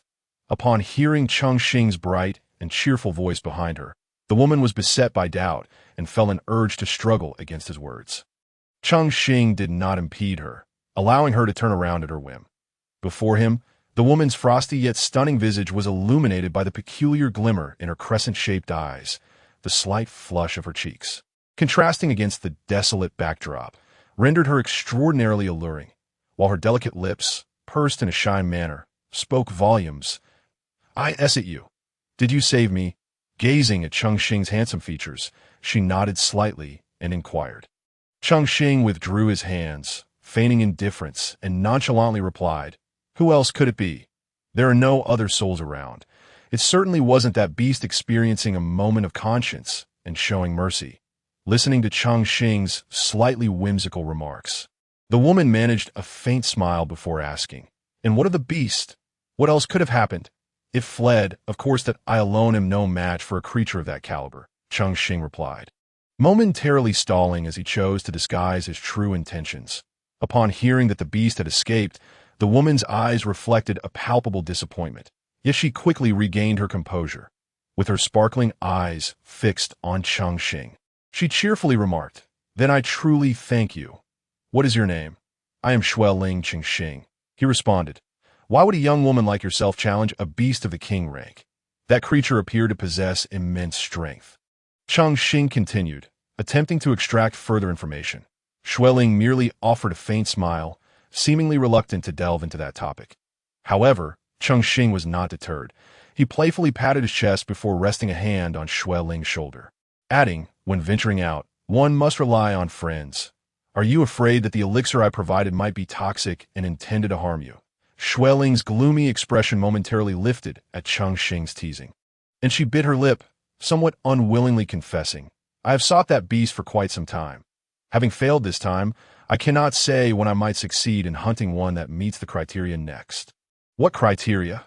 Cheng Xing inquired, curiosity etched across his face. Perhaps it was Cheng Xing's genuine expression that touched Xue Ling, Or perhaps it was simply the rarity of conversation that led her, typically aloof, to speak at length. The criteria are complex in description, but simple in essence. Any flying beast of at least the 5th or 6th rank will suffice. Is it a reward task? Or something else? Neither. It's an assessment task from our sect. If I do not complete it within the stipulated time, I will not pass. The final requirement of my task is to acquire the magical core of the beast. Cheng Xing's expression shifted slightly upon hearing this, his thoughts racing. Thankfully, she did not mention that the beast had been slain by me. Otherwise, it would be quite the conundrum if I were to claim the magical core after someone else had put forth such effort to severely injure it. Is it not permissible to acquire the magical core through auction? Cheng Xing pondered aloud. Having had a moment to recover, Xue Ling appeared much improved in both health and beauty, her smile brightening as she replied. That won't do. Our sect requires the final blow to be delivered with a specific technique. Only by utilizing that technique will unique energy imprint be left on the magical core. A pre-existing core cannot replicate this. That indeed poses a challenge. Cheng Xing acknowledged, nodding in understanding. Your sect must possess formidable strength, requiring the slaughter of 5th or even 6th rank beasts for a mere assessment. That is quite the undertaking that the mention of her sect. Xue Ling's previously softened expression turned pallid once more. What is it? Are the penalties for failing assessments in your sect particularly severe?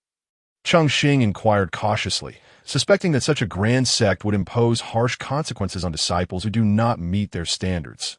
Xue Ling remained silent, merely nodding as the light in her eyes dimmed.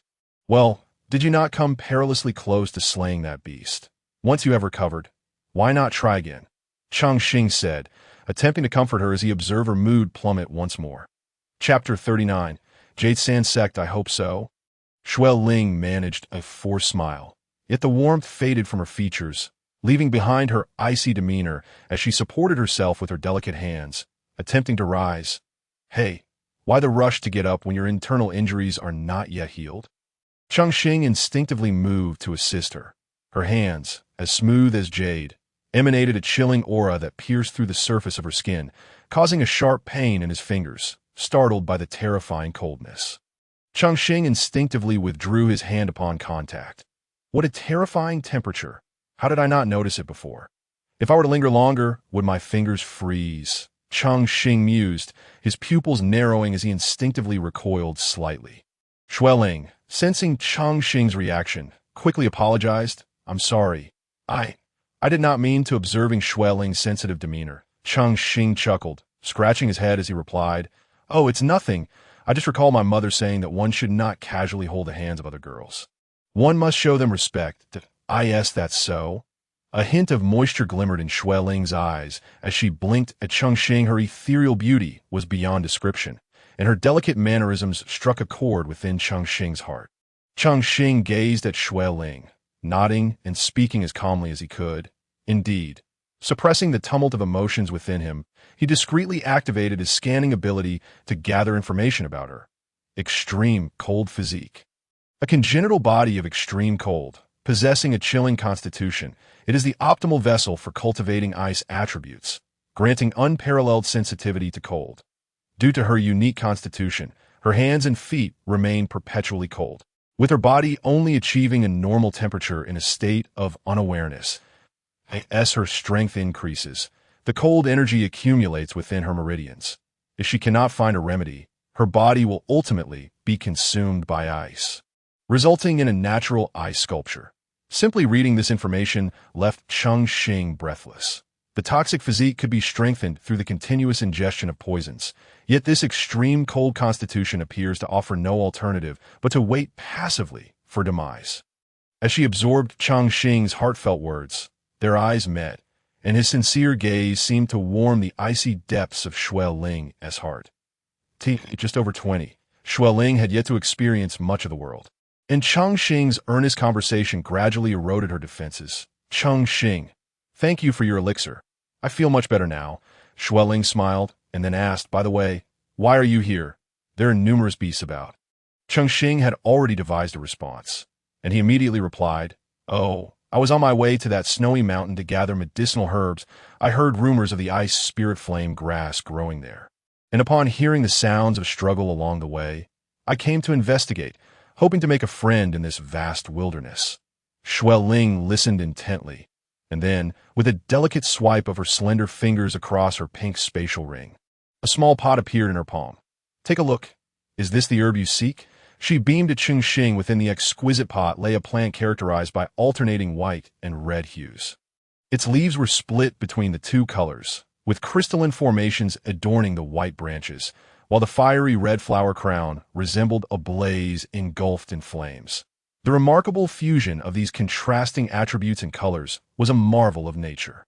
Faced with the sudden appearance of the ice spirit flame grass, Cheng Xing found himself momentarily speechless, a reaction that Xue Ling misinterpreted as sheer delight. Hey, Cheng Xing, is this not the ice spirit flame grass you require? I harvested it from the herb garden in our sect. Since you saved my life, feel free to take it if you need it. Xue Ling offered the small pot with both hands. Cheng Xing, gazing at the ice spirit flame grass before him, reluctantly accepted it, his voice tinged with emotion as he tentatively inquired, I've searched for this herb for quite some time, to no avail. Yet you produced it effortlessly. It seems your sect is quite remarkable. Hee. While we may lack herbs of other attributes, we can usually find one or two varieties that interact with ice and snow in our herb garden. Xue Ling's face radiated joy, and her tone was infused with a sense of pride. Cheng Xing, intrigued by her mention of the sect, inquired, Since you all deal with ice and snow, is your sect established within a world of ice and snow? That must be terribly cold. Indeed, the environment outside the sect was frigid. However, once inside, there were special formations that effectively insulated living spaces, preventing the cold from becoming unbearable, for otherwise it would be impossible to reside there for long. Xue Ling explained earnestly, Our sect is called Yusha Sect, located in the extreme north, where the land stretches endlessly in a blanket of white, and the piercing cold winds howl throughout the year. The sky seldom clears, and heavy snow perpetually blankets the ground. Consequently, most of our practitioners cultivate ice attributes. Thanks to our sparse population and the resources provided by the sect, our cultivation progresses at a pace significantly faster than those in densely populated areas. Cheng Xing was entirely unfamiliar with this extreme northern region. He only knew that the Gamaka Empire lay in the northwest of the continent, but the vastness of the Duki continent rendered it difficult to pinpoint the exact location of the extreme north. Does that mean everyone there possesses such strength? Cheng Xing feigned shock, cautiously probing Xue Ling. Over the course of their conversation, the distance between them had gradually diminished, and the sense of restraint had lessened. Xue Ling covered her mouth to stifle a laugh before continuing. Not quite. Due to the harsh environment, we can only concentrate our resources on nurturing those with sufficient potential and talent, if one's talent is lacking. Then, at this juncture, her voice noticeably diminished, and her head drooped, clearly burdened by poignant memories encapsulated in those few words. In the Duki continent, the law of the jungle prevailed. Only the sufficiently powerful could safeguard their cherished loved ones. Yet, the harshness of reality often led to many regrets. Cheng Xing reached out, intending to comfort her with a pat on the shoulder, but found himself at a loss for words. And what about you?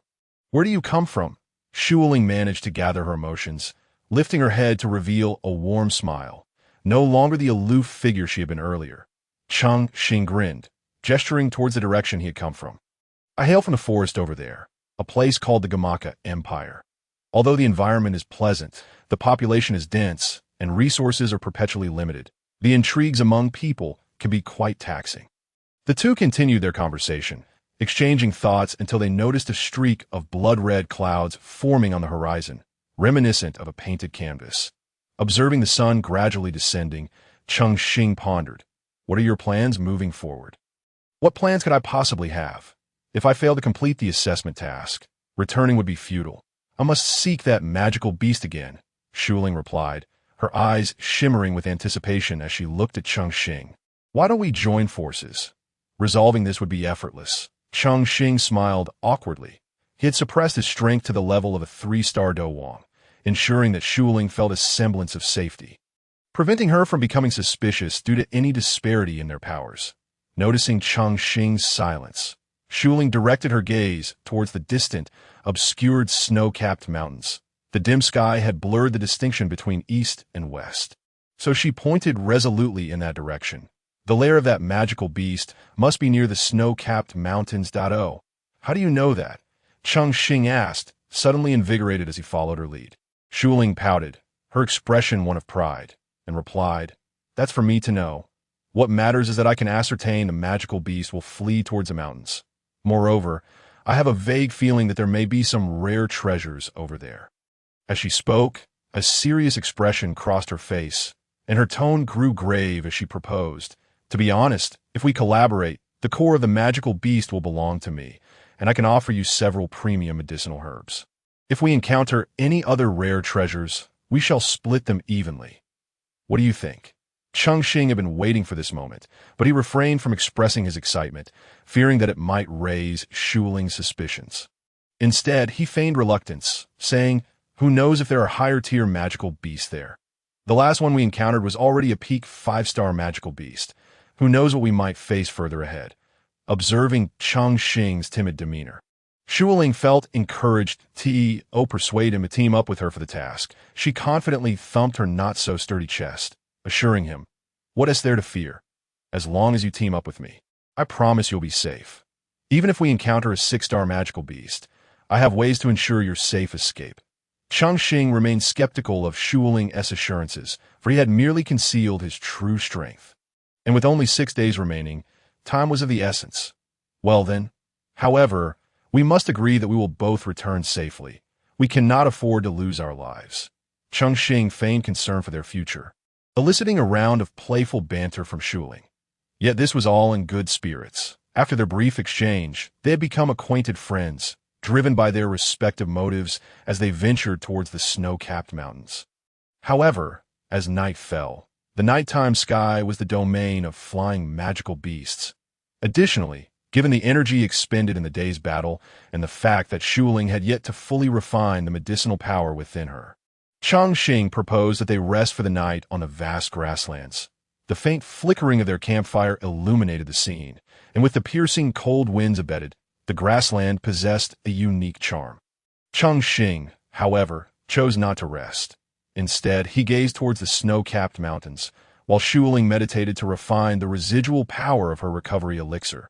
With only a short time remaining until the ice spirit cold spring would appear, Cheng Xing watched as the countdown on the system panel dwindled. His excitement was palpable, yet recalling the formidable aura of the earlier magical beast and glancing at the flickering firelight casting beautiful shadows on Xu Ling's delicate features, he found himself uncertain whether his decision was right or wrong for her. "That I hope we can successfully obtain the ice spirit cold spring. It would be ideal if I could help her complete her task as well. After all, we are both wanderers in this harsh world. Why must we have known each other before?" Cheng Xing sighed inwardly, contemplating the brutal competition they faced. Achieving a win-win situation would undoubtedly be the best outcome. The ice spirit cold spring is about to emerge. Countdown. 3, 2, 1. As the mechanical countdown reached its conclusion, a surge of powerful energy erupted from the summit of the snow-capped mountains. Boom! The muffled explosion shattered the night's tranquility. And Xu Ling, startled by the unusual sound, opened her eyes wide, fixated on the direction of the mountains, her pupils trembling with excitement that she could hardly contain. A dazzling white light shot skyward, piercing through the thick clouds enveloping the mountain peak and revealing a pristine crescent moon. Accompanying this spectacle was an intensely frigid wave of energy that rapidly spread outward from the snow-capped mountains, freezing everything in its path. The once delicate, soul-biting grass on the ground was instantly encased in ice, enduring temperatures far colder than those of the previously released Duki technique by Xu Ling, swiftly blanketing the area surrounding the mountains. Within a radius of nearly 100 miles, this terrifying cold swept through, transforming unsuspecting magical beasts into lifelike ice sculptures, every detail preserved with remarkable clarity. "It seems I was indeed correct," Xu Ling remarked, observing the overwhelming chill enveloping the sky. Addressing Cheng Xing, concealing her expectations, a cunning smile graced Cheng Xing's lips as he replied, "Indeed, it appears that treasures lie atop this snow-capped mountain. In the face of the impending cold, the two dared not be careless. Together, they unleash their powers to counteract the terrifying impact. The intertwined energies of their dukis struggled to sustain against the onslaught of the chilling force, gradually dissipating the energy contained within the shockwave. Cheng Xing watched as the radiant beam of light from the mountain summit gradually receded, and the system panel now displayed the time limit for the Ice Spirit Cold Springs presence. This extreme cold is no less ferocious than the blizzards of the extreme north, Xue Ling remarked gravely, her gaze unwaveringly fixed on the mountains. The once lush grassland had transformed into a crystalline expanse of ice. It was only 4 in the morning, with still some time until dawn. Let us wait until daybreak to proceed. Nighttime actions are inconvenient, Cheng Xing suggested, glancing back at the fervently enthusiastic Xue Ling. The distance to the snow-capped mountains is not far. It would not be late to set out once the sun rises. Xue Ling bit her lip, reluctant to agree. All right, we shall wait until dawn. However, with such a celestial phenomenon, it is likely to attract many powerful individuals seeking to claim it.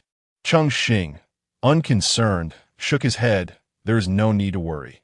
This place is situated deep within the mountain range, with few visitors in 100 miles. Even if it attracts strong contenders, they will require considerable time and effort to reach here. Listening to Cheng Xing's analysis, Xue Ling also found it reasonable as the shockwave spread. On the other side of the snowy mountains, a group of individuals soaring through the air beheld the chilling energy, their faces alight with excitement. Your Majesty, this outpouring of extreme cold energy must undoubtedly be the Ice Spirit Cold Spring. The blood coursing through my veins now rejoices. Indeed, we belong to this frigid realm. The leader, referred to as Your Majesty, was none other than Queen Medusa, the chieftain of the serpent folk tribe within the Tagore Desert. The Tagore Desert lies beyond the eastern border of the Gamma Empire and does not belong to it. Due to the unbearable heat of the desert, it is uninhabitable, prompting the serpent folk to seek other living spaces, leading to continuous conflicts with neighboring territories, the closest being the Gamma Empire. Years of incessant skirmishes have made many within the empire familiar with the name of Queen Medusa. It is a name feared more than revered, and any mention of it is enough to send shivers down the spines of the empire's top 10 strongest warriors. Surrounding Queen Medusa are several formidable serpent folk warriors, namely Yin Shi, Nan Shi, Yu Mei, and Yin Li, the 4 combat kings from the 8 major tribes of the serpent folk, all representing the pinnacle of their tribe's fighting strength. Particularly, Yin Shi, being the eldest, has reached the prowess of an 8-star combat king. This indicates the immense importance Queen Medusa places on this operation. After all, it requires traversing a portion of the Gamma Empire's territory and delving deep into the Monster Mountain range, necessitating a greater presence of high-level combatants to ensure sufficient manpower in case of unforeseen circumstances. Chapter 41. Veiled Doubts, Do Not Rejoice Too Early.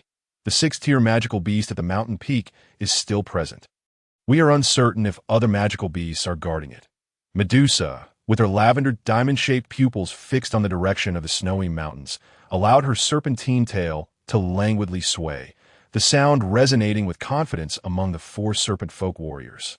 Your Majesty, even if there are 2 6th-tier magical beasts at the mountain peak, with our serpent folk's unique combined combat technique, the 5-serpent poison seal, we should not find it overly troublesome to handle them. If it is merely 1 6th-tier magical beast, our combined strength will easily restrain it.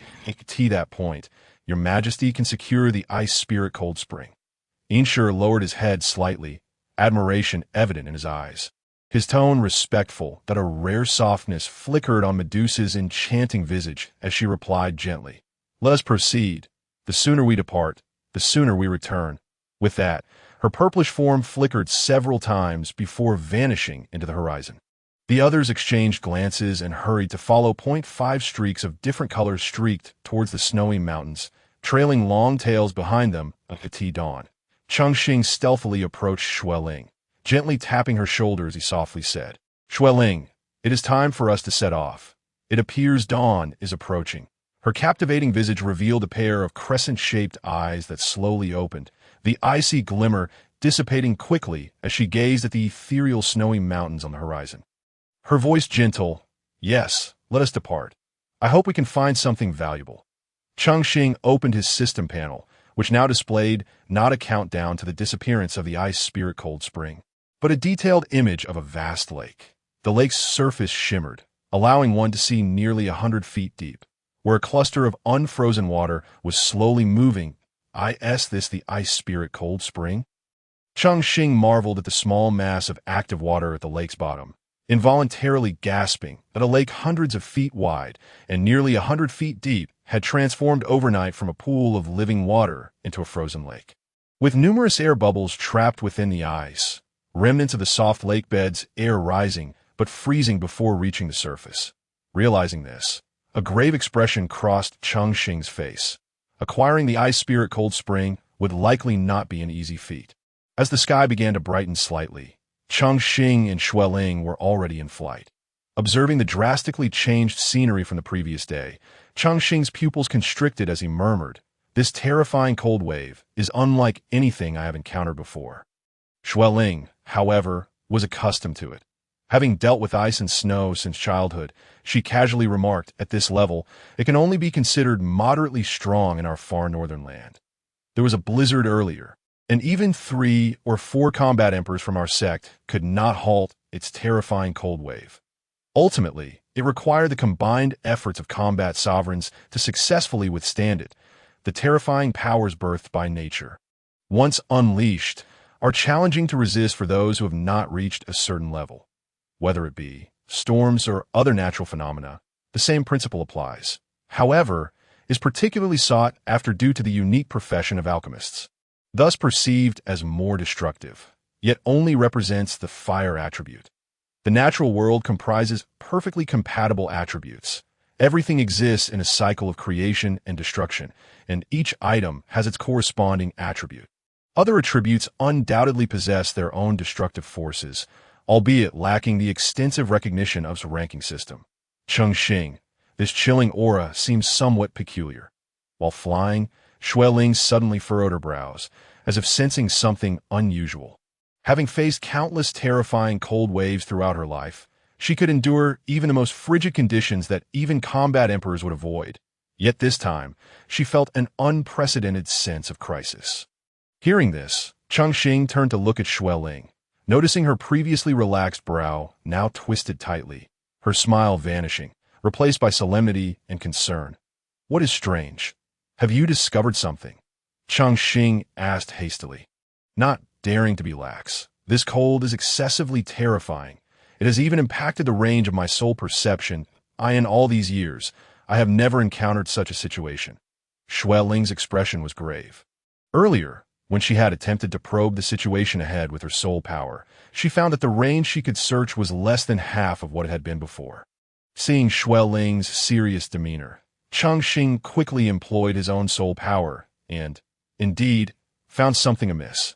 Even though his soul realm was at the mid-stage of the mortal realm, his probing was now less effective than it had been in the early stages, which was quite bizarre. The layers of clouds in the sky began to undulate slowly. The clouds that had previously been thousands of feet above now appeared as if they were about to descend to the ground. The immense pressure causing Cheng Xing to feel a mounting sense of unease. Not think too much. We will understand the reason upon arrival. Cheng Xing could only reassure himself and Xue Ling. He inquired about the system in his mind, but there was no response. Given the circumstances, they could only proceed with caution. The two continued their flight towards the snowy mountains, but with Xue Ling beside him. Cheng Xing could not increase his speed. Trailing behind her pace, it took them an hour to barely reach the foot of the snowy mountains. Upon arriving, the highly focused Xue Ling spotted the remains of the soul-eating griffin that Cheng Xing had slain the previous day, now covered in a thick layer of ice. Additionally, large footprints scattered across the ground left imprints in the icy layer. "Cheng Xing, come look! The 5th-tier magical beast that escaped yesterday has been slain." Xue Ling displayed a hint of disappointment. This was a 5th-tier flying magical beast she had painstakingly sought, and given the rarity of high-tier flying magical beasts, it now seemed impossible to seize the opportunity to complete her task. Cheng Xing, who had killed the magical beast, felt a pang of guilt, fearing to raise Xue Ling's suspicions. Upon seeing the enormous footprints scattered across the icy surface, he quickly remarked, "It appears there are quite a few high-tier magical beasts here." He casually unleashed a wave of fighting energy upon the ice, which merely left a bowl-sized dent, not shattering like ordinary ice, indicating the peculiar nature of the ice layer. This ice layer is no ordinary matter. Those capable of leaving footprints here are likely fifth-tier magical beasts as well. Cheng Xing analyzed calmly, considering that the previous soaring column of fighting energy might have been a signal summoning the fifth-tier magical beasts. From the footprints, there may be more than two. Xue Ling added after examining the prints. It is indeed strange. High-tier magical beasts possess territorial instincts. The deceased fifth-tier magical beast, along with the traces of the prior battle, suggests that the two magical beasts that came afterward did not engage in conflict and were likely traveling together. But how could these inherently savage beasts coexist so harmoniously? A myriad of doubts shrouded the hearts of the two individuals, compelling them to simultaneously summon their fighting spirit, ever ready to spring into action. Chapter 42. Atop the snowy mountain in the realm of monstrous beasts, territory is a treasure that a beast would defend with its life. While hierarchy exists above all else, higher-tiered beasts can command those of lower rank at will. After all, strength reigns supreme, and the only scenario in which two fifth-tier beasts coexist harmoniously is if they are both subservient to an even more formidable creature. This understanding lingered in the minds of Cheng Xing and Xue Ling, both of whom were reluctant to voice it aloud. A glint of cunning flickered in Cheng Xing's eyes as he recalled having sensed the beast calling for reinforcements earlier, which is why he had sought to persuade Xue Ling to accompany him. Judging by the signs, it appeared that they were dealing with two beasts that had only recently ascended to the fifth tier. It should not pose much of a problem for Xue Ling to delay them momentarily. We're almost at the summit. Shall we continue? Cheng Xing inquired. Noticing her apprehension, he was already certain that Xue Ling would not easily retreat, especially since she had previously made a firm promise. Seeing Cheng Xing regard her with a mischievous grin, Xue Ling felt her heart race, repeatedly assuring herself that since they had come this far, it would not hurt to take a look. If worst came to worst, they could always flee. Let us proceed. We have come this far, and I am curious to see what could possibly create such an extensive area of ice. Xue Ling declared nonchalantly, brimming with confidence. With that, both spread their wings and soared towards the snowy mountain ahead. They could see this moment. The snow-capped peak was no longer just a speck of white on the horizon. Gazing upward from the base of the mountain, one would see the towering body of the mountain piercing the clouds, revealing only a white ribbon at mid-height. The bare, gray-brown rock beneath shimmered with a faint white glow, and the rugged path was strewn with stones. Ascending without obstruction, the atmosphere was eerily silent, as if the previous terrifying tremors had never occurred. Not a trace of any beast was to be found. How peculiar! Why is there no sign of any beast activity? Cheng Xing wondered aloud, perplexed. If the soul-eating griffin's lair was indeed located in this snowy mountain, then surely there would be some indication of its presence. Could it be that his judgment was flawed? Cheng Xing, come quickly. Do not ascend any further. Xue Ling's voice grew urgent as she called out to him. What is it? Is there a beast? It appears that the clouds at this mid-height possess some sort of restriction. If we go any higher, we will be unable to channel our fighting spirit into wings. Xue Ling pointed towards the mist less than 100 meters ahead. The white ribbon they had seen from the base now lay before them, shrouded in thick clouds that resembled a solid white wall, blocking the path to the summit. Rather than a path, it resembled a gently sloping ridge, barely wide enough for a few paces, flanked by steep mountain faces that stretched on endlessly. Then let us proceed. There is no need for concern. Cheng Xing chuckled, grasping Xue Ling's wrist and striding forward with confidence.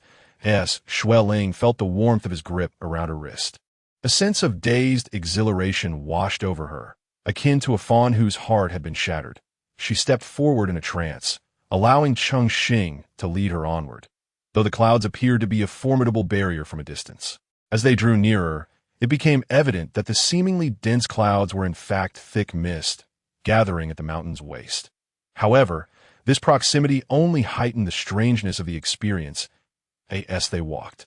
Cheng Xing's protective fighting spirit continuously circulated around him, but as they approached the mist, it ceased to function within just a few breaths. The chilling air outside seized the opportunity, allowing Cheng Xing to experience the biting cold firsthand. "This temperature is far too low. Our fighting spirit could freeze," he exclaimed, quickening his pace while firmly holding Xue Ling's hand, urging her to slide swiftly across the surface of the mist, employing the dragon's evasion technique. Cheng Xing soon traversed the clouds, revealing a landscape adorned with glimmering ice crystals, transforming the mountain into an enchanting vista. Gazing at the translucent crystals, Xue Ling slowly released Cheng Xing's hand, crouching to observe the ground strewn with ice. Cheng Xing followed suit, marveling at this phenomenon, which was new to him as well. "What do you make of this? Do you recognize it?" he inquired as Xue Ling delicately attempted to pick up an ice crystal with her slender fingers. It crumbled into a fine powder upon contact, revealing its fragility. Staring at the unfamiliar ice crystals, Xue Ling shook her head in bewilderment. "I have never seen this before either." Cheng Xing, fixated on the powdery remnants of the ice crystals, felt a surge of intrigue and activated his system to scan the area. Ice crystals formed from the purest water attribute fighting spirit in the air, instantaneously freezing under extreme cold. This is actually fighting spirit in a frozen state. Incredible. The realization left Cheng Xing awestruck as he gazed at the multitude of ice crystals adorning the mountainside, his pupils widening in astonishment. While having one's fighting spirit frozen was not particularly terrifying, the sheer volume of ice crystals blanketing the mountain above the mid-height was alarming. It suggested that, in mere moments, the terrifying low temperatures had frozen the water attribute fighting spirit across half the mountain range. Gasping at the thought, Cheng Xing felt a chill run through him, instinctively inhaling sharply as the cold air rushed into his body, enveloping him in an icy embrace that seemed to drain the warmth from his blood. Under such frigid conditions, he could not help but shiver uncontrollably. "Cheng Xing, are you all right?" Xue Ling rushed to his side, concern etched on her face. I'm fine," he stuttered. Before he could finish, a fierce gust of wind swept down from the mountaintop, rushing towards them in an instant. "Watch out." Cheng Xing reacted swiftly, turning to shield Xue Ling, pulling her into his embrace as his fighting spirit surged violently. His violet wings expanded dramatically, forming a protective barrier against the terrifying onslaught. As Xue Ling found herself suddenly enveloped in Cheng Xing's warm embrace, her previously pristine complexion began to flush, warming in the cocoon of his body, listening to the piercing howl of the wind outside. Xue Ling felt no chill. Rather, she was captivated by the steady rhythm of Cheng Xing's breath, his warm exhalation above her head reminiscent of a steam locomotive, intoxicating her senses. After what felt like an eternity, the wind gradually subsided. With the fierce cold winds abated, Cheng Xing reluctantly loosened his hold, feeling a pang of regret as he released her. He quickly suppressed the sentiment, stepping back and clearing his throat to ease the awkwardness. "Are you all right?" Xue Ling inquired, her cheeks still flushed as she turned slightly away.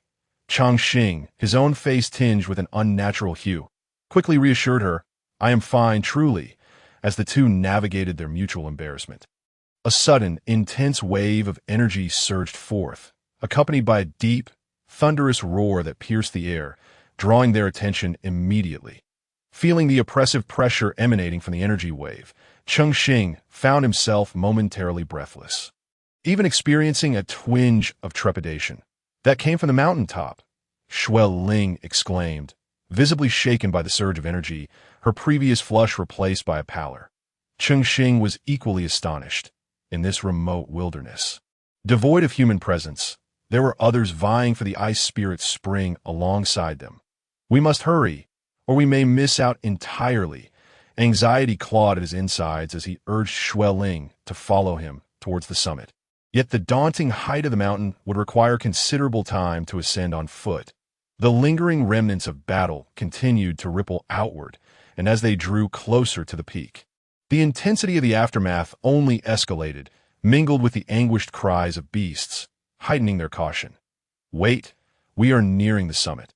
Let us steady ourselves and prepare for any unforeseen circumstances," Cheng Xing instructed, his tone grave as he sensed the terrifying aura emanating from the previously witnessed pillar of fighting spirit. Chapter 43. The fleeing beasts, perhaps due to their proximity to the mountaintop. The enveloping mist had dissipated, restoring their line of sight. However, the soul-sensing still encountered a formidable barrier, leaving both Xue Ling and Cheng Xing unable to ascertain the situation at the peak, save for the intense waves of battle that incessantly warned them. This fluctuation must belong to a sixth-tier beast, Cheng Xing surmised. Xue Ling felt a profound sense of trepidation, her tone wavering slightly. Cheng Xing remained silent. They were nearing the summit, and the fluctuations in the surrounding aura offered scant insight into the true extent of the creature's power. Judging by the emanating waves, this sixth-tier magical beast was already in its mid-stages, and if its physical strength was formidable, it would be roughly equivalent to a human with a 6- or 7-star Do Huang level. Although Cheng Xing was currently utilizing a Do Huang experience card, his strength could only be categorized around the 5-star Do Huang level. Coupled with the superficial yellow-tier techniques that were essentially equivalent to low-level Xin-tier skills. Despite possessing several Earth-tier martial arts, his combat capability could only withstand a 6-star Do Huang. The ability to easily overpower an adversary of 5-star Do Huang's strength implied that its power was likely nearing the pinnacle of Do Huang. Contemplating this, Cheng Xing clenched his fists tightly, his jaw set, and an involuntary surge of excitement coursed through him.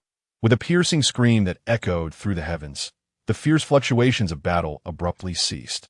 The two individuals, merely a few hundred meters from the summit, paused to observe further. Has it ended? Xue Ling's face was a mask of confusion, her gaze towards Cheng Xing revealing a hint of unease. Cheng Xing was equally uncertain. His nerves were highly attuned, and he merely shook his head before continuing forward. After the fluctuation subsided, a shadow darted low across the ground, racing away from the central lake at the summit, leaving a distinct trail of blood on the snow beneath. In just a few minutes, the two traversed the remaining distance of several hundred meters.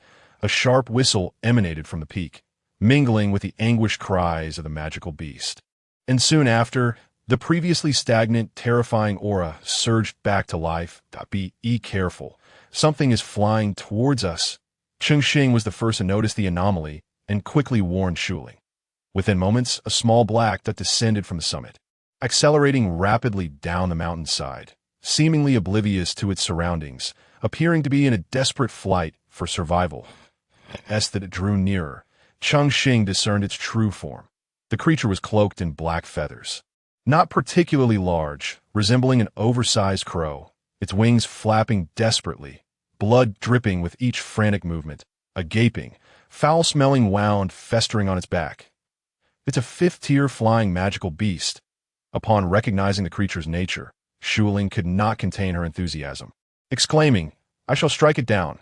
No sooner had she spoken than she bolted towards the beast. Cheng Xing had no time to intervene, and the two were on a collision course. The panicked beast, in its frantic escape, could hardly fathom the presence of a human lying in ambush, and upon spotting the sudden figure, it instinctively veered away, attempting to flee down the mountain path. "Don't run," Xue Ling cried out. Ice prison. Suddenly, robust ice pillars materialized from thin air, encircling the beast in an instant. The creature, intent on evading capture, paid no heed to the formidable barriers, and its massive body charged straight into the thick ice. The resounding thuds sent a chill through Cheng Xing's heart. "If you wish to struggle, then I shall send you on your way," Xue Ling remarked, her form gradually levitating, her hand weaving intricate patterns as her gown billowed without wind. Absorbing the chilling aura enveloping the air, her eyes fixated on the beast, which was now trapped within the vast ice prison, as it crashed against the icy walls in a frantic attempt to escape. Parting her lips, her voice, though soft, brimming with lethal intent, declared, "Ice needle strike." As she spoke, the cold energy coalescing in the air transformed into countless slender ice needles, slicing through the atmosphere with a piercing shriek. Launching towards the creature ensnared within the confines of the prison. The already wounded beast, realizing its escape was futile, wrapped its wings around its body, channeling its internal Do Qi to withstand the onslaught of the ice needles. Strangely, as the Do Qi clung to its black feathers, the creature began to emit a faint glow, appearing rather mysterious. The crisp sound of ice needles striking the now hardened black feathers resonated. revealing that the once soft plumage had become impervious under the luminous aura. The ice needles inflicted minimal damage upon impact. Taken aback by this revelation, Xu Ling momentarily hesitated, but after regaining her composure, she accelerated the flow of her dou qi, quickly condensing an even thicker ice pillar before her. Lightly biting her finger, she let a drop of blood fall upon the forming ice tip. The blood-infused ice spear radiated a menacing aura, its chilling glow seemingly capable of rending space itself. Cheng Xing gazed in astonishment at the ice spear, realizing that the level of this martial skill must be considerable, likely at least Earth tier. He looked at Xu Ling with a complex expression to go. With a flick of her finger, the newly formed, terrifying ice spear shot towards the creature, which was struggling to defend itself within the prison. Compared to the earlier ice needles, this spear carved through the air with an overwhelming force, emitting a sharp whistling sound before piercing the glowing wing of the magical beast.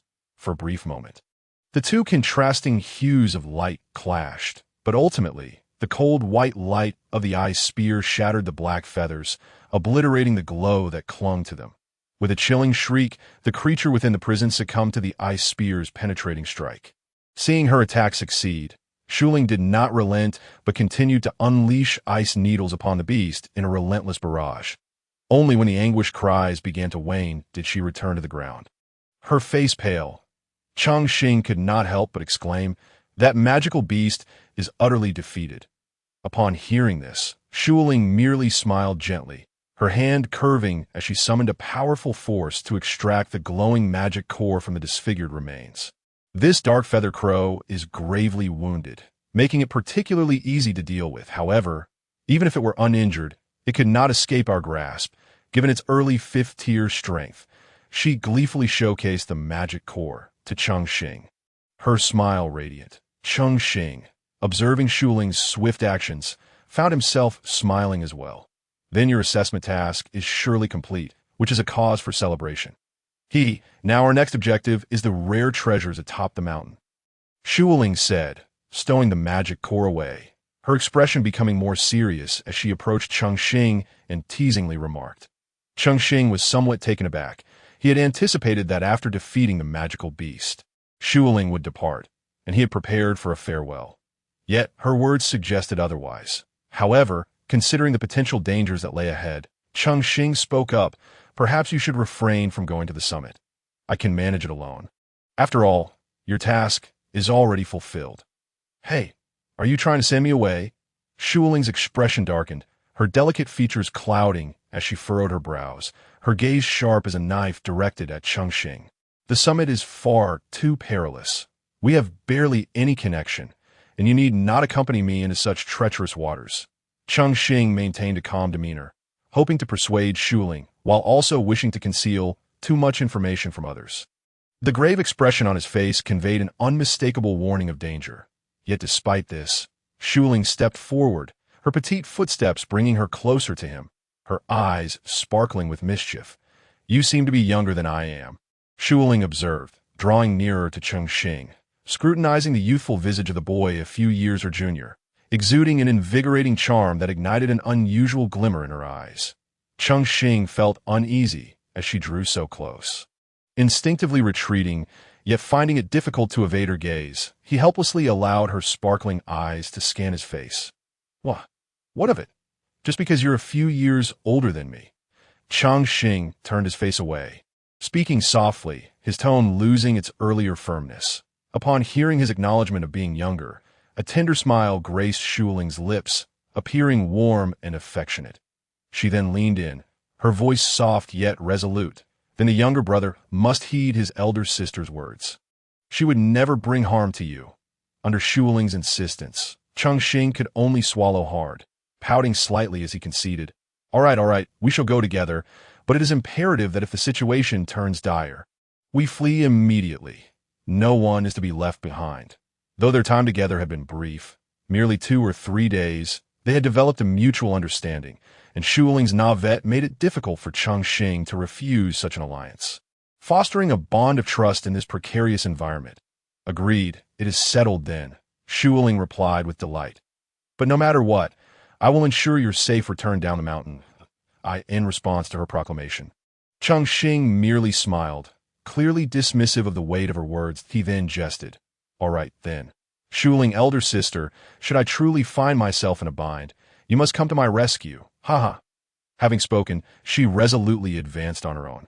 Observing that Cheng Xing had dismissed her words with indifference, Xue Ling could only stamp her foot in frustration, casting a resentful glance at Cheng Xing before hastily catching up, with merely 100 meters remaining to the mountain summit.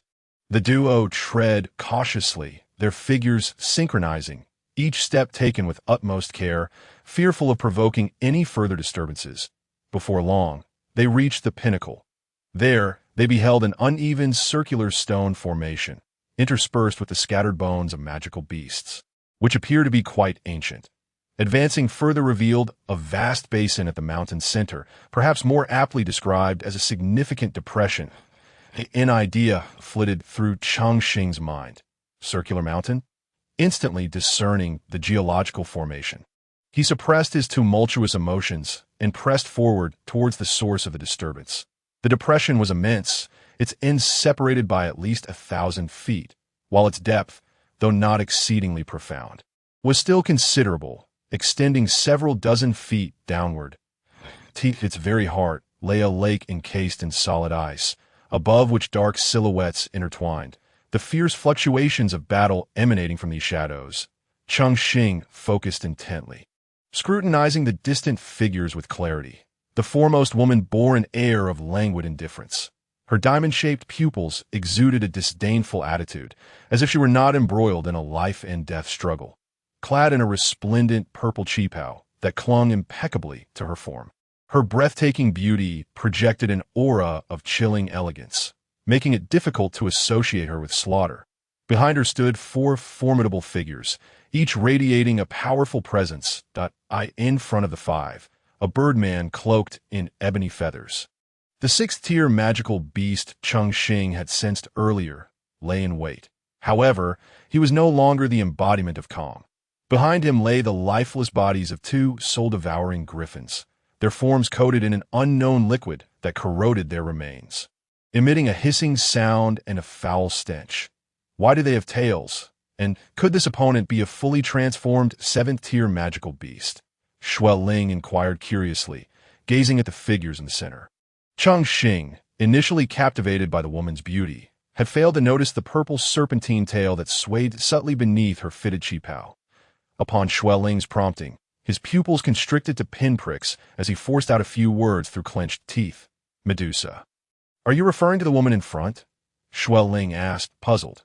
Indeed, all 5 are serpent folk, and the one at the forefront must be the supreme leader of the serpent folk, Medusa, Cheng Xing explained, his breath quickening. Is this race particularly powerful? Xue Ling, hailing from the far north, had never heard of such a figure, yet her curiosity only deepened at Cheng Xing's reaction. For now, there's no time to elaborate. Just know that this woman is cold-blooded and ruthless.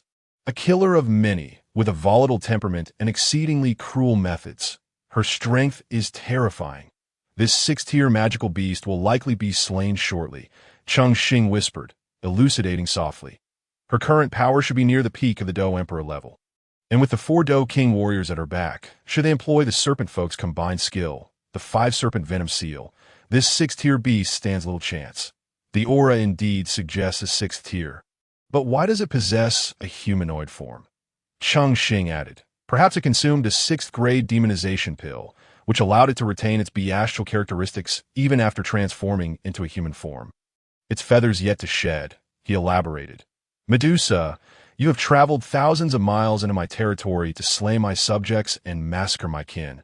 What purpose drives your cruelty? We are both magical beasts. Without grievance or enmity, why do you inflict harm upon me? The birdman's deep voice resonated, reproaching Medusa's actions. Impudence. The name of the queen is not one you may utter so freely, a figure enveloped in flames retorted fiercely. Yinli, cease your prattle and let us attack together. We must dispatch him swiftly to prevent the queen from having to intervene. A serpent folk clad in green robes respectfully advised Medusa, then turned to his fiery companion. Without hesitation, he soared forth, wielding an energy lance towards their adversary. After the previous skirmish, The birdman bore no unscathed parts. His feathers were matted with blood, and 2 puncture wounds on his neck were swelling. Continuously exuding purple venom, it was evident he had been bitten by some poisonous serpent, and his wings were nearly devoid of feathers, presenting a pitiful spectacle. Medusa, you heartless fiend, even in death, I will not allow you to claim it. The feathered birdman bellowed, then suddenly vanished, eluding the swift attacks of the 2 serpent folk. Yin Li, Nen Shi, return. Medusa's enchanting visage displayed only a slight smile at the sudden disappearance of their foe, summoning the 2 back. Upon hearing the birdman's defiant proclamation, Cheng Xing sensed that the imminent stage of mutual destruction was approaching and intended to lead Xue Ling to safety. I wondered why reinforcements were delayed. It turns out you 2 were responsible for killing my messenger. You shall accompany him to the grave. A booming laughter echoed from above, causing Cheng Xing's heart to sink and his expression to shift alarmingly. Not good. We've been discovered, he thought, quickly grasping Xue Ling's hand. Before they could move, a terrifying gust of wind surged from behind, propelling the 2 into the basin atop the mountain. Their appearance immediately drew the attention of all present. 2 damned humans. The serpent folk cursed in unison, their words extinguishing the flicker of hope for escape that had ignited within Cheng Xing's heart. This is bad. We've been found out, he lamented, turning to Xue Ling with a resigned expression. Chapter 45. Desperate struggle faced with the sudden emergence of the 2, Medusa could scarcely be bothered to lift her eyelids. In her eyes, they were merely 2 doe kings, easily dealt with. The primary threat remained the elusive 6th-tier magical beast. Let us not rush. Let us see what this Kunping has in store. Medusa coldly glanced at Cheng Xing and Xue Ling before gesturing slightly, instructing the 4 serpent folk. Under the queen's command, they glared menacingly at Cheng Xing, their energies surging and ready to strike at any moment. System, investigate the origins of this magical beast, Cheng Xing thought, feeling a twinge of trepidation. The 6th-tier magical beast was making a counterattack, but why did it seek to drag 2 more individuals into its demise? Regardless of his inner grievances, escape was no longer a feasible option. Ding, gray feather Kunping, a flying magical beast, is a branch of the Kunping species. Born as a 4th-tier magical beast, it undergoes remarkable transformations with each tier ascended. At the 6th tier, its feathers turn gray. At the 7th tier, they become purple. At the 8th tier, red, and it can ultimately ascend to the 9th tier, becoming the golden feather Kunping, second only to the ancient Tianhuan. Cheng Xing marveled at the information on the screen, reflecting on the significance of this magical beast. One possessed a trace of the 7-color devouring python's bloodline, while the other could evolve into a creature second only to the ancient Tianhuan. Bloodlines were indeed a wondrous asset. Cheng Xing, look, that magical beast has soared into the clouds. Xue Ling pointed at a small black amidst the dense dark clouds. Upon closer inspection, it was unmistakably the gray feather Kunping, which had been battling Medusa and her companions. Cheng Xing squinted, striving to pinpoint the Kunping's current actions. The Kunping's innate skill, stormy winds, allowed it to harness the energy accumulated within the clouds to unleash devastating attacks. These clouds had remained stagnant for several days, and their vast expanse covered a radius of dozens of kilometers. Even a Doe Emperor would struggle to withstand the energy contained within. Cheng Xing stared at the dense clouds above, a sense of dread enveloping him. His previous experiences with the elemental energies during the refinement of the Xian Lei had imparted some understanding. Yet he was astonished to discover that the gray feather Kunping possessed such an extraordinary ability. Ha! Medusa, await your demise. To perish beneath my stormy winds is an honor.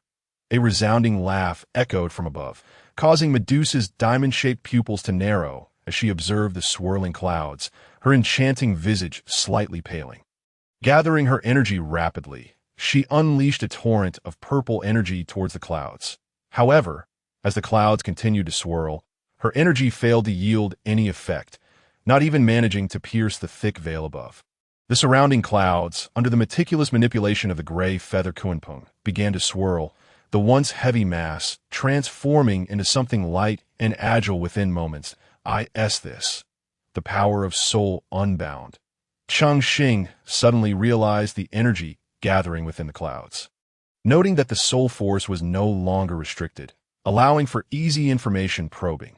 Xue face turned ashen as she beheld the burgeoning storm clouds above, despairing. Perhaps we truly should not have ventured into this treacherous situation. The tempestuous storm clouds swirled ominously in the sky, dominating the horizon and forming a formidable wind barrier, with the eye of the storm distinctly visible as the storm's characteristics began to manifest. The previously tranquil sky was suddenly beset by howling winds that swept mercilessly across the land, awakening the chill of a frigid wave once more. In mere moments, stones of various sizes were lifted from the ground.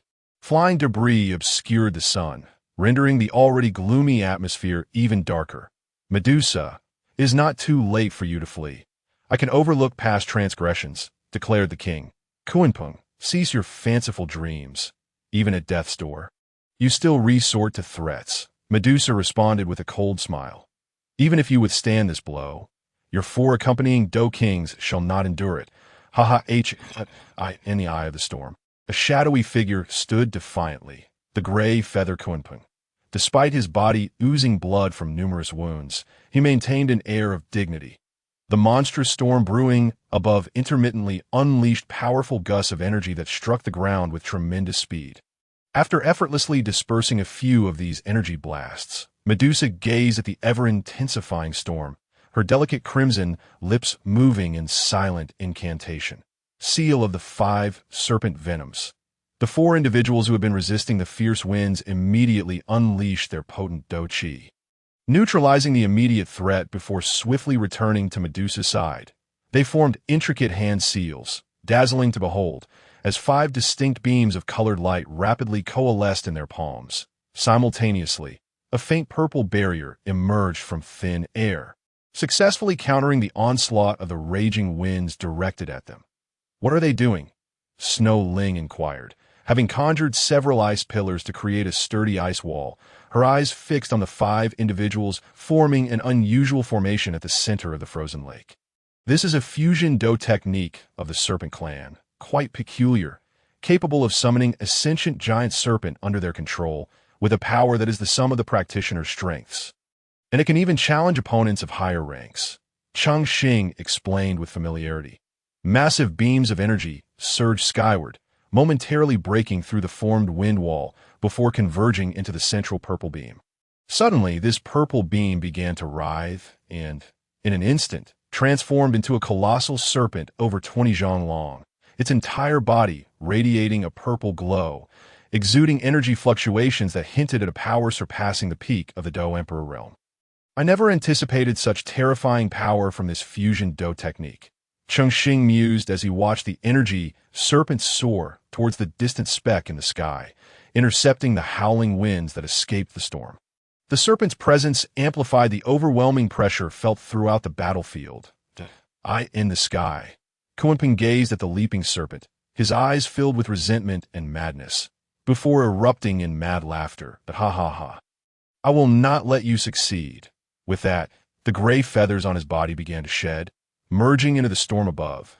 With bloodied hands, he skillfully formed seals ingrained in his very bloodline. The seals were completed with haste.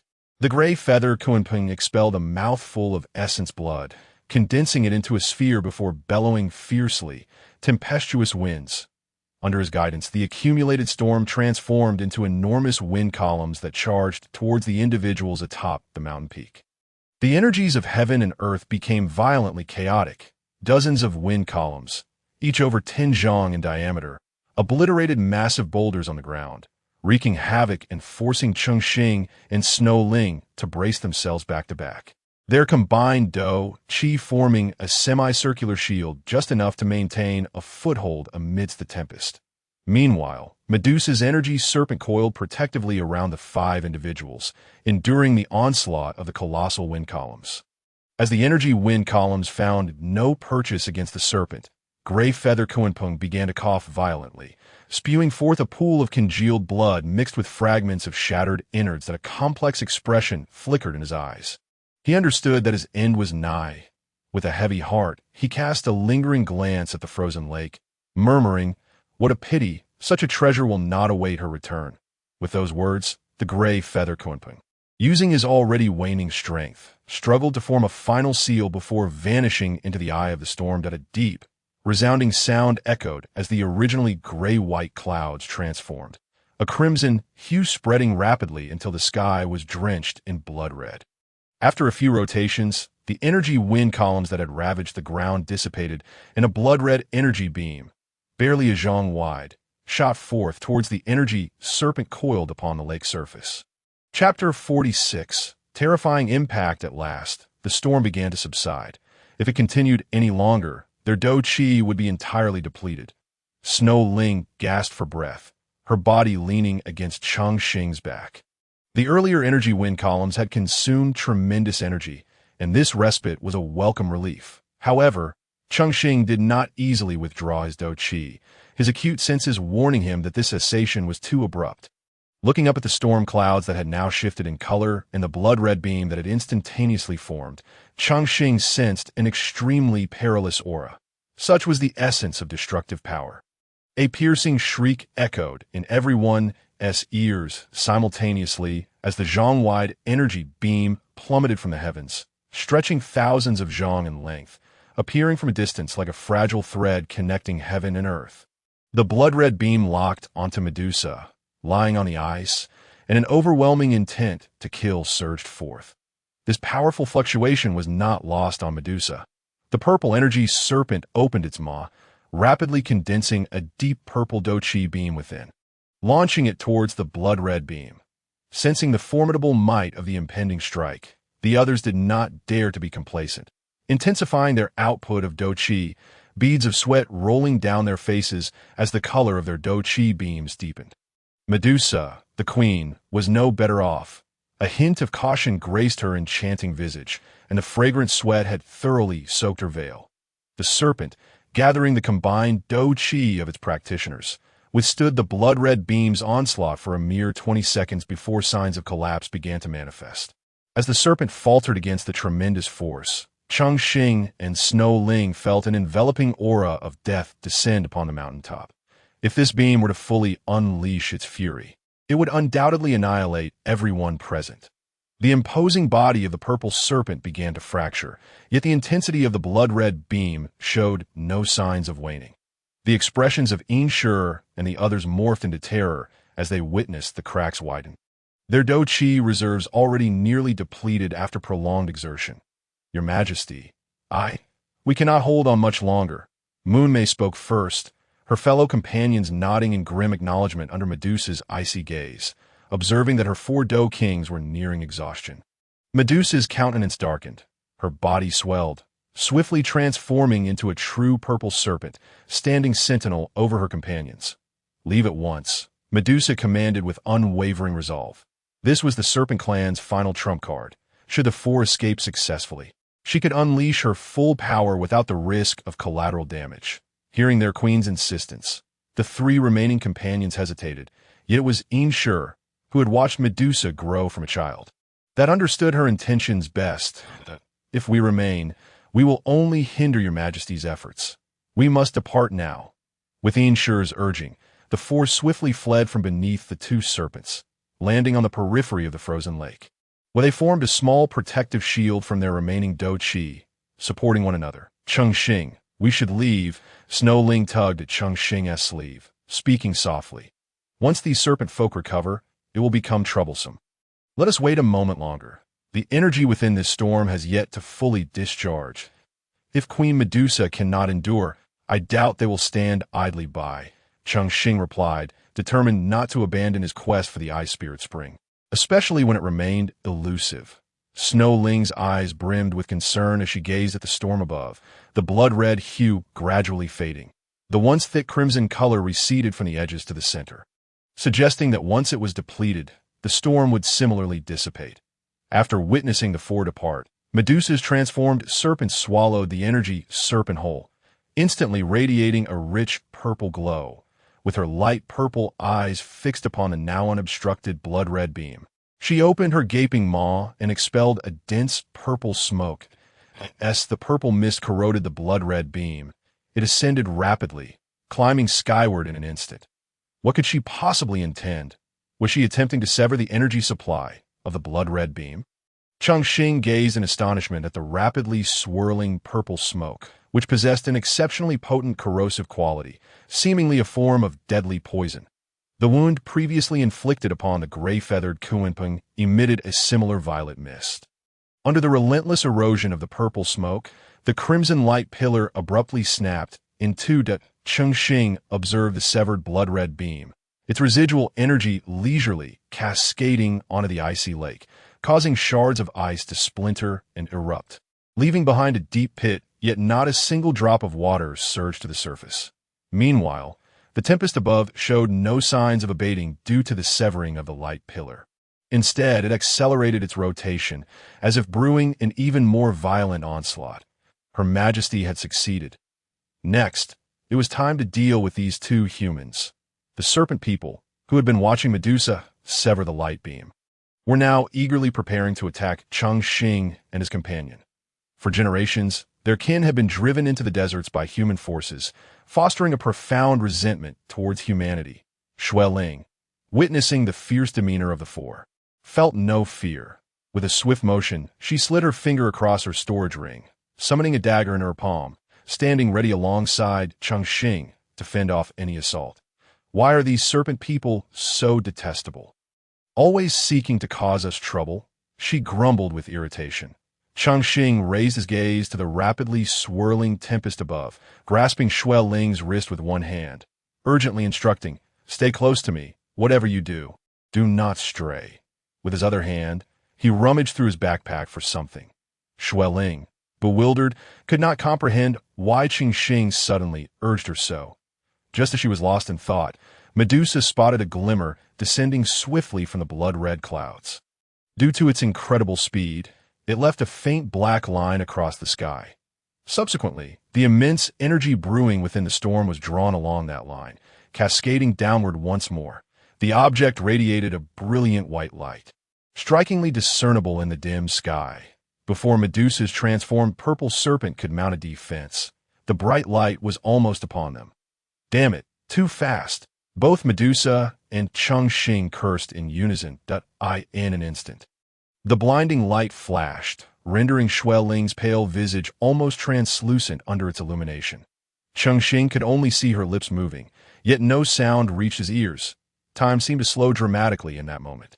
Soon after, a terrifying shockwave erupted from the center of the icy lake, accompanied by a tremendous roar that suddenly filled their ears. Cheng Xing yanked Xue Ling behind him as he finally grasped what he had been searching for. Damn it, found it! System, activate the 9 Nether Wind Flame experience card. Cheng Xing bellowed in his mind. Ding, the 9 Nether Wind Flame experience card has been activated for the host. With the activation of the... Cheng Xing no longer concealed his power. The aura of a battle emperor surged rapidly, and the fighting energy within him flowed swiftly, in less than a breath. He erupted in his palm, emitting an unsettling sound that stirred the mind. As the manifested, the surrounding air began to warm, dispelling the earlier chill. The winds now laced with a peculiar heat, reminiscent of the scorching summer sun, faced with the onrushing white wall of energy. Cheng Xing dared not be careless. His expression turned grave as he focused intently on the front. "Stay behind me. Do not stray even a step," he commanded. With both hands, he maneuvered drawing elegant arcs in the air, striving to keep the swirling flames as much as possible in front of him. In the next moment, the howling wind produced by was drowned out by the overwhelming roar of the shockwave, transforming the surroundings into a haze of gray-white. The previously elevated temperature plummeted once more, even colder than before. Surely not. With this enhancement, how can the temperature still drop? Cheng Xing pondered, feeling the biting cold envelop him. The 9 Netherwind Flame ranked among the most formidable of. How could it possibly fail to withstand such a trivial chill? Chapter 47. The emergence of the ice spirit spring as the temperature plummeted. Cheng Xing sensed something amiss. He retrieved several energy restoration pills from his backpack, popping one in his mouth before offering another to Xue Ling, shouting, "This pill can replenish your fighting energy. Take it. This cold is abnormal. We do not know how long it will last." Without hesitation, Xue Ling swallowed the round, fragrant pill. As the medicine took effect, their previously depleted fighting energy surged back, restoring at an astonishing pace. Bolstered by the renewed energy, Cheng Xing's grew fiercer, emanating a stark black amidst the dense white, strikingly eye-catching. The terrifying gray-white shockwave filled the entire mountaintop, even beginning to spill over the raised stone walls. Cascading down the mountainside, within the grayish haze, 3 distinct colored dots emerged. A light purple sustained by Queen Medusa alone, a faint green, rather feeble, upheld by the 4 serpent warriors, and Cheng Xing's rich black. Clearly, they held a significant advantage against this onslaught. All he needed to do was activate it and continually supply fighting energy, for the strength of the itself was sufficient to ensure safety. After all, the 9 Netherwind Flame was born in the most extreme locale, where the winds were at their fiercest. If it could not withstand such a shockwave, it would be a disservice to its ranking. As the dense clouds in the sky began to disperse, regaining some of their prior form, only a layer of cold glowing clouds remained overhead. From below, they appeared somewhat translucent, seemingly revealing the ice crystals contained within. Glistening under the sunlight's piercing rays, presenting a mystifying spectacle. With the storm clouds dissipating, sunlight finally poured freely onto the land. The ice crystals shimmering across the ground buried the once vibrant flora and fauna beneath. The sun, suspended atop the peak, endeavored to release its warmth, yet the chaotic white below remained unmoved, as if solidified. The formerly smooth ice surface had transformed. A massive chasm cleaved the lake, with a deep hole at its center resembling a fissure rather than a mere pit, from which the frozen ravine extended, seemingly reaching the lake's depths. Consequently, when the radiant light descended, countless ice shards were blasted into the air, only to be frozen once more before they could hit the ground, resulting in an array of uniquely shaped ice sculptures surrounding the crack, some reaching heights of several dozen meters, a testament to the fearsome force of the impact. However, more terrifying was the extreme cold that could refreeze the shattered ice blocks in an instant. As this white shockwave gradually subsided, Cheng Xing discerned the composition of the force. It consisted entirely of the shattered thin ice layers. The destructive power is simply horrifying that if such force were to strike a person, even a battle emperor would not survive. Cheng Xing marveled, his mouth agape, his astonishment unmasked at the altered lake surface. Behind him, Xue Ling, upon witnessing the bizarre ice sculptures, exclaimed, "This terrifying cold cannot be formed without battle zone-level power. Who would have thought we would encounter it atop this mountain?" Nonetheless, this extreme cold was likely quite suitable for the serpent people, given their icy lineage. Adapting to such frigid conditions would not pose much difficulty. Cheng Xing scanned the area, searching for signs of Medusa's survival amidst the shockwave. Indeed, not far from the chasm, he spotted a purple serpent, frozen yet maintaining its previous battle stance. However, the 4 serpent warriors were nowhere to be found in the vicinity. After a thorough search yielded no clues, he ceased his pursuit of their whereabouts, recognizing that the mysterious treasure was of paramount importance. Xue Ling pointed at the frozen giant serpent, her eyes wide with wonder. "Cheng Xing, look! That giant serpent is encased in ice. Let's hurry and see what treasures lie within the chasm." With that, a pair of snow-white wings materialized behind her, propelling her swiftly towards the center of the lake. "Hey, wait!" Cheng Xing called out urgently. Yet, Xue Ling had already soared away, leaving him no choice but to follow hastily. Medusa's strength is formidable. She cannot be easily encased in ice, that we must tread carefully, Cheng Xing thought. His expression grave despite the absence of visible cracks on the frozen serpent. After all, a peak battle emperor would not be so easily subdued. Indeed, you possess the strength of a battle emperor, yet choose to masquerade as a battle king in my presence. Are you being cautious or merely distrustful of me? Xue Ling turned her head to glance at Cheng Xing, whose expression was grave, and playfully remarked, "Well." At her teasing, Cheng Xing found himself momentarily at a loss for words, and could only follow her as they swiftly flew towards the edge of the ravine. Standing upon the icy surface, despite being enveloped in the protection of the extraordinary fire, Cheng Xing could still feel the biting cold emanating from the lake beneath his feet. A chill that surged from the soles of his feet straight to the crown of his head. He stomped a few times on the solid ice, listening to the dull thud reverberate beneath him. before he began to observe his surroundings with newfound focus. This lake was astonishingly deep, appearing to be at least 100 meters deep, entirely frozen over.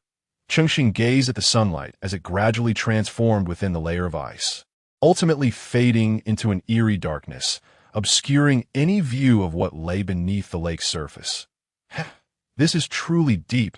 You have yet to witness the glacial depths of our far northern lands, where the ancient, magical ice remains unmelted for centuries. That is, Xue Ling enthusiastically recounted scenes from her past. Suddenly, a series of cracking sounds echoed, though they were not loud. They pierced the silence for both of them. They simultaneously looked towards the purple giant serpent trapped within the ice, yet appeared to remain still. Could it have been a mistake? Cheng Xing turned to Xue Ling, whose nerves were equally taut, seeking a confirmation. With a slight furrow of her brows, Xue Ling listened intently to the sounds around them and remarked, "It seems the noise did not come from above, but rather from below the ice, emanating from the frozen lake." As she spoke, she pointed, and Cheng Xing saw a glimmer of icy spring water effortlessly breaking through the lake's icy floor, flowing into the ravine they had previously spotted. I could see that moment. A powerful wave of cold surged from the ravine, rising to the lake's surface. Feeling this extreme chill, Xue Ling's previously calm demeanor transformed into one of joy as she exclaimed, "It is the ice spirit spring, a rare treasure indeed, difficult to find even in our far northern lands." Noticing the urgency in Xue Ling's eyes, Cheng Xing inquired, "Is the ice spirit spring not found in the vast, frigid expanses of the far north?" Although the far north is notoriously cold, the ice spirit spring is a celestial treasure. Akin to the extraordinary fire, not every volcano or magma can produce such flames, Xue Ling explained. Listening to her elucidation, Cheng Xing found himself in agreement, acknowledging the rarity of the ice spirit spring, especially since it could temporarily suppress the extraordinary fire. Validating the worth of their endeavor, it seemed that the ice spirit springs were abundant here, likely the reason the lake was frozen so solidly. Otherwise, a lake in such a region could not freeze so thoroughly. Xue Ling's delicate hand suddenly struck the lake's surface, yet the formidable force only left a palm-sized dent in the icy. It appeared that to obtain the ice spirit spring, they would have to venture into the ravine. Chapter 48. The dispute. Cheng Xing gazed at the seemingly indestructible ice, a tumult of thoughts swirling within him. What had that radiant light been, capable of instantly piercing such thick ice and causing such immense destruction? It has emerged, the ice spirit spring. Xue Ling's urgent call jolted Cheng Xing from his reverie. The coldly glimmering water continued to surge into the ravine, revealing parts of its shape beneath the chilling light, leaving Cheng Xing even more astonished. This ice spirit spring is so plentiful. Cheng Xing's eyes widened in disbelief as he beheld the vastness of the ravine above. Even if it tapered below, it remained several meters wide, and its depth was immeasurable. The cold light ascended steadily, soon filling the bottom of the ravine, showing signs of rising further. Xue Ling, unable to contain her excitement, retrieved several exquisite jade vials from her storage ring and handed them to Cheng Xing, instructing earnestly, "The preservation of the ice spirit spring requires great care. If mishandled, its cold essence will dissipate, turning it into ordinary water. However, with so much ice spirit spring available, let us each fill our vials first. Clustering them together aids in preservation." Cheng Xing accepted the jade vials with a sense of disbelief, thinking to himself, "I have prepared over 100 vials. How much can these few small ones hold?" Despite his thoughts, he held the vials in hand, planning to seize the opportunity to fill them from his own stock of 100, that while 100 small vials seemed like a lot, they wouldn't even fill a cubic meter.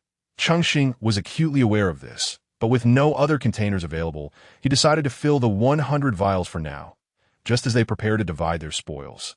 A fiery red serpent's tail stealthily appeared at the lake's edge, shrouded in thick white smoke. The fiery serpent's red eyes fixed intently on the two figures moving across the ice, flicking its tongue. Moments later, it morphed into the silhouette of a person, none other than the serpent man Yanli. Damn those humans! Attempting to seize Her Majesty the Queen's ice spirit spring, Yanli will not allow it. His eyes brimmed with malice.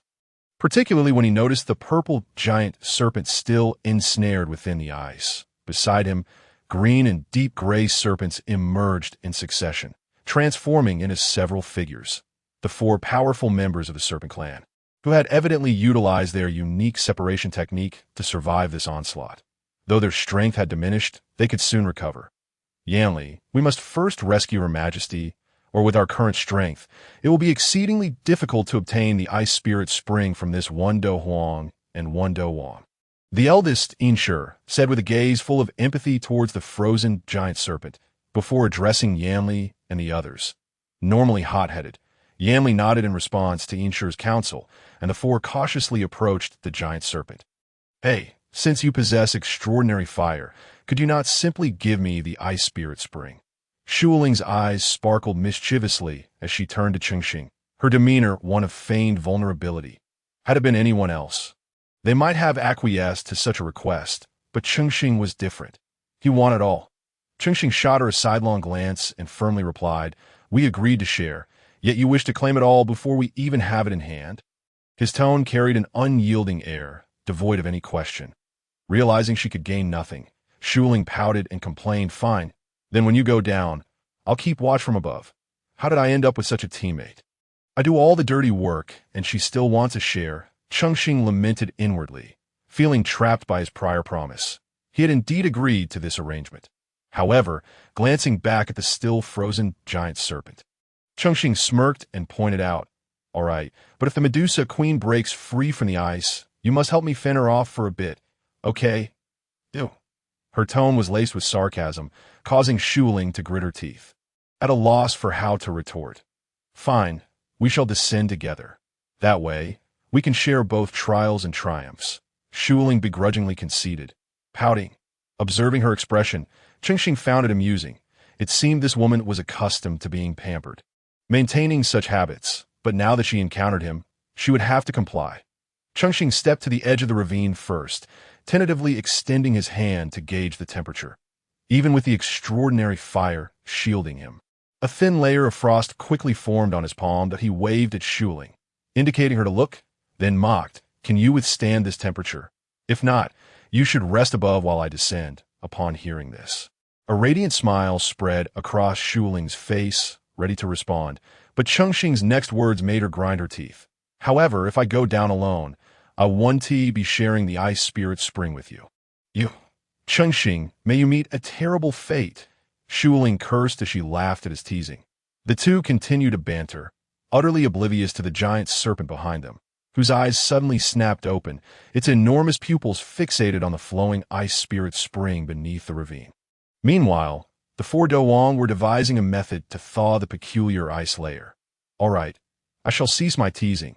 If you genuinely cannot endure it, I shall share half with you once I secure it," Cheng Xing said, noticing the conflicting emotions on Xue Ling's face, and he adopted a serious demeanor. "Who needs your charity? I am of the ice attribute. How could I possibly be so weak as to falter in such a temperature?" Xue Ling scowled, her expression stern as she retorted to Cheng Xing. Subsequently, they were the first to plunge into the chasm. Yet despite such words, the chilling cold within the ravine tightened the heart of Xue Ling. However, the sound of wind behind her urged her onward.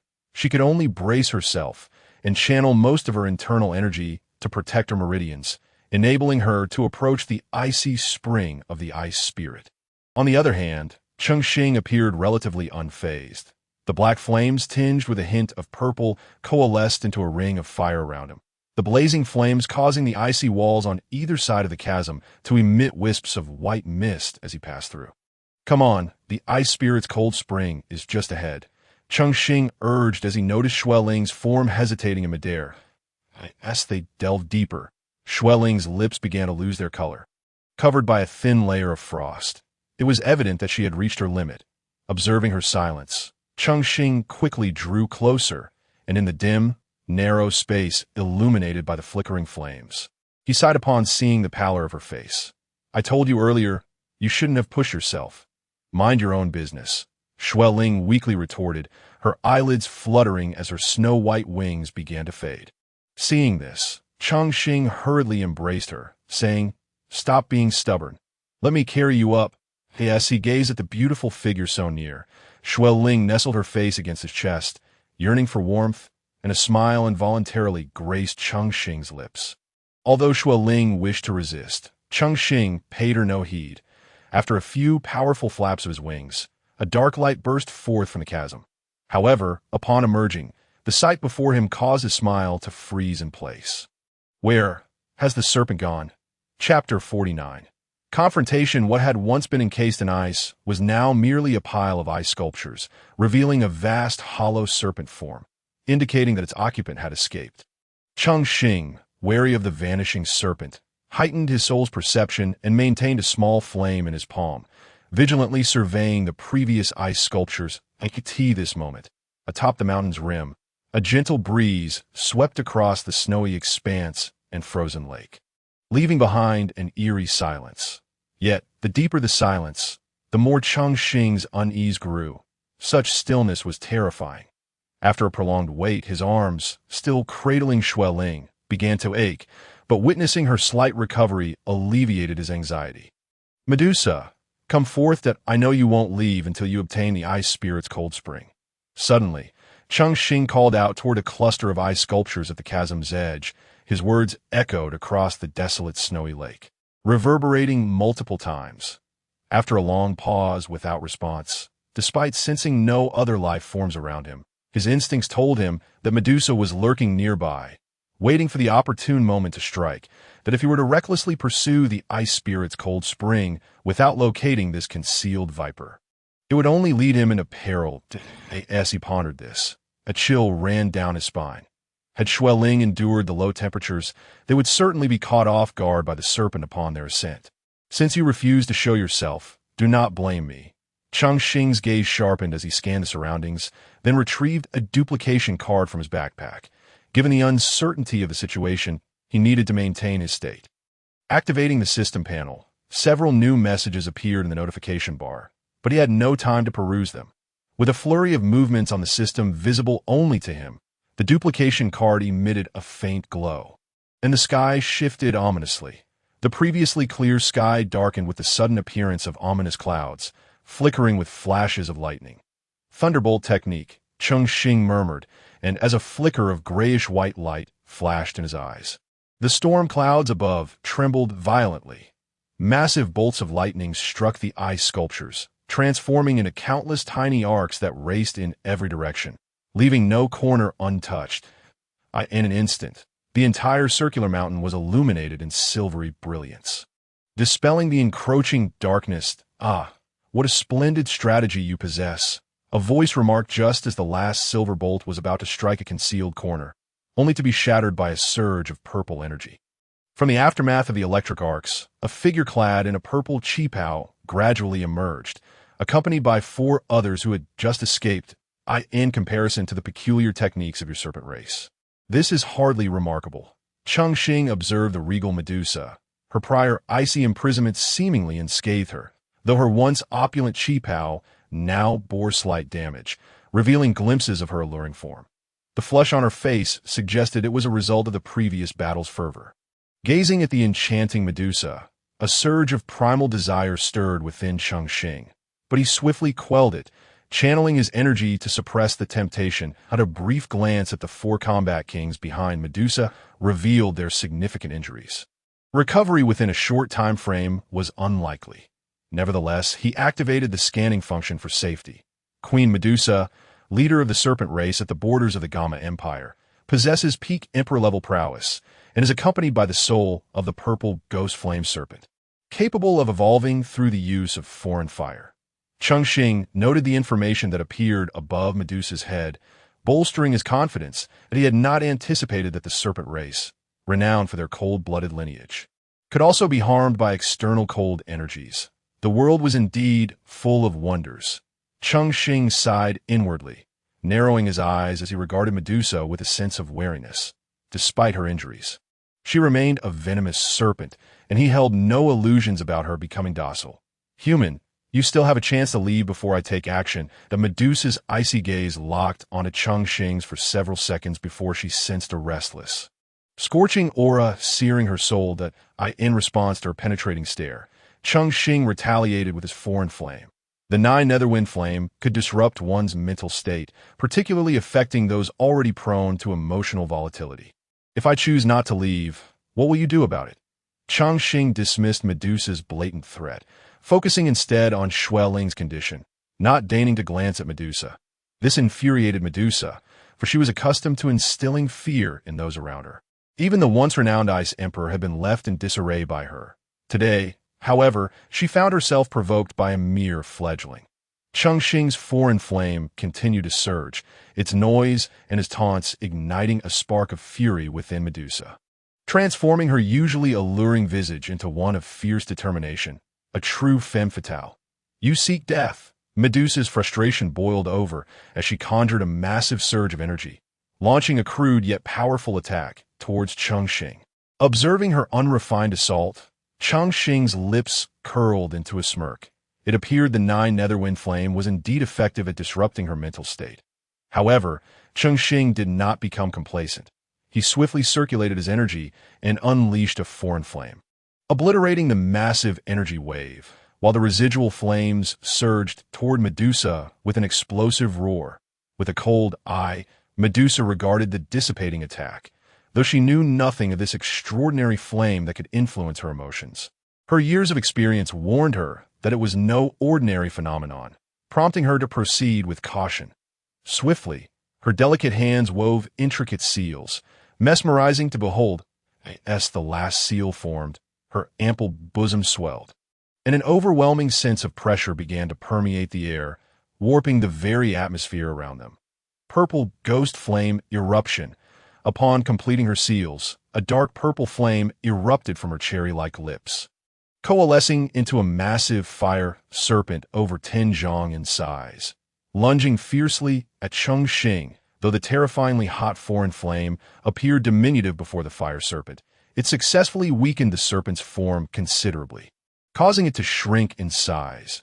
Though the foreign flame was ultimately dispersed as it exhausted its energy, as Cheng Xing faced the oncoming dark purple fire serpent, he sensed a unique vibration within it.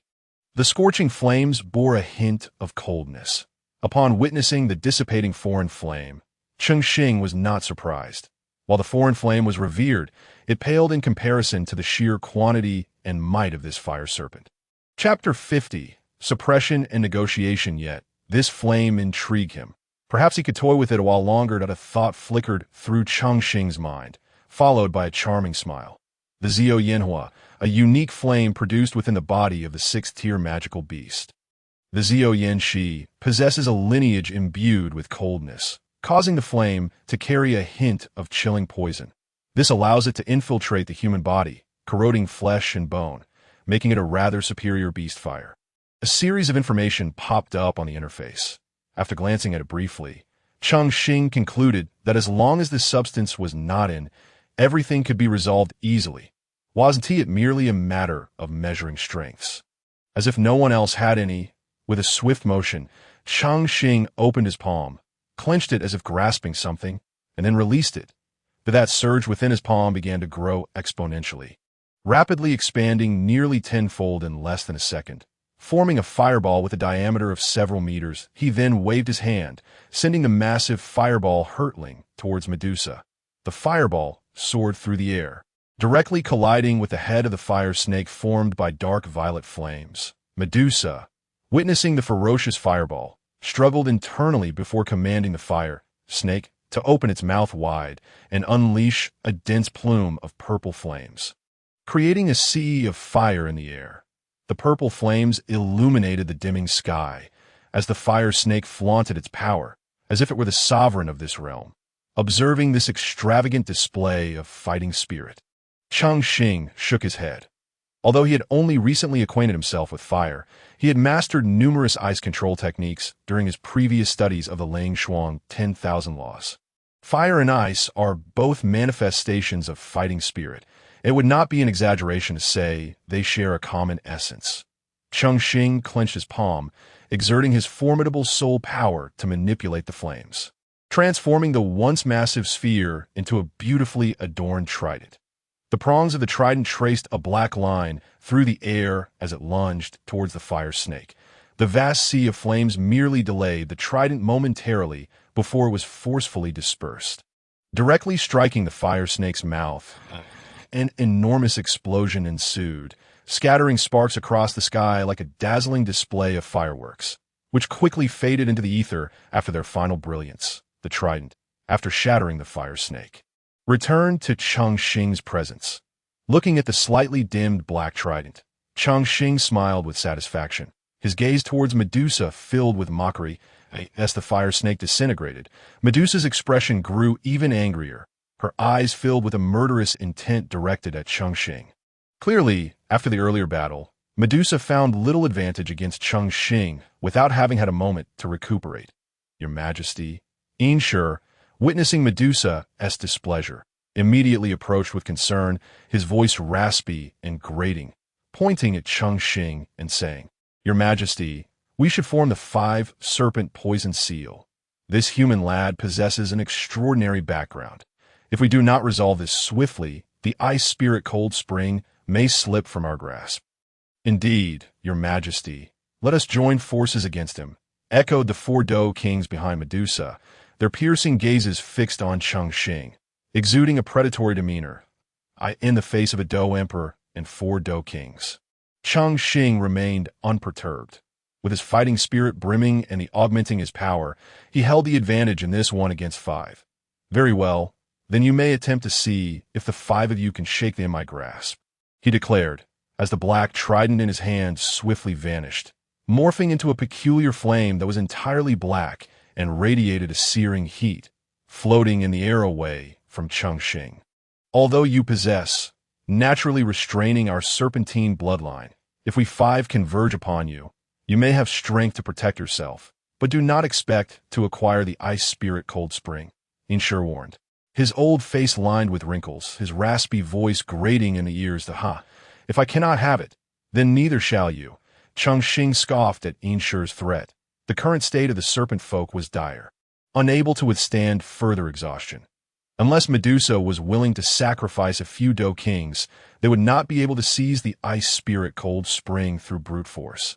After a period of rest, Xue Ling's condition had improved significantly. Her previously frostbitten lips returned to a rosy hue. However, upon opening her eyes, she found herself once again cradled in Cheng Xing's arms, which sparked a moment of indignation within her. You reawake, Cheng Xing remarked, feeling the movement in his embrace. His cheeks flushed slightly as he quickly released her, awkwardly scratching his head, just as Xue Ling was about to chastise Cheng Xing for his earlier behavior. She caught sight of the floating ahead and sensed something amiss.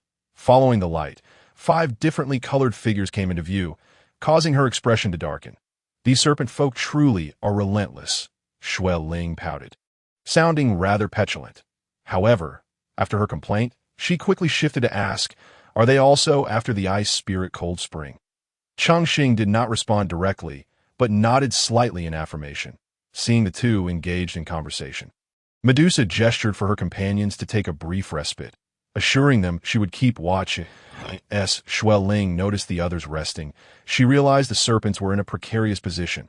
Her expression shifted, and she leaned close to Cheng Xing, whispering softly, The ice spirit cold spring here is a product of extreme cold. Even I might struggle to retrieve the treasure. These serpent folk possess a bloodline of coldness. But none have ice attributes. We could let them test the waters. After all, there's plenty of ice spirit cold spring to go around. Listening to Xue Ling's hushed words, Cheng Xing pondered. Though Medusa posed no immediate threat, her group sought the ice spirit cold spring, seemingly for the purpose of future evolution. That makes sense. You truly are a clever little one. Cheng Xing praised Xue Ling's idea without revealing his own thoughts. Then you should go speak with them, Xue Ling said with a mischievous smile, nudging Cheng Xing after casting a sidelong glance at Xue Ling. Cheng Xing took a deep breath and enveloped his words in fighting spirit before addressing Medusa. Medusa, perhaps we can negotiate, as continuing this deadlock benefits neither of us. Human, do not presume to negotiate with this king. I, Medusa, never compromise with humans. Medusa paused in surprise, evidently puzzled, but she still responded to Cheng Xing's proposal with an air of arrogance. Others may not know your intentions regarding the ice spirit cold spring, but I do, right? Your Majesty? Cheng Xing smiled at Medusa, observing the flicker of confusion in her expression, which indicated she was not inclined to waste time here. What I intend to do with it is none of your concern. That if you know what's good for you, you should leave quickly. Don't think that just because you possess, you can be a match for me. Medusa maintained her haughty demeanor, her words laced with indifference and distrust towards humans. The more she asserted her stance, the more Cheng Xing pressed. Since you are aware that the flame in my hand is, you must also know that the ice spirit cold spring can temporarily suppress, thereby alleviating the suffering during evolution, correct? Cheng Xing's words struck Medusa like a thunderclap, causing her previously languid and fierce gaze to momentarily clear, then shift to disbelief, and finally return to a cold indifference. The visible shift in her expressions was utterly astonishing for someone of Medusa's cold and captivating reputation. Realizing his words had pierced directly to Medusa's core, Cheng Xing continued, "There is an ample supply of ice spirit cold spring, more than enough for us to share. Are you truly certain you want to resort to violence?" Upon hearing the word, Your Majesty, Medusa understood this was the final opportunity. If she did not acquiesce, the outcome of a confrontation was far from certain.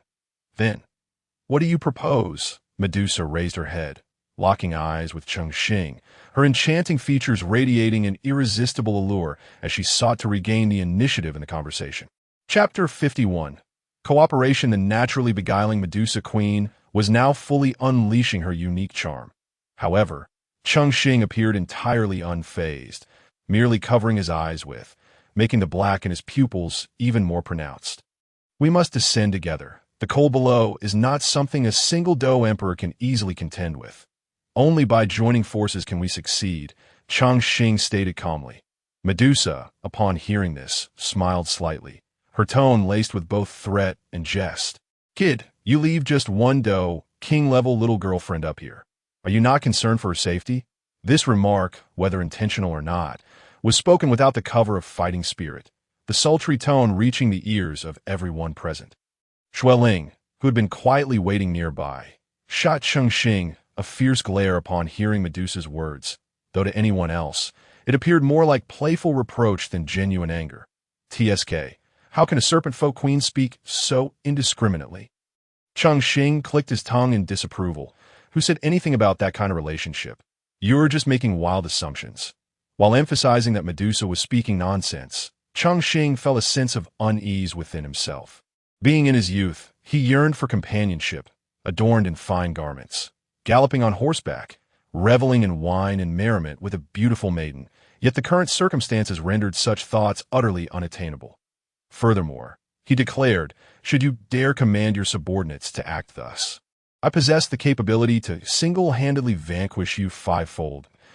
As Cheng Xing concluded his statement, he intentionally slowed his speech, a glimmer of ashen light flashing in his eyes, infusing his gaze with an air of ferocity. Upon hearing a mere human dare to threaten her, Queen Medusa was taken aback. Locking eyes with Cheng Xing, feeling the chill emanating from his fierce glare, Cheng Xing showed no sign of trepidation. Instead, he grew ever more resolute that I end this duel of gazes. The one to flinch first would be deemed the loser, and against someone like Medusa, conceding even momentarily would lead to perpetual defeat. Amused by this bold human who dared to meet her gaze, Medusa's rebellious heart was stirred, and the two continued to stare each other down, neither willing to yield. Faced with the formidable Medusa, Cheng Xing summoned his, using its annoying clamor and searing heat to compel her to relent. Relying solely on, are you? Medusa sneered. Cheng Xing made no rebuttal to her accusation. After all, he was indeed utilizing at that moment. What on earth have you said to her? You two have been staring each other down for ages. Are we still going to proceed with the ice spirit cold spring? Xue Ling questioned, observing the tension between them. Mentioning the ice spirit cold spring snapped Cheng Xing back to reality, and he promptly replied, Of course, I will descend with her. You just wait above in the chasm. The ice spirit cold spring had already filled the crevices, the intense cold rendering the frozen layers even more crystalline, with impurities crushed to dust, leaving behind only pure ice. The deeper one went, the higher the purity of the ice.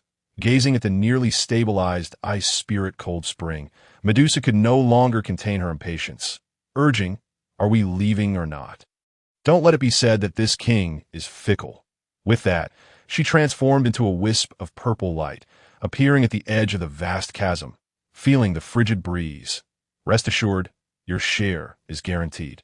Cheng Xing assured as he saw Medusa preparing to move. He quickly retrieved a recovery pill from his backpack and handed it to Xue Ling, casting a glance at the four serpent men recovering in place, signaling to her before vanishing. Upon reappearing, he stood merely a few zhang away from Medusa. Cheng Xing exhaled deeply, sensing an even more terrifying chill than before. Be wise calculations if the cold wind were to sweep through. Even those at the pinnacle of the Doling realm would likely find themselves frozen. The deeper one ventured into the chasm, the more intense the cold became.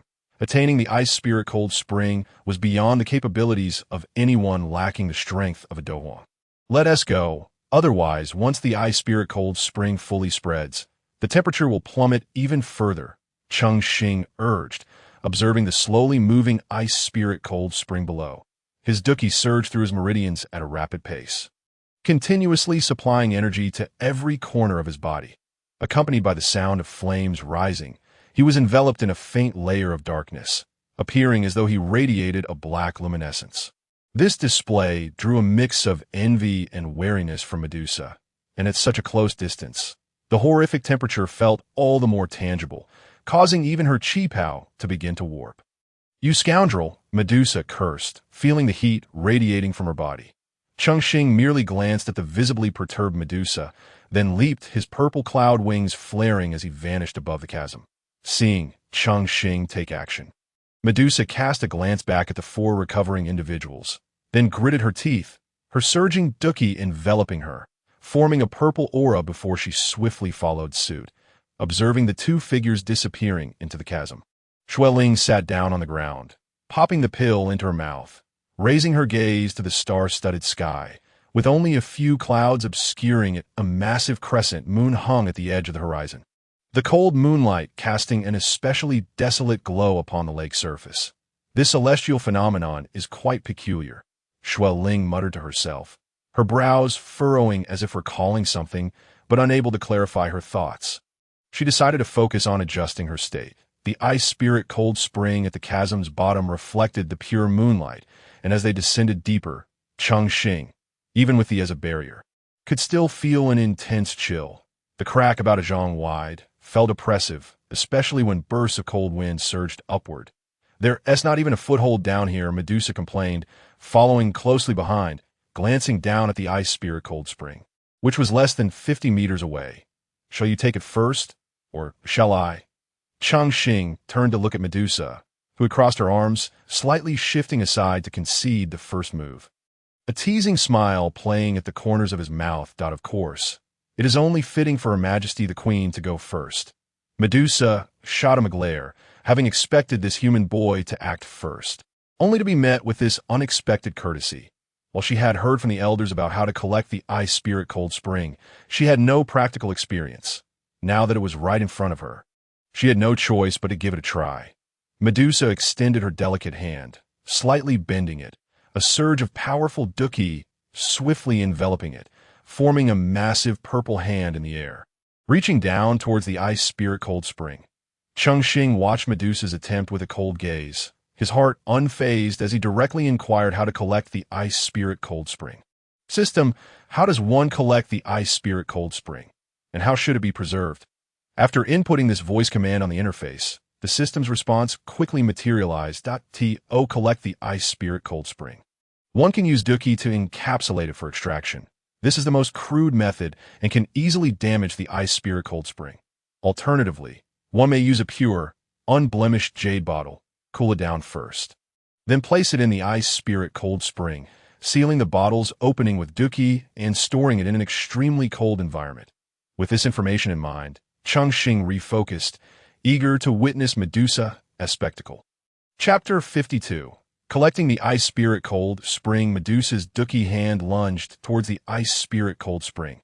Yet before it could even touch the surface, it was frozen solid by the surging cold air, rendering it immobile despite her efforts to control it in an instant. The hand exploded into countless purple light dots, cascading down into the ice spirit cold spring, transforming into numerous small purple crystals sinking to the bottom. Watching her duki freeze instantly, Medusa's pupils constricted, her face paling as she gazed at the ice spirit cold spring, astonished by its elusive nature. Unwilling to accept defeat, Queen Medusa suddenly descended, attempting to lower her altitude for another attempt. Once the purple crystals settled, the surface of the ice spirit cold spring began to churn violently, unleashing a wave of terrifying cold that swept upwards. This overwhelming aura seemed capable of freezing all living things.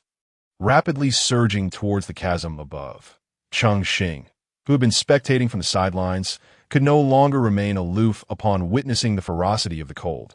His duki erupted forth, the protective expanding several folds, even pressing against the ice walls on either side as he descended several zhang, swiftly pulling Medusa back and urgently commanding, "Step back," just as Medusa was about to unleash her duki to counter the cold.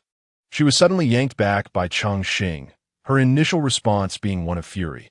After all, no human man had ever dared to touch her noble form, and this boy had crossed her boundaries time and again. Igniting her wrath, "Release this king, you wretched," Medusa struggled, cursing vehemently. Yet Cheng Xing paid her no mind, using his immense strength to pull her behind him. He placed his hands crossed over his chest, his vast duki surging rapidly as Black Nine netherwind flames coalesced into a fire dragon, exhaling a sphere of black flames that spread throughout the chasm, intercepting the oncoming cold. Upon contact, the cold and black flames transformed into white mist, dissipating swiftly in the air, rendering the previously frigid atmosphere far more bearable. As the temperature shifted, Medusa's previously furious countenance softened considerably, her gaze growing complex as she studied the youthful human boy before her. His somewhat naive features, tempered by time, radiated an indomitable spirit that seemed at odds with his appearance, yet remained captivating. "I must admit, you are quite different from those simple-minded human men." Medusa softly uttered that being able to express such words indicated that in her heart, Cheng Xing, this human, was not entirely lacking in merit. Yet, Cheng Xing was not inclined to heed her evaluation of himself. Yes, soon as the mist had emerged, the submerged purple crystals had suddenly begun to move swiftly, ultimately entering the depths of the ice lake through a small crevice formed by the ice spirit cold spring. Upon his observation, Cheng Xing noted that the ice spirit cold spring within this crevice was merely a small fraction of what lay at the lake's bottom, as the majority of the ice spirit cold spring remained in slumber beneath the lake.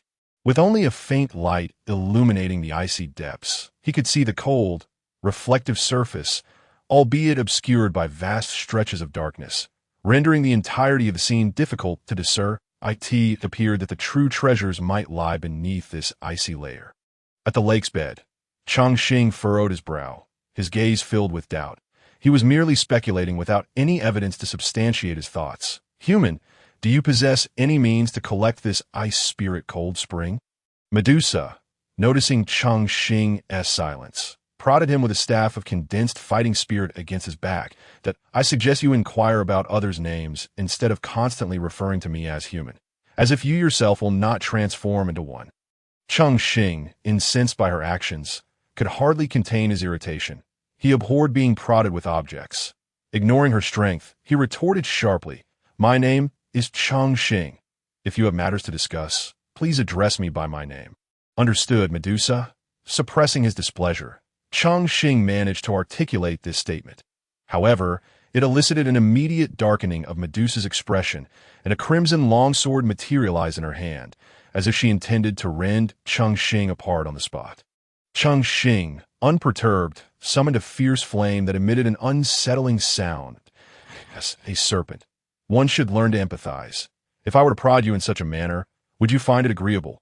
Do not resort to threats of murder so readily. If it were not for the ice spirit cold spring, I would have no qualms about challenging you right now."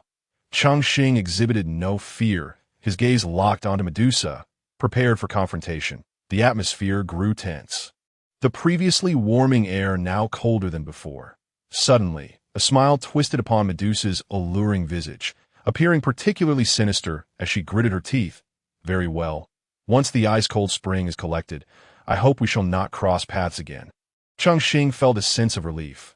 He did not wish to cultivate animosity with this venomous serpent and promptly stowed away his flames, adding, "I detest being prodded in the back with objects. No one is exempt from this rule, and I trust you have your own principles." With that, he retrieved a small jade bottle from his backpack, gesturing it towards Medusa. "Observe closely how I accomplish this." Subsequently, he unleashed a surge of fighting spirit, creating a fist-sized hole in the ice wall, and placed the jade bottle within. Although Medusa was brimming with frustration, she had no choice but to watch with a scowl as Cheng Xing demonstrated. Her mind solely focused on expediting the collection of the ice-cold spring to vacate this dreadful place. By the way, did that sixth-tier magical beast perish? Cheng Xing inquired as he awaited the cooling of the jade bottle. "Yes, it is dead.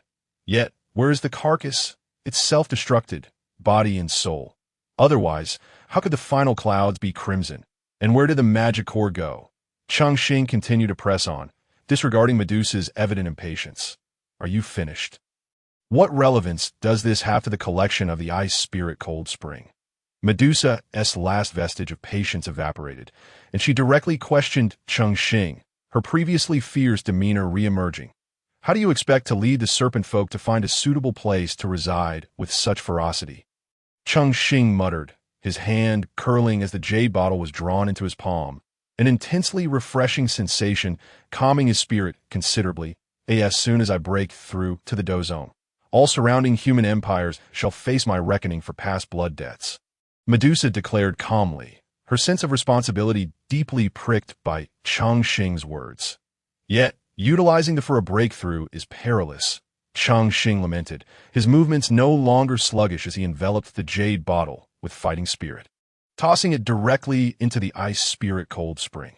The high-grade jade bottle was perfectly suited to withstand extreme temperatures, making it ideal for containing such worldly treasures. Soon, the previously empty jade bottle began to fill with the ice-cold spring.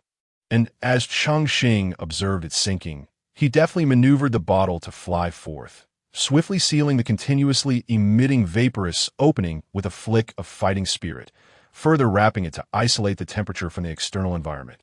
Grasping the jade bottle in his hand, he felt only a cool sensation, devoid of any other feelings. Cheng Xing smiled with satisfaction, tossing the jade bottle to Medusa, stating, "Did you see how it's done?" Medusa, with her delicate hand toying with the warm jade bottle, exhibited a glimmer of greed in her diamond-shaped pupils and could not help but praise Cheng Xing. "Well done. Now, gather these for me." Damn it. This woman truly regards herself as a queen. It's infuriating that can't she lift a finger herself? Cheng Xing thought inwardly, venting his frustrations toward Medusa. "Owe it yourself. That way, you won't accuse me of meddling later," Cheng Xing said, stepping several paces away from Medusa. Chapter 53. The greedy Medusa, clearly. Cheng Xing was unyielding to Medusa's demands, outright disregarding her haughty orders and standing by to see her act independently. Medusa, observing Cheng Xing's distance, merely shot him a sidelong glance, disdainful. "Do not presume that without your help, I cannot collect the ice spirit cold spring." Driven by her competitive spirit, Medusa withdrew over 100 jade bottles from her spatial ring. Although the quantity was considerable, Cheng Xing quickly discerned that the quality of these bottles varied significantly. Only a handful met the necessary standards. Unaware of this, Medusa imitated Cheng Xing, creating dozens of small holes in the ice wall, her hands deftly maneuvering the bottles to cool them down. Before long, the sound of cracking echoed as the bottles began to shatter. "What is happening?" Medusa's expression darkened as she watched the jade bottles explode, her mood souring. Cheng Xing, witnessing Medusa's futile attempts to crush the shattering bottles, could not suppress his amusement. "Serves you right for prodding me. Now you're left in a panic." Medusa, her face a mask of frustration, continued to replace the shattered bottles, stealing glances at Cheng Xing. But upon seeing his indifferent demeanor, she swallowed her pride and persisted in her task. However, as the leader of her kind, Medusa managed to keep supplementing the shattered bottles. Discerning the underlying intricacies as she witnessed the destruction of nearly 100 flawed jade vessels, Cheng Xing merely smirked, continuing to observe the spectacle. As time went on, Medusa's patience wore thin. Despite the bottles being mere possessions, their reckless consumption stung her heart, especially as the serpent folk seldom engaged in trade with humans. Yet for the future of her kin, such sacrifices were indeed necessary. Wrapping dozens of jade bottles with fighting spirit, Medusa watched as they were repeatedly immersed in the ice spirit cold spring, and a grave expression crossed her features as she observed the bottles gradually filling with liquid. And after confirming everything was proceeding smoothly, she let out a sigh of relief and carefully retrieved the bottles. "Tisich, just a few dozen bottles. This is trivial for," Cheng Xing remarked sarcastically, witnessing Medusa's cautious demeanor. After sealing the jade bottles, Medusa tossed Cheng Xing's earlier bottle back to him, pondering the validity of his earlier words. While rummaging through her spatial ring, she realized that only a few high-quality bottles remained. She had not anticipated the need for them before setting out, and her expression shifted subtly, revealing her inner conflict. How much ice spirit cold spring would be sufficient? Medusa's gaze darkened, her fingers gathering formidable fighting spirit, swiftly forming several swirling purple vortexes that radiated an ominous aura. Cheng Xing paid no mind to the dangerous energy coalescing at Medusa's fingertips. Instead, he tossed a jade bottle into the air, summoning a flicker of that struck the bottle. With a resounding explosion, the entire bottle of ice spirit cold spring detonated into a cloud of icy mist, the flicker of merely swaying in the air, still emanating a terrifying presence. "Medusa, we have no grievances or enmities between us. I must inform you that this, as a flame nurtured by the heavens, possesses unparalleled lethality. Suppress it with ice spirit cold spring. One must at least match its caliber."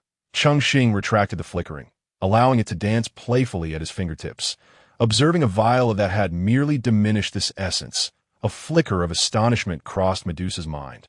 Although she had anticipated this outcome, she had grossly underestimated the power of the. This was hardly her fault, for there was indeed a rare treasure, one that countless individuals spent their entire lives trying to locate, leading many outsiders to be easily consumed by it during the process of subjugation, even if they were fortuitous enough to encounter it. Medusa remained silent, contemplating the dozens of jade vials before her. After much deliberation, her gaze fell upon the crystalline ice layer beneath the chasm, and her eyes sparkled with inspiration. With deft control, she summoned a rapidly spinning purple vortex at her fingertips, slicing through the icy walls. Despite the formidable nature of her assault, the resilient ice merely shed a few fragments. Undeterred, Medusa intensified her output, conjuring more high-speed vortexes that incessantly carved into the ice walls. Cheng Xing squinted, surmising the rationale behind her actions, and silently commended her cleverness.